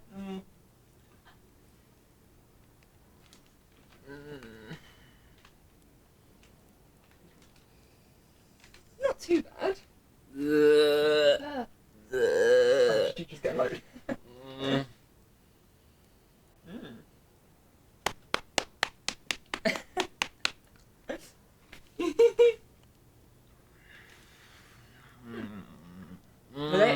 They're more tasteless than the locusts. More crunchy as well.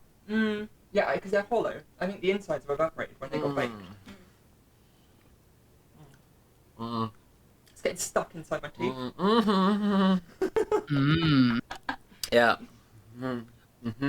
Are you loathsome bug eaters ready for some guests? Yeah.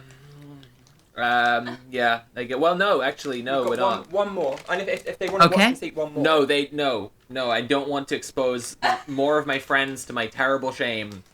Right. Give me. Chocolate one. chocolate It's gonna be a chocolate one. Yeah, I had went in and checked on them, and then asked if Sophie was ready before the section, and I didn't get a response. So I just figured that was a big negative. I might need to open this up proper.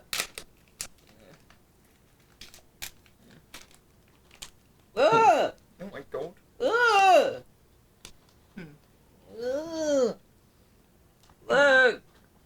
Look what Jen's making me have.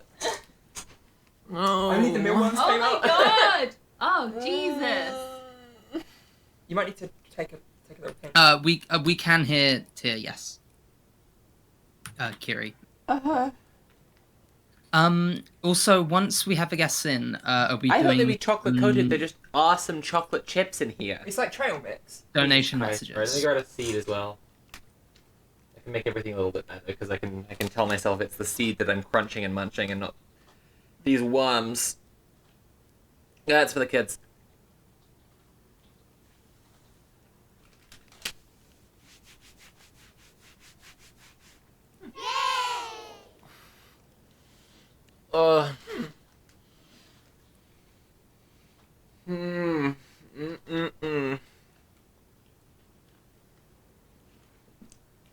Jesus Christ. Jesus Christ. Why have you done this to me? They're not that bad. They're not that bad. There was! It's not exactly a ringing endorsement, though, is it? It feels like... I feel like a lot of the problem is the mouthfeel. Unironically. And, like, the knowledge that they are bugs. Apricots. Yeah, I do feel like it would be the knowledge for me more than Yeah, these anything are else. Yeah, that's definitely an apricot. Okay. That was nice. We are done with bugs for now. No more bugs now. For a Okay. while, at least. Just to confirm what the plan is, so we're getting some guests in. Are we also going to do some donation messages? Because I think we have a bag. I would really appreciate if we could do that, yes. And I'm going to load up Bloodborne PSX. Okay, Thank great. Hazel for that, Great. and also the Think and Bridget the Trans Teapot. In which case, I am very happy to introduce Nat of Left at London and Lilith, who made Bloodborne PSX. Oh, shit! Oh shit! I mean, shoot. Oh my gosh. Take Oh those my away. gosh. Sorry, I will in a second. No. Hello. 1 second, sorry. There's some Jen locusts has on the chair. Put locusts on my chair. Okay, hello. Oh, God. Oh, fucking hell. Yeah. That's too big. I can't believe this is happening to me. Why? I can't believe you've done this. Why? Hello and hi. How's it going, friends? Hey. We're chilling. We're big Go on. chilling. Yeah, we're just fine. I'm literally like, this is like my activity to start my morning because like I just woke up, and then immediately after this, I'm getting a face tattoo. A face tattoo? Oh wow! What's the tattoo on? Awesome. Bola, TBH. Yeah, What face tattoo I'm are you getting a getting? face tattoo. I'm getting a face tattoo of like a little pink flower. Nice. Okay. Oh, that sounds adorable. It's gonna be very cute. I don't like wearing makeup just because of the way it feels on my face. So Uh-huh. I'm like, I want to do something that makes me pretty forever. Mm-hmm. And what's prettier than a Oh, flower? that's awesome. Yeah. I like that a lot. That's great. it's hard to That argue is against really that. cool. Fantastic. Like, more power to you. So exciting. There've definitely been times where like I've tossed because like I wear a lot of eyeliner, and there've definitely been times where I've tossed up just getting like an eyeliner tattoo, so I don't have to put it on. But like, an idea of a needle being that close to my eye freaks me out. Oh yeah, it's You know it's about very... people getting eyeball tattoos, right? I'm aware. What? Yeah. Yeah, you can get like is it the schlera, the white bit? You can get it inked so it's black and it looks very like you People are get those from all the time. Tokyo Ghoul, the anime. I'm sorry, what is the white part called? The sclera, SCLARA. I don't know how it's pronounced. Sclera. Oh, I- sclera. it- I was. only asked because that I'd never heard the term out loud before, but then once I heard it pronounced correctly, I was like, oh yeah, I have heard this term. But I love schlera enough to like replace my replace my vocabulary with that. Oh, Snapola, what's this? This is Bloodborne PSX. I don't know if you've heard of it. The person who made it's a complete tool. No, kind of like a little indie game by the studio called FromSoft that was remade into a massive corporate sellout by this hack fraud game designer. Lilith, I heard hate you're when making that happens. Bloodborne Kart finally. Huh? What's up? I heard you're finally making Bloodborne Kart. Finally. Yeah, I actually was working on it this morning. Bloodborne? There was a guy like clipped behind a fence that wasn't supposed to be there, right? It's an idea that's Yes! been I don't know what happened. It made me so angry. It's been an idea that's been kicking Oh my around God. for at least like 5 years, right? Yeah, it was a fake leak. Bloodborne Kart. Someone like did a fake leak to demonstrate how easy it is to fake leaks. So they leaked Bloodborne Kart, and yeah, that took off. That went super viral, and that kind of just became a meme in the Souls community for ever since. And that was like 5 or so years ago. And there've been a couple. Like things like demos, or someone made Bloodborne Kart in Dreams for the PlayStation 4, Sick. stuff like that. But no one's like gone down and actually made it. So Wait, so I guess it's I up need to me. ask this: is it going to be Bloodborne Kart PSX or is it going to be Bloodborne Kart PS4, basically? Bloodborne Kart PSX, specifically because I have all the assets already. That's kind of why. That was kind of what got me to go ahead with it. Is because I have all these assets already.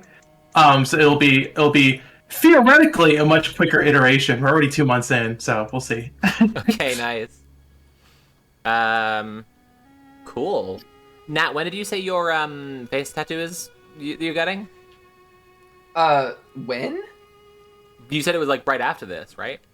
Yeah, so like at the end of the hour, I'm just gonna put on all my clothes and then well, I'm wearing clothes right now. I'm just gonna put on different clothes. I feel like I should specify I'm not on this stream just like buck naked. Okay, thank you for clarifying that. I think that was a very important piece of clarification necessary. Very important. I mean, if it gets the Absolutely. streams up, if it gets the money up, like I might just change my mind Well, on that. I was going to I say, do have a thing. if you want, what can we do about it? I We're do not have a thing I cops. need to say about getting the donations coming in, which is that if famous Nat Puff, aka Left at London, and sellout hack fraud game designer Lilith were Yeah, up for it's me. reading some donation messages, I think that could help to get in a few more donations. If you would you be up to that? I think my mods are linking a document now. So if you're looking the Sophie voice text channel of the Discord, you should see Uh-huh. a link to the document where we've been depositing other messages. Oh. Okay. All right. I'm gonna focus my character creation for just a minute, so I'm gonna skip out on donation messages to begin with, at least, just so that I can. No worries. Make the ideal hunter, the best warrior to fight werewolves with. Just tell us when you want us to bring you into the fold. Okay, cool. Who wants to start? I guess I'm at the top of the list, so I can go first. Sure. Charlie T has donated £50 and says, being trans is wonderful. Trans rights are human rights. Oh, alright, who's next? Should I be next, or should somebody else be next? I think next? Jen is mute. Jen can't talk because she's in the same room as Soph. So yeah, Nat, you should go next. Alright. Anonymous donated £410 and said heart emoji, or specifically like the less than 3 emoji. I can't help but feel like they've missed a trick donating £410. That's why they could have donated 10 more. Right? Yeah. Like, yeah, totally. That's really disappointing. Not to like shame you for not donating I'm sorry, another £10 when you've already donated 100, but already so much. God, all right, I'll go next. Yes. Exile Green just donated £40 and said Bing Bong. Great. That's what that I was like a good to hear. one. That was a good. That's what I like to hear as well. I'm Talks to always Wall. saying Bing Bong. Bing bong.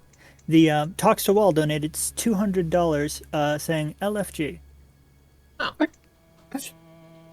Dino Man 95. Presumably there were 94 previous Dino Men. Donated $20 and says, "Hi, can't stay around for long, but good luck with all the charity stream. Have fun and remember, always serve CEOs with an appropriate sauce." Dynoman 95 is actually an obscenely large K-pop group. Oh. It's possible they might not even be in chat because that was a while ago, but thank you for your donation if you're here. So, you were about to say something. Oh, I'm just adjusting the skin color to be... Because there's the RGB sliders for this, so I'm just adjusting it to be the appropriate, extremely pale gray that I am. So. If I'm talking to you, also, by the way, please tell me, because I have just had an energy drink, and so I'm buzzing right now. I think maybe just like a little bit pink, but only if it's indicating a sunburn. Because I think it's important to make it clear that the hunter I'm playing as is British. So very pale, very gray, a little bit of a sunburn. Imagine playing as a British character and being mentioned as an outsider in the game. That takes place in Britain ? Yeah. What could it mean? So strange. What could it mean? Should we keep going under donations? Is it my turn? Sounds good. Absolutely. Yeah, I think so. Yeah. Anonymous just donated $500 and said less than 3. Or rather, a heart emoji. Oh, we're getting a lot of less than 3s. You know, you could just type 2 or 1.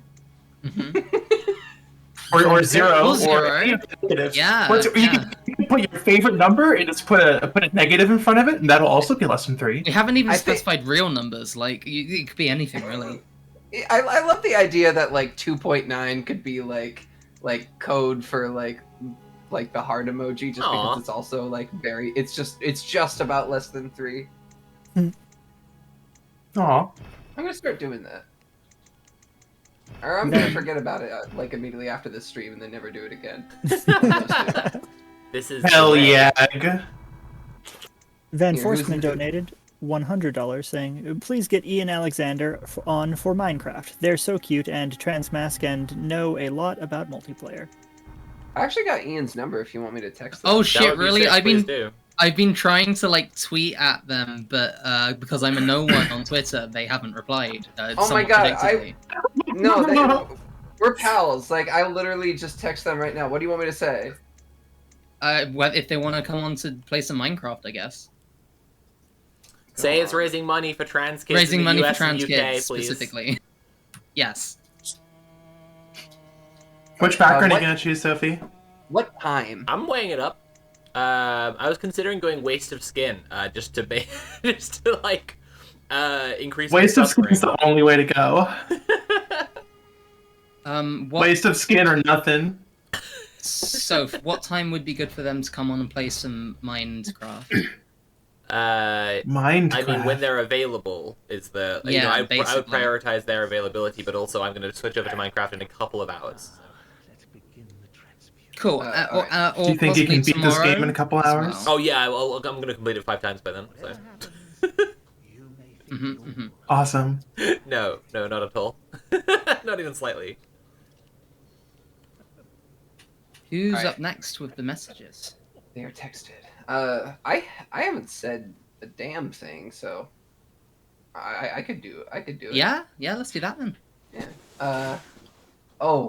Flinja just sent $20 and said we love our trans. I don't know how to pronounce that word. What is that word?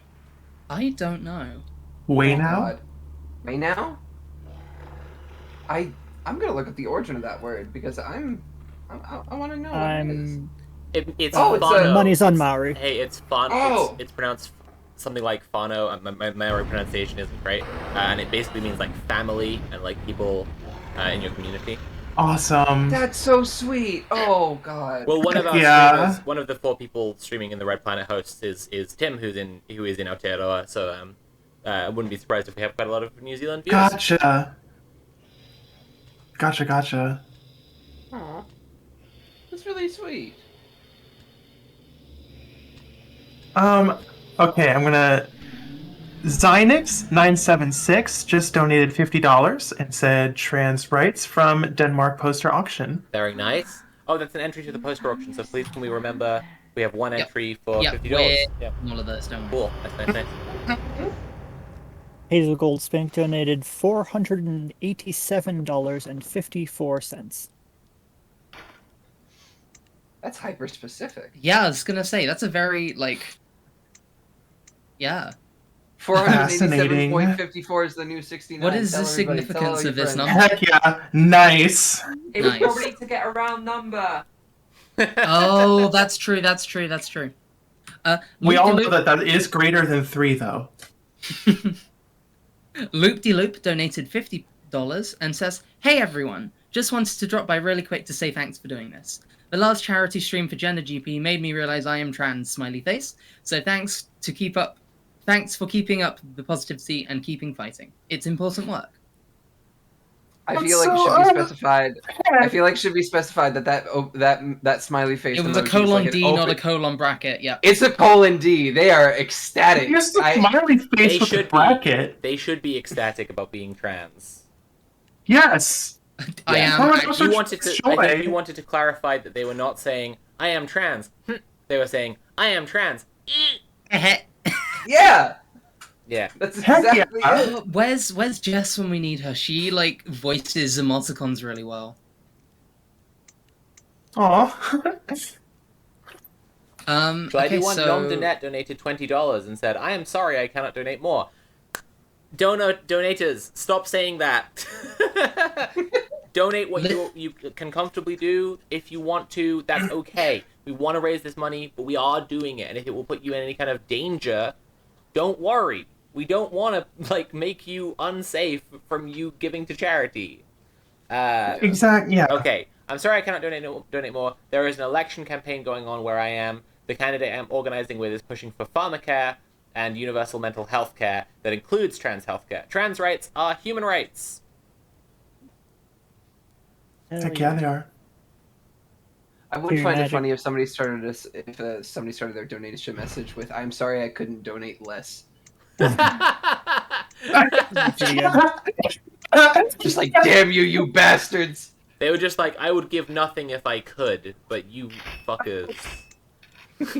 Here's one damn cent for you. It's that I'm doing this, SMH. Here's a hay penny. Kiri Magic donated £10 for the hundreds and hundreds of angry wolves to protect trans kids. Perfect. That's awesome.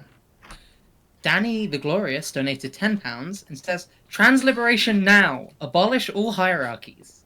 Nice. Nathan the Noob donated $13.12. What a strange random number. I mean, that's just a strange number. We're pretty sure that when people donate 1312, it's because it's like a conversion from Bitcoin. That's exactly what it is. They donated a Bored Ape. They donated 1 billion Bitcoin and it translated to $13. Well, it was the transaction time that really screwed them over. You know, it was they intended to be donating £10,000, but by the time that it processed, it was only $13. Is Sophie gonna kill the werewolf? Are you gonna kill a tutorial werewolf? Have I already? Well, I'm behind. I'm watching your stream on shit, Twitch. sorry, Is there a more up to date? This is my fault. I was streaming to Discord before. I'll start doing that again. Okay. So you'll be able to see without the delay. All right. Hazel just did a donation for $426.80. Another less than 3. Love the heart emojis.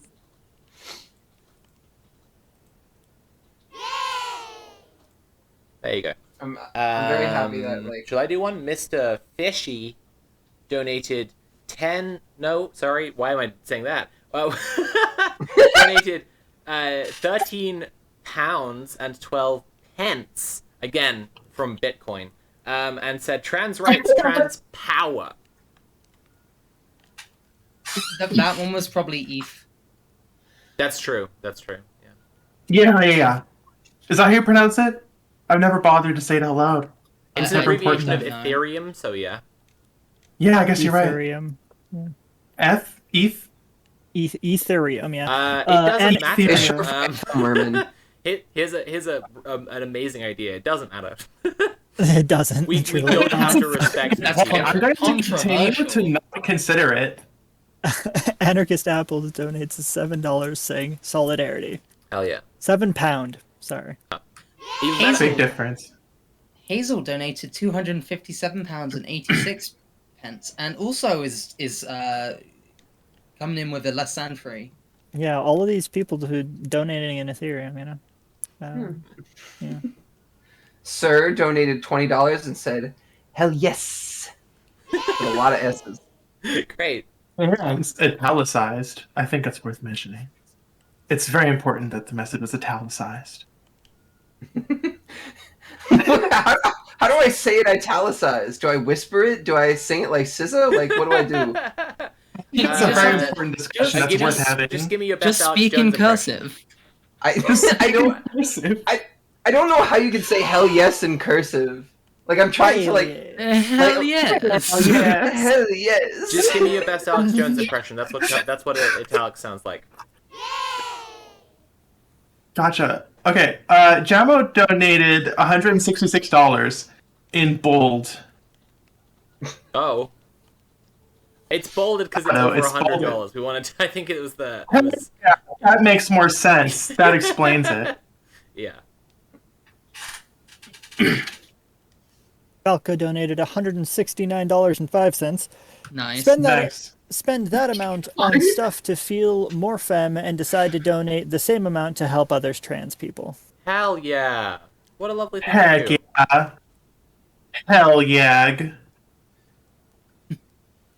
Goblin Hugger donated £50, and we actually have real emojis this time. They're purple. Purple hearts. Mind fucking blown. That's my favorite heart emoji. Same. Yeah, purple. Heck yeah! I love purple heart emoji. Yeah, I named a whole EP after them. Nice. Yeah, it was like my first EP. Oh my gosh. Yeah. All right, who's next? I can go next. Anonymous donated £32 and said, "Stop the bugs!" ! Italicized. Tragically, only $200 can stop the bugs. Nothing can. That's what we're. That's what we're gonna get. The I wish I could donate less messages. It's like, I can't stand these fucking bugs. You're completely correct. Yeah. How were they, by the way? I have to ask. They taste a lot like grass. Mm. You eat grass often? Tastes like. I used to when I was a kid. Yeah. Wait, but to eat grass, you would surely have to touch it, no? Yes, which I do more than you. Wow. Hey, We are Lilith, I've just forgotten- entering it. Lilith, I've forgotten the lock-on button. Help. X. Okay, fantastic. Thank you. You're welcome. Who's next? Is it me? I'll just read this one out. Beyond 1313 donated £15 for the commie auction. Nice. Yeah, I need to remind people there is a commission auction. Birdie Blake, who did the incredible stream poster for the stream, is auctioning a commission. The current highest bid was that the highest bid just then? The highest for the commie auction is $25 currently, which is £20. The poster auction is at $15 currently. Cool. Alright, So Libby Chessier donated 100 Yarnum currency and said Bun TR. I think those are called blood echoes. Yeah, I was gonna say blood okay, echoes, I right? see. Or insight. If you have 100 insight, that's pretty insane. As a because it's British, a 99. as a British Blood person, I have echoes. to correct you and say they're actually pebbles. Is what we use as currency. Oh, gotcha. Quite thrilling, one might say. You have to be a member of the Tory party to get the luxury of using blood echoes. Understood. Let's This see, was the first cutscene I animated. I love it. Anonymous Contact. Anonymous donated £10 and said, "It's not much, but I tried to throw 10 monies at each charity." Aww. You know, £10 times 3 is much. I feel like. I agree. Anonymous, it's... Don't I would worry say about the that value. It's more than enough. I did a The little fact that bit you're doing it at all. of maths in high school, and I'm thinking about this. 10 times 3. Yeah, that's some money. Nice. Yeah, that's some money. That's plural even. Monies. Not to be Plural. not to be obnoxious, but we should keep up the pace because we have a guest waiting to come on, and I feel bad for making them wait so long. Sad Cheese donated £20 and said, now I said that Italics is an Alex Jones impression. What have I done? Sad Cheese donated £20 and said, I don't want to hear Sophie wail about the dread of eating snails. Communists and anarchists, great with hugs, support trans rights, and stop the bugs. Are we doing impressions now? Okay then. Oh, great. Anonymous donated £20 and says, "A friend of mine told me about this, so I must help." Your Marge is excellent. I was saying, I said Italics is Alex Jones. I just wanted to do a Marge voice. Italics is Alex. Bars. I just realized I missed the opportunity for a great pun. Italics Jones. Italics Jones. Oh, it's beautiful. Oh my god. That is so good. I'm upset. All right. Beyond 1313 donated $20 for the commie auction. Okay. Mr. Mephisto donated $10. I said, take my solidarity.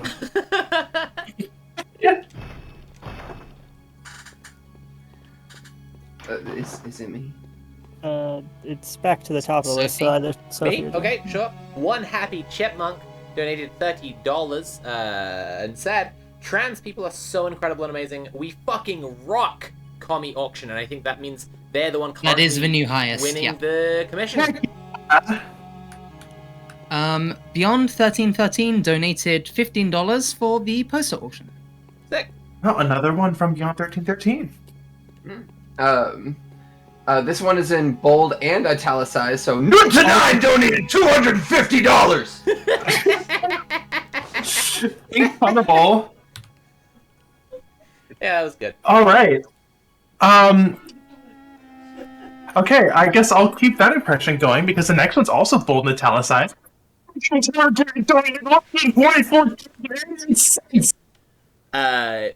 getting seriously picked. Yeah. Sloth Mom donated $100 and said, Sloth Mom sends love. Oh, thank you, Sloth Mom. I wonder who that is. Mr. Mephisto donated $10. Here, take my solidarity.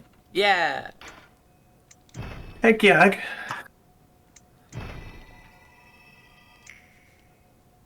Madge donated $100 and wait, they didn't leave a message. They just donated $100.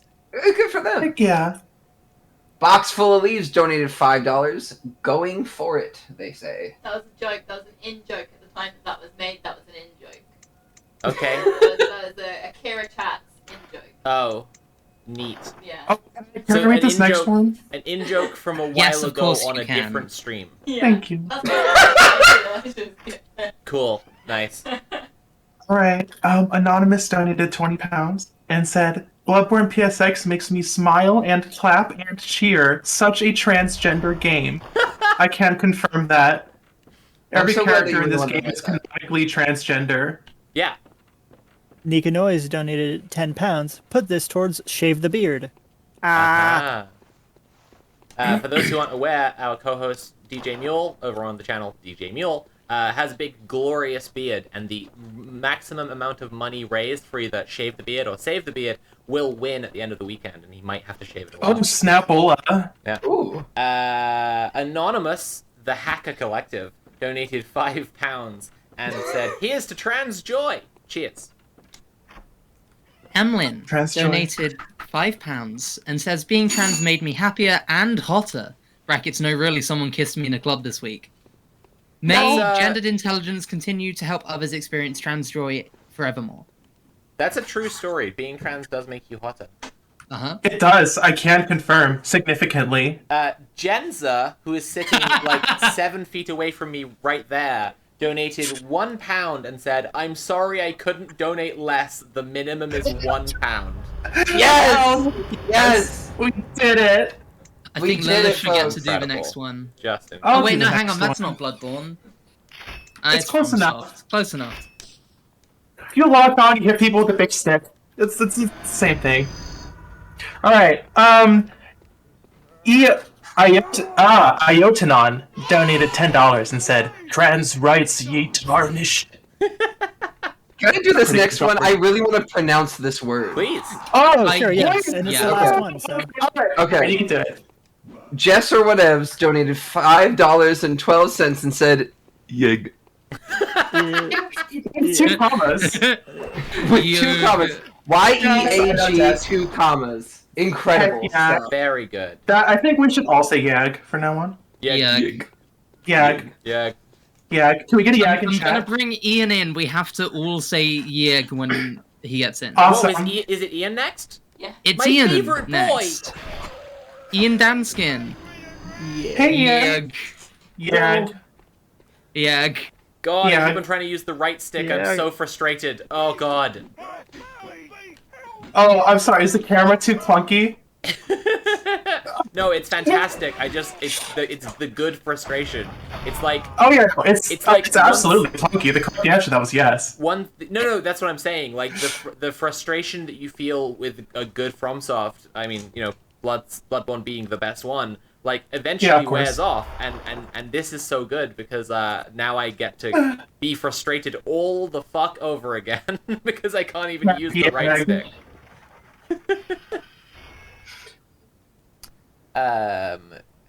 Hello. Do we have more? Hello. Are we joined by Ian? Yes, hello. How's it going? Hello, Ian. It's going pretty okay. How's everybody doing? I'm playing Bloodborne PSX. I'm having a great time. I'm watching them play Bloodborne PSX. I am also watching them play Bloodborne PSX. Not PSX. PSX? What is That's the how everyone B says stand- it. What? What? What? Are you asking what the B stands for? It stands for Bloodborne. Oh. Bloodborne. The B in Bloodborne stands for Bloodborne. Both of them actually. So it's Bloodborne. The first one stands for Bloodborne pussy, and board. the second one stands for based. Are you saying Blood's based? No, Hidetaka Miyazaki's saying that. Oh, gotcha. Obviously, yeah. I mean, I feel like if we didn't have blood in our bodies, that would not be based. So That'd be guess pretty my cringe, association- actually. Yeah, not That'd be having blood pretty is actually cringe. extremely cringe. That's why people are afraid of vampires. Yeah. Based and blood pilled. Blazed. I just said blazed. Oh, I'm so cringe. I'm not blazed. Based. Have we all Fuck seen? all at a Has club. everyone here seen the Wreck-It Ralph? I'm not based, and that's not cringe. I'll never be based, and no, what is it? I'm cringe, and What? that's based. I'll never be based, and that's not cringe. It's like the ending of Wreck-It Ralph done over with based and cringe. Great. Oh my Ian, God. how's your weekend going? Do you mean the second one? I've only seen the first one. No, it's a meme. It's a meme. It's a memetic. Oh, humorous May! video. That makes so much more sense. I know the second one's about like the internet, so I wouldn't have been surprised if it was. No, I love the idea of Wreck-It Ralph going on the internet and immediately becoming a 4chan Nazi. Yeah, Every time I think about Wreck-It Ralph, I always think of that Kanye West interview where he's like, "You ever seen Wreck-It Ralph?" Yeah. Like in the middle of the interview. Yeah. Like, I am Wreck-It Ralph. It's in my code. Yeah. It's in my code. Yeah, oh, I've watched the super deluxe Kanye West interviews as a Tame Impala song so many times. So it's like stuck in my brain, just lodged deep in my fucking memory banks. Y'all ever seen Wreck-It Ralph? I love that so fucking much. Oh, beautiful voice. So what's the policy on helping the person who's playing the game if they're lost? Oh, you can do it. That's fine. Forbidden. Okay, talk to the window. Oh, yes, of course. I've just been playing That's so many okay. different... Everyone gets lost there. I've been playing so many different fucking games these last 30 hours, and my brain is Hey, that's okay. It's gonna... My brain is Everyone porridge. It's gonna gets become lost at idiots. this part. I'm sure it's mostly my fault. I just need to get better at level design, you know? Next game. maybe. Ah, okay. Personally, I think it's Sophie's fault.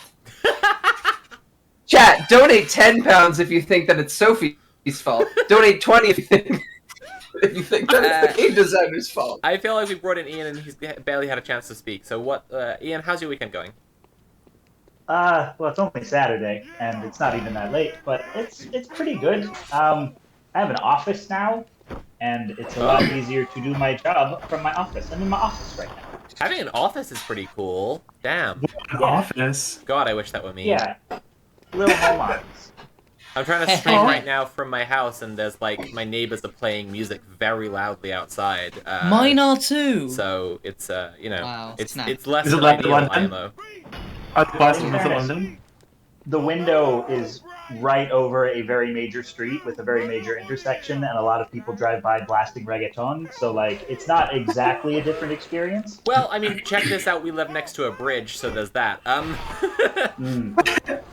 So What on are you? top of everything else- What are they blasting? I gotta know. But yeah, I have made one of the classic blunders. Us. What are people outside my house blasting? Currently, something in Spanish. There's a big Latin community around here, and so they have, you know. Can you imitate what the beat sounds like? I cannot at all. Well, is it going doom da, or is it going doom da?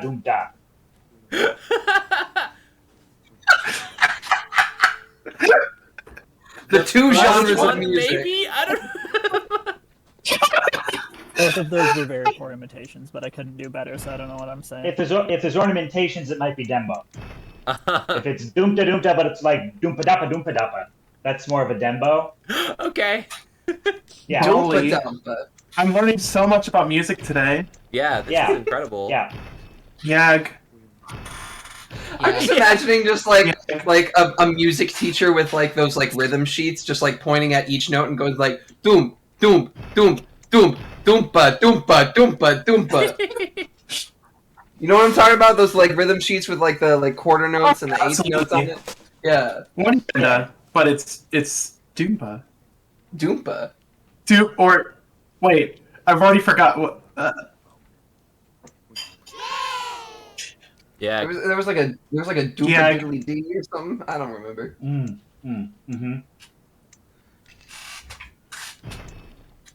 I love the look of the keys. Is that weird to say? I just love the way the keys look. Yeah. I had so much fun with that subradial menu. That was straight from Tomb Raider. I was like, that's the most PS1 thing I've ever seen in my entire life. Really? Yeah. Oh. Because games don't do that anymore. This is back in the day where it was like, oh my god, everything's in 3D. Look at this 3D object. Put your face like every 5 seconds. And like they don't do that anymore because like the novelty's worn off. So Like it was really fun bringing that back. Freaking Ocarina of Time menu, Yes! where the whole fucking thing rotated. Yeah, it's like, look at this freaking compass. I'm gonna shove in your face. We made a high poly model just for this. It's awesome. I really love it. Texture warping was really cranked up to 11 in this. Yeah, you can. Yeah, texture warping was super fun. It was so fun making this game scrungly on purpose. I love scrungly games. I don't know. Maybe it's just a different definition of ugly. I have too many associated feelings about the PSX aesthetic. I just adore it. Oh, I said scrungly. That is a very different descriptor. I love scrungly games. They have a very specific vibe. It's Also, it's like- the scan lines for me. Also, like, I the really think The that the glare pop-up. original is like, for all the ways that it's excellent, it's not very good to see. Like, it's I would make a case this is a visual uncomplicated improvement. Wow, that's very flattering. Thank you. It did really help out with readability. I do think, I'm not going to talk about improving Bloodborne, but I do really like the giant R1 prompt above the head when you counter them. That was one of the first big changes I did to the core game. That was the first thing, was the visceral with the big R1. That one. Yeah, I love that. Every single person's like, oh my gosh, a giant R1 prompt. And I did it because that's what old games did, but it did make it easier to signify that the player or that the enemy that you just countered is countered. So it's really nice. It's very fun whenever you get the R1 prompt come up for Father Gascoigne. That's just so pleasing. Just yes, my time has come. Yeah, have you beat Gascoigne yet? How far in did you get? I beat Gascoigne, but then I just got kind of tired. Yeah, that makes sense. That happens. Yeah. People get tired. It happens every day, maybe even more than once. Sometimes you need a little nap. Yeah, naps are important. So I don't know if people know this. Nat actually produced a song last time that we had a charity stream when we were on together. Oh, it was so good. I don't have time to do another one. I got a face tattoo to get to. Yeah, no, I was definitely about to launch into. So what's the new song for this one? It was really fucking good though. It was called "They Don't Know It's Christmas in Hell," and it was about all the shittiest people just being in hell, so they don't know it's Christmas. Yeah, I want amazing. to. I don't know if I'm gonna do this, but I want to. So what I want to do is I want to make a 3-4 track Christmas EP with Do They Know It's Christmas in Hell, Santa's Homophobic, which is already technically released, and just come up with maybe a couple covers or maybe another original. I don't know, but either way, I already got the title for it, the hypothetical title for it, which is Fruitcake. Nice. Okay. Nice. I mean, that's I the felt biggest like- motivation to do anything is when you've given it a name already. Yeah, I know that feeling a lot. Gosh, absolutely. Speaking of music that I've given names to, can I plug something real quick? Can you plug donating money to trans kids? What? But yes, no, you absolutely can. I'm just teasing. But we should also, remind people to keep the donations running in. What did you want to plug? Oh yeah. Well, I have to go really soon, so I figured I might as well plug real quick before I go. Essentially, I'm making this very unquick, but I am really, for those who are fans of my EP Transgender Street Legend Volume 1 and possibly even 2, the third and final installment is coming out next month, and you can pre-save it by checking the link on my Twitter. It's on the pinned tweet, etc., etc. First single comes out on the 17th. If you drop that link into Sophie voice text, my mods will spam it in chat, and everyone will be able to. Yeah, click- we click fucking it. will. Oh, To that is so appreciate it sick. away. Which I certainly want to remember to do because I am a big fan of both Transgender Street Legends Yeah. Volume 1 and 2. Yes. Same. Yeah. I'm so excited. Big fan. All right, there's the thing. Perfect. It's Thank you so much. it's in the voice text. It's almost like Nat's incapable of producing anything that's not a complete banger. Please miss once. Come on. I'm trying my hardest. Please, for the love of God, fall off. I keep on trying to make bad music. I don't know what happened. Oh man, you weren't kidding about spamming it in chat. Yeah, for sure. We want everyone to grab it. Heck yeah. It took me a second. What? This is nice. Oh. Oh, I'm happy about it. All right, I'm off to my face tattoo appointment. Please thank you for having me on the stream. Please send What? pics. I need face tattoo pics. Okay. I will. If I don't send anything in like 3 hours from I'll now, assume you're dead. ping me in chat. No, Okay, wait. Sure. All right. Yeah, you're dead. Okay, cool. Okay, yeah, I'll be dead. Ping me in chat, and I'll send a picture in. I'll do the face tattoo debut on this stream. How's Sick. that? Hell yeah. Okay. All right. Hell yeah. Yeah. So. I'm just saying yag too much. Yeah. What? Yeah, that is a problem. Yag. Yag relatable. Oh, Yag. Yag. Yag. All right. All Much right, love thanks to for all of coming you. by. Much love to the audience. Yeah. Much love to those at home. Much love to those in the stream. Okay. Much love to those who can't watch the stream but wanted to watch it. And I want to thank God for the special. Never mind.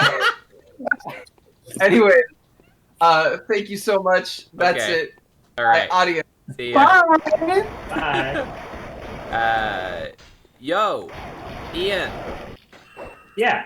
We just started a reading group together. Yeah, I just logged into it for the first time. Sick. We're gonna learn how to post overthrow the government. We're reading about we were like talking about October, the China Mieville book on Twitter, and then we were both like, yeah, let's take notes. I'm really Yeah, I excited was like, for this. I've had that book for like going on a year now. I should probably get to reading it. Do you want to read it together? And you're like, I'm on my second read through, gonna do one more. I'm like, fudge. To be fair, my third read through will be to take the notes. So like that's the perfect time for you to join in because I'll have lots of thoughts to share. Cool, Arnold, do we know someone? Cool. Oh, okay. What's that? So yeah, which government should we overthrow first? The Chilean government. I mean, overthrowing the Chilean government is like kind of the fashion du jour, I think. Mm-hmm. You know. Okay. We want to prove that we're just as good as the neoliberals. So I think that the first one, right? In Minecraft. Okay. Just want to clarify, everyone. Thank you, chat. Thank you. Yeah, we will be playing some Minecraft later on, and the first thing we're all gonna engage in together the Chilean is government. overthrowing the Chilean government. Yeah. We had some pizza Chile seems delivered. pretty easy to I overthrow. realized I It's hadn't really properly thin. eaten all day. Oh my gosh, I had like some cashews. I like just woke up for this stream. I should probably eat something. Eating sounds like a good idea. More cashews. Yeah. Sophie, were you eating bugs before I got here? Yeah, my friend. Well, friend. I say friend. My friend Jen came very kindly offered to like come over during the stream and like make sure everything's running okay here and like be extra extra pair of hands on deck and like she even like took time off work yesterday and then she had to counterbalance all that kindness by bringing me bugs, fancy bougie upmarket bug snacks to eat on stream. So I'm currently I'm taking. I'm gonna call it soon because I don't want to just keep doing this all fucking day. But I'm still for now like taking donations for people who if people donate $100, I'll open a new packet of the bugs, eat some new bugs, and that's my life, I guess. But it's I hope these bugs died of natural causes. The do you think bugs have souls? That's what I'm wondering about. I mean, if they don't, doesn't that even make it worse that they're dead?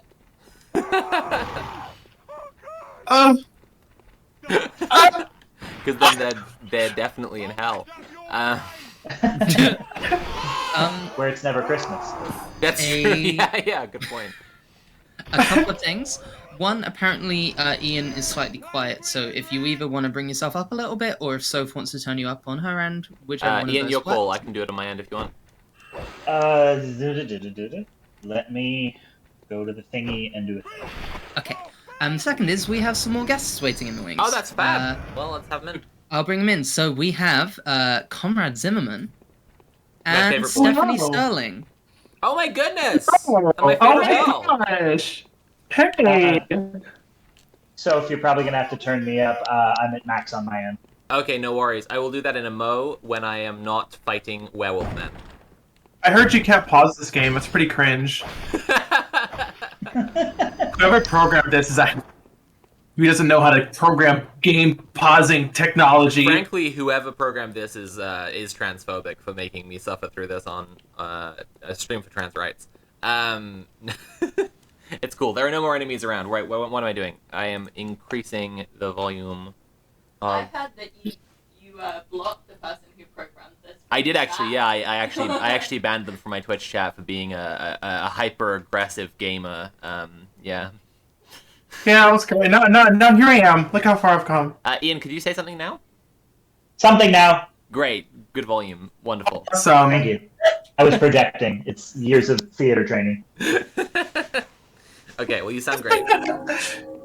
Do I have Conrad, my favorite boy, and Stephanie Sterling, my favorite trash girl? The commander is calling. Ah! Rejoice! Rejoice! The Pan-Galactic Princess?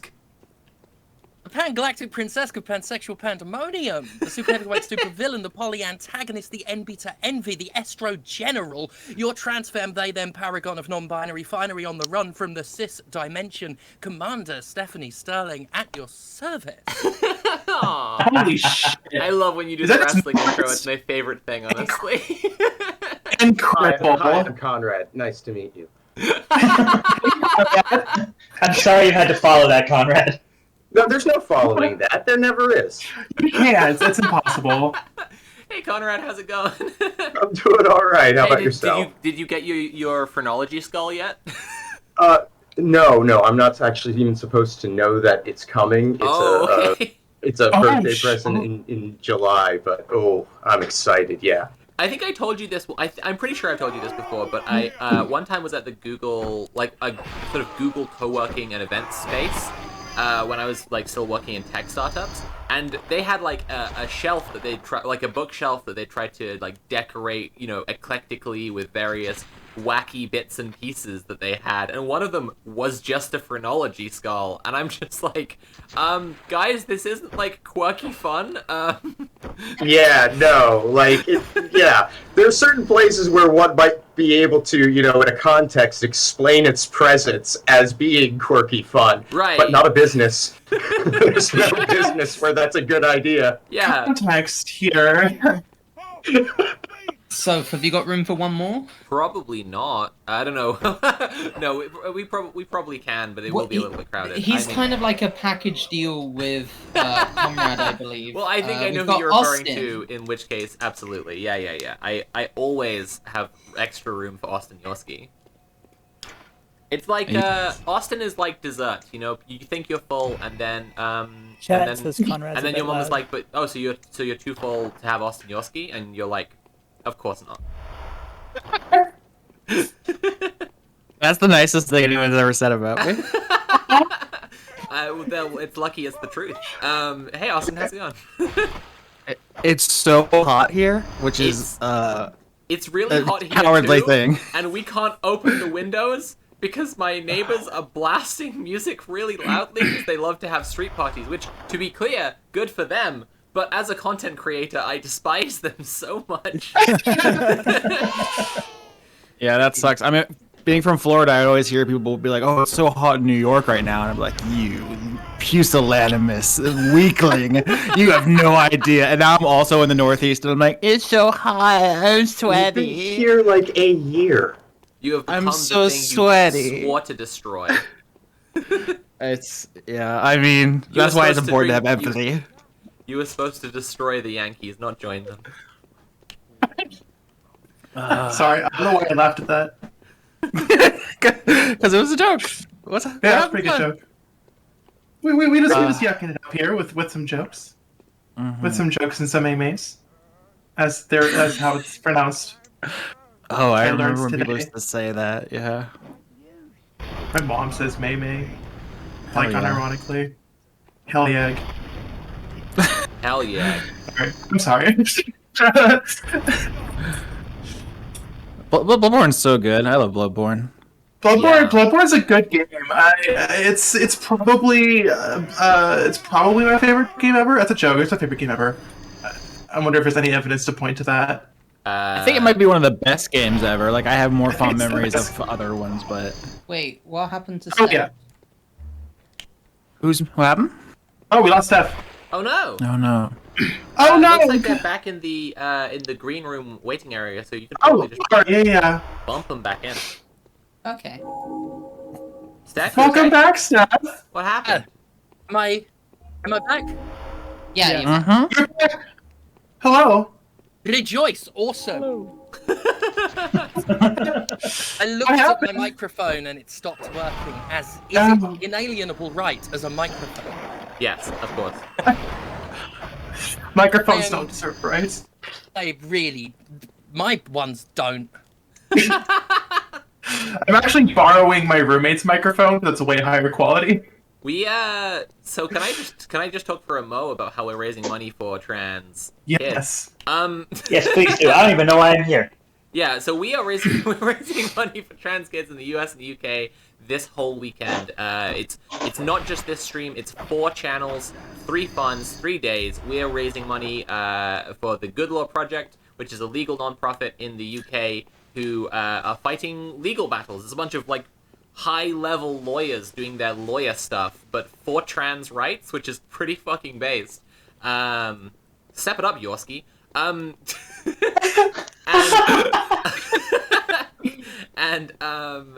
And we're also raising money for Gendered Intelligence, who do a lot of outreach work with trans youth in the UK.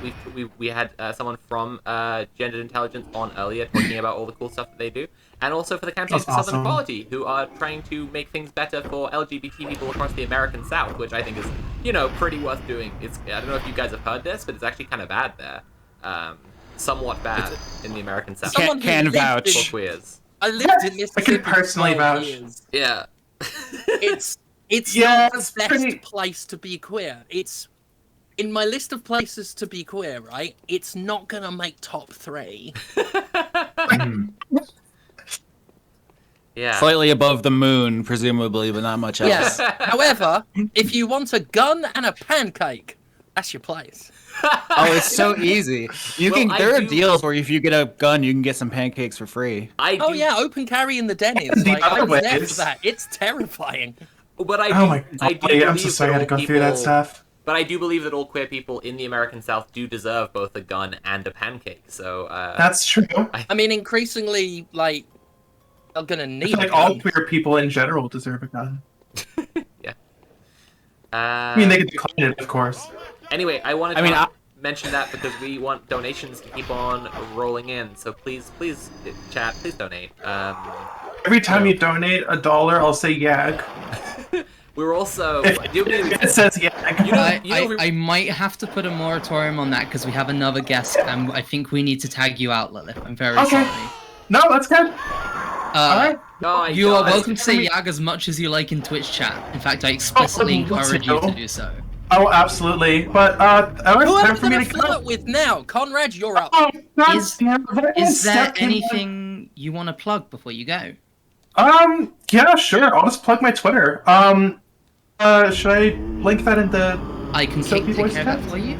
Awesome. Yeah, so yeah, my Twitter account is @Botster, B0TSTER, and I post dev updates on everything I'm currently working on every day. I'm currently working on Bloodborne Cart, which people seem to like. So if you want to see Bloodborne Cart updates and also just weird memes, you could follow me on there. Thank you so much, and thank you so much for having me, everyone, on this beautiful stream. Already raised so much money, and that's incredible. Thank you so much for being here. It's been great to have you. Yeah.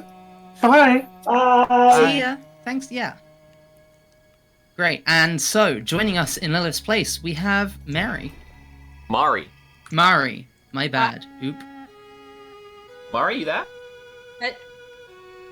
Yeah. Can you hear me? Hello. Yes. Okay. How's it going? Oh, hi. Sorry. Sad that someone else had to leave. I was just coming in for the time. I just came from Kira's stream. Lovely game. We're we're Twilight and gender and what being queer means. Uh-huh. Oh, what's it mean? You know, I don't want to repeat anything anyone said in case I say it wrong. But it's an identity and a politics. True. So. Okay. Wow. No, I mean it absolutely is. I mean, quit. I think I think a lot about the guy who went around interviewing people who were members of the Nazi Party after World War II, and he talked to one person who wasn't, but rather had actually sheltered people during the Nazi era. And one thing he said was about the day that Europe was lost was this he was asked about it, and he said, I can tell you the day because it was this day when I was asked to they were conscribing me for the fucking army, and I was resisting, and they said they'd send me to jail, and then they said that they would give me 24 hours to reconsider, and if I didn't go to jail, if I didn't go to, I had a choice between the army and jail, and because I chose the army, right? If I and others had been ready to choose jail, if we had all felt ready to exist outside of the Nazi regime and resist them, then things would have been different. Which is, I think that's really powerful. But for me, it really helped to frame the idea of queerness, the idea of queer politics being, not that this guy was queer. It just helped me to figure that out.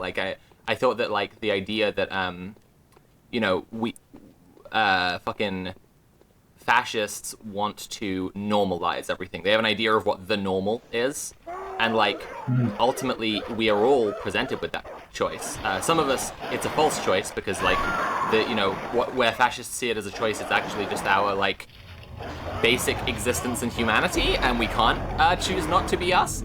But if everyone were willing to choose to be other, then we would not have to. I'm not saying society would then be perfect, but I know that fascists wouldn't get anywhere because no one would be like, hell yeah, I love being normal. Being normal is my favorite thing. Which is kind of their basic I frequently idea. describe things as normal, and you're like, Austin, that's fascist. Don't say that. Nothing's normal. Sometimes I do that. Sometimes I accused you of being Keir Starmer for saying that. Yeah, I deserve it. I'm always up to something. Something's always going on. It's always Austin Yorsky's fault. I just realized as she was leaving that was the Lilith who made the Bloodborne. Yes, yeah. That's why she was on. Was to I know. I'm just so fucking stupid. Austin was the evil DM of this world. So we God, I wish. I don't know Sam's availability, but I think he might be on. At which point we will nearly have a full Dice Funk Royal Flush. But I see Sam in the waiting room. Oh shit, that's awesome. But but I was gonna say Laura can't show up because she's camping between MCR concerts all week. Laura's Her entire min-maxing life. life. Is My Chemical Romance right now. Her life's amazing. Don't anyone try and talk to her about anything else. If it's not about MCR, she's not home for it. She's just not up for it. Babe, I know. Acquisition this week, and she's the one that we tried is always to trying to record a make whole us talk about TTRPG. games. We tried to record a whole TTRPG podcast this week. All she would talk about was My Chemical Romance. We depend upon her to rein in our stupidity and nonsense because I can't be trusted and Steph is uncontrollable. I was the only one who'd played video games this week. I had to take charge of something. Oh no! Do you know what level of trauma that is? For me to have to try and take charge of anything, to be responsible. You deserve financial compensation for this. I am not gonna Even get though it. you're in charge. Laura's a drummer, right? I feel like there is a chance she ends up in My Chemical Romance before this is over. Yeah, that's true. We could. I mean, if she has the chance, she will take it. So we would just lose Laura forever. We would lose her to the Black Parade. We'll have to sabotage her happiness in order to. No. What? This is a sitcom plot. The best Like for all of us. where she books a dinner with us and My Chemical Romance and has to keep running back and forth to keep up appearances. Sorry, a sitcom where a character is in a podcast can only make me think of the fucking Zach Braff show, where he was like, I'm in my 30s and I'm a dad and I just left everything behind me to start a podcast. What are the odds? I'm so wacky. And it's like, what, a 30-year-old cishet white man is starting a podcast? I'm so shocked. I'm stunned. Isn't Never he 50? happened before. Yeah. Zach Braff? But in the show, he was like, in the show, he's in his 30s. I mean, there's literally a character in the new Ghostbusters named Podcast. So Let me tell you something about cishet white guys in their 30s with podcasts. Without podcasts, rather. His name is Steven, and I know him.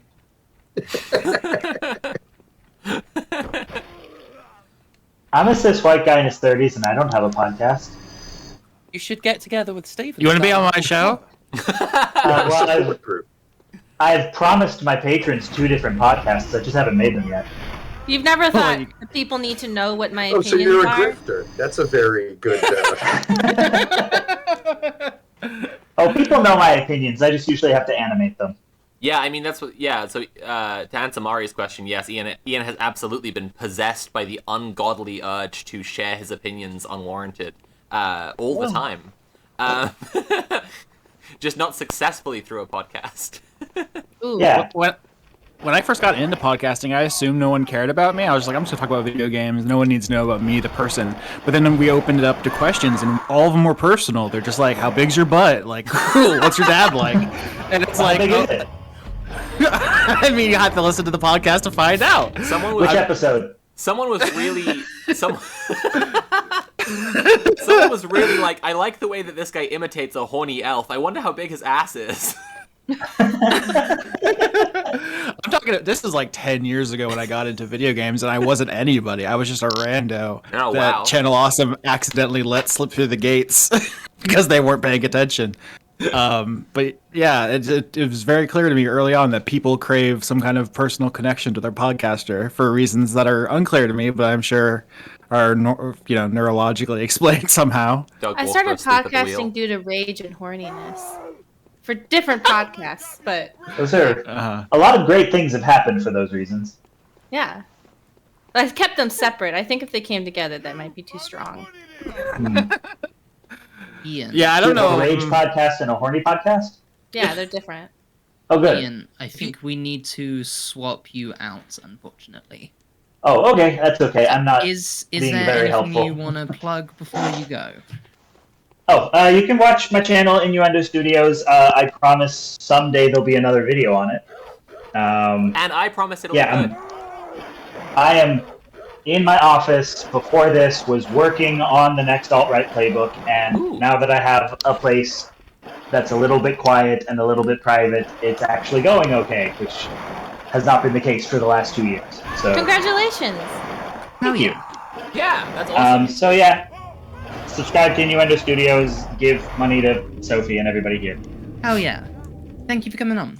Thanks, Ian. Bye. Bye. Cool. See ya.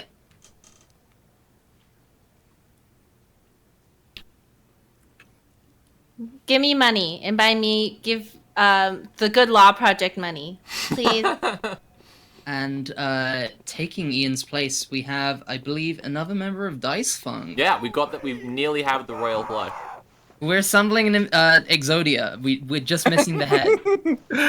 I mean, if you were a real funk head, you would know that we were assembling a Dream Voltron, but that's fine. Okay, well, sorry. Well, if we all sing My Chemical Romance songs together as one, do you think Laura will feel it and come? You say can we lure her with sweet My Chemical Romance?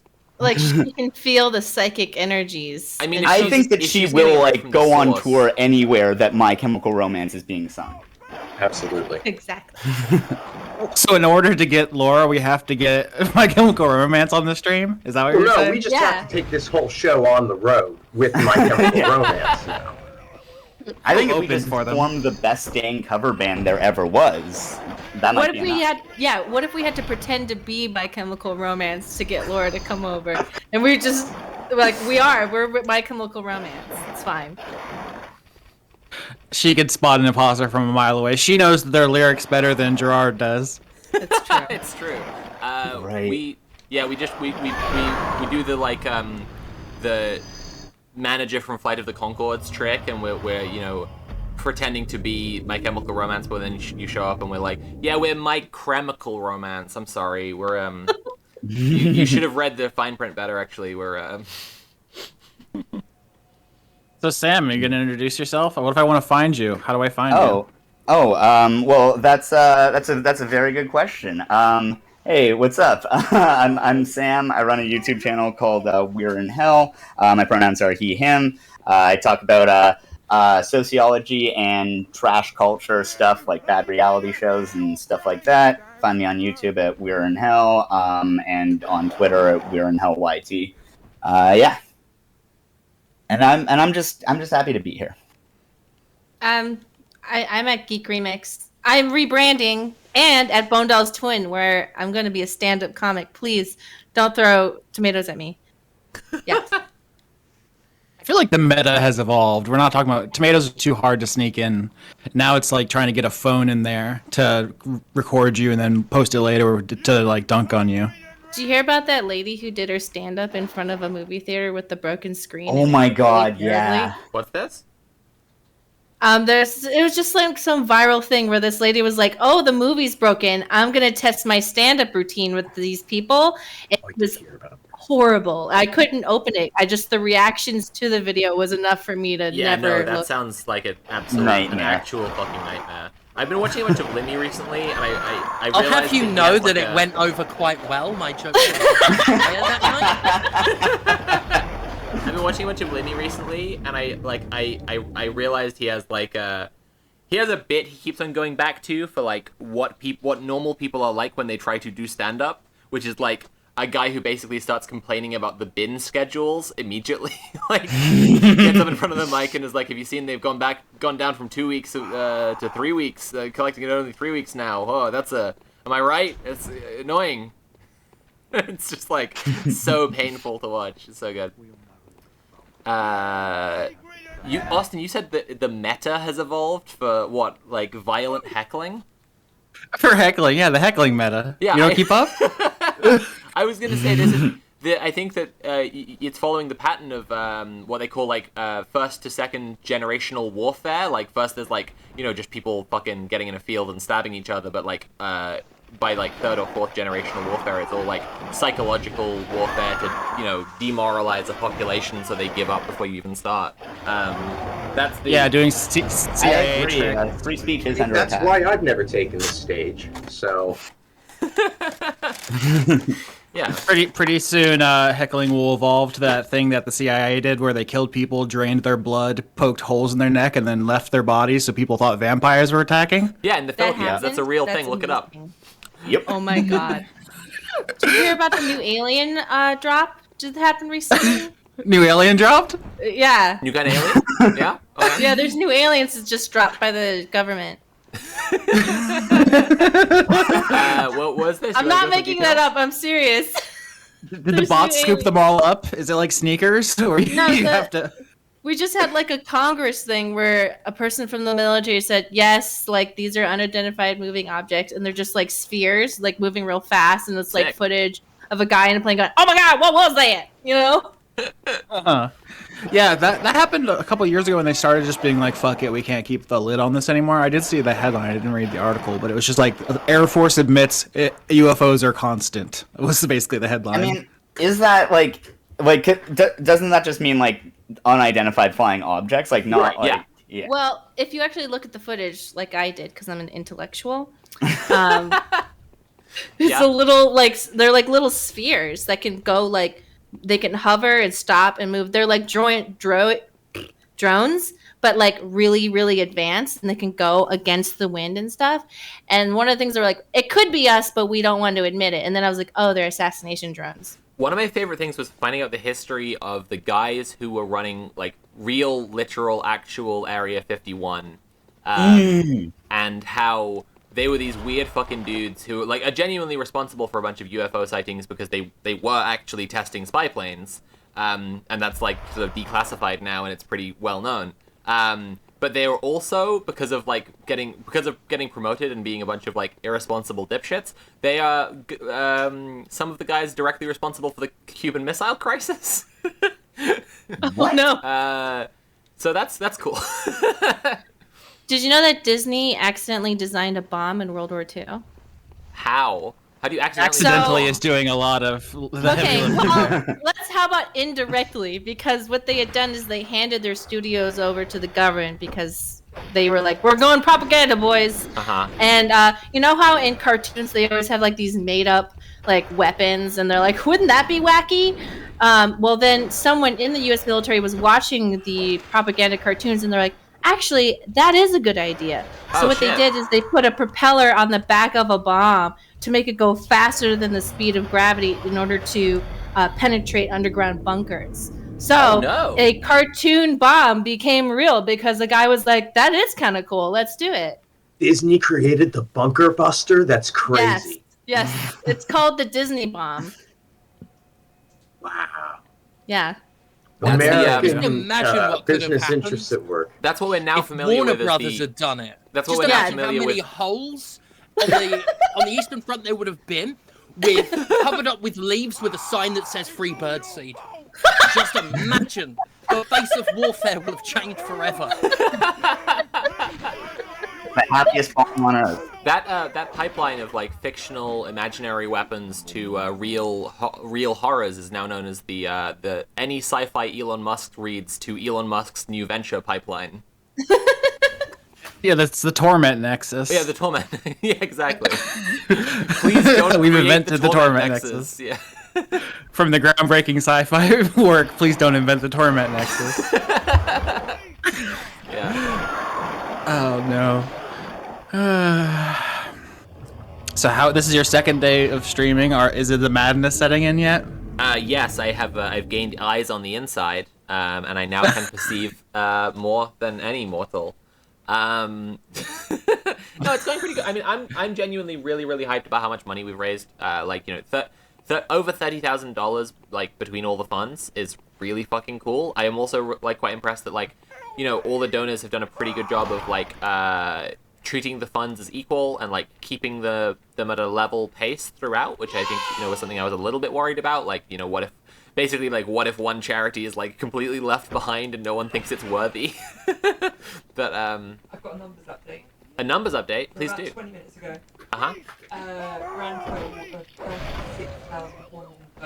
of $36,000. Jesus Christ. Okay. Yeah, yep. I'm hyped. That's great. That's amazing. Holy fuck. Yeah. Nice. Sorry, I'm blown away by that. I'm just thinking about it for a second. That's really cool. It shouldn't be on you to carry the conversation. You're playing the games. I would be mad if I was playing the games and other people weren't talking. What are you here for? Yeah, these dogs are bullshit too. So like yeah. Okay. All right. I'll just ignore you now and focus on dogs. You will be. All right. So today I have been cultivating a friendship with the crows in the park nearby. Oh yes, this is exactly what I want to do. Yes. Okay. So it's easier than you think. I had anxiety being like, what if the crows like don't like me or whatever. And now I have like What bird if the crows anxiety. are just like, oh, you're weird. God. Yeah, they do this thing where they come up and they'll take like one thing that I put down and then fly away, and so then I have anxiety. Like, was that not good enough? But really, they're probably just shy and they're not just like judging me from afar.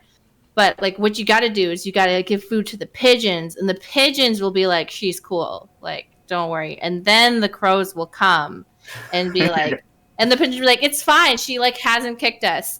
And then the crow will slowly come up and look at me. So I've been doing this the last few days, and slowly they're like, I don't know. Can I ask about what you're using? Because I am planning to use dry cat food because that's what I heard was really good for them.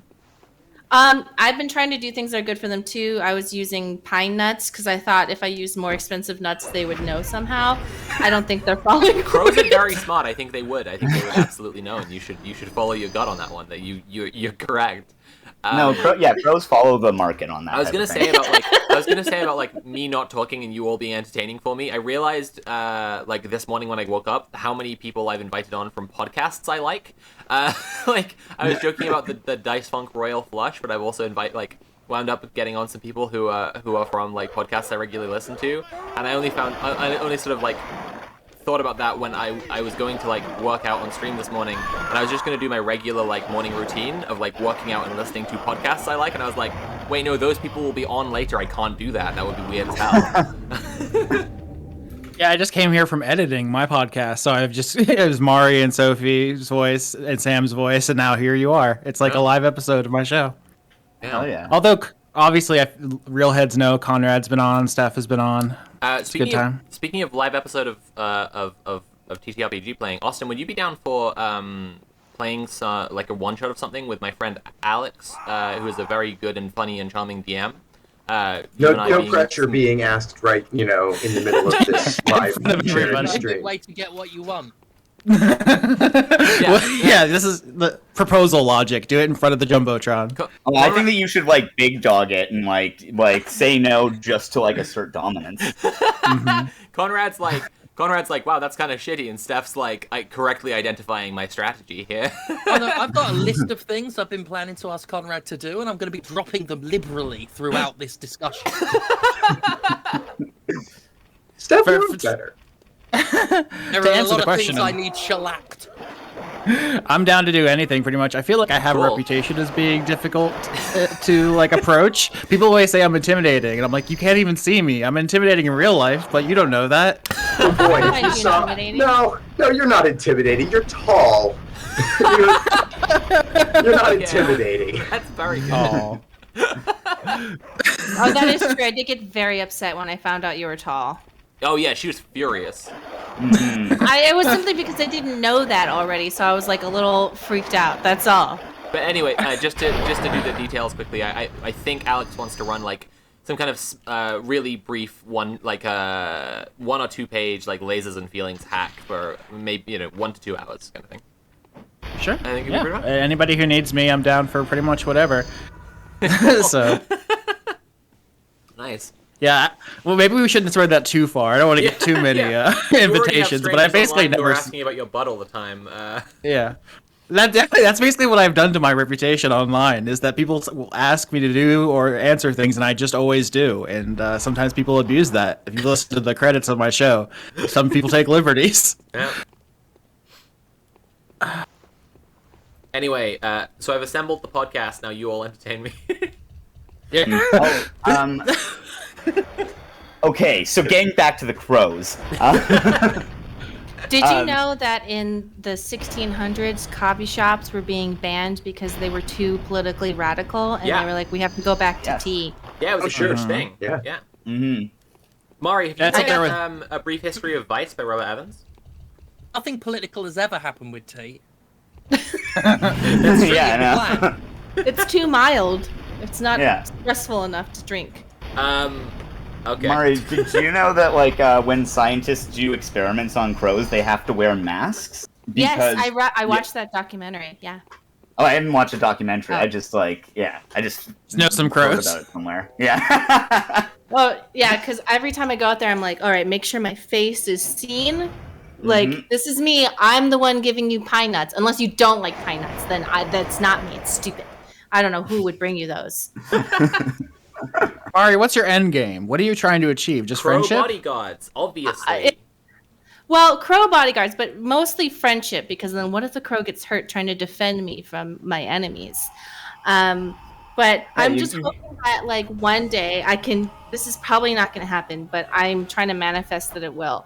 One day I'm going to be with a group of people who kind of think I'm okay, and then a crow will come to me and then probably land on my arm like a falcon, and then they're like, I can't believe we ever misjudged her. She's literally the coolest person who ever happened. That will happen. And I think about it. Yeah. I have I mean, no even doubt. if that doesn't work, you'll there is still have zero your doubt in my murder mind that because I'm you'll also be trying to make the welcome exact to. same thing Yeah. happen. So. Yeah. No, it's a relatable girl experience. I'm trying to make the like my plan is to make the crows that are nearest to my house into my crow bodyguards and friends, because I read that Reddit post about that woman who was feeding the crows around her house, and it just sounded awesome. The idea of like that anyone who came to the door had to like pass the crow check, be cool with the crows first, you know. Crow check. Yeah. I just would feel also like it's accept a an crow automatic like arrest resistance, you know? They show up at your door and you're like, no, guess again. See- You have to pass my feathered friends. The TSA wastes all this money on body scanners and metal detectors, right? If you just had a crow check you out before you were allowed on a plane, they just sort of look you up and down and then whisper to the TSA agent, yeah, they're all right. Just so much money saved. Strip out all of the body fucking scanners and install a small family of crows. Like I think like you're a right. Platform I'm running on. Like a smaller, featherier, smarter nightclub bouncer. Yes. Okay, but Crows like, should I mean, bounce I feel like planes. one problem with this is I feel like it'd be very easy to like bribe with like a shiny bead. Oh yeah, they'd be incredibly corrupt. I also think it would be a pretty challenging, like, campaign, you know, saying that you're basically supporting murders. That's not true because you could say, what if it's, you would be like, it's cool. Isn't that cool that, That we're was such doing a that? dad Everyone goes, joke. that is cool. Oh, I'm so sorry. Mari, your political party is the cool party. You're running on Yeah. things that are cool. It's like, Well, like, what are your you know- policies? Being cool. You know, Listen. well, people often ask, Mari, why did you get a magnet implanted in your hand? And I say, because it's cool. And they always look at me like, that's not a good enough reason. I was like, yes, it is. Like, everyone gets tattoos and piercings, and I can't get a magnet implanted in my hand so I can feel electric waves? Like, why can't I? Did you already do that? Yes. Awesome. I have a magnet in my hand, and I can feel That's cool. electric fields and magnetic fields. And when I go through medical detectors, I can feel how strong they are, and warn my friends behind me like how much contraband that they can bring. I thought this was an upcoming plan. That's rad that you did that. It's a new sense that I forget that I have all the time, and then freak out. Cyberpunk is here. Transhumanist Mari. Yes, that's the biggest flex. I'm technically a cyborg, kind of. Well, more like biohacked. Well, Listen, I don't know don't let- anyone else who's biohacked, so that's this is a novelty to me. Yeah. I'm thinking about getting an RFID chip implanted, but it's like the needle's really big, and I'm a big baby.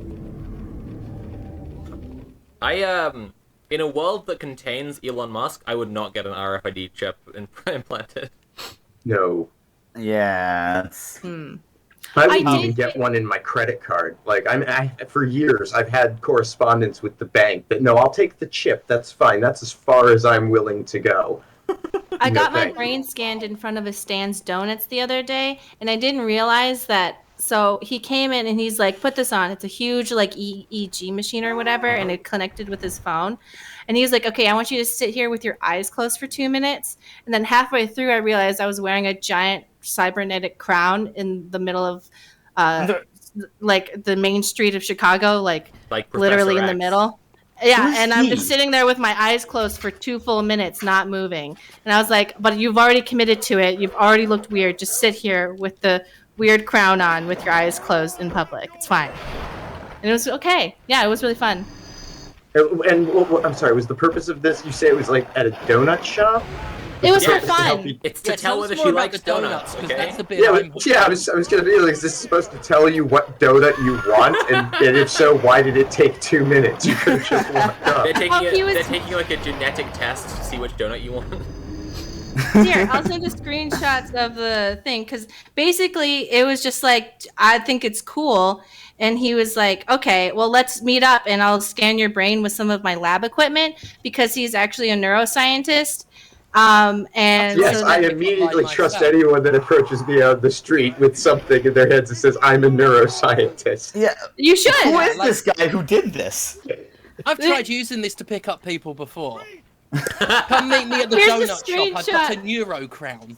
of the text from like my brain scans that he took back to his lab. But yeah, he is at Northwestern and he's studying dreams, and he's already figured out how to make people less racist through different sounds in people's dreams. And I'm like, cool, that could be used immediately for bad purposes, but I don't know. I'm going to be your friend just in case you become evil. I mean, yeah, if you could make people less racist in their dreams, it's Sansarism, you could also make them more racist. Exactly. Which is why I said don't let Elon Musk have this. Yeah. He wants to put the racism back in. Mari, did you say sounds? Sounds in their dreams? Okay, so one of his papers. Because I Yes. met someone just the other day who is doing research into like sounds that could make people suffer from ADHD less. Only when she was explaining it to me, she was basically like, so there's this like sub-audible frequency, like you can't hear it as in you're conscious that you're hearing it, but you still sort of pick it up, which is detected as the brain as like a threat noise. Like it's our ability to like listen for earthquakes essentially. And if you play that noise, people kind of feel like there's a threat. Wait, but I've got massive amounts of ADHD. I perceive everything as a threat, and I ain't concentrating on shit. That's what I was saying. Like, that's what she just went straight on from that to saying, and we could play a noise and people would like struggle with ADHD less. And I was like, are you saying you want to make people with ADHD anxious all the time? Because I'm not sure that is reducing the amount of ADHD Maybe they're people experiencing. have Massive amounts of anxiety to begin with. Yeah, exactly. Adding more anxiety is not going to get them to straighten up and fly right. Yeah, we're also going to give them some medications that will reduce their serotonin. A sound that no one can hear but gives you a sense of dread seems very like elder gaudy, and it's like maybe 80 people with ADHD exist so that they can combat the cosmic gods when they come. And like this is like, oh, now's our time, like we finally like our brains are ready. For a cosmic horror story. Cthulhu's woken up and is implanting bad dreams in my head, but I finally finished that book. Yeah, well, yes. I would be absolutely But did you know that elephants talk like that? That's why your ears pop when you're near an elephant enclosure. Oh my god. That's awesome. I would be remiss not to mention the Block Island sound, which is one of the best Lovecraftian horror films I've ever seen, and literally has an eldritch abomination making weird noises to the population of a town off the coast of Rhode Island. What's it called? The Block Island sound. It's very good. I literally have an audio recording of Sophie recommending this film to you, Mari. We did it on a show. Yeah, I love how you're blowing up both elephants and crows' spots. You're just nature's biggest snitch. This is the thing. When I feel Mari like goes to animal jail, she's gonna be in trouble. this is the thing. I feel like a lot of animals can talk. It's just that they like choose not to because they know as soon as they do, we're gonna be like, okay, put on some pants and get a job. But they're all worried that Elon Musk's going to overhear them. I don't know that they're even. I don't even know that they're even so like conscious of like our tendency to exploit. That said, like I mean, we definitely do. Like there was a fucking thing that was lauded as like, look how amazing they're teaching crows how to recycle so that we can combat the climate disaster. It's like, fucking shut down the oil industry, bitch. Why are you making this the crows' problem? No, but I think they don't talk because they know we'd be really annoying. They just they simply don't like us. I think it's not as evolved as that. It's just like, have you tried talking to human beings? We suck. I recently watched a very interesting video about the oil whatever, and I don't remember what it was called, but it was basically saying that no one is investing in new ways to get oil. They're just trying to coast off of the investments of oil they have now because it's just not profitable to keep trying to find more oil, which I guess is good. I mean, there's that, but there's also like the Guardian reported. I knew it. Other day. I knew you were gonna say something apocalyptic. I go, this is good. And you're like, actually, no. It's so powered by the souls of children. I don't know. Like, I don't know where Mari gets this impression I'm such a doomer from. I don't think you're a doomer. I think you just know facts. Okay, Fortunately, that often ends up in the same place. So when you know, the more you know, the more bad things you know. I just really have to stop. I really have to interject on this. I try to keep myself educated on what's going on, and I have a lot of optimism for the future. I think communism will win. I think impending people's revolution will overthrow the systems of exploitation we're currently oppressed by. That's my stance. I want it But on you record. also conscious of the struggle. Yeah, exactly. Yeah, you must be exactly. conscious of the struggle. You have to be, but you also need revolutionary optimism. As my Maoist friend Conrad Zimmerman is always saying. No, I think you're all losing sight of the real issue here, which is you can teach a crow to put a can in a little bin. Have you ever seen the movie To Live? It's a Chinese movie about the communist revolution and like persevering for the better future. Oh, can I even though write it that sucks down? right What's now. it called? I could totally be misrepresenting it, but that's how I interpret it as a teenager when I watched it. It's called To Live. To It's Live. about like, okay, the beginning's like this guy's like rich, but luckily he gambled it all away, and then he like didn't get murdered in the revolution, and like it's about basically how hard it was to like what's the word I'm looking for? Not convert. Transition, but it was like What's that? worth it. Um, Like transition from like That's from awesome. whatever it was I'm looking for before. like more perspectives on the Chinese, like on like modern Chinese history. because I'm pretty sure it's a Chinese-made movie, but Awesome. Well, I'll look into it. I mean, if it's nothing, whatever. I'm not gonna hold you accountable. I'm not gonna be like Mari. What the hell? Yeah, sorry. It's made by Chinese people, starring Chinese people. That's the extent that I remember. We start the next Dice Funk with me being like, so Mari recommended me counter-revolutionary bourgeois propaganda. And Oh, you know what is a pro-communist movie?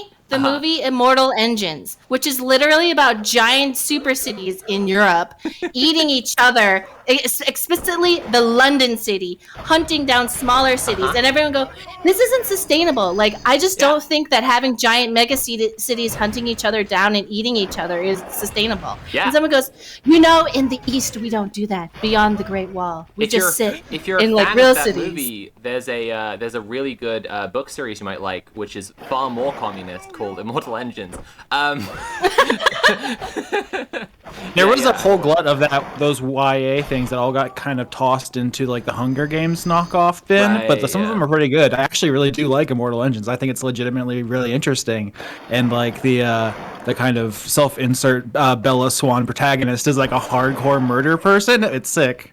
I hope the link here becomes apparent as I'm describing this. But did people see Netflix had Brian Cox, as in the astrophysicist, come and discuss Don't Look Up, and like during his discussion, because his discussion of it is like, you know, they brought him in to be like, could a big meteor kill everyone or whatever, and then like during his discussion of it, he's like, obviously in the movie they portray billionaires as being really bad, but actually it's those people we need to work with to like Appease, beg for help. It's a nightmare. You mean the people that are currently funding your ability to do research? Yeah, exactly. Yeah. Someone can't understand something they're being paid not to understand, unfortunately. Yeah, But pretty much. yeah, Unfortunately. I saw that film and I thought, like, if you were like Q-pilled, if you thought like there is a liberal conspiracy to control media to make you think things, Don't Look Up feels like smoke gun.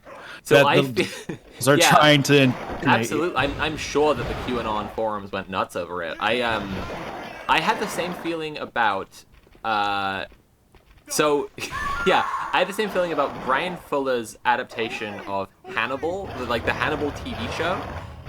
It being not about QAnon, but about it being literal gay propaganda. Like the way that Hannibal as a story is about how like this guy is really sick. He's real messed up. He likes to eat human beings, but isn't that kind of appealing? Like he's kind of a cool evil murderer. And then like Brian Fuller doesn't just like make everything about the story really gay. He like makes it gay through all the same thematic roots, which means that like the show is actively saying to you like you should be like this guy. It would be cool to be a homosexual. Yeah, there's an argument that the call of cannibalism and the call of homosexuality are both dark influences on Will Graham, and he's like trying to resist both eating people and being gay, which is a little troublesome. But I think that is an incredible show you can evaluate aesthetically. it that way, but it's also like even the original book series like ends with, I don't know if people know this, but like Clarice Starling realizing that she likes to be a little freak actually, and breastfeeding Hannibal, and then they go off and be like fancy opera viewers together around the world. I was so angry when that book came out and I read it. That was how it ended, and I was happier with the ending of the film version. It's a little different than that, because I make no defense of the books because Thomas Harris is a fucking piece of shit. But the TV show is excellent for like weirdly the same reason that the books are bad is basically why the TV show is so good. Is that it's like the books are like, what if you were a little freak and you were sick and you were disturbed and you were a homosexual or a transvestite or something, and then the show is basically like, hey, what if you were a little freak and you were disturbed and you were a little homosexual or a transvestite or something? That would be rad, right? You know, one of the biggest disappointments in becoming an adult is realizing that serial killers are not like Hannibal at all. They're like kind of like incel losers who aren't good at anything. So they're like, oh, I can be good at killing. Like, okay, like if you don't feel bad about it, killing's pretty easy. So I don't think it's that big of an accomplishment. I think you're kind of a loser for doing it if you can't. Like, think about it. Like, they're not like, you're never like, oh, he was a serial killer and an investment banker. Like, no, it's like if you he look at lived in a serial shack. killers, there are like guys who are clearly like good at killing people. There are other guys who are just like in a position which made it absurdly easy for them. Like the serial killers who always have the biggest body counts are just the angels of death, who are just like people who work in hospitals who just like women poison a fucking old person's There's medicine. a reason why they that's sort it. of had their big heyday in the 70s. Like, the moment police investigation caught up with them, they didn't evolve with the times. That's the thing. Serial killers didn't evolve with the times. We need a serial killer. Why they're a dying breed. We need a serial killer who uses an app. Exactly. There's a serial killer in Chicago right now, we suspect, because we found a bunch of bodies in the river, which is like, it happens all the time, and they're not related, so it might just be organized crime.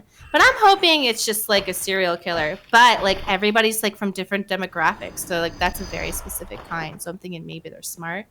I mean, it's a very narrow definition of serial killer. I feel like if you are honest with yourself, most serial killers are like Harvard and Yale educated because they're heads of state. Like George Bush is the greatest serial killer of our time. Yeah, this Oh my god, there's a This famous is where we get into the differences between a mass killer and a serial killer. Yeah, this is why the like no, Steph, I'll push back on that. I think Austin's right. Like, this is why the cop brain definition of what a serial killer is so fucking useless, because like it's only necessarily defined by murders that the state doesn't like sanction. Like, I said this in my Resimania, one of my Resimania episodes, like, you know what they call, like, it's like serial killers almost always wish they were cops but fail the entrance exams because they reveal themselves to be like extremely disturbed. But the what you call a serial killer who doesn't fail the entrance exam is not guilty. Like, they can just do what the fuck they want. And also, like, psychopaths are massively overrepresented among like CEOs, politicians. It's a huge That's thing. true. Surgeons too are a lot of like sociopaths are like surgeons because they can it's just a cut job. people apart, but socially acceptably so. It's Well, just like that, nice and, that like, these it's, like, executives have insanely found a high healthy pressure. outlet for these feelings. Yeah, There was you know a what? story recently about that surgeon who's branding his initials inside of people's bodies. Oh, good. Oh. So having that much power over people does something to your brain. There was an interesting case of a murder here How in do you Chicago. get caught doing that? Where a I guy think a just wanted to follow-up see by if someone he else, could a get away different with doctor. murder. And they got caught because they had hubris, because they were rich. And they got like these special rich people glasses, and they're like, your rich people glasses are on the body. And they're like, oh, sorry. This always I'm happens. hung up on the guy that was writing his initials in people. Like, did he get called into the office of another doctor who's just been running some X-rays? And it's like, Mike, is that your fucking name on those lungs? Yeah, I mean, I talked about this on another podcast because it was like a news podcast. Let's see here. A surgeon who branded his initials on 2 patients' livers has been struck off the medical register. I don't know what that means. British people, translate. What does that mean? He can't practice medicine anymore. He admitted to 2 counts of assault and was fined £10,000. Yeah, Wow. That seems seems like a very, very minor. Well, Austin, what you have to understand is that he probably knows several Tory MPs, and for someone in that position, that's a very harsh sentence. Yeah, any sentence at all is outrageous. Yeah. Yes. Don't you know about my charitable givings? The Eton school reunion will be it'll be all they're talking about this year is how unacceptable it was that he had to pay £10,000 for branding poor people. And you know he'll be back. Like, you can be struck off the medical register, whatever British stuff you say. But, like, I'm sure he'll find a way back as soon as people forget. Oh, definitely. Either that or he'll just do the slicing and dicing, just not in the hospital. You know, either way. Oh, boy. We always find the darkest ways to take our conversations. It was so fun. What happened? No, I want to talk about, like, how... He could have just taken requests. He could have been like, now listen up, right? Kick me an extra 50. Right? I will write on your heart. I will draw whatever you want. That'd be amazing. Yeah, like a unicorn on a motorcycle or something. Exactly. Then you're gonna have these people that come in wanting to get their partner's name tattooed on their heart. And you know what happens if it doesn't work out, right? Exactly. I feel like it's also like it's just like stuff is gonna become like hack for him. He's gonna be like, ugh, another feather turning into a bunch of birds. No, like I'm only doing Flash now. I can't believe another person wants me to put Pickle Rick on their spleen. Fucking hell. No, I mean, I read a ton about serial killers for my Monster Men episode 1 about you know, criminal psychology and like what an absolute fucking bunk load of dog shit it is. There's an amazing John Douglas who like wrote the book Mindhunter and is like basically what the protagonist in the show Mindhunter is based on. Is an awful fucking guy. Like, he's always writing these books about, like, how criminal psychology is definitely for real, guys, I promise. I definitely know inside the mind of a serial killer, and that means I'm a really cool guy. And then... I haven't read all the books, but the show does depict it as useless. Like, they don't help anyone, and they make everything worse. Yeah, for sure, but the show also consulted with him directly. Like, you can't get around the fact that, like, they treated him like a normal person who's like acceptable to be around, who informed their show. Have you read the book? About the first season of Mindhunter is how it kept building up Dennis Rader like he was fucking Thanos, and then they bring in like Edmund Kemper and all this stuff, and it's like the Avengers if they were serial killers, and I'm like, I'm here for that. I'm here for a serial killer expanded universe. What if we treated other crimes like we do serial killing, where we're like, yeah, here's the shoplifting Avengers, here's the insurance fraud Avengers, just like they're all getting prestige shows. Right, you just spent 6 seasons building up to an encounter with like. Is that not just literally most prominent Ram Raider? Is that not just literally American Vandal, like treating petty crime like as if it's a thing that you have to like get inside the mind of the master criminal who drew some dicks on some cars? Well, speaking of terrible criminal psychology, in the book The Psychopath Test by, I think, Ron Johnson or John Ronson, I always get it mixed up. He sucks? That book sucks? Oh, yeah. Okay, never mind. Oh, no, it's fine, carry on. There's a part in the book where he's talking about how this guy was basically set up by a criminal psychologist because they were like, it's this guy, and it wasn't that guy, but they were like setting him up, and they were like having a hot lady send him letters like, wouldn't it be so hot if you like ate people? And he's like, I'm not like really into eating people. And so they basically honey trap this guy into being like, I guess I like eating people. He just wanted you to know? bone. And they're like, we got him, he fucking eats people. He literally just wanted That's to bone, basically- and they fucking catfished him. Yeah. That's like all the FBI does now. Like every terror plot since 9/11 has basically been the FBI. Like they haven't stopped any real plots. Everything is them trying to make, you know, like developmentally disabled people do things they don't want to do and then arresting them. Yeah. That's something that has historically happened a lot. That we have such terrible communication between our intelligence agencies and enforcement bureaus that they'll infiltrate organizations and keep them around for years and years when the majority of people who are remaining by that point are feds. It's ridiculous. Yeah, absolutely. Yeah. Just like two dudes trying to arrest. It's basically The Departed if it was a comedy. I wanted to say about John E. Douglas, like he after like basically popularizing criminal psychology as a field with this idea of like how sexy and cool it is to catch serial killers, like you look into it, he has never caught a serial killer in his fucking life.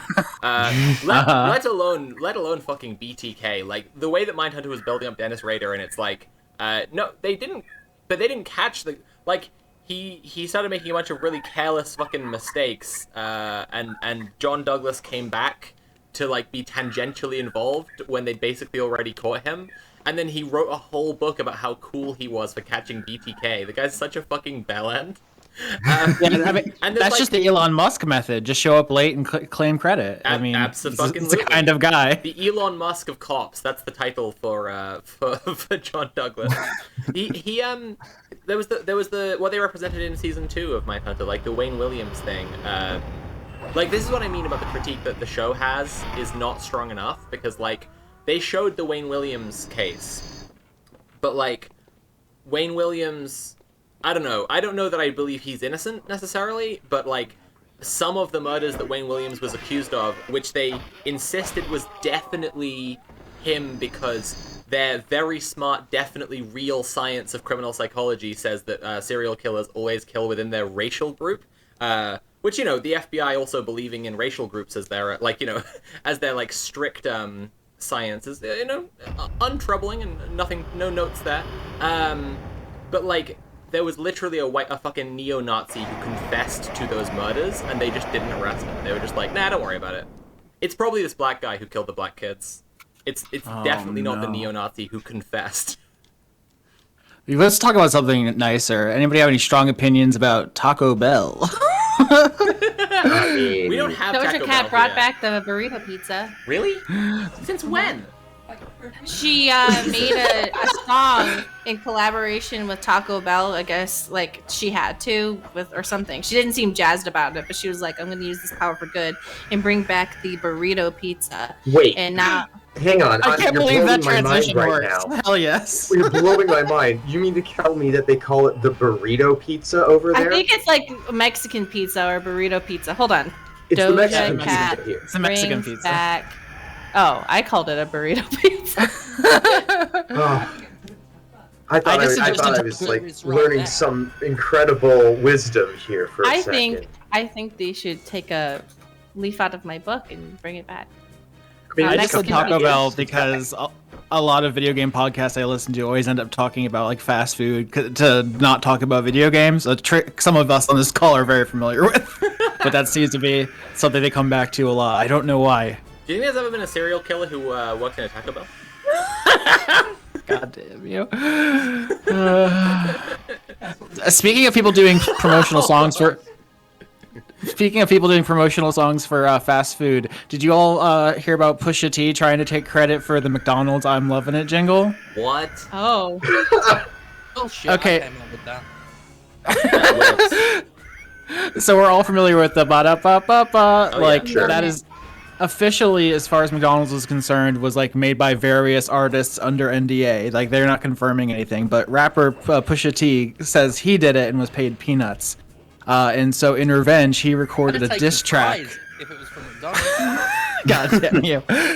He did a diss track with Arby's about how their fish sandwich is so much better than McDonald's. And he simply cannot resist talking about dealing cocaine in his Arby's diss track. It's incredible. No, if you Nat I would be very disappointed if he didn't talk about it. So like, it's the only thing he cares about. Every track on every album he's ever done is about selling cocaine. Like as Laura is the MCR. My girlfriend Nat was doing a fake Twitter account for a while that was pretending to be the Burger King brand account. It was called Burger Proles and was there to encourage Burger King workers to unionize. And because people kept on mistaking it, like other Twitter accounts kept on mistaking it for the real one, she discovered that Wendy's uses really fucking cringe bots to try and like smear the reputation of other fast food franchises. Like, you discovered very quickly. Yeah, if you do this, you very quickly have these bot accounts in your mentions. Oh yeah, well Wendy's never made me sick, unlike Burger King. Yeah, like just like mentions that's nothing but Wendy's are great, Burger King gave me diarrhea. Yeah. Like, it's so good. I love that. I love how of petty like, that is. counterintelligence from Wendy's. I mean, I like imagining that's a real person who's just like had the world's worst diarrhea and is now just Then on you'd a have- mission. You'd have to be imagining that's a real dozens of people, because that's how many it was. I could believe that though. I could believe that Burger King gave enough people diarrhea that they've dedicated their online lives to talking about it. Specifically promoting Wendy's as an alternative. Oh, absolutely. The cure. I've seen people really die on hills that I felt like just were not worth dying on. I mean, I've seen people saying that, like, Biden isn't the real president, and you I should used have to Trump review video instead. games I mean, for a that's living. basically All I ever Wendy's did was Burger talk King. to people dying on the worst hills. Oh yeah, the face-off theory of Biden and Trump that they switched bodies or something. What the fuck? No, I'm not. Yeah. Like, Who would have gotten I'm the not worst end like of that? people are like, oh no, this is like a plan. Like Trump's like actually still in charge because that's actually Trump because they did a face-off, and I'm like, you can't just like say the plots of movies. This often is. It's very, very, very often is somebody saw a movie and now it's life. Yeah. There was a woman, or no, there was a child who had proportional dwarfism. That is the word that was used in the news article. So let me know if that's the rude way of saying it. And like her family accused her of being an adult and like just randomly decided this out of nowhere. And like after all the details, I was like, you saw the movie Orphan and thought you could just get away with that, you fucking psychos. I know. I like they were just literally saying the plot to the movie Orphan, and I was like, that's not real. That's a child. You can't do that. And then it takes away from the times where it's actually genuine, like that time Ted Cruz did a Cheech and Chong Up in Smoke. I just remember growing up when all of the furor over violence in film and on television and in video games was indoctrinating our youth, and and what we really needed to look out for were people who were in late middle age. Counterpoint to all this, Ahmed Shalabi did get us into the Iraq War by using The Rock, the Michael Bay film, as evidence of Iraqi WMDs. Wow. So did absolutely submit the Elegant String of Pearls weapon from that film as part of a real Iraqi weapons program. So that's I hate everything so much. Sometimes people look at Alex Jones and they're like, how can he be this ridiculous? How can he point to like a scene in Batman as evidence that they pre-planned Sandy Hook? And you're like, have you seen your elected officials? Yeah. That reminds me, at the end of the Utopia Rules by Graeber, the version I have was like later Graeber printing. mentioned everybody drink. He added a section on. It was like postscript for the new edition. I saw the Dark Knight Rises and it sucked. It's not related to the rest of the book. The Dark Knight Rises, I mean, the Dark Knight trilogy to some degree all the way through, but the Dark Knight Rises especially is just like anti-Occupy Wall Street propaganda. Like it's sure wildly terrible. I liked Yeah, it because I right. wanted Bane to beat me up. That's it. I just watched the movie over and over again, being like, oh, I wish he would kidnap me. You've been very, very naughty. Oh gosh. Have you seen those pictures of Tom Hardy before he was famous on MySpace, just doing like duck face and petting his dog while looking like a total thought? I think you might be interested, Tom Mari. Hardy is totally cringe, and I love him because he's like, yeah, I used to be a rapper, and you're like, oh god. Yeah, absolutely. There's an article going around where he said, I'm an actor, of course I've had gay sex. There's a lot of great. He's a special man. There's some of the characters he's played, I've been like, yeah, nice. Yeah. Exactly. Jen is putting the slut pictures of Tom Hardy in the chat. Oh my There's god. Full bulge. Yes, my man is thick. What, are you up? Tom Hardy is a fuckboy, but like it's fine because it's Tom Hardy, you know. He absolutely does that thing where you do a death grip when you're taking a dick pic to try to make it look bigger, and I respect it. He's out there playing the game. Speaking of Tom Hardy, you ever feel bad for Jai Courtney? The martial artist? The guy who's entirely cast as like a rip-off Tom Hardy. Oh, the person who looks kind of like Tom Hardy? Yeah. Oh, they were in this. Yeah, they were in this video game called Telling Lies that I really liked. Yeah, but they wanted to get Tom Hardy. No, because hey, they've got a career. They're working. They're get that their job is in the wake, right in the wake of Tom Hardy. You know, grabbing everything that Tom Hardy does. Tom Hardy can't do it all, right? So they are just gobbling up his chum. Have you heard the meme that Tom Hardy has Princess Peach lips? Wow. No. Wow. Look it up. Look up a comparison between the lips. I have to tell you, Mari, the Telling Lies actor is Logan Marshall Green, the other guy who looks like Tom Hardy. Oh no! So, do all Irish people look the same? I don't know. You can't say that. Please, there's a whole Tom Hardy industry that I wasn't aware of. Canceled. Oh my God! You can't. Sinn Féin just got a majority. You can't be saying things like this. So who likes Mad Max? I like Mad Max. It's very good. I hadn't seen any of the other Mad Maxes when I saw Fury Road. I just I was like, this looks like fun. I think the genre of strong man, no talk lot surrounded by hot woman is really great. Like Witcher 3, Mandalorian, Mad Max. It really works. No talk lot surrounded by hot woman. Good. Yeah, I've seen all the Mad Max films. It's hard to recommend them now because of the Mel Gibson material and his whole style. But yeah, they're pretty interesting. But Road Warrior has Lord Humongous in it. So Master Blaster. Trying to balance it out. A lot of good characters in there, Could I unfortunately. get some guests who are currently in here to read some donation messages? Would that be possible? Absolutely. How do I look at it? My mods will inform you when I stop talking.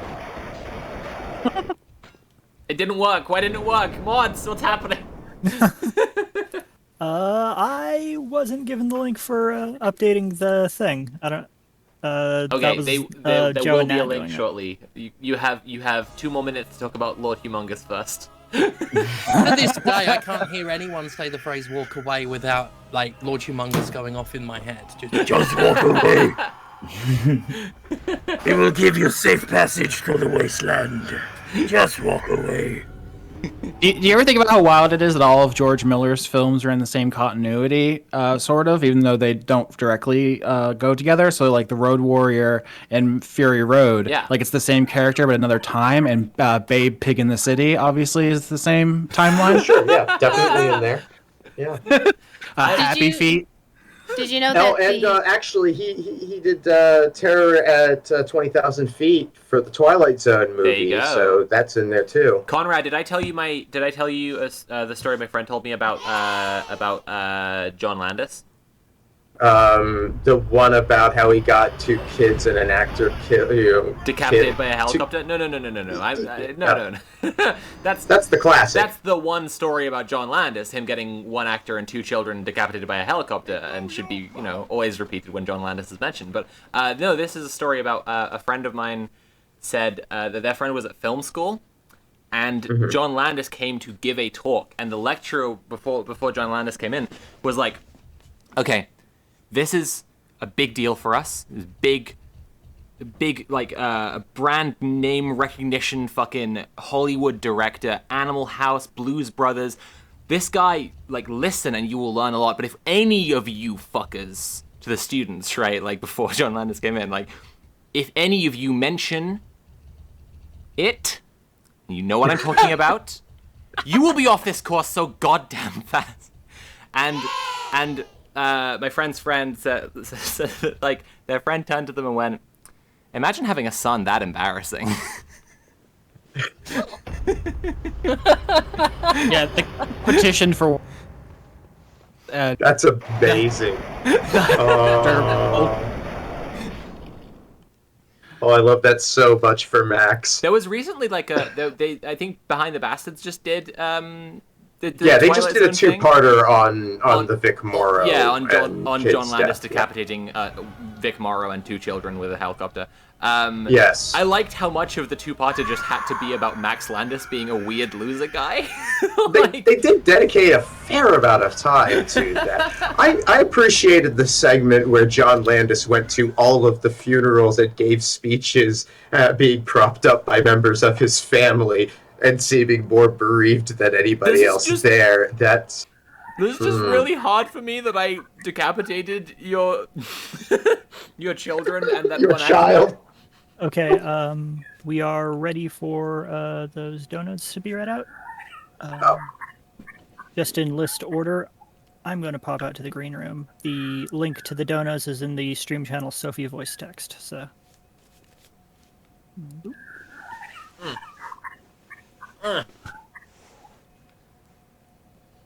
Zynix976 says trans rights from Denmark poster auction. Am I reading this correctly? Super Sweet Boy donated $6.25, coming to the aid of the angry trans werewolves with the queer kaiju. Insert awesome monster roar. Sam, you have Mari in the Discord order, so can we go Discord order from now?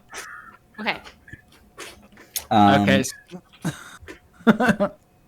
So you should be going. How do you do it? Arcane Arithmetic. Sorry, I'm sorry. I'm just trying to figure out where I'm at. Arcane Arithmetic. All right, Arcane Arithmetic donated $6.66. Hell yeah! And said, "Don't mind the strange total. Just donating the value of my ape. Do hail Satan though. Hell yeah! The value of my ape." They're stealing all my apes, Odo. Okay, right, back to me. So, BB donated $77.88 and said, "Here for the great convo between great people for a great cause." Arcane Arithmetic back at it again with $4.20 here in pounds.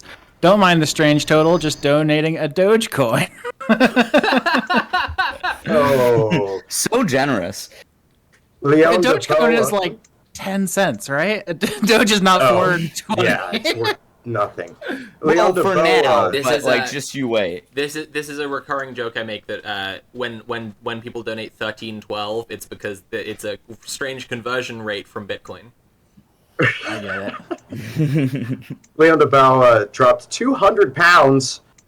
I'm sorry I couldn't donate less. Fuck the Tories. Wish the NH could do more. Hell yeah.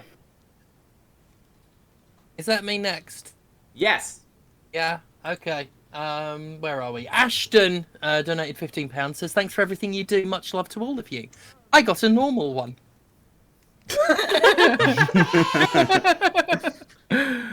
Bunsen Sorry, Honeydew. we're all gonna be rich, and you just got a normal one.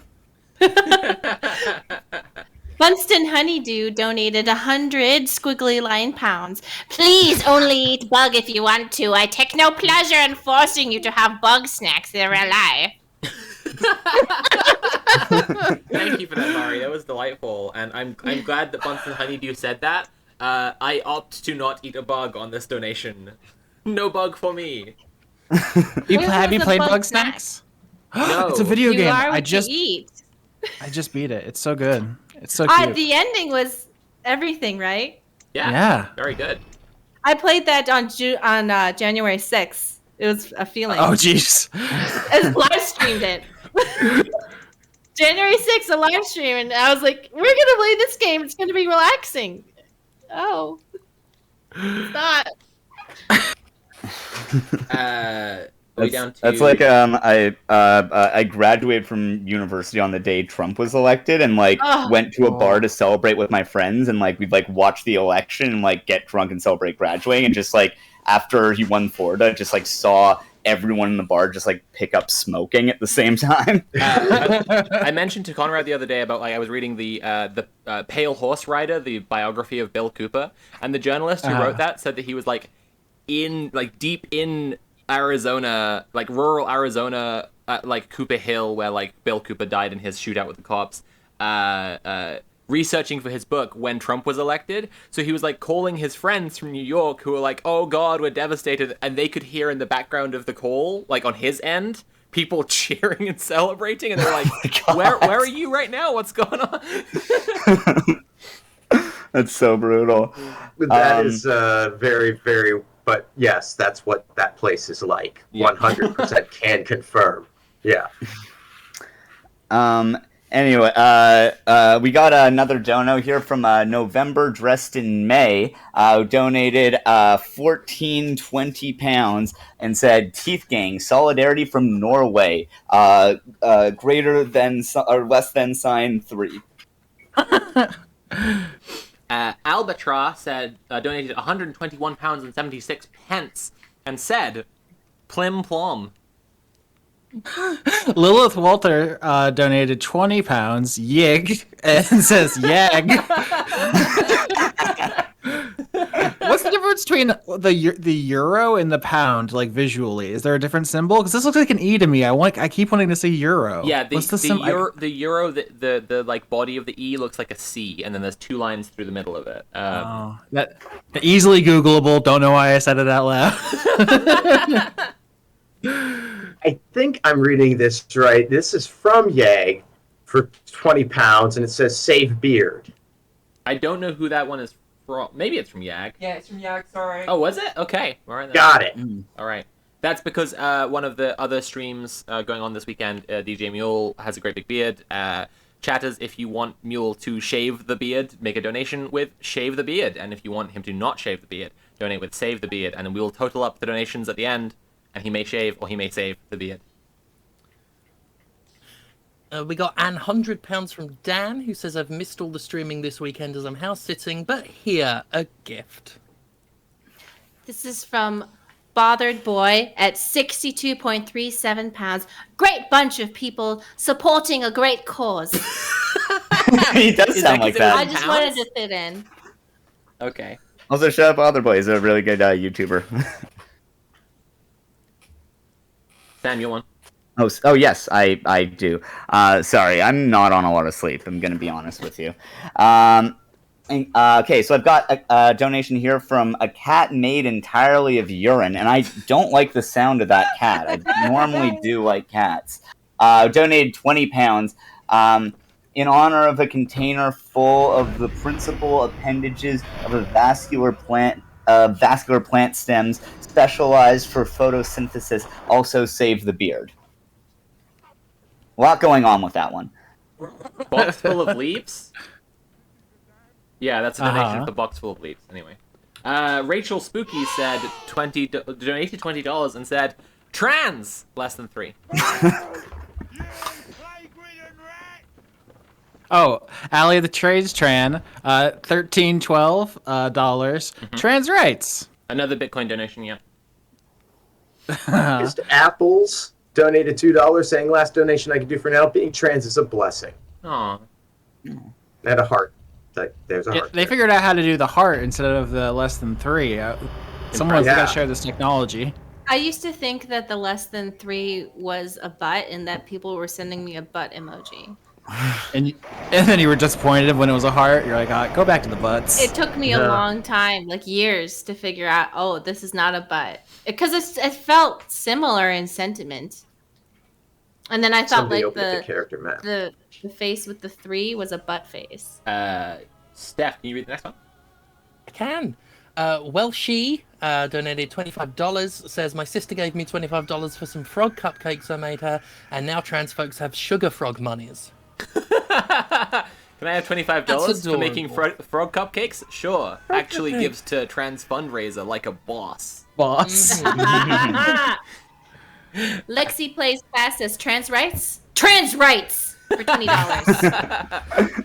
Trans rights? Yeah. Yeah, I'm thinking trans rights, actually. Yeah. Yeah, exactly. I'm here for it. Joel North donated $10 and said, I was told this was based, save the beard. You were told goddamn right. Giving money to protect trans kids is based, and not giving money to protect trans kids is unbelievably cringe, and everyone will laugh at you. It's true. That's your kink. Which we have to be clear. Silly And if it's your kink, they won't laugh at you at all. I'm going to treat you with such respect. Silicon Humanoid donated $100, which is bad news for me because that means I gotta eat a bug. And said trans power plus bugs plus shave. Someone is typing in the document right now, so I'm gonna skip to Oh, the next one, which Jen is has added plus L plus ratio.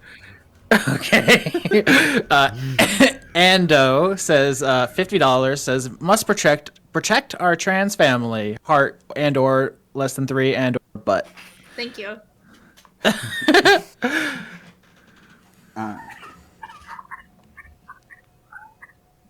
Conrad's muted. I bet Conrad's talking right now. Icky gross. I absolutely was. Thank you, Austin. Giving Feller donated $20. Said transphobes can catch these hands as they are buy one get one free. Ooh. Hell yeah. Got an anonymous donation of $10, says napping to the dulcet tones of things getting their bums kicked and trans excellence. Aww. Little heart. This is from Goblin Hugger, who's $100. I'm gonna give you a goblin. Save the beer, damn it! And I've run out of what I've put aside for charity this month. I love the Red Planet team. That's great. Why don't you play a goblin next season? Mari keeps sending me messages like, can I play a sentient bubble? Can I play a spaceship? It's like, be a goblin. You have a great goblin. Okay, boy. I didn't say spaceship. I said space whale that would feed the crew with my body and a bubble from the planet Zircalon. Yeah, I don't see Like, why these either of those are- couldn't have that voice. Yeah, I just would like to know. Why can't I? Is it because of Disney? Is Disney? I can't be a bubble because of Disney. It's always Disney. I'm using that excuse for everything. This never happens to me. I'm sorry. It's Disney. Playably, I could be a bubble wizard. I don't know. I was really hell bent on bubble, but I was also hell bent on being a spaceship too, and a crystalline entity from Star Trek: Next Generation season 1. And the I don't next think any of those are donation mutually message, exclusive, Sam? but yeah, sorry. Yeah, I got it. BB donated $77.88. Here's for the great combo between great people for a great cause. Hell yeah. And that's great. Arcane Arithmetic donated $13 and 12 whole American cents and said, just donating a Ethereum. Nope, Ethereum. Nope. Just donating a Ethereum. Don't mind me. Canadian Panda, $100 says trans rights now. Ashton, $20. Also love to / from the south. Less than 3. Cumberland Bull Bandersnatch donated $4.20. Said, I did a weed. Now take my money, you lovely trans folks. Aww. Enjoy your weed. And Oh wait, Ando donated $50 Renos and says must protect our trans family, but heart. Because that's heart. But... On a similar note, Frellard donated $20. Once again, transphobes can catch these hands. They are buy one, get one free, as is that threat. I love that. So it's back to me again for the last one. Are these repeating, though, or are they just people who are repeating the same messages on purpose? Donated to 2 streams. Okay, well, Anonymous did the same message again, donating $10, and saying, napping to the dulcet tones of things getting their bums kicked, and trans excellence, heart. There you go. Cool. We did it. Amazing. We did it, folks. We read all those messages. I'm so proud of us. Whew. We're so accomplished. We can read. Truly amazing. I am going to use this opportunity to bow out because I actually have been sick all weekend. No, and babe, I'm gonna. I have been like looking forward to feeling sorry for myself all day long. I haven't had the opportunity because it's been chaos today. Oh. And I'm gonna have a right old pissy party. It is gonna be amazing. I don't know whether I'm gonna like feel sorry about the physical or the mental distress first, but either way, I am gonna go whole hog. Well, I am gonna be miserable, and I am gonna. I'm probably gonna rotate around to doing some Minecraft with the other hosts. So people are welcome to stay in the voice chat and watch me play Minecraft, or work it out as you feel. Plug some stuff if you're leaving though. Crying is a biological function to get rid of excess cortisol, so I support you in doing it. There you go. Thank you so much for having me on. Thank you for being here. It's been a delight. I'm Stephanie Sterling, like most people will know the nonsense I do. I will just plug my next wrestling booking, which is June 11th in Blackpool, England.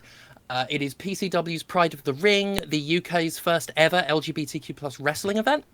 I will be there in combat, in action. Blackpool will rejoice, and I'm very much looking forward to it. And I will chokeslam someone, probably, because that's what I do. Hell and yeah. wheel kick them, especially if there's a Tory knocking about. That rules so hard. All right, thank you so much. Thank you. Have a lovely rest of your Have a weekend. nice cry. Yeah. Well, I think I'm going to take this moment to head out to. I have to decat a house because there may be a new cat. So that's going to take some cleaning. But this has been really great, and it's been a lot of fun hanging out. And if people wanted to follow me on Twitch, because I do stream fairly often, Stat Conrad Zimmerman, by all means. Otherwise, please give money to the charities, and let's do some good to support people who desperately need our help. And thanks, Sophie, for having me here, and I'll see y'all later. Thanks for being here, babe. It's always great to have you. Gonna load up some Minecraft. We have a few more guests waiting in the wings. How many more is a few more? 3. They come. I'm as a gonna bow out too. Yeah. Good seeing you all. I think I'm back at some point tomorrow, but yeah. Is the video you're working on right now the one about how New Age movement is the spiritual movement behind neoliberalism? Yes. Oh, I'm so. But also excited about how like weird psychology has like influenced and been influenced by a New Age movement, and like there's some real weird psychology. There's like this guy who's like really into orgasms. I think he has like this like idea of like the spiritual forces like Orons or something. Orgons. You know about William Reich, right? Yeah. Yeah. It's, that's what I'm talking about. Sam, hang on. Sam, look at the stream. Okay. Yeah. I did a presentation on Jen's show, next slide please, about orgons and orgone sex magic, and I got this orgone pyramid for the presentation. Which, according to people who believe in like crystal healing, orgones are like an infinite resource. You just get one of these pyramids and you're infinitely charged up forever. Yeah, Diva War a minute. Oh, that rules. Yeah, I'm excited. The Orgone Understander has logged on. I'm really excited you're talking about orgones. I'm a big fan of orgones. I mean, once this script is ready, can I hit you up to read a quote or two about orgons? Oh, abso-fucking-lutely. I'm like quoting all the weirdest books for this one. I'm so stoked to like get people to like read some weird shit. Yes, please. I love talking about orgons. Awesome. Yeah, that video should be coming out in a week. Thanks so much for having me. My name's Sam. I run a YouTube channel called We Are in Hell. You can check that out. But more importantly, please donate. And trans rights. Thank you all. And bye. See you later. Bye. Speaking of weird psychiatrists, mine was on My Strange Addiction once. She was a weird lady, and we had like group therapy, and she would encourage us all to tell each other that we had crushes on each other in order to understand what love was. I don't think that was What? right though. Oh my god. You were getting malpracticed. I admit, you know what? I think I was, but she was on My Strange Addiction, so I think that makes it worse. But you know. Okay. I think it's I not might a bad also story. It's fine. I might also step out. I'm morally opposed to the working conditions of Minecraft. So I'm I'll hit Austin you up with Yorsky. details about the TTRPG. Please plug your stuff on the way out. Okay. Austin Yorsky everywhere. Just my name. Twitter, Patreon. The show is Dice Funk. It's an actual play tabletop thing, like the Adventure Zone or Critical Role. But ours is gayer and more socialist. Tonight we're doing a special one-shot. It is very funny. We've had to stop like the last 3 recordings because we were laughing so hard, like we were in pain. People were just like belly laughing. Tonight's special episode here, sneak peek. We're playing a one-shot DM'd by Laura K. Buzz, who is excellent and beloved, of course. So I'm actually not on that episode. If you find me annoying, you should try tonight's episode when it goes live, because I'm not on it. But it's a good show. Thank you for listening to my voice, and donate to all these great causes and trans rights. I'll see you all probably tomorrow. I believe I'll be back, so peace! Bye! Yeah. Okay, well, in that case, I'm delighted to introduce a trio of incredible she-hers. We have Lady Knight the Brave, Molly Noise, and Sarah Zedig. Hello. Hello. Hello. Hello. Babes, Hello. I'm sorry. I'm back now. I'm dipping in. I'm here. Hello. Shit. Fuck. Okay. I'm here. I did it. Wow, I didn't even realize. I didn't realize Soph wasn't even there. Okay, well. The Well, stream well. zone is like a little den right now, and I have to like climb in, and it's like really warm in the house, and I was making myself a rum and coke with ice, and I'm here. Hello everyone. Let's play some goddamn Minecraft. Let's do it for the kids. Is that what's being played? Yes. Less. It's about to be. Minecraft. I'm gonna leave because I'm scared of Minecraft. No. It is Minecraft is scary. actually more scared of you than you are of it. That is true. That's what makes me so scared. Like, why does it know? Mari, can I tell you before you go that we're making the town Innsmouth from the Shadow over Innsmouth from H.P. Lovecraft. Are you gonna kill anybody? I thought you would appreciate the. Well, we also made a huge torture Will device. there be tentacles? If you watch, Will one back of these hosts be ritually sacrificed? If you watch back the stream from yesterday, we actually made everyone go through a huge cube, which was just like a never-ending torture machine. So I just cube is wanted to called tell you 'cause I thought Society. you'd appreciate that.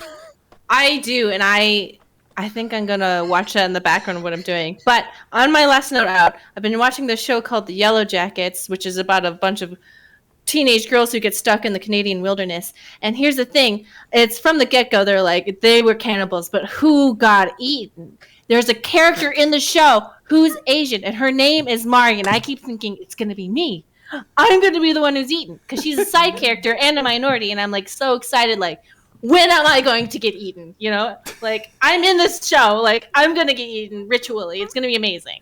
Anyway, goodbye.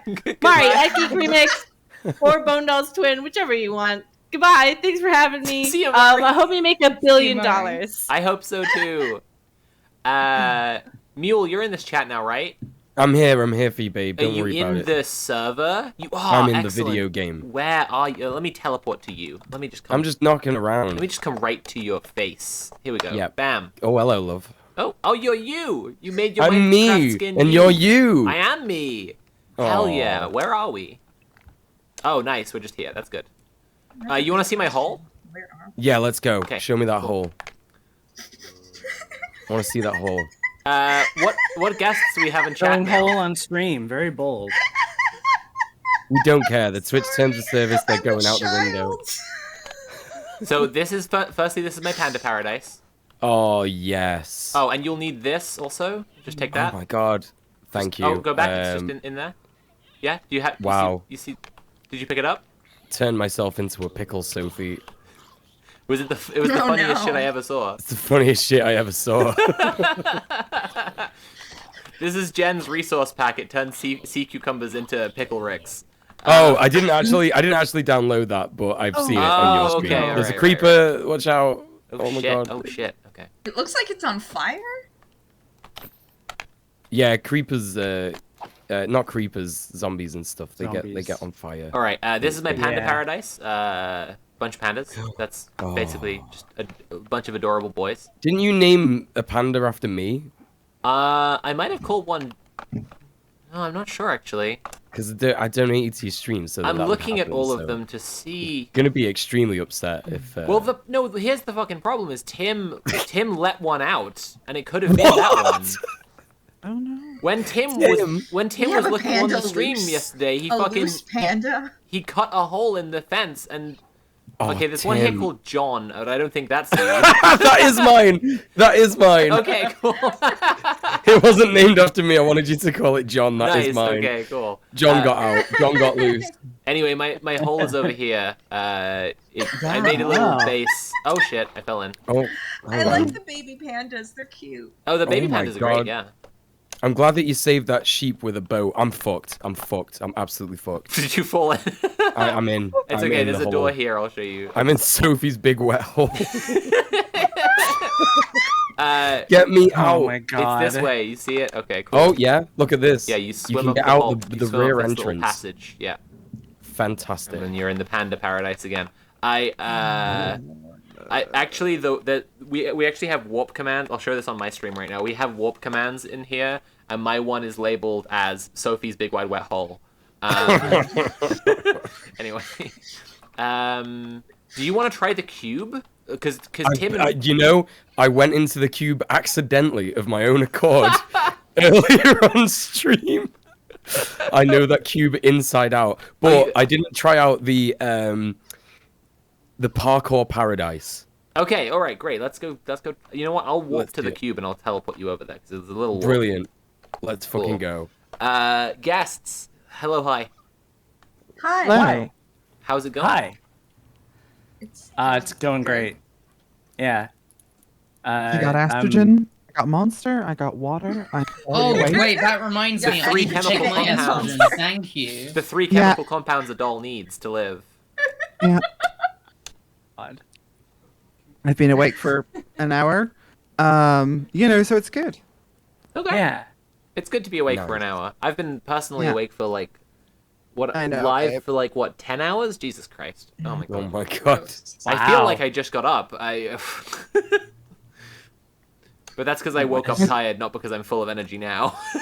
Yeah, I woke up tired as well. Yeah, that fucking sucks. I wonder why. You been up to anything recently, Mule? Or? I don't know. Like, I just normal day for me. So you Normal probably day want to for you. leave your items, except the pickle, of course, in this chest, Okay. because otherwise Okay. you might, lose them to the cube. I don't. Okay. All right, I'm gonna go spectator mode and watch you game like a hardcore gamer. Okay. Right. And in the Hardcore meantime, we gamer. can chat to these guests who will also be watching you via the Discord stream. Hell yeah. Jump. I want you to know for the record that Kira spent about an hour in this room. That's really the rooms get Boy. progressively harder, and when we told her that, she was like, "No." Oh. It is a little difficult. Yeah, I will yeah. say. Some tricky jumps there, yeah. Some tricky jumps going on. Why? Why did they make it like this? Why not? Oh, you ain't seen nothing yet. Yeah. Oh, what? There's more. There's more than this room. Oh no. Oh, there are Just like a scary room of queer jumping. There are 6. There are 6 rooms. Only the first one is queer. The second one is a jungle biome. Oh. Oh wow. So this was all originally designed to torment Joe, and Joe was quite tormented by it. But I'm too much of a goat but to she also- actually it to cause me any issues. Listen, Joe. One person on this call right now is a goat, and it's not you. It's true. It's Yeah, Sarah, we do who have is, in Sarah. fact, a It's goat. true. Whoa, that looks wild when you climb the wall. Yeah. Yeah, it looked really good. The, This is trippy as fuck. Wild. This was all to torment Joe, and just like you've just done, this second room, immediately Joe was like, "Oh, I'll just climb a vine," and basically skipped the whole level immediately. What fix the skip? That's what I My just sheer did. gaming prowess cannot be contained. Yeah, clearly. This is what you gotta use. You gotta use your environment around you. It's Joe called is, speed strats. Right, That's exactly. exactly. What it is. No, you actually- gotta jump backwards up a staircase and clip through the wall. Joe Yeah, actually I am did a a bunch of really world-famous cool speed speedrunner, so- strats throughout. Like she actually mastered a few like unexpected jumps that really cut some time off her run, or would have done Nice. if it didn't involve her hurling herself through lava, getting set on fire, and dropping There's dead. a bit where if you just clip into a pillar of lava, you can stay in it briefly enough to gain a bit of extra height to make a jump. Oh hell yeah! And as long as you don't burn to death, you're sitting pretty. That sounds like the best Oh my way God. to do things. In the background That here, Jen sounds is getting like- very frustrated by how you're passing through this level right now. I'm really, really glad that I'm not the one who's supposed to be So I playing think you next. should go this balance beam. This thing is the That's intended right. route That's over here. exactly what it's supposed to be. Yeah, Yeah. I just realized. Um, You see, now this is misleadingly hard because these poles actually have like a very big hitbox. Yeah, that. Yeah, yeah. Now I like what you did there. Oh, What? What? Well, that ain't right. no. Okay, that wasn't like. Yeah, that was basically. Yeah, I've been fucking around in Minecraft all day. And I've got nothing done. I've died Okay. multiple times. I just changed So it to I was already adventurous. low on You health. can't break no more blocks. No more blocks. I didn't know that was part of the rules. Right. Okay. We're not breaking any blocks. That's fine. Lady Knight, have you played any Minecraft? No, never. you ever but I been- have a nephew who likes it. Okay, I have a follow-up, so you might still have some experience that's relevant to this. Have you ever been trapped in a large cube that's designed to torment you and keep you there forever? No. Oh, okay. I just thought that I honestly thought everyone on this call had either done the one or the other, and Wait, Lady Knight, you're Canadian, aren't you? No, I am not. Why did I I think am you're Canadian? American. It's because Aronnax's Canadian, and I'm guessing that you mixed us up. Possible. I was gonna say because I thought all Canadians had to experience Cube, as in the film Cube from '96, but obviously it's an American. It's such a good reference. I do think this is Cube inspired. I think it shouldn't go unsaid. I fucking love Cube. Yeah. Cube is one It's of the a best. great movie. Some Oh, quite it's deliberate so good. cubing going on here. Yeah. Oh, do you like the Yeah. Sphinx, by the way? Oh, that is fucking so cool. Right? Big cats. I do love Yeah. the Sphinx. Don't throw pickles at it. I like how it has like a villager type nose. Yes, I really like the villager face that the Sphinx has. It's good. I will throw pickles at her. She's thirsty. Okay, She's I hate craving this the bit. salt. God. I hate this bit. This bit sucks. Oh, okay. Well, did it. you spent a little while less on it than the other players have. You are actually the pro gamer so far going through all of this. I did alright. I did these Wow. first 3 levels faster than Mule. Wow. All right. Okay. Whatever. Wow. There's a skip on this level that you haven't found. Big talk. God, the way the climbing looks is so funny. Big talk, considering that there is like actual footage of you doing this, Joe, and we can just look at your times. Like it's a matter of hard numbers. I want to see a human being climb like Minecraft people climb, where you just slide up. Just sliding right up. Wait, Just there kick your leg. should not be a platform there. It has been refined a little bit because of people finding it impossible. I hate that corner so much. I had to This learn corner this corner sucks. without a platform. This is bullshit. This corner, yeah, I would. Yeah, without the platform, this would be so bad. Oh, I did it! Yeah. Okay. Right now, it's a big jump. Nice. Wow. Oh. I had to went supply red when Kira you- with carrots Damn. for her going through the cube because she is vegan in Minecraft as well, and so. Wait, adding that chest introduced a skip back into the level. Oh, bugger. Don't skip. What? I'm not gonna 'Cause you skip can it. jump on the chest onto that glass wall and then. No, I won't do it. I promise I won't do it. Oh, this is right. ice. We're Yeah, in the no, I mean- ice cave now. This is just like Zelda. Oh Yeah, my yeah, God. yeah. All the levels have themes. It's good. The This is next one great. is hell. The next one is just hell. Wait, Jen, you made the ladder easier? You go into Boo. Yeah. there is a row on the hell side. There's signs called Oh fuck. fire or something. So up. I see it. Oh no. is it? This What's row. that? You set all of those rows to no. You need to go creative. Oh. Yeah. Invincible fire. Select. It Just says- right click. Right click. Do I need my hand to be empty? Oh, nothing's Oh my happening. God, I'm so glad someone in my chat just made a Cube 2 Hypercube reference because I was gonna make that joke earlier and I forgot. Oh, Time Cube. Yeah, that is a good reference. No, not Time Cube. Cube 2 Hypercube. Oh, I love Cube 2 Hypercube. It's very good. Q2 Hypercube is good because it's just like, well, you know how there was a cube previously and social commentary that, you know, a lot of people didn't get. Well, instead of that, now it's just a Hypercube. Yeah. I really liked how Cube 1 was about how if you're in a crisis situation with a cop, you should kill the cop first, otherwise he'll kill everyone else. And I also, separately on a different dimension of enjoyment, really enjoyed how Cube 2 Hypercube was about a cube where wacky things happen. Yeah. Very good. Very different movie. So many levels of enjoyment. Yeah. Do you remember have that? with those Do you movies. remember that incredible speech about how state projects can take on a life of their own and certain institutions become self-justifying? You know, the bit where the guy says it's a headless blunder operating under the delusion of a master plan.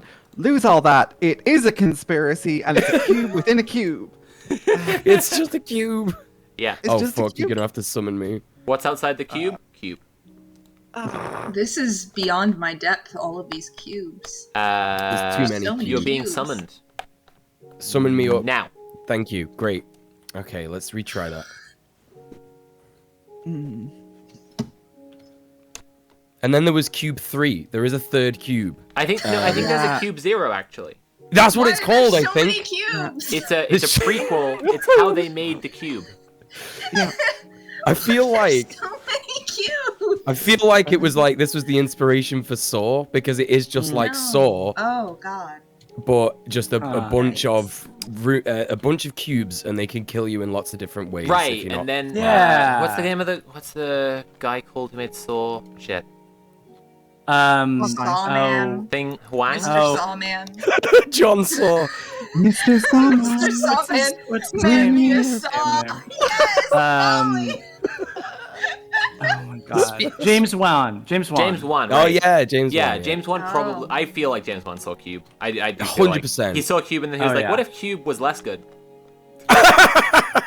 Okay, that sucked. I don't know what the hell that was. Speaking of the Cube films, of which there are 3, Yes. does anyone want to talk about the funds we're raising money for today?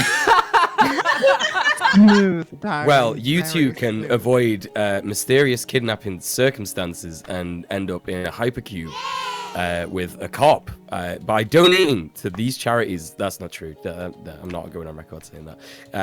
You should just donate to these charities because they're really good.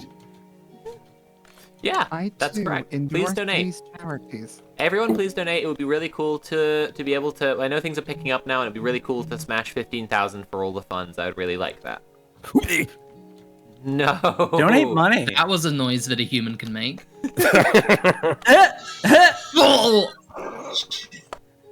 I'm gonna give you a do-over. You get one more shot at that particular jump, but Oh, you'll I have to hate start all that. over again if you mess this one up. Okay, thank you.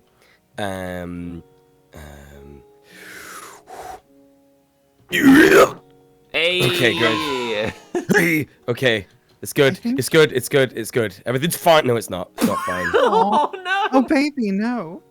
I was gonna say, you know, it would be great to do for someone. Free idea.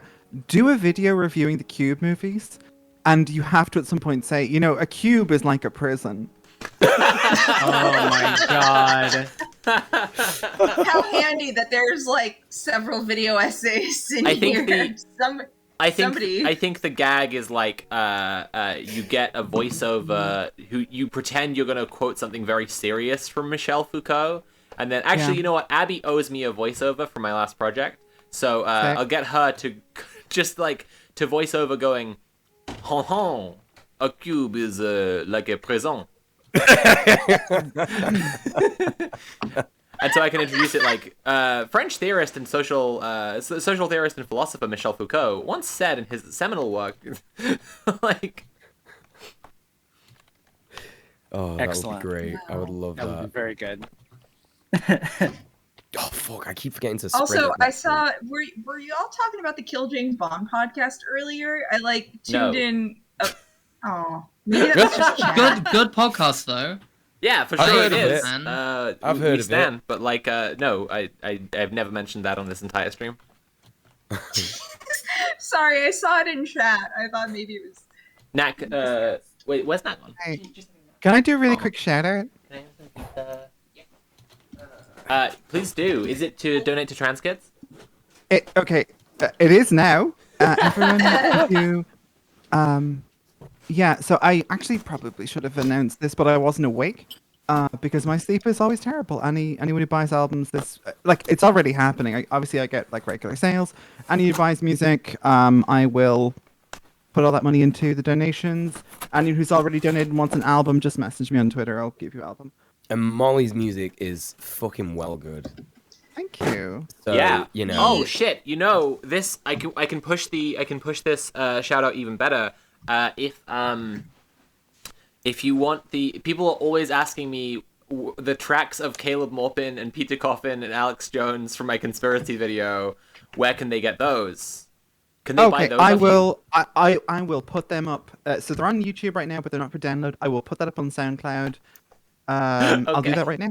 Give me like 5 minutes. Okay, cool. Because everyone loves Mule. Did I you will die put again? them up for download. Okay. I'm dead. I'm dead. Okay, I'll teleport you into the igloo this time because I feel like you Yeah, want I need to to get the bread. The appreciate preview the igloo. cover that you did. What was that? Oh, here we go. Caleb No Drip in the Club. It's literally the name of the track. My favorite thing to do is give tracks really silly names. Oh, I love your tune. That is most definitely a crank. Yes, everyone loves that one. It's and I'm such very a banger. happy. It started off as an unrelated project that also happened to sample Alex Jones because I just really liked the way he said "I've got power." I was like, "Damn, this whips," and I couldn't use it for anything. And then like 4 years later, Soph's like, "Oh, I'm doing the conspiracy vid," and I'm like, "Have I got something in the archive for you?" Okay, so we got Caleb No Drip in the Club. I like when you Crank edit together clips Circle. from him talking to make him be saying like, "I'm afraid of this woman. She's a satanic lesbian." It's like that's awesome. Okay, that was specifically supposed to be Soph going, "Oh, it me." Yeah, that's what I liked about it. Yeah, because obviously, you're saying no. Oh crap, we can't do that joke anymore, can we?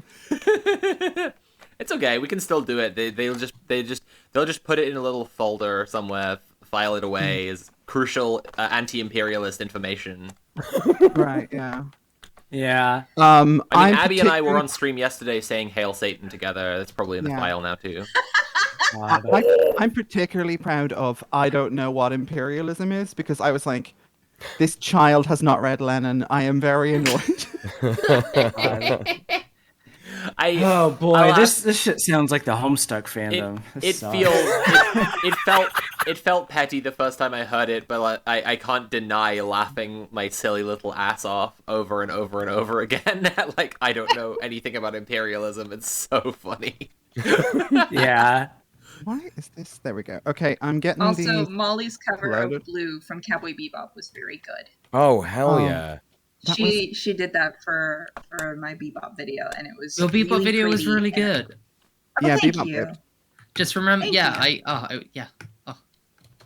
I appreciate that. Thank you. But her song was nice. I listen to it sometimes independent of actual Bebop music. Okay, let's. It's see if good. So it's close to uploaded. fucking this up. I think so Molly is good at making music.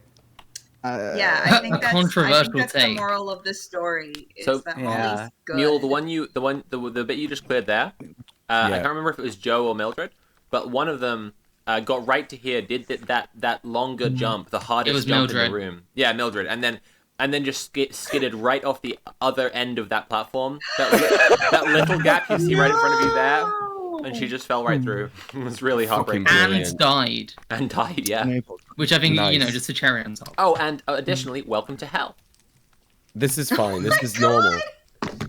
This I mean, is, you live in Britain. You know what this is like. I live You in know how it Britain. goes. This is extremely normal. Yeah. You feel that's right fine. at home right now. Right at home. Where Yeah. You're just like, this is just the Tory Party in conference. America. I live in California, so I feel really at home here. You're just like, this is just the Tory Party conference with a few fewer demons. You know what? I'll actually add some demons so you feel a This bit more is just comfortable. Southern California every summer. Excuse me. Are these timed platforms? Oh yes, they are, baby. Never seen this in Minecraft. Jen put Oh, I some hate this. amazing Awful. work into this stuff. Seriously, like it's really so good. Awful. Right, listen. I'm gonna do a big time save maneuver here. All right. Yeah. Fuck yeah. Yeah, that's what we want. Hey, sweetie, you okay? Yeah, I just had to have a little nap. Okay. So that's You had your nap? You don't wanna go in the for more middle nap? of the Yeah, I room. had a little nap. Jen came and woke me up. I need to. I'm good. Okay, cool. Sophie, I'm under a lot of pressure now that you're watching me. I'm watching. Okay. Oh my Why god. did you just throw a pickle at me?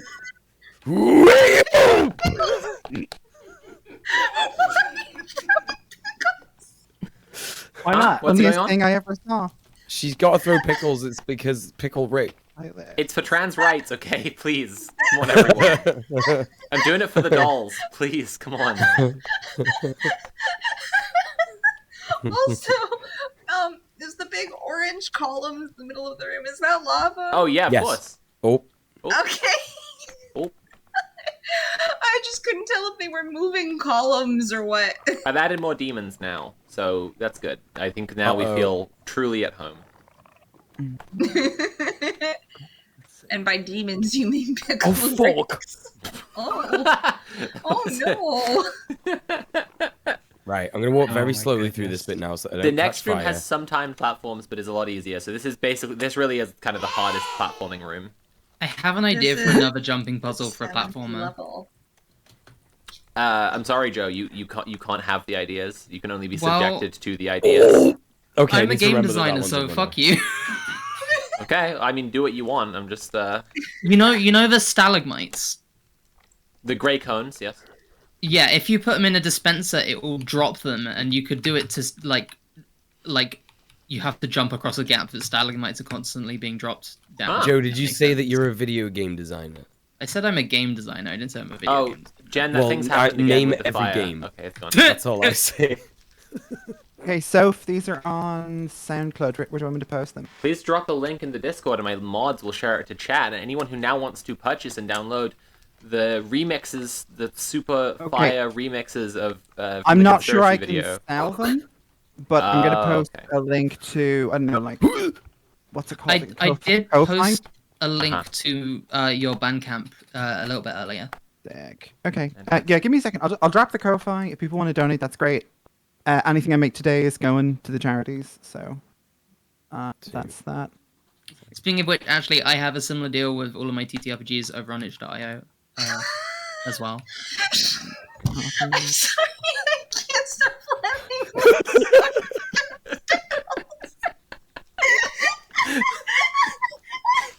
Oh, look at this guy. Look at him go. Oh no! Little guy. Now get out of there. Guy's Come on. just going straight to hell. Get out of there. Come on. You won't even like it in there. Get out.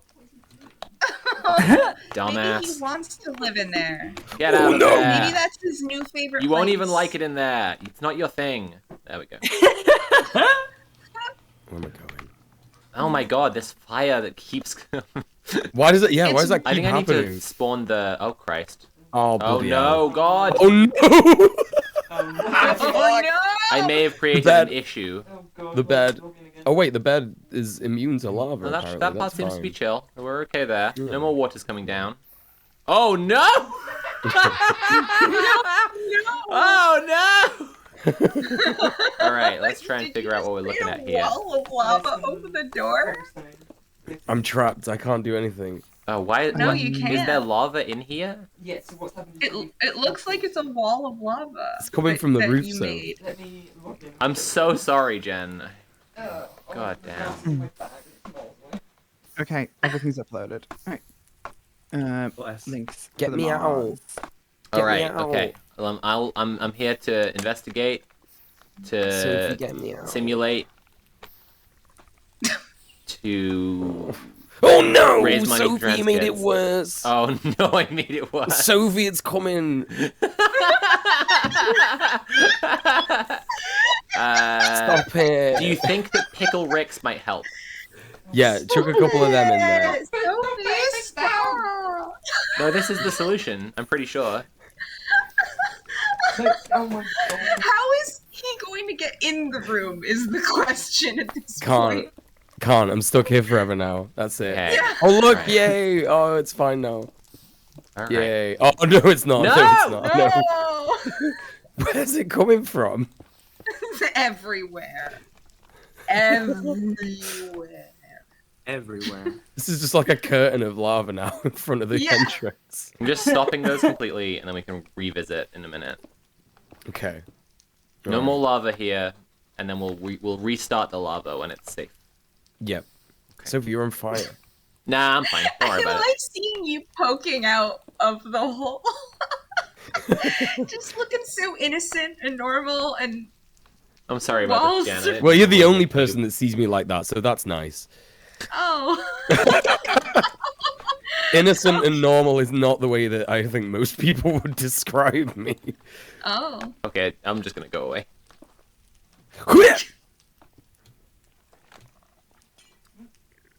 Oh boy. Ooh. Okay. Ooh. Oh no! Oh god, you're on fire. Sometimes one No, no, gets I'm on fine. fire. I'm gonna make it. I'm gonna make it before. No, I'm not. Nope, nope. Fell from a high place. Oh shit! The bed's gone. Sophie. Chill, I'll respawn you. Sophie. But Thanks. Oh, I'm What? directly inside you. Were you just inside of him? We were both inside of each other at the same time. That's how it That's works. the That's psychic unity intimate. of all Red Planet. You need to do yoga for a few years, but You're it's on worth it. fire again. It's all right. I'm just gonna start again. Wait, can you get me a bed so I can respawn? There's literally a bed, you just didn't use it, right? Oh, was there? Bam. Oh, you're right. It's right there. I'm sorry. Yeah, I got it. Okay, thanks. Okay. Right. Wait, thank wait, you. wait. It's dangerous to go alone. Take this. Thank you. Thank you. Okay, I cool. You know feel what? like I've you're not. just floating godlike above them, throwing. It's all good. You know, I've not. I've not been holding my pickles. Oh. So that's probably been the issue here. You know, to me that makes sense. The pickles will keep you safe. Yeah. You gotta grab your pickle tight. Is this like the Yeah. towel in Hitchhiker's Guide to the Galaxy? It's been so long since I've read that book. Oh my god. There was like a thing in Hitchhikers where it's like the towel. All travelers need a towel. The Yes. towel keeps you safe. Something. Yeah, I American's remember. relationship to Douglas Adams is so strange. It's like it's like with Harry Potter, where you're like it's a kooky nerd franchise, and we're like it's required reading. It's if you're British, you're born with this book in your hand. Do you know what? That's so true. I just Listen, remember all Americans these like have that with other things. I don't know, probably like a Super Bowl manual. I just It's remember like American adult nerds being like, "Am I a Gryffindor or a Hufflepuff?" And we'd be like, "Shut the fuck up! What are you talking about?" I'm sorry for my country. If you start apologizing for your country, you'll never stop. So let's And just focus also, on like, raising money for let's- trans kids. How about that? Exactly. There are Please so many donate better to hyper stop- flexible mythologies than that. Yeah, trying to hear donate about to Homestuck, trans aren't we? kids. so that way we can maybe stop things that my country is doing. 1, 2, 1 Mississippi, 2 Mississippi. If you're 1 American and you're Mississippi, watching this 2 stream right now, Mississippi. you can apologize to the country with cold hard cash. Yeah, I donate did money to that. trans kids. So yeah, if you feel bad and you feel like apologizing for America being a trash pit, donate to trans kids. I can say words. And if Donate you right are now. British and you're watching this and you want to apologize for Britain, you have to donate twice as much. Yes. Yeah. Yeah. Because we invented You owe a America debt. and then did all the transphobia as well. So I do like that the text just says DJ Mule tried to swim in lava. Yeah, the death Is that notifications what are really you were cute. trying to do? We all have to learn that mistake sooner or later, you know. That's true. Mule, you play Quick, a fair bit of Sophie, Minecraft, right? give them some pickle ricks. What did you say, so? For Mule, safety. you experience a fair bit of. Sorry, you play a fair bit of Minecraft, right? I experience it and play it. Yes, that's right. Well, no, you'll see why I said that in a second. So have you ever seen the death message? Experienced kinetic energy. Yeah. No. So Jen hadn't. We were streaming the other day, and Jen gave me a pair of wings, and Jen, who has been playing it since what, the alpha? Yeah. Yeah, Jen has been playing Minecraft since the alpha. Literally didn't ever pay for Minecraft because she was a play tester. Yeah. She saw my death message pop up for experienced kinetic energy, and she was like, "I've never seen that before. What is that?" And I just flown into a wall really, really fast. Yeah. Okay. Yeah, that makes sense because it's like the wings that you get, the Elytra Yeah. wings or whatever. They're like a late game thing. Yeah. Yeah. And it was And I just don't know like where- it was yeah. just like you can't define it as any other thing. It's not falling from a high height. It's horizontal. It was That's smacking right. into a wall incredibly fast. Okay. All I right. wonder if my NDA covers that conversation with Notch. I'm gonna mark you know every what? block you've done with a pickle, so that we know All you. I'm One of gonna the say most- is he's always been a whiny baby. Like, Oh yeah. like from the beginning. Oh, absolutely, of course. It was like dealing with a toddler. And One this of the- was when it was still in beta. Anyway, moving on quickly. One of the most upsetting things for me in my Minecraft experience was when I found there was like the Minecraft Gamepedia site when I was learning how to play it, and they were like, "This is the most optimum way that you can strip mine," and it was in a curious shape that I thought I recognized, but I wasn't quite sure because it's not exactly the shape that it is, but it's almost definitely a swastika. Oh, great. Like Oh, the, no. yeah, it's so fucking. So I just I modified it. I just changed the way that it looked. There was no need for it to be a swastika. It just was that There's shape. never any need for that. Yeah, ever. like it was just like it didn't make it any better at mining because of the specific shape. It's like you could cover the fucking the area of strip mining in many different shapes. So stupid. You reached the I was like- checkpoint. I'm so excited. You won't have to do the rest of that again. Oh, brilliant! That's great. So this is a checkpoint, and now I've got to figure out where I go next. But I assume it's just right over there. Okay, no. Yes, probably. Yes, I but just you didn't do make it right. Yeah. All right. Okay. All right. Let's go do a big run. I'll give you an incentive. There you go. If you Oh make it no. to the- Okay, there you go. If you make it to the yeah. Far away. Oh, it's so hard. Just imagine the taste of the pickle inspire you. You know, I do love pickles. As a trans woman, I would say, are also you sure you're not appreciate trans? As a Jew, I also love pickles. Kosher dills are my favorite. Hey, the pickle I is did enough it. inspiration. This jump is such a bastard of a thing. Okay, I know what I've got to try and do here. Yes, you do. Whoa! Well, You did it so perfectly. Fucking That well. sucks. The other side of the board. How did that happen? All right. Cool. Right, gotta try it again anyway. Yeah, so yeah, let's yeah, see yeah. if that happens again. Yeah. Oh, Oh, okay. God. Oh, Gamer. I take it back. Why did I do that?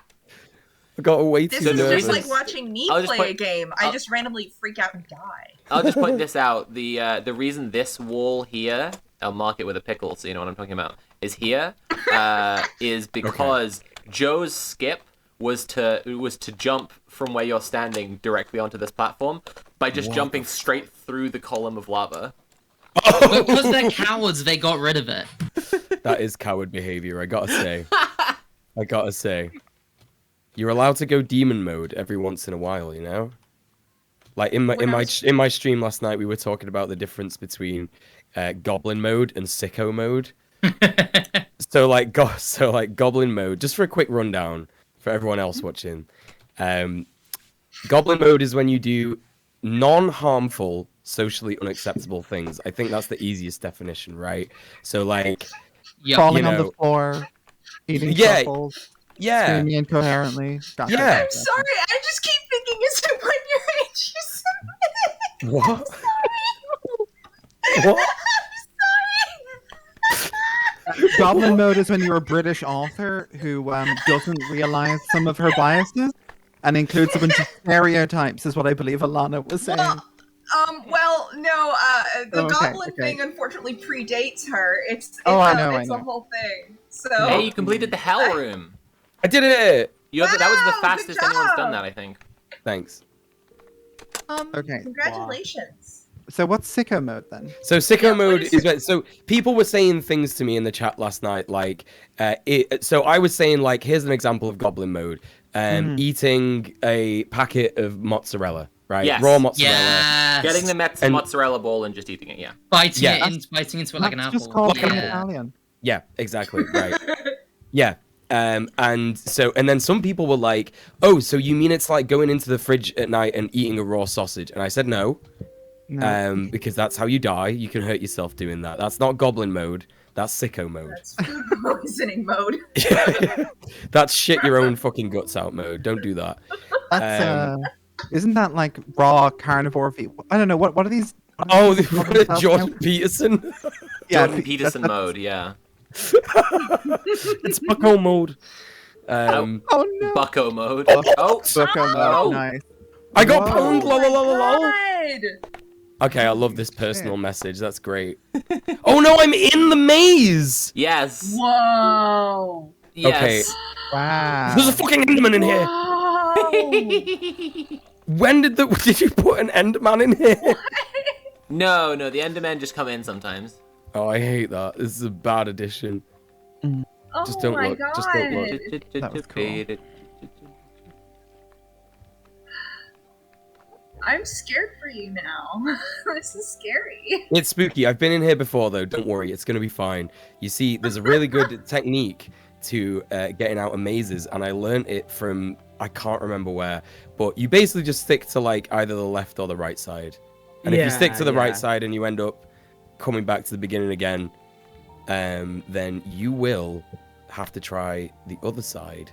And if the other side still brings you back to the beginning, that means there's a floating wall that you have to somehow figure out. I thought that you were gonna say that you could just like step into one of the candles and set yourself on fire. Yeah, don't worry. We don't have to suffer on this, mortal plane.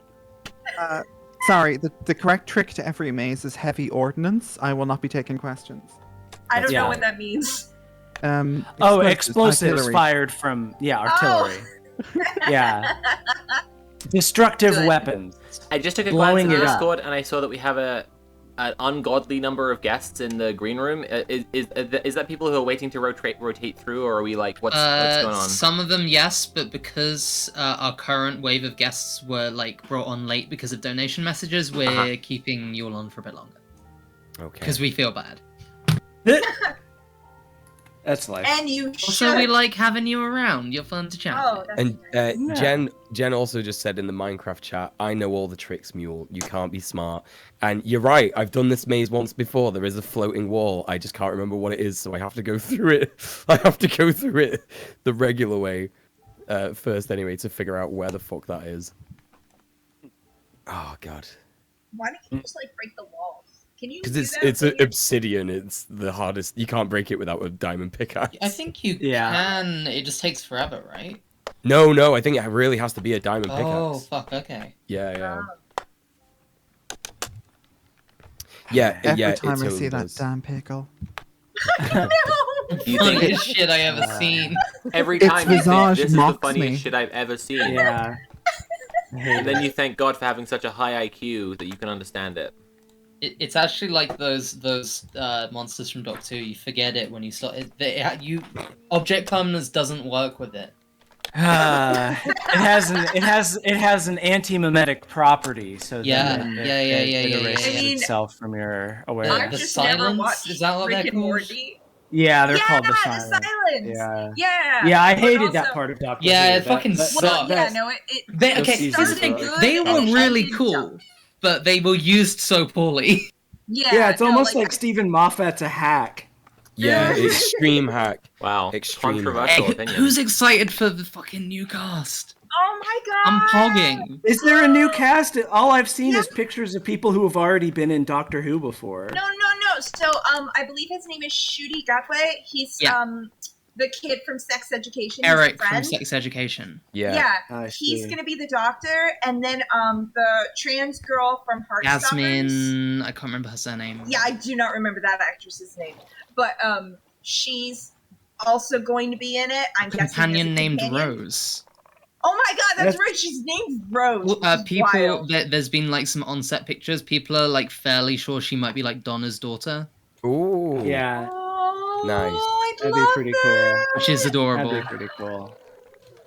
Also, David Tennant's back somehow, which I'm a bit confused. Yeah, about, the but 60th anniversary special. Yasmin Finney, according to Red Wing in chat. Yeah, so I'm I- excited. Yeah, I pieced out a Doctor Who when at some point in the Matt Smith run when they had the holiday special or whatever, where they had the War Doctor and they also had David Tennant come back. That was the 50th anniversary, I think. See, my problem with that episode was, I don't like a lot of fan service in general, but there was just it sat weird with me in general. But then there's a bit where David Tennant says, "I don't want to go," like reiterating his last words, and Matt Smith says, "Oh, he always says that." Just the idea of turning the most emotional, turning the most emotional, like this really genuine moment from this actor. Screamed. I was so offended. Yeah, it's just sloppy writing. Like, look, if we can memify these emotional moments, it's just sort of I hate that. you don't actually care. You see what I these mean about things Americans mean. relating to British culture? It's just like, this is just a show that you all have to watch, otherwise you're expelled from school. And then these Americans are like, whoa.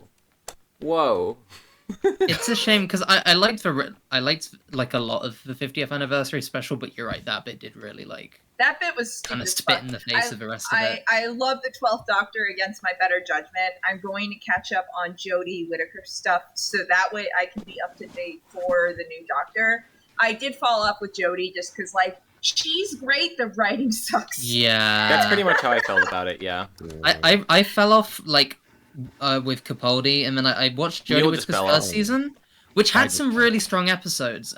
Demons of the Punjab was incredible. That was the best episode of the season, and then I liked the episode with the talking frog because I thought That episode was also great. It was very like Yeah, but- Scandi like noir sci-fi almost. Like yeah, but a lot of it just I wasn't excited to watch new episodes. Yeah. And that was my problem with her first season. And then I watched the like, I guess it was a New Year's special and the first episode of the most recent season, and I haven't picked it back up. But I'm going to now because I'm going to get caught up for the new Doctor, which is frankly what I did with Capaldi, and then I accidentally fell in love with Capaldi's Doctor. So I don't know, maybe she'll fool me. Sorry. No, Molly, you go. I know. I was just gonna say, like, it was never my thing because I hate fun. But my dad used to love old Who, so he started watching the new one, and then certain things started irking him. And at some point, you know, the Doctor like really nicely greets what's his face? That's sodden English Churchill, and my dad just stood up. He did not use the remote. He stood up, walked over, turned off the TV, and went and kind of stood outside in the back garden. And I was like, oh, he's so mad. Yeah, that sounds about right. Yeah, that's how it was it. This is like when Lisa Simpson called Elon Musk the smartest man alive. Oh, Jesus Christ. Oh, I hate that. That made me die in Minecraft. No, I didn't know that happened, and that's That terrible. is. Oh, wow. And even. Like, at least when Star Trek Discovery cited Elon Musk, it was by a guy who will later learn is a fascist. So, like, That's pretty good. I didn't know that. yeah, no, that guy, they were meaning that bit from Star Trek Discovery where this guy's like, the greatest inventor, blah, blah, blah, da, da, da, Elon Musk. And it's like, later on in the season, you'll learn that man is a bad man and a fascist. Okay, So- but like everyone else around him doesn't bat an eyelid hearing that Elon Musk is like this great scientific historical figure. It's True. not. I mean, it's- yes, also there's not season really one a way of out of Discovery it. is very Well, bad. okay, but in favor of the show I didn't like, everyone else is just like, who the hell is that? I don't know. Just nod and smile. Like, they're all just like, yeah, like, it's probably some obscure figure who, like, cured like a really minor disease, so we're just going to be nice and tolerate this. Like, you know the way people have like super niche interests. Yeah. You know, like people who occasionally read about the liquidators of Chernobyl and have a big cry at the nobility of the human spirit. Not talking about anyone in particular. It was a weird morning. Don't worry, I've been having a lot of those, Molly. I've been having so many of those kinds of mornings. Do you ever just think about the heroism of people who do disaster recovery rather than wage wars and how they're not valued as much? Anyway, moving on. Yeah. All the time. Sucks. Yeah, it sucks. Yeah. The old people who volunteered to clean up I'm not going to Fukushima. say any more about the depressing stuff I've been reading because it'll bring down Why not, this baby? conversation real fast. Yeah, there's a really there's a Shimura film, I believe, that called Black Rain about the fallout from Hiroshima. That is from the 80s. It's a really really good film. I haven't watched it in a while. Oh, Molly, you actually got me the DVD of that for my birthday one year. Mule, are you recompleting the cube so that you can get the prize? I'm recompleting the cube. Okay. I want to see you get the prize. So that's exciting. Yeah. What is What's the prize? There's a It's a prize great room at prize. the end. What did you say, Joe? I said it's a great prize. Yeah. Okay. Joe's seen the It's a prize. I don't bunch want of to give it away. pistons that you know? compress you, right? It's a spoiler. I'm not going to spoil it. It's a great prize, though. Really? Oh. I'm gonna fly through and have a look real quick. Sorry, Mule. That's okay. I do just love watching you fly around with your pickle. Thanks. I mean, most Oh, people yeah, don't comment on it. It's considered a little inappropriate, but That's right. I can't believe you said this. I am 5 years old. But growing how up are you losers supposed to? How are you supposed to do it? What you So- need to do is you need to message Jen and get her to turn the command block on. yeah, I think that is the secret. Yeah. Wait, is that how I crossed it that time? Yeah. I thought that shifting had broken it somehow. Shifting? Did you shift to Hogwarts? I don't understand the not Hogwarts. I'm not giving you any context because it's a secret. Okay. I recently learned what shifting is, and it's very good. Is that I didn't realize there was another meaning to the word. Not gonna lie. So, Is it something dirty? So the reason I said Hogwarts is because it's commonly associated with, unfortunately, the Bad Wizard franchise. But it's a thing where young people go to. It's like an escapism thing. It has to be. I don't understand, but they believe that they can lucid dream so hard that they're just in Hogwarts. Reality shifting. That's it. Oh. Was it Jen or Alice was talking about this recently? It was me. What the hell? Yeah. Just take drugs. Here's the thing. That's what their conclusion was. They just took a fuck ton of fentanyl. Oh, well. Okay. Well. God bless, I guess. Yeah. I meant Thank you, Sophie. Oh fuck. When I say take drugs, I mean in Minecraft. obviously. Yes, clearly. Which is what we're playing right now. Never ever take Yeah. drugs. Listen, this is how you do Twitch, right? Listen, right? Never ever do drugs because they're illegal and bad. But if you did want to shift and you were going to use drugs, that would be the best. No caffeine allowed. No sugar allowed.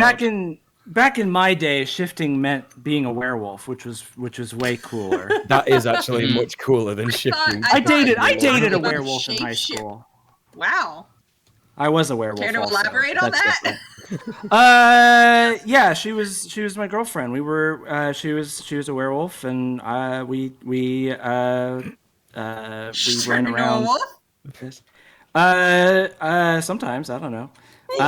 We fought vampires also. That was fun. Nice. How about I- that trans charity stream? Yeah. How about we encourage some people to donate some money for trans kids? Hey, anybody want to donate money to like help trans kids? Hey, listen. Do Some that. of those trans kids will almost definitely also be werewolves, if that helps. Yeah, you've got to consider that. Some of them might also be shifting, and you need to help them stop doing that. See, this is funny because shifting is just 90s slang for like kissing or making out with someone in Ireland. That's all Is that right? Oh, yeah, you're right. Yeah, you're fucking right. Like to get the shift and stuff, which is probably confusing if you work, 8-hour shifts or whatever. But whatever. So to me, I'm just like, what is this? What is this recycling of slang from my childhood? I do not approve. Who approved this? Who signed off on this? Yeah, it's always funny when like Zoomers come up with like a new word for like a new slang word for something that already exists. That's what I'm. That's inevitable. I mean, we've been doing that for years. It's a swell time. What was I going to say? Yeah, reminder in the stream, if you want an album, if you already donated, or if you buy an album, all those money will go to the charities. And you should donate money. These are good causes. And listen, here is another incentive that I've not mentioned yet, and that's silly, but it's because I've got ADHD and I'm engrossed in the puzzle. Okay, so don't mind me. If some of you can't see me, but imagine a big beard. Imagine a big, lovely beard. It's some people have said I look like hot Karl Marx. So just imagine that. And we have an incentive going on right now, and currently there are two pots. There is the save pot and there is the shave pot, right? And in the shave pot currently we have $2,620, and in the save pot we have $1,580. So we're about $1,000 off. If you want to save this beard, then you know what to do. You donate with the message "save" and save this beard. That's what you got to think about. Do you want to save this beard? Do you want to see it shaved? Well, if you want to see it shaved, you don't have to donate at all. But that's not what we want. We want to save it. But if you it's want a to good make beard. sure it's shaved, then you could donate to make it even harder for people to save it. I There you can't go. believe you're encouraging people to maintain the status quo. Well, listen. Here's the thing. If We I actually already shave had our my revolution. beard, if I shave my beard, I won't get kissed for like a long time. So, oh god, just think about that. That's depressing. it was save yesterday, and so we already had our revolution. So I'm trying to maintain the status quo of the Revolutionary Society. I'm not a. That's right. So I'm what not you're a saying is that counter-revolutionary if- like you, Joe. If people want to blue ball mule, vote shave. Yeah, That's right. Mm-hmm. That's right. No fun sex times for me if I have no beard. Wow, so that will make you involuntarily. Oh, there's a good abbreviation. There is for that, a weird actually. little portmanteau of that. You're right. I can't Yeah, quite think yeah. of it now. You should ask the internet. What that- Invelibate. That's what it is. It's an invelibate. Invalid. That Yeah. makes sense. Yeah. Gonna go pure monk mode. There's a longer version of it, which I believe is misogynistic terrorist man. Yeah. It's like Florida Man. We are coming up on the time when we need to bring in our next wave of guests. Yeah, that would be good. I can see that they've just been waiting for a really long time. Yeah. So we probably need to switch out our current wave in order to make room. Everybody plug your stuff. Go. Yeah, exactly. I'll Babe? start. I'll do it. I'll do it. My name is Sarah Zeg. I'm on Twitter at HMSNoFun. My YouTube channel is Let's Talk About Stuff. I talk about stuff. I'm a goat. I have opinions. Hell yeah. I have a Twitter. It's BotYalubel. I have a YouTube channel. It's Lady Night the Brave. I talk about film theory and feelings and Jewish shit a lot lately. Nice. Coming up. And Natalie read some voiceover lines for what I'm working on now. So You're welcome. Thank you. And it's very sad. So get hyped for sad shit. Okay, Molly, I love go. to be sad. I'm Molly Noyes. I'm an independent musician. I'm also a soundtrack artist. I'm one of the, I want to say, 3 trans women who do most of BreadTube music. Don't know how that worked out. That's just the thing. Let's see. I'm on Twitter at Impure Noise, or I'm Pure Noise, and there's links to all my stuff there. And dating a goat is in the chat. Sarah, love you. All right. Okay, cool. Thank All you all right. for joining us. It's been great to have Yeah. you. Who Thank you so much. Do we It's have been next, great. Go? Yep. One I'm not letting second. go of I'm the just mic. sharing Can't people's make me. links. Oh my cold dead hands. Oh, thank you. Thank you for. Oh, I died actually when I fell, so that's fine. Sorry. Carry on. Jen, did you turn the bridge on? Bye, darling. Yeah, I changed the command block. See ya. Okay. Oh, see ya. Okay, Bye. so coming up now, we have Marina Dove. We have Garrison. And we have Jordan of Knowledge Fight. Fuck yes. Red alert. Hell yeah. Red Oh, alert. and Lua. Please don't My bad. sing the Oops. theme. Don't embarrass me. Hello. Hello, all you beautiful people. Hey, how's it going? Hey, how are you all doing? Pretty good. Mule has nearly completed the puzzle that Jen made. For the second time. He fell into the maze the first time and got pwned. Yeah, so explain what's happening. I see a Pickle Rick. I see, is this Minecraft? Oh, I'm so old. I don't know what anything is. Is this Minecraft? I'm trying to manifest nihilist ideals by carrying the symbol Listen, of the pickle. Have you ever seen the film Cube 2 Hypercube? Yes. No. Yes. Yes, exactly. Is this the punishment cube? Not again. Yes. Okay, it's okay. He died. It's fine. He died. It's better than him having to be subjected to the maze again. It's all right, everyone. Don't worry. Naughty children will be subjected to the punishment cube. That's right. And as everyone is probably aware, I've been extremely naughty. Jen, Oh, spent, tell me about it. Weeks and weeks building this 6-room obstacle course to torment Joe with, and if you fall from this beam, which you usually do because the beam actually turns off, you go into a maze and it starts playing Debated? Yeah, you got debated. You got debated. And says you got pwned. Lol. But now Mule will finally claim his prize in the prize room. Because the beam is not off this time. Oh, right. And Okay, won't cool. disappear. You can just walk. Totally chill. All Okay, right. I didn't It would have been really Prize. funny if you lied. I love that. Oh, well, that's why I jumped lots. It would have been incredible. Here's the prize over here. Here's the prize. Oh my god, me too. Oh my god. Oh my god, same. That's the best prize, to be honest. Anyway, so who's joined Finding us just more now? Hey, everyone. Hi. Who do we have? Hi. Jordan. Jordan. Oh, do we say our names? Hi, I'm Marina Dove. Marina is a fellow goblin streamer. I am. was just on our I show a couple love weeks the ago. weird little creatures that they put on the YouTubes, and I love to fucking watch them. Oh my god. Sorry, I have a fever right now. I am like sweatier than the whore of Babylon in a hot Mesopotamian summer. I am like going through it. So if I ignore me. Oh, wow. Bless you. I was there a few weeks ago, so I feel you. I'm here every like other month because I'm chronically ill. So like I'm just built different. For sure. Hello, I'm Garrison. Nice Hey, to Garrison. see you all. Nice to talk to you in person, or in voice, anyway. Yes. Garrison, how are you built different? How often do you get sick? Do you get sick a lot or just infrequently? I get strep throat a lot. Let's go around the room. Who else gets sick?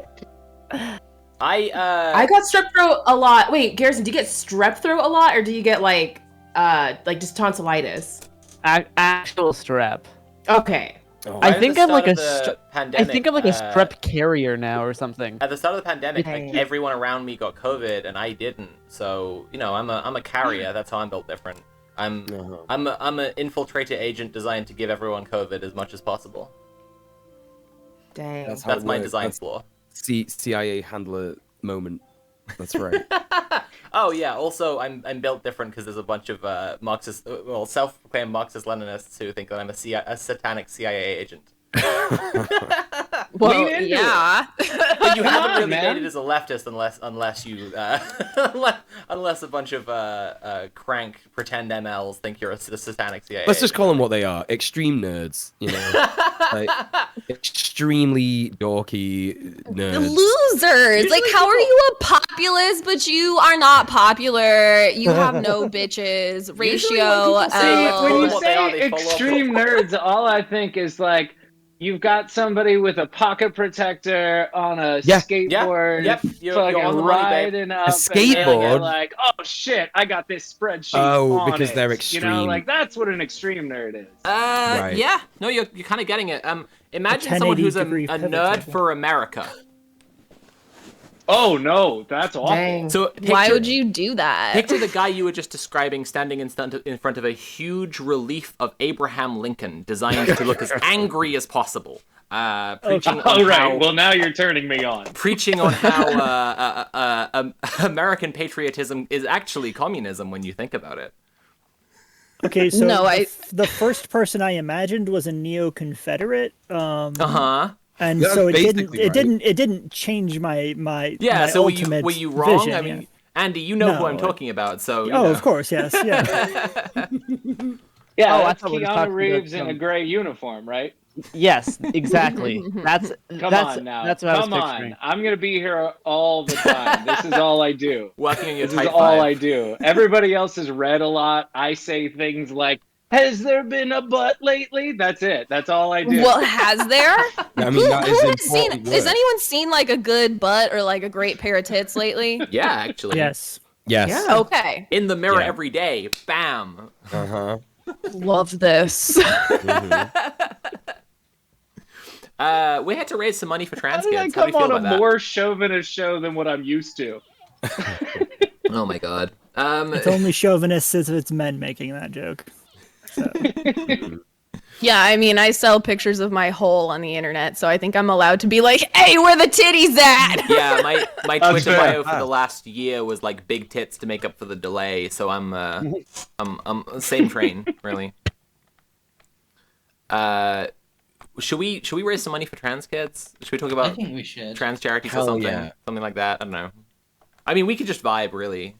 It's ungodly hot here. So warm. This house my is so God. warm right now. You know, I'll put on the Dommy Mommy boots and I'll threaten to step on everybody in this chat if they don't give money to kids, trans kids. I mean, there's a lot of people who, for that, is not a threat.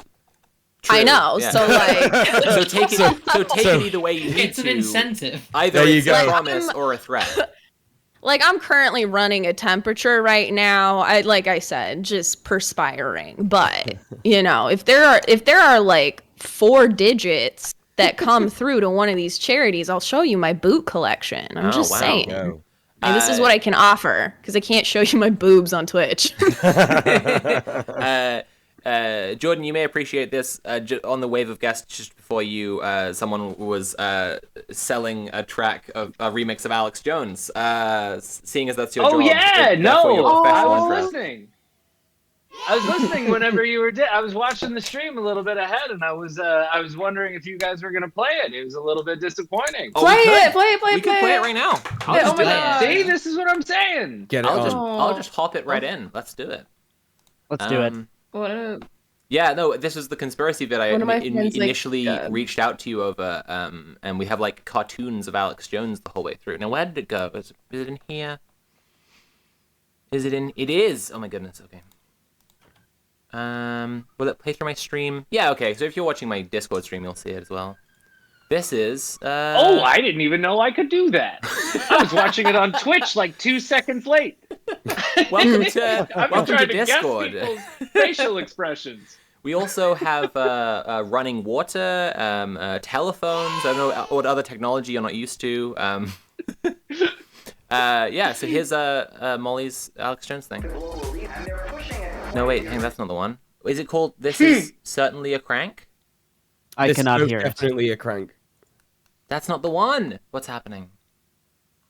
I thought Molly was sharing it. I cannot believe we messed this up so badly. Wow. Why? What was that about running water? Or... Yeah, that's right. Yeah, I've really owned myself incredibly hard.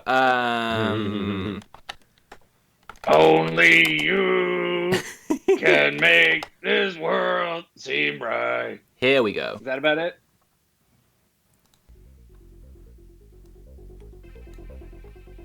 Can you hear through the Discord stream? Is noise coming through? No, if you're sharing No. your screen, what you're going to have to do, Soph, is you're going to have to, I instead have to of share sharing the your window screen, instead? Share the window, yeah. Fuck's That'll sake. work. Oh. Fuck's sake. Right, there we go. Alright, cool. There you go. What? Absolutely. Yeah. Okay.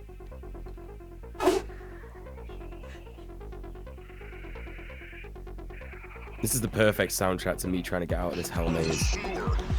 Literal vampire potbelly goblins. Oh my god. Literal vampire potbelly goblins. Goblins. Rob them all. The chicks, they like it. What do I do? I've got. I'll eat your brain now. I'm gonna eat your cerebral cortex.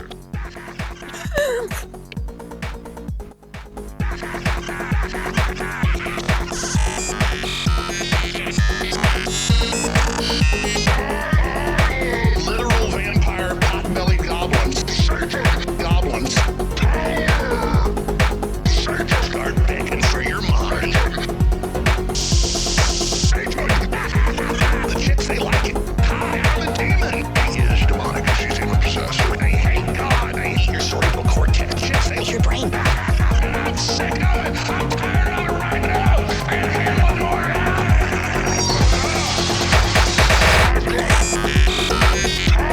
She is demonic. She's even possessed. Hi, I'm a demon.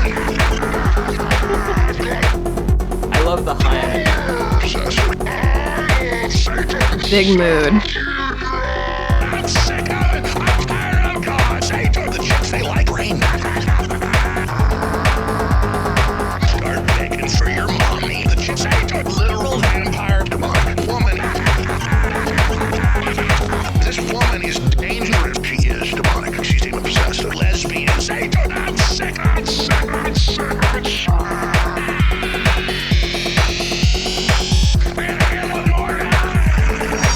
Hey, as a connoisseur, this is fantastic.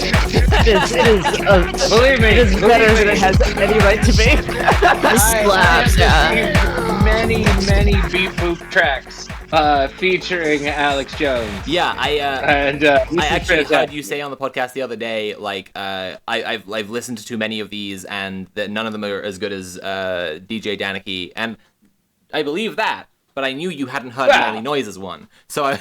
No, it's great, but I'm not gonna come on and talk bad about DJ Danicki. Oh no, come on. I mean of course, This is- naturally, he's the goat.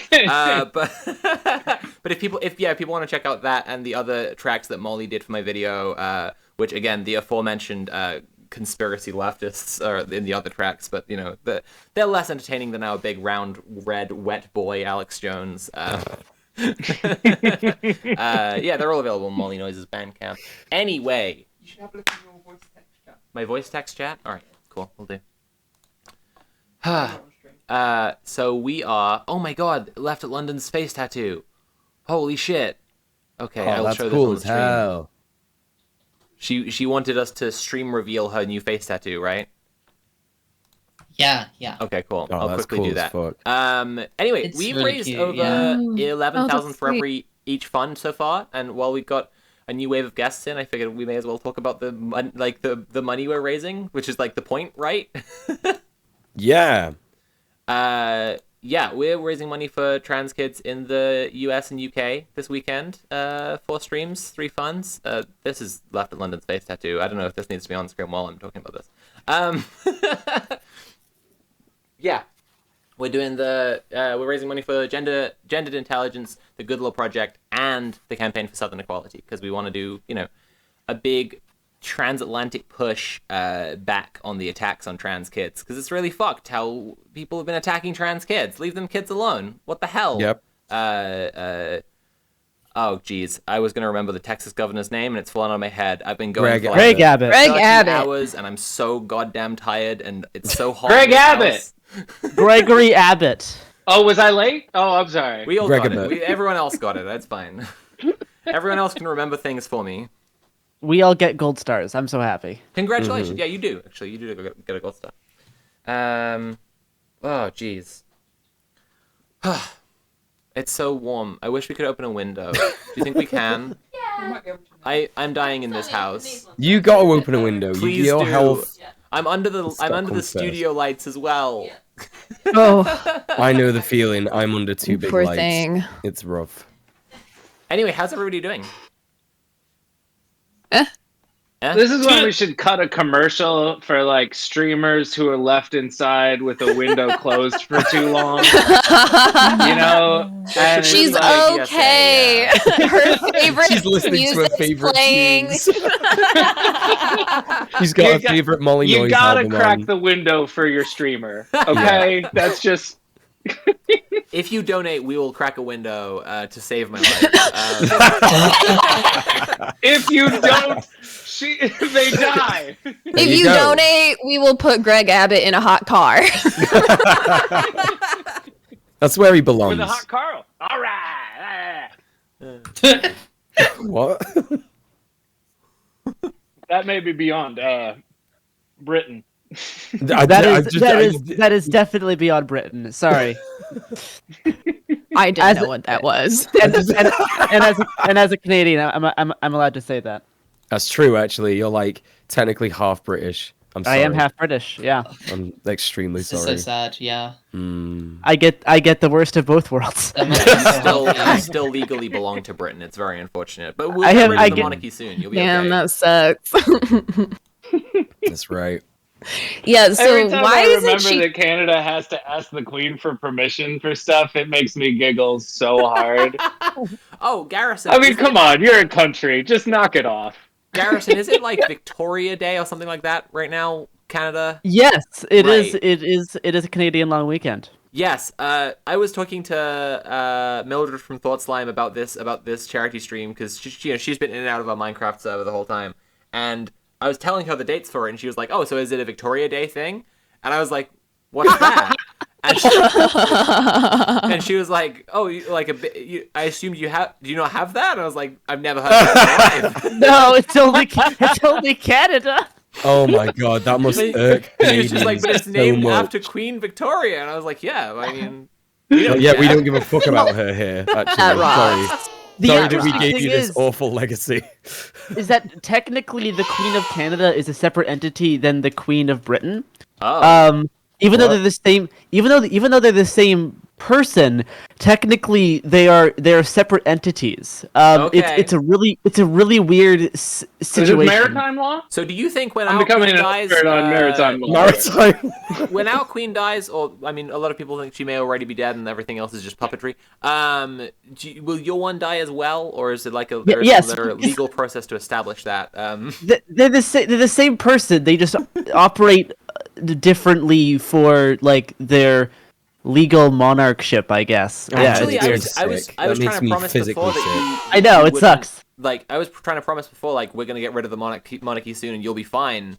But now I'm realizing, despite us all being kind of like, we'll get rid of the monarchy, if they are legally distinct, we may just get rid of them and you'll still have them. Are you saying that they're gonna flee to Canada once the United Kingdom overthrows the royal family? It really wouldn't be the first time our royal family had fled to a colony to reestablish their power before they tried to reinvade the entire world. Yeah. We rule Britain in exile from the Canadian Isle. No, there was actually like a hyper-based thing that happened recently. We reported on the Red Planet News section where like some of the royals tried to go to Jamaica and there were just massive protests. So they were just like, "Oh yeah, fuck off out of here, you gammon fucking pieces of shit." That was fun. That was delightful. I love that for them. I'm honestly a good look for them. I'm really just very uncomfortable about this. There's two different queens thing. Yeah, it sucks. Not only right. Listen, not only is it just bad that there's a queen in general, but that's like the most British thing that I've ever heard in my entire life. It's like knocking me sick. Like, okay, so we're gonna make it so legally the queen is two separate people. Fuck off. I mean, you should see what happens when they argue. That's the real problem. She gets two fucking birthdays. It's like It's always bothered me because my birthday is June 5th and the Jubilee is almost always like a start of June because it's a convenient time for them to announce a little bank holiday. And then I'm trying to enjoy my birthday and everyone's running around with fucking Union Jacks being like, "Hey, Lizzie!" And I'm like, fuck off, I hate this. I hate this so much. Fucking flag shaggers. And it is also true for Australia. So, even though Australia also has Queen Elizabeth II, it is also a separate Australian queen. Jesus Christ! What? It is? Yeah, you can look into it. It's some really weird like monarchy rules. Like they have to she has to put on like different sashes and different crowns when she does like her separate photo ops for each country she's legally queen of. It's okay. Actually, yeah. Sometimes when you step back. No, wait. I don't know if these people make any sense, and I think humans just love playing pretend all the time. This sounds like I do love dress up. Yeah, I think we just like dress up. I love putting on silly little costumes. I won't fault her for that. She may be completely evil and decked out in jewels stolen from the continent of Africa, but I do support someone who loves to dress up. We love to see a queen thriving. It's we say it all the time. That's right. Also, I mean, in a very real sense, her horny reply guys bought her all those things too. It's just that there's like a nation of them. That's right. Goals, honestly. I just want like tabby boots, the Kiki Marc Jacob boots. I'm not asking for a lot. Like I don't need an entire country. I just want some boots. That's how it starts, Marina. You can't. Yeah. You can't. It's just gonna the dominatrix to Queen of England pipeline. That's right. The curse of that avarice, that covetous avarice. Oh, jeez. What were we talking about? Trans kids? Yeah. I have no idea. We were talking about the Queen and the reset from the Queen of England to three trans places kids, sooner or later. Yeah, so there's like 3 places to donate to, and do you all want to like talk about like which Which one's best? does what? Which one's the shittest one? Don't donate to the bad one. Yeah. Yeah. I know they all sound great, but these, if you can hear a little bit charities. about them.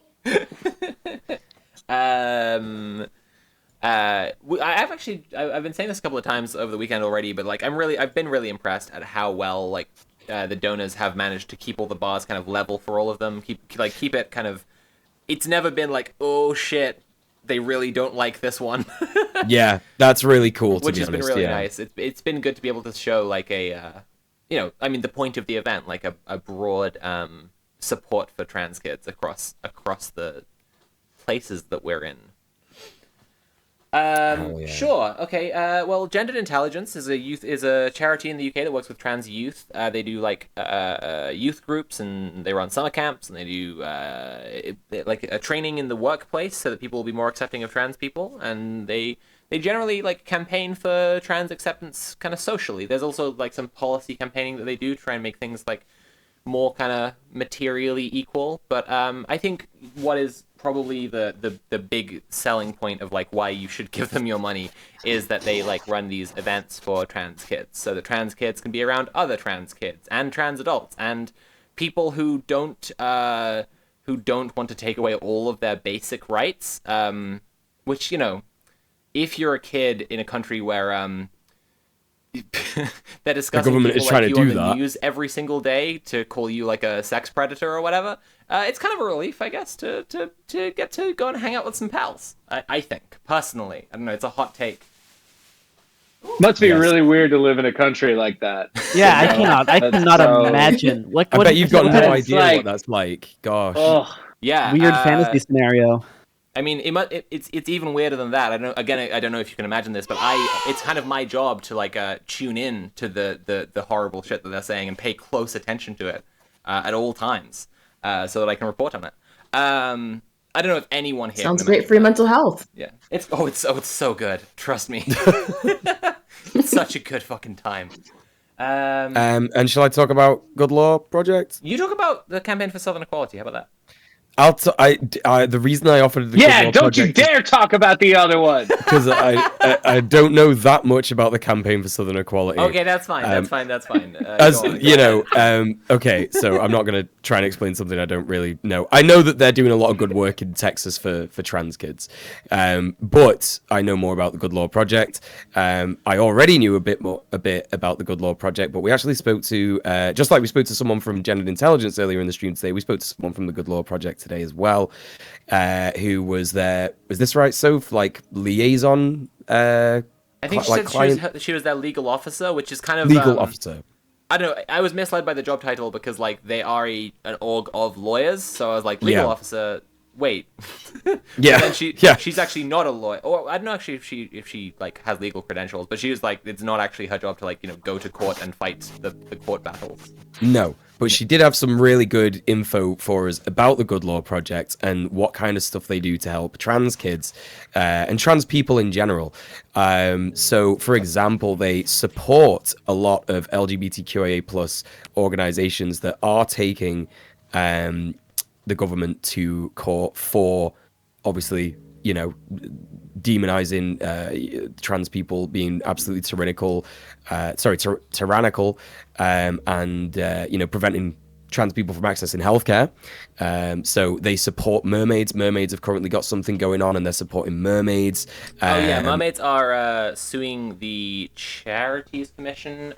It was I don't know if people are aware of this, but it recently the LGB Alliance, which exists only as a hate group to attack trans people, was It's only given a hate charity status by our fucking Tory government. Oh my gosh. Yeah. Yeah, I mean, it's not great. It kind of weighed heavy on me. It was a big relief to hear that they're like supporting a legal case to stop that shit. Also, like the EHRC, our Human Rights Commission, there was leaked like guidance they were preparing to, basically form a bathroom bill and ban trans women from women's bathrooms. And Good Law Project is involved with a case that's like challenging them as well. So that's Yeah. also feels like a bit of a weight off. That's right. And she also... the thought occurs So that's that actually- if it's the LGB Alliance, like the moment you drop one letter, the moment you drop one letter, you're just saying that as time goes on, you're gonna drop the next one and then That's the a curious thought there, How Jordan. Interesting. Would it shock Interesting. you to learn that we were discussing this just yesterday on stream, like the fucking Baroness that J.K. Rowling works with, we were saying she wrote like a Well, already I want to start a fire. So What? We were saying The on stream yesterday, Baroness she wrote that this- J.K. Rowling works with is a statement that makes me want to be like self-immolate. I can qualify it better. The Baroness that J.K. Rowling works with, who spends her time on Twitter harassing trans teenagers, calling them pedophiles. Any additional notes? Right. Okay. Yeah. Wrote a thing where she was talking about how like if a gay person comes out as trans, that's basically conversion therapy because then they're gonna become straight, which is a beautiful take that could only come from a beautiful mind. That is how that works, by the way. Yes, that is exactly yeah. how that works. We just love the heterosexual. The problem That's with Twitter is that I don't get to immediately yell in the person's face after they make a terrible bad take, you know? Yeah. Like, I feel like that would solve a lot of long-term problems if I was just there and they said it directly to my face, and then like a banshee, I blew wind through their eyeballs until it exploded out the back of their head. I would feel better knowing you were there. So, well, you know, it might not create justice, but like, you know, Batman-like, you would at least create a sense of vengeance. Yep. See, She wrote that's why all the... It was about that take, and it started with a sentence that was like, the two normal sexualities are heterosexual and homosexual. Oh, God. Yeah. So, regardless of dropping the other letters, the gender critical or TERF movement is way ahead of you.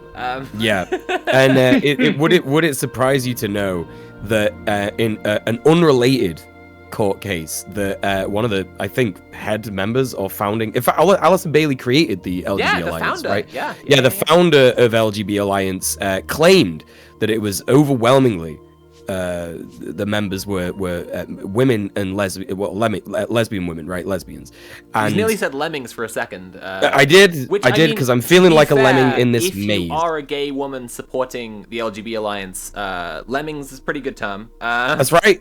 You're a lemming. 1,000%. It was found actually that only 7% of the 4,000 members of the LGBT Alliance actually identify as lesbians.